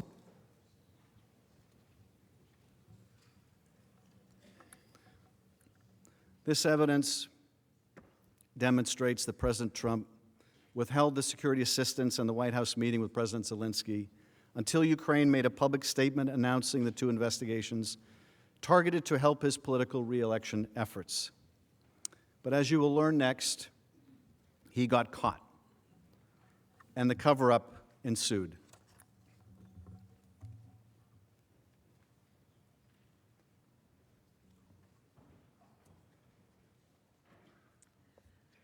Mr. Chief Justice and Senators, thank you for your patience. This is a lot of information, but you have a very important obligation, and that is ultimately to decide whether the president committed impeachable offenses. And in order to make that judgment, you have to have all of the facts. And so we're going through this chronology. We're close to being done. But it's important to know that while all of this material was going on, these deals were being made, there were other forces at work. Even before the president's freeze on U.S. military assistance to Ukraine became public on August 28th, members of both houses of Congress began to express concern. On August 9th, the Democratic leadership of the House and Senate Appropriations Committee wrote to the OMB and the White House warning that a hold on assistance might constitute an illegal impoundment of funds. They urged the Trump administration to follow the law and obligate the funding. When the news of the frozen aid broke on August 28th, congressional scrutiny of President Trump's decision increased. On September 3rd, a group of senators, both Republicans and Democrats, including Senator Jeanne Shaheen, Senator Rob Portman, Senator Dick Durbin, Senator Ron Johnson, Senator Richard Blumenthal, sent a letter to acting White House Chief of Staff Mick Mulvaney expressing, and I quote, deep concerns that the administration is considering not obligating the Ukraine Security Initiative funds for 2019. 2 days later, as has been mentioned, on September 5th, a Washington Post editorial expressed concern that President Trump was withholding military assistance to Ukraine in order to pressure President Zelensky to announce these investigations. That was the first public report linking the frozen security aid to the investigations that Mr. Giuliani had been publicly pressing for, and that President Trump, as we've heard, had privately urged President Zelensky to conduct on the July 25th call. That same day, Senators Murphy and Johnson met with President Zelensky in Kiev. Ambassador Taylor went with them, and he testified, Mr. Taylor testified, that President Zelensky's, quote, first question to the senators was about withheld security assistance. Ambassador Taylor testified that both senators, quote, stressed that bipartisan support for Ukraine and Washington was Ukraine's most important strategic asset, and that President Zelensky should not jeopardize that bipartisan support by getting drawn into U.S. domestic politics. Now, Senator Johnson and Senator Murphy later submitted letters where they explained that they sought to reassure President Zelensky that there was bipartisan support in Congress for providing Ukraine with military assistance, and that they would continue to urge President Trump to lift the hold. Here is what they said in that letter. Senator Murphy said, Senator Johnson and I assured Zelensky that Congress wanted to continue this funding and would press Trump to release it immediately. And Senator Johnson in the letter said, I explained that I'd tried to persuade the president to authorize me to announce the hold was released, but that I was unsuccessful. Now, as news of the president's hold on military assistance to Ukraine became public at the end of August, Congress, the press, the public started to pay more attention to President Trump's activities with Ukraine. This risked exposing the scheme that you've heard so much about today. By now, the White House had learned that the Inspector General of the intelligence community had found that a whistleblower complaint related to the same Ukraine matter was, quote, credible and, quote, an urgent concern, and was therefore, that they were therefore required to send that complaint to Congress. On September 9th, 3 House investigating committees sent a letter to White House counsel Pat Cipollone stating that President Trump and Giuliani, quote, appear to have acted outside legitimate law enforcement and diplomatic channels to coerce the Ukrainian government into pursuing 2 politically motivated investigations under the guise of anti-corruption activity. The letter also said this: if the president is trying to pressure Ukraine into choosing between defending itself from a Russian aggression without U.S. assistance or leveraging its judicial system to serve the ends of the Trump campaign, this would represent a staggering abuse of power, a boon to Moscow, and a betrayal of the public trust. The chairs requested that the White House preserve all relevant records and produce them by September 16th. This included the transcript, or actually the call record, of the July 25th call between President Trump and President Zelensky. Now, based on witness testimony, it looks like the White House counsel's office circulated the committee's document request around the White House. Tim Morrison, a senior director at the National Security Council, remembered seeing a copy of this letter. He also recalled that the 3 committees' Ukraine investigation was discussed at a meeting of senior-level NSC staff soon after it was publicly announced. Lieutenant Colonel Vindman recalled discussions among the NSC staff members that the investigation, and here's a quote, might have the effect of releasing the hold on Ukraine military assistance because it would be, quote, potentially politically challenging for the administration to justify that hold to Congress. Later that same day, on September 9th, the Inspector General informed the House and Senate Intelligence Committees he determined that the whistleblower complaint that had been submitted on August 12th appeared to be credible, met the definition of urgent concern under the statute, and yet, he reported, that for the first time ever, the acting director of national intelligence was withholding this whistleblower complaint from Congress. That violated the law, which required him to send it in 7 days. The acting director later testified that his office initially withheld the complaint based on the advice from the White House and an unprecedented intervention by the Department of Justice.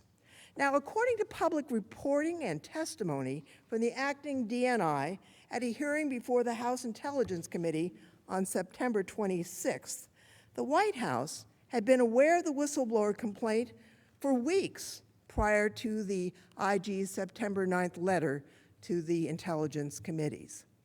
Acting DNI McGuire testified that when he received the whistleblower complaint from the Inspector General, his office contacted the White House counsel's office for guidance.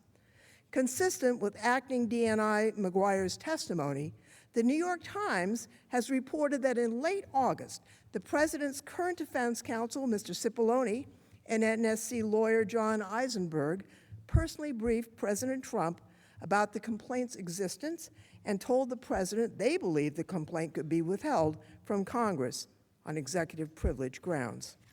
Now, on September 10th, the next day, Ambassador Bolton resigned from his position as National Security Advisor. On that same day, September 10th, Chairman Schiff of the House Intelligence Committee wrote a letter to the acting director demanding that he provide the complaint as the law required. The next day, on September 11th, President Trump lifted the hold on the security assistance to Ukraine. Now, numerous witnesses have testified that they weren't aware of any reason why the hold was lifted, just as there was no explanation for the hold being implemented. There was no additional review, no additional European contribution, nothing to justify the president's change in position except he got caught. Just as there was no official explanation for why the hold on Ukrainian assistance was implemented, numerous witnesses testified that they were not provided with any reason for why the hold was lifted on September 11th. For example, Jennifer Williams, who was the special advisor to Vice President Pence, testified that she was never given a reason for that decision. Neither was Lieutenant Colonel Vindman. Here's what he told us during the hearing. Are you also aware, however, that the security assistance hold was not lifted for another 10 days after this meeting? That's correct. And am I correct that you didn't learn the reason why the hold was lifted? That's correct. Colonel Vindman, you didn't learn a reason why the hold was lifted either, is that right? Correct.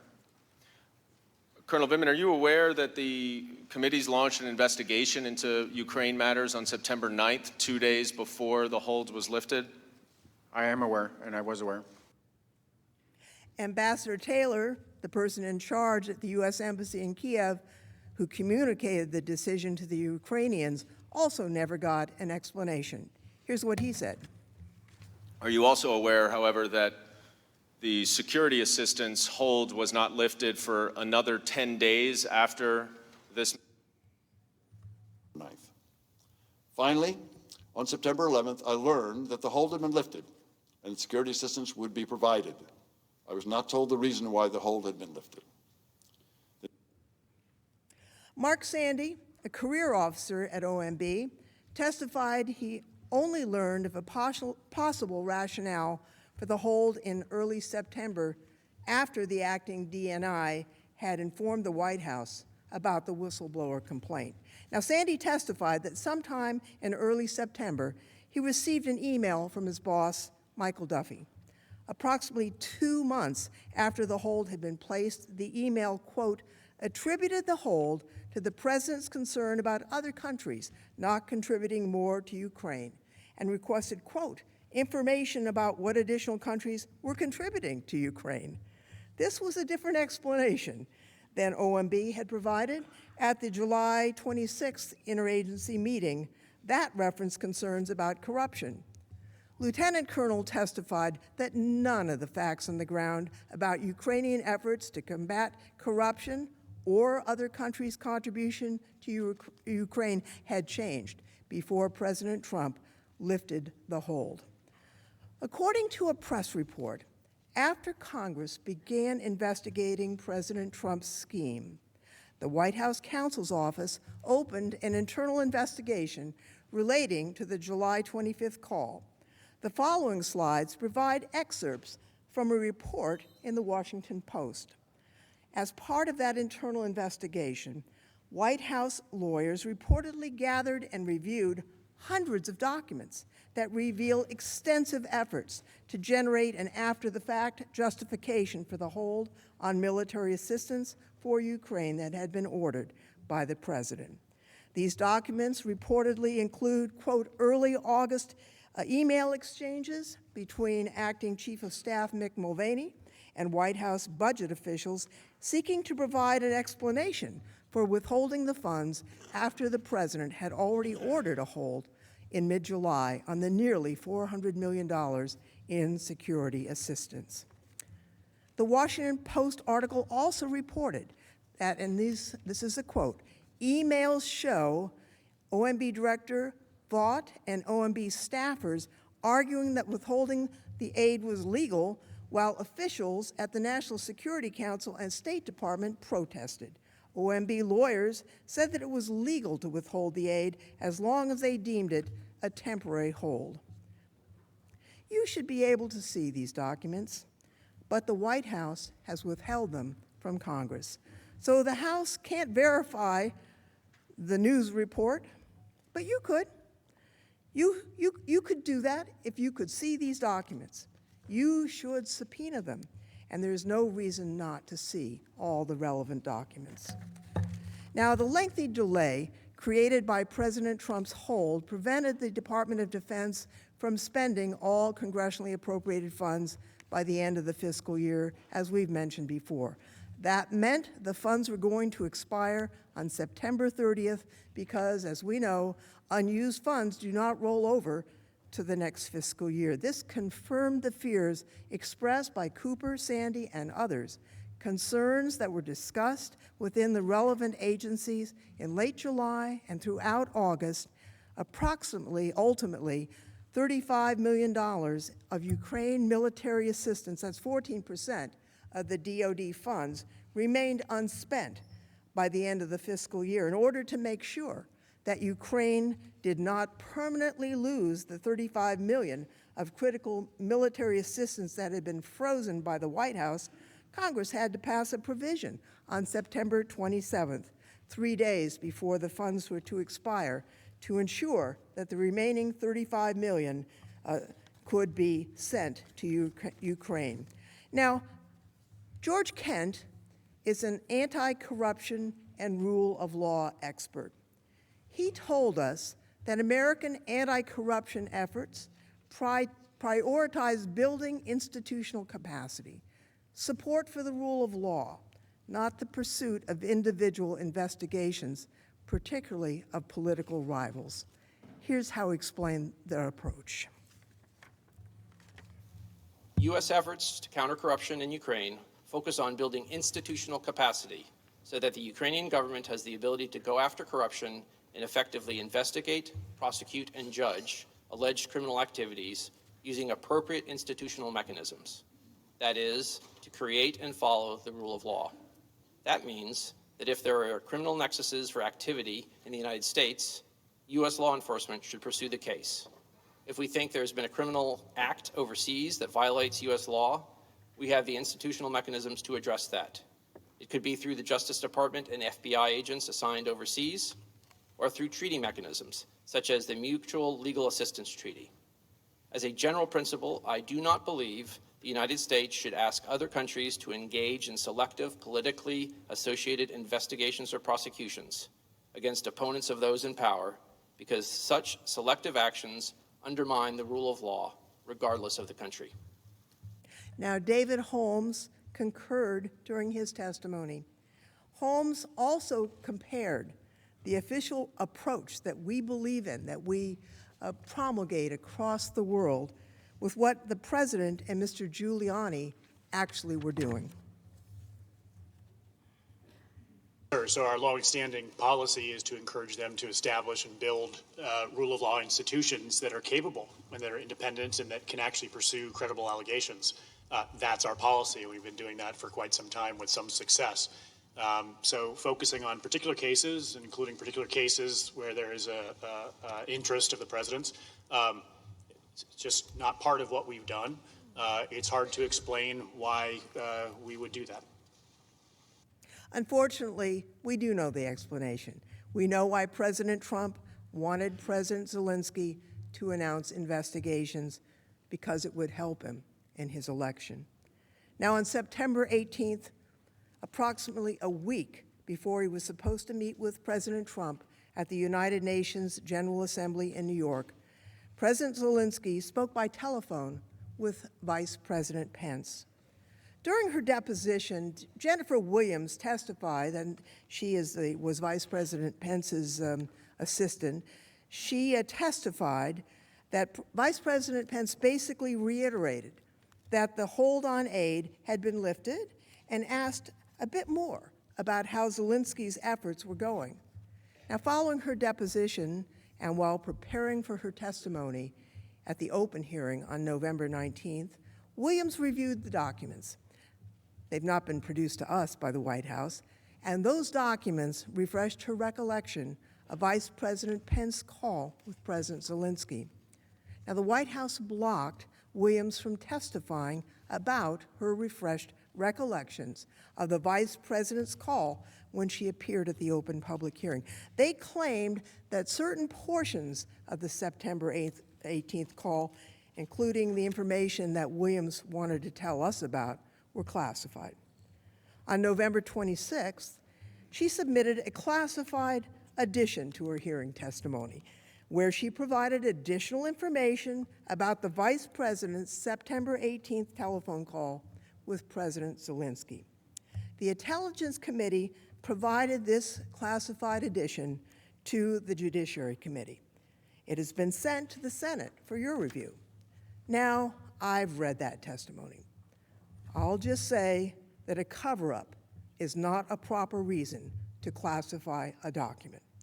Vice President Pence has repeatedly said publicly that he has no objection to the White House releasing the actual transcript of his calls with President Zelensky, and yet his office has refused many requests by the committee to declassify Williams' addendum so the American people could also see the additional evidence about this call.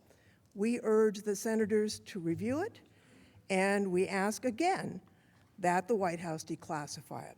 As the House wrote in 2 separate letters, there is no basis to keep it classified, and again, in case the White House needs a reminder, it's improper to keep something classified just to avoid embarrassment or to conceal wrongdoing. Now, we've been through a lot of facts today. We've seen the president's scheme, a shakedown of Ukraine for his personal benefit, was, I believe, an obvious abuse of his power. But this misconduct, the scheme, became exposed. Congress asked questions. The press reported. Non-political officers in the government expressed concern. The whistleblower laws were activated. As this happened, there was an effort to create an after-the-fact misleading record to avoid responsibility for what the president had actually been doing. These were not the only efforts to hide misconduct, and the misconduct continued. Congressman Schiff will review some of those items.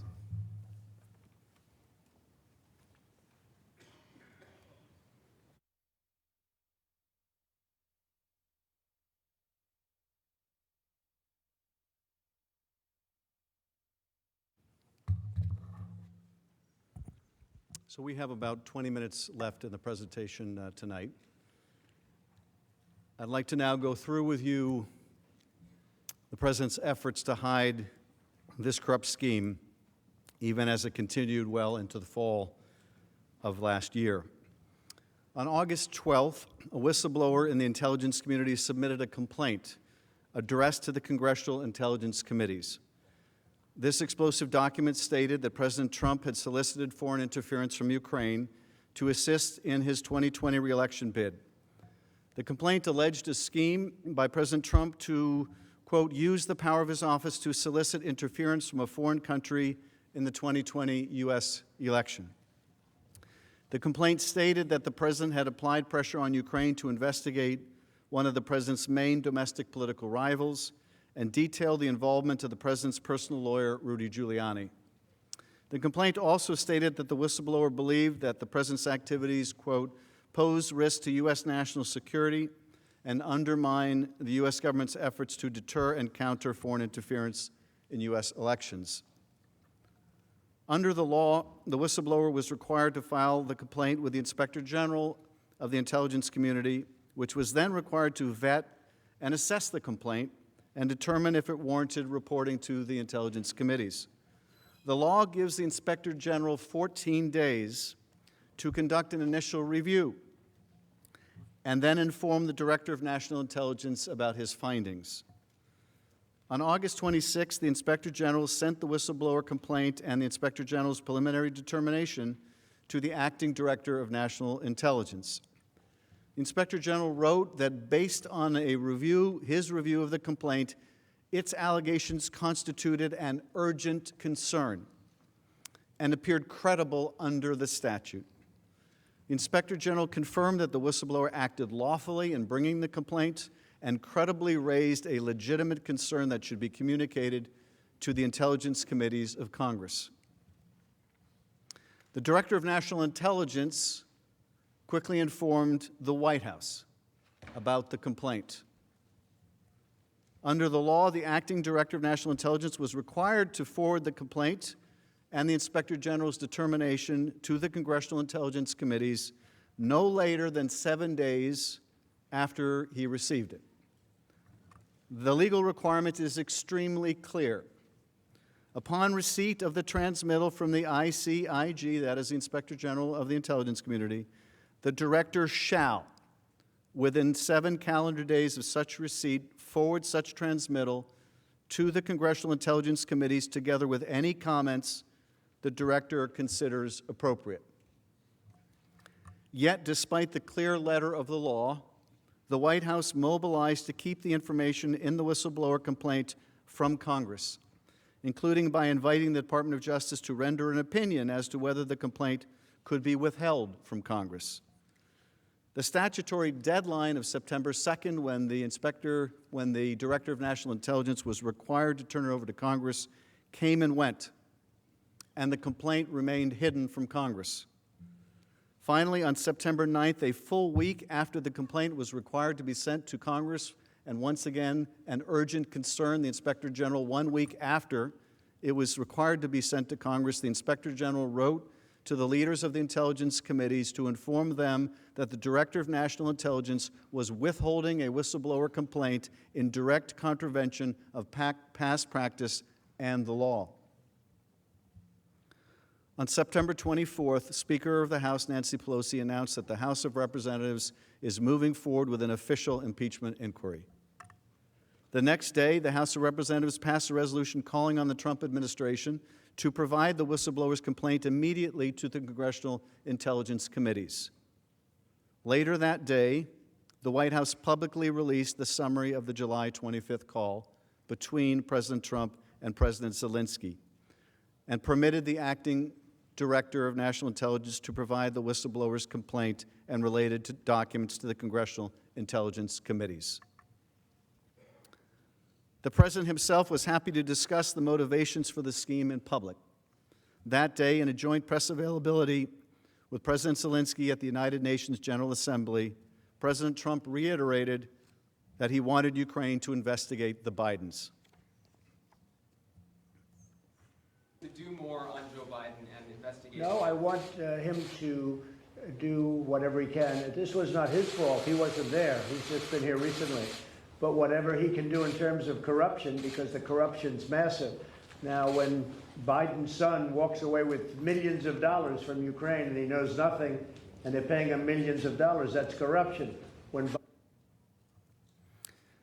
Finally, the day after President Trump explained to the public that he wanted Ukraine to investigate former Vice President Biden, on the morning of September 26th, the Intelligence Committee publicly released declassified redactions of two documents, the whistleblower's August 12th complaint and the Inspector General's August 26th transmittal to the Acting Director of National Intelligence.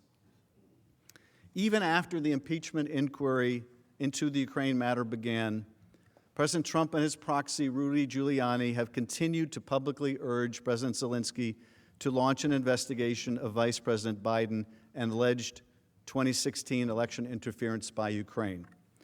On September 30, during his remarks at the swearing-in of the new Labor Secretary, President Trump stated, Now, the new president of Ukraine ran on the basis of no corruption. That's how he got elected. And I believe that he really means it. But there was a lot of corruption having to do with the 2016 election against us. And we want to get to the bottom of it, and it's very important that we do. Thank you very much. So here he is, this meeting at the United Nations, September 30, and he's still pursuing this bogus CrowdStrike conspiracy theory with the president of Ukraine.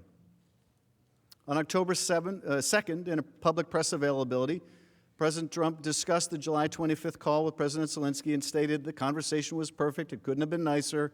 He then linked his notion of corruption with the Biden investigation. On October 3rd, in remarks before he departed on Marine One, President Trump expressed his hope that Ukraine would investigate Vice President Biden and his son.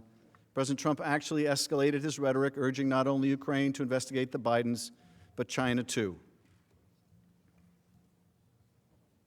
What exactly did you hope Zelensky would do about the Bidens after your phone call?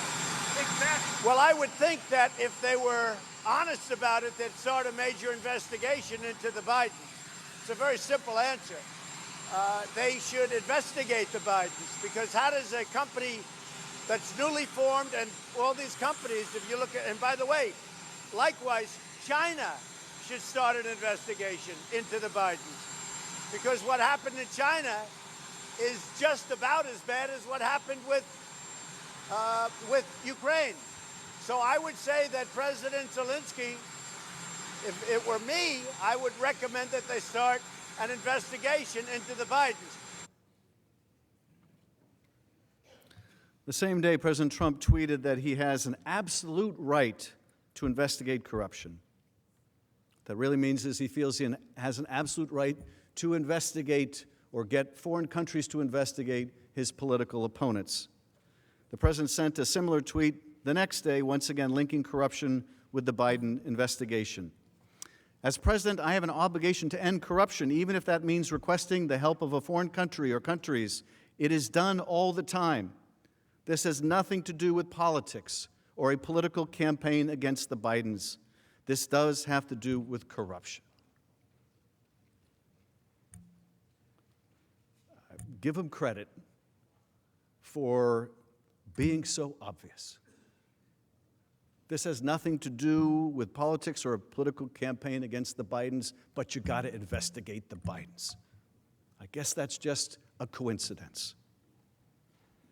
President Trump continued to demonstrate his eagerness to solicit foreign assistance related to his personal interest. Here's what's okay. He said, if we feel there's corruption, like I feel there was in the 2016 campaign, there was tremendous corruption against me. If we feel there's corruption, we have a right to go to a foreign country.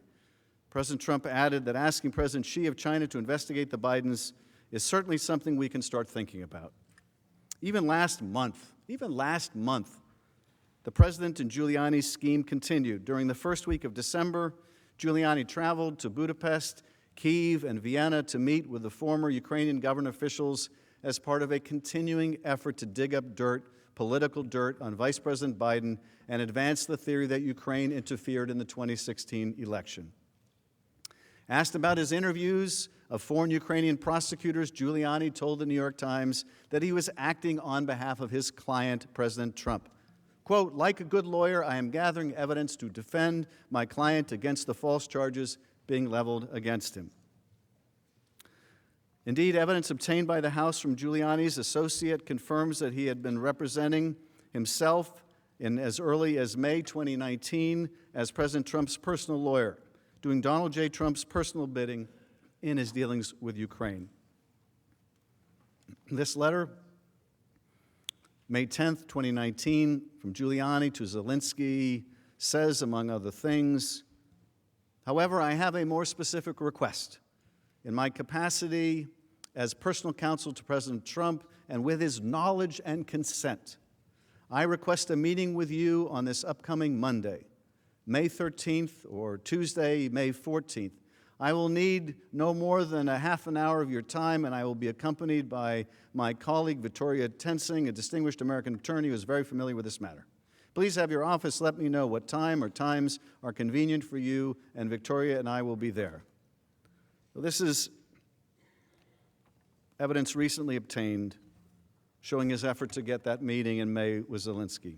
Giuliani told the Wall Street Journal that when he returned to New York from this most recent trip on December 7th, President Trump called him as his plane was still taxiing down the runway. What did you get? He said, President Trump asked. More than you can imagine, Giuliani replied. Giuliani claimed that he was putting his findings into a 20-page report that the president had asked him to brief the Attorney General and the Republicans in Congress. Shortly thereafter, on the same day, President Trump told reporters before departing on Marine One that he was aware of Giuliani's efforts in Ukraine and that Giuliani was going to report his purported findings to the Attorney General and Congress.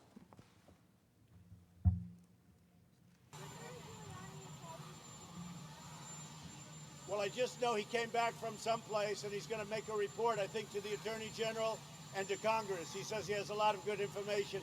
I have not spoken to him about that information, but Rudy, as you know, has been one of the great crime fighters of the last 50 years. And he did get back from Europe just recently, and I know he has not told me what he's found, but I think he wants to go before Congress and say, and also to the Attorney General and the Department of Justice, I hear he's found plenty, yeah. 3 days after that, those remarks, on December 10th, Giuliani confirmed to the Washington Post that President Trump had asked him to brief the Justice Department and Republican senators on his, quote, findings, unquote, from his trip to Ukraine. Giuliani stated, he wants me to do it. I'm working on pulling it together and hope to have it done by the end of the week. That Friday, December 13th, Giuliani reportedly met with President Trump at the White House. And on December 17th, Giuliani confirmed to CNN that President Trump has been very supportive of his efforts to dig up dirt on Vice President Biden in Ukraine and that they are on the same page. The following day, on December 18, 2019, the House of Representatives approved the 2 articles of impeachment you are considering in this trial. Since the House voted on these articles, evidence has continued to come to light related to the president's corrupt scheme. Among other things, Freedom of Information Act lawsuits, press reporting, and documents provided to Congressman Rudy Giuliani, Associate Lev Parnas, further corroborate what we already know about the president's scheme. As Giuliani again said on December 17th, President Trump has been, quote, very supportive, unquote, of his efforts to dig up dirt on Vice President Biden, and they are, quote, on the same page. Parnas further corroborated what we already know about President Trump's scheme, that he was responsible for withholding military aid and sustaining that hold, and that his personal attorney, Mr. Giuliani, was working at the direction of President Trump himself.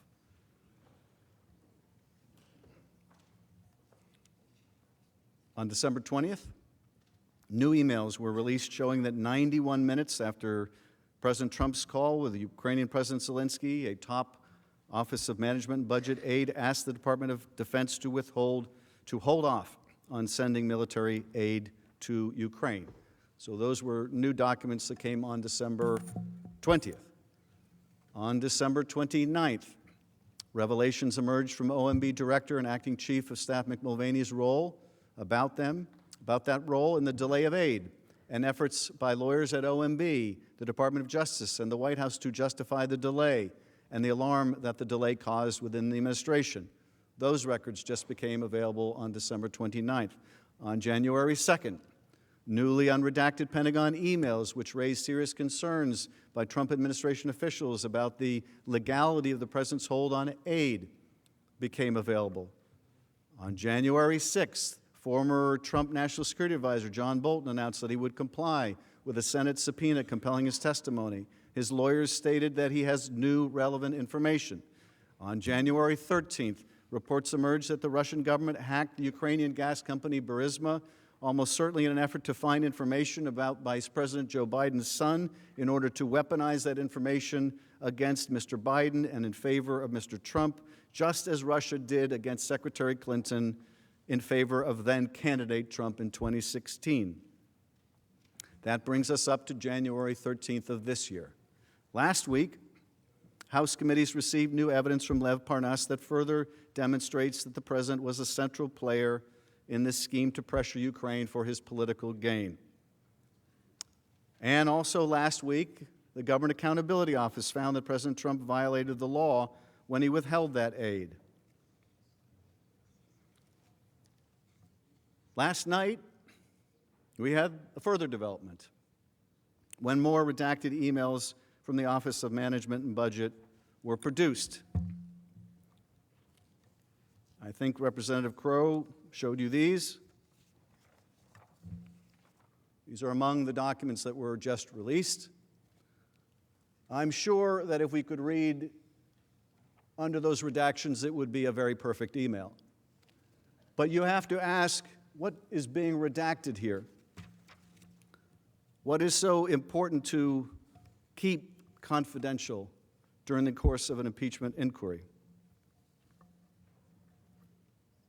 As you can see, right up until last night, evidence continues to be produced. The truth is going to come out. Indeed, the truth has already come out, but more and more of it will. More emails are going to come out. More witnesses are going to come forward. They're going to have more relevant information to share. And the only question is, do you want to hear it now? Do you want to know the full truth now? Do you want to know just who was in the loop? Sounds like everyone was in the loop. Do you want to know how broad this scheme was? We have the evidence to prove that President Trump ordered the aid withheld. He did so to coerce Ukraine to help his re-election campaign. He withheld a White House meeting to coerce the same sham investigations. We can and will prove President Trump guilty of this conduct and of obstructing the investigation into his misconduct. But you and the American people should know who else was involved in this scheme. You should want the whole truth to come out. You should want to know about every player in this sordid business. It isn't within your power to do so. And I would urge you, even if you're prepared to vote to convict and impeach and remove this president, to find out the full truth about how far this corruption goes. Because I think the public has a right to know.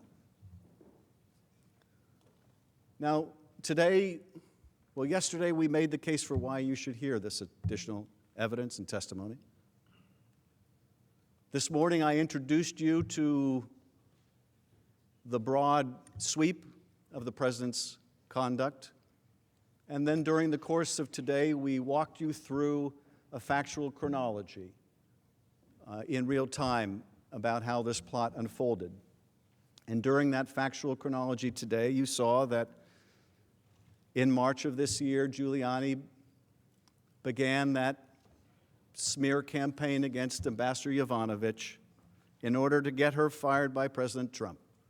something he would later admit was necessary to get her out of the way because she was going to be in the way of these 2 investigations.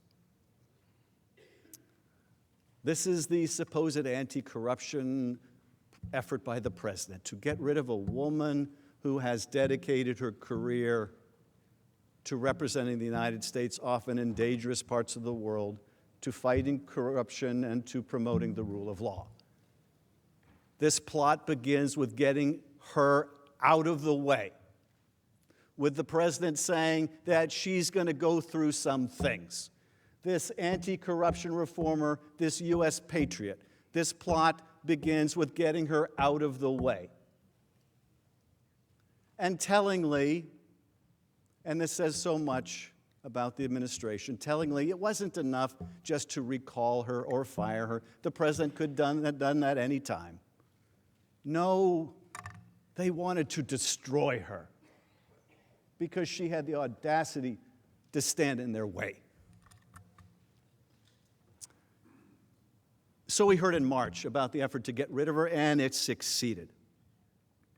And guess what message that sent to the Ukrainians? About the power the president's lawyer has. The Ukrainians were watching this whole saga. They were hearing his interviews. They were seeing the smears that he was putting out. And this attorney for the president, working hand in hand with these corrupt Ukrainians, was able to get a UN ambassador yanked out of her job. Proof positive. You want a window to this president, you want entree to this president, you want to make things happen with this president, you go through his lawyer. Never mind the State Department, never mind the National Security Council, never mind the Defense Department, you go through his lawyer.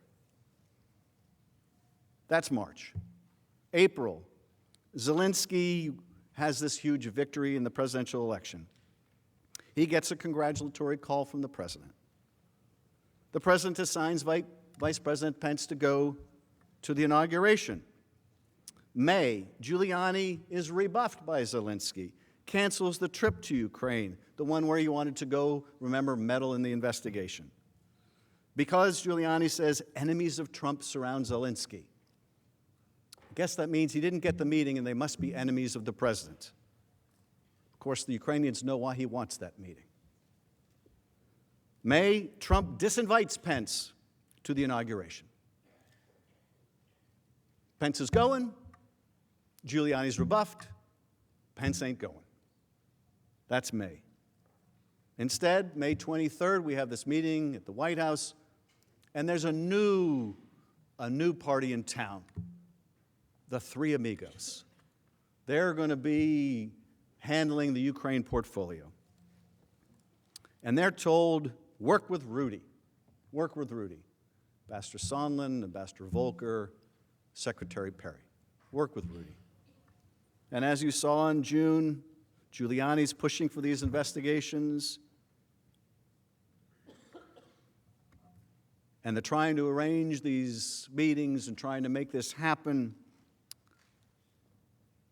And also in June, the Defense Department announces they're going to release the military aid. And the president reads about this. And then he stops it. He stops the aid. In July, on July 10th, you heard in the chronology, there's that meeting at the White House. The meeting in which Sondland blurts out in this meeting between Ukrainians and Americans, hey, they've got a deal. They're trying to get this meeting, and there's a debate about whether the meeting is going to happen and when it's going to happen, and Sondland says, hey, we've got a deal with Mulvaney here. We're going to get this meeting, and you're going to do those investigations. And Bolton stiffens and abruptly ends the meeting. That was the first meeting that day, and then Sondland brings the delegation to a different part of the White House, and they have the follow-up meeting where he makes it even more explicit. This drug deal is made even more explicit. And Dr. Hill is told by Ambassador Bolton, you need to go talk to the lawyers. I don't want any part of this drug deal they're cooking up. That's July. July is the month where that email goes from Sondland to Pompeo and others, and everybody is in the loop. July is the month where the hold is implemented with no explanation. July is the month where Mueller testifies about Russia's systemic interference in our affairs. July is the month after Mueller testifies that the president believes he has escaped accountability. The next day in July is, of course, the July 25th call, in which the president asks for his favor. And July is the month, July 26 is the date of the call between President Trump and Ambassador Sondland. You know the one. Zelensky loves your ass. He'll do anything you want. Is he going to do the investigation? Yeah, he's going to do the investigation. July is the month of that conversation between Sondland and David Holmes, where Holmes says, can you tell me candidly here what the president thinks of Ukraine? Does he give a blank about Ukraine? No, he doesn't give a blank about Ukraine. He only cares about the big stuff. Well, there's kind of big stuff here in Ukraine, like a war with the Russians. No. Big stuff that affects him personally, like the Biden investigation that Giuliani wants. That's the month of July. August, we have that meeting between Giuliani and Yermak in Madrid. August, we have the back and forth about the statement. No, you go first. And you commit and publicly announce the investigations, and then we'll give you a date. No, you go first. You give us the date, and then we'll announce the investigations. Well, we'll give you a statement that doesn't mention the specifics. No, you give us a statement that mentions the investigations. That's the month of August. August is also the month where it becomes clear that it's not just the meeting anymore. It's everything. Everything is conditioned on these investigations. The relationship, the money, the meeting. Sondland and Holmes testify it's as simple as 2 + 2 = 4. That's August. September, Sondland says to Yermak, everything is conditioned on public announcements. So, message delivered, no ambiguity. The Ukrainians are told quid pro quo. Taylor texts, this is crazy, to withhold aid. September's the month, September 7th in particular, Trump and Sondland talk on the phone, and the president has that conversation where he says, no quid pro quo, except here's the quid pro quo. Zelensky's got to go to the mic, and what's more, he should want to do it. September is also the month where the investigations begin in Congress. September's the month where after those investigations begin, after the president knows he's been caught, the aid is finally released. And September is the month where Pence and Zelensky are on the phone, and Jennifer Williams has classified information to share with you that I hope you will take a look at because it is relevant to these issues. That's September. October, Trump admits, yes, if it wasn't obvious enough, he wants Ukraine to investigate his political opponent. October is the month where he invites another nation, China, to investigate his opponent.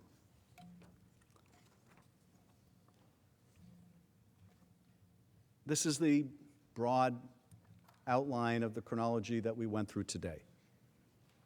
Tomorrow, we will go through the law, the Constitution, and the facts as they apply to Article 1. That is the plan for tomorrow.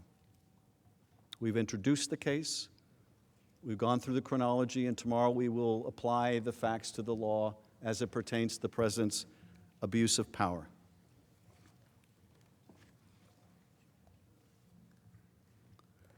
And let me just conclude this evening by remarking again on what brought us here. What brought us here is that some courageous people came forward. Courageous people that risked their entire careers. And one of the things that's been so striking to me about that as I watch these witnesses like Maria Yovanovitch and Ambassador Taylor and David Holmes and others, Dr. Hill, is how much these dedicated officials were willing to risk their career, the beginning of their career, or the middle of their career, or late in their career, when they had everything to lose.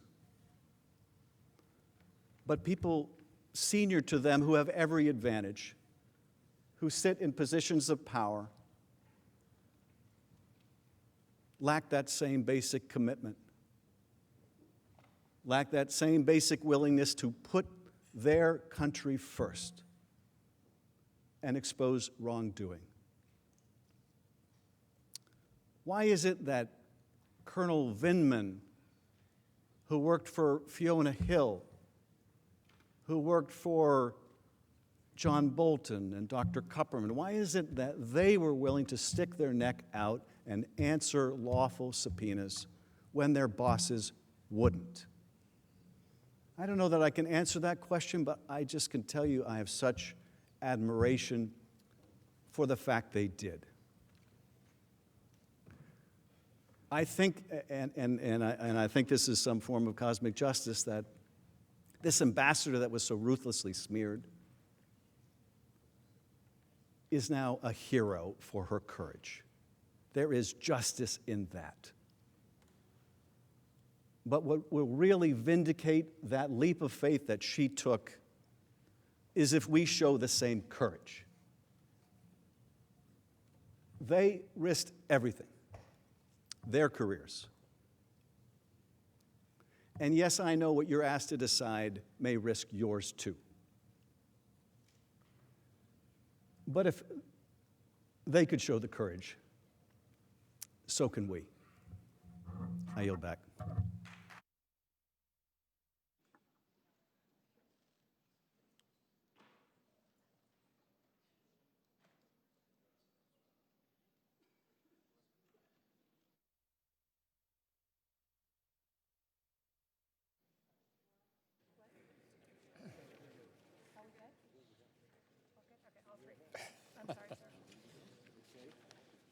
Pursuant to the provisions of Senate Resolution 243 of the 100th Congress, a single one-page classified document identified by the House managers for filing with the Secretary of the Senate that will be received on January 22nd, 2020, shall not be made part of the public record and shall not be printed, but shall be made available pursuant to the standing order from the 100th Congress.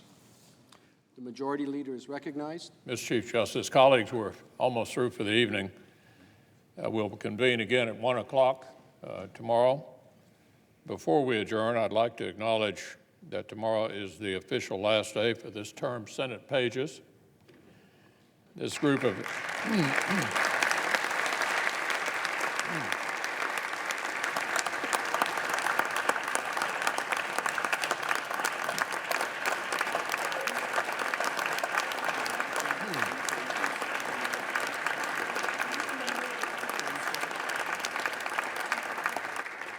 in addition to witnessing this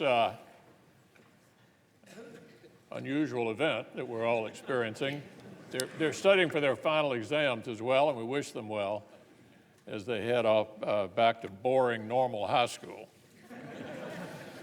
Mr. Leader, let me just add my thanks and gratitude for all of us.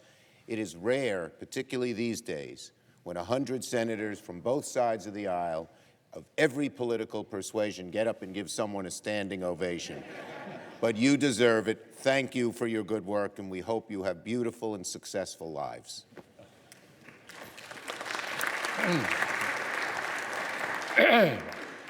So, Mr. Chief Justice, I ask unanimous consent that on Tuesday, January the 28th, from 10 a.m. to 11 a.m., while the Senate is sitting as a court of impeachment, and that notwithstanding the Senate's adjournment, the Senate can receive House messages and executive matters, committees be authorized to report legislation and executive matters, and senators be allowed to submit statements for the record, bills, resolutions, and co-sponsor requests, and where applicable, the Secretary of the Senate, on behalf of the presiding officer, be permitted to refer such matters. Without objection, so ordered. Finally, I ask unanimous consent that the trial adjourn until 1 p.m. Thursday, January 23rd, and this also constitute the adjournment of the Senate. Without objection, so ordered. Senate is adjourned.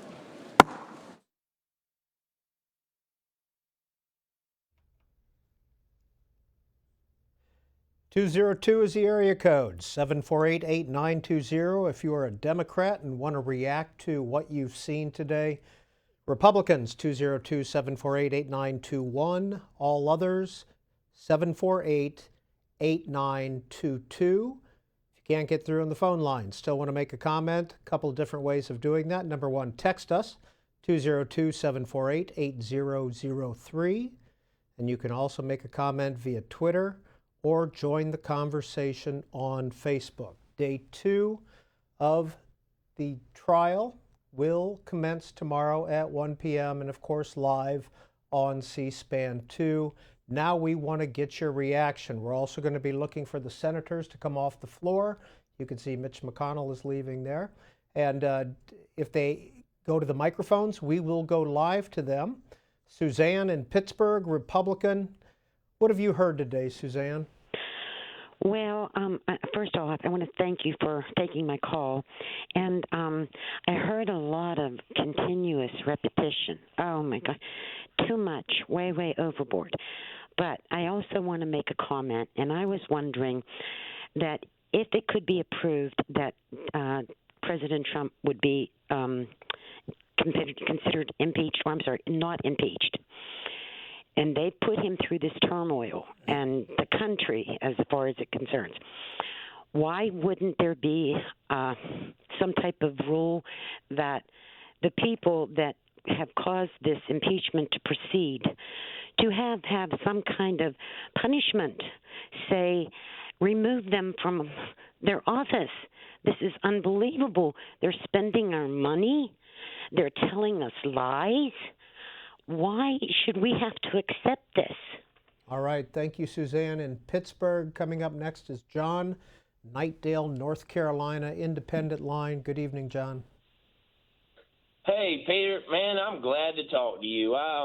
First of all, I want to thank C-SPAN, first of all, because I've watched you for the past 3-4 months, and it's absolutely wonderful that we can get the truth and the word straight from the mouth. So what did you learn today, John? Well, I've learned a lot, and this thing looks like a pressure cooker. All right. What do you mean by that? I think it's going to blow up in somebody's face, to be honest with you. Are the Democrats being effective prosecutors? From what I've seen, this thing is more than just an impeachment. This is investigation upon investigation. We've got Biden, we've got the DNC Clintons working with Ukrainians for the Steele dossier, which got Russian information provided to it. Who's colluding with who with Russia? Also, we've got Vindman, who is obviously the one that told the individual that told Adam Schiff. Adam Schiff says that he didn't talk to him. And then again, all of this has been prearranged. And then we have the insurance policy. It's just, I think there's going to be a lot more than just an impeachment. We all know how the impeachment's going. It's going to get, he'll get acquitted or whatever. The Senate's going to strike it down because the process has not been fair at all. All right, that's John in Knightdale, North Carolina.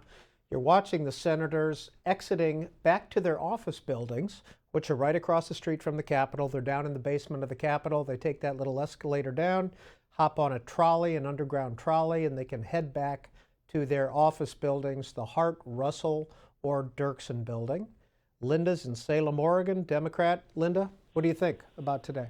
Oh, I think the Democrats are brilliant, and people can't see the truth after the president has lied over 17,000 times from the time he raised his hand and took office. But are those impeachable offenses? People better, yeah, all of them are. He should have been thrown out and then he's in with Russia. It's all Russia, North Korea. He doesn't believe anything our people.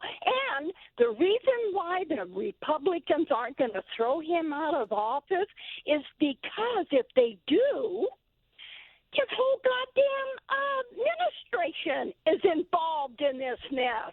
All right, we're going to cut you right there. This is Joe from La Vista, Nebraska. Text message. The Democrats have learned the Bill Clinton doctrine extremely well. Repeat the same half-truths over and over and over and over in hopes that sooner or later people will believe them. Rich, Tewksbury, Massachusetts, on our Republican line. Good evening, Rich. Good evening. Thank you for taking my call. Please go ahead. This, to me, is just a complete waste of taxpayer money. It's just unbelievable how this has been going on since the president was elected. The Democrats are the party of no. They will not quit. I can just see it going on even after this. They'll find some more things to bring up. It's just they should be focusing on the people's business, infrastructure, energy, jobs. None of that's getting done. It's just a complete waste of taxpayer time and money. That was Rich in Massachusetts. The Democrats are the House managers have so far used 7 hours and 15 minutes worth of their 24 hours. That 24 hours is spread over 3 days. So 16 hours and 45 minutes remain if they choose to use all 24 hours. And as Chairman Schiff said on the Senate floor, they're going to be addressing the abuse of power allegations against the president tomorrow. John in Bemis Point, New York, independent line. John, you're on C-SPAN 2. And in just a minute, we're going to listen to Jay Sekulow, the president's attorney. What are your thoughts at the end of day one? So I think, look, it's going exactly as we expected it would. They laid out their timeline. That's what they said they would do. They laid out a timeline. The first question, of course, is what's the relevance between the timeline and actually the law and the articles of impeachment? They're putting on their case. We will put on our case. I'm not going to give you time frames on the case, on how long it will take to do ours, but I will tell you this. We will be putting on both an affirmative case in defense of the president, but also pointing out some of the errors in the case that they've presented. Are you prepared for moderates to kind of come out and say they want to see the memo, like the Taylor memo,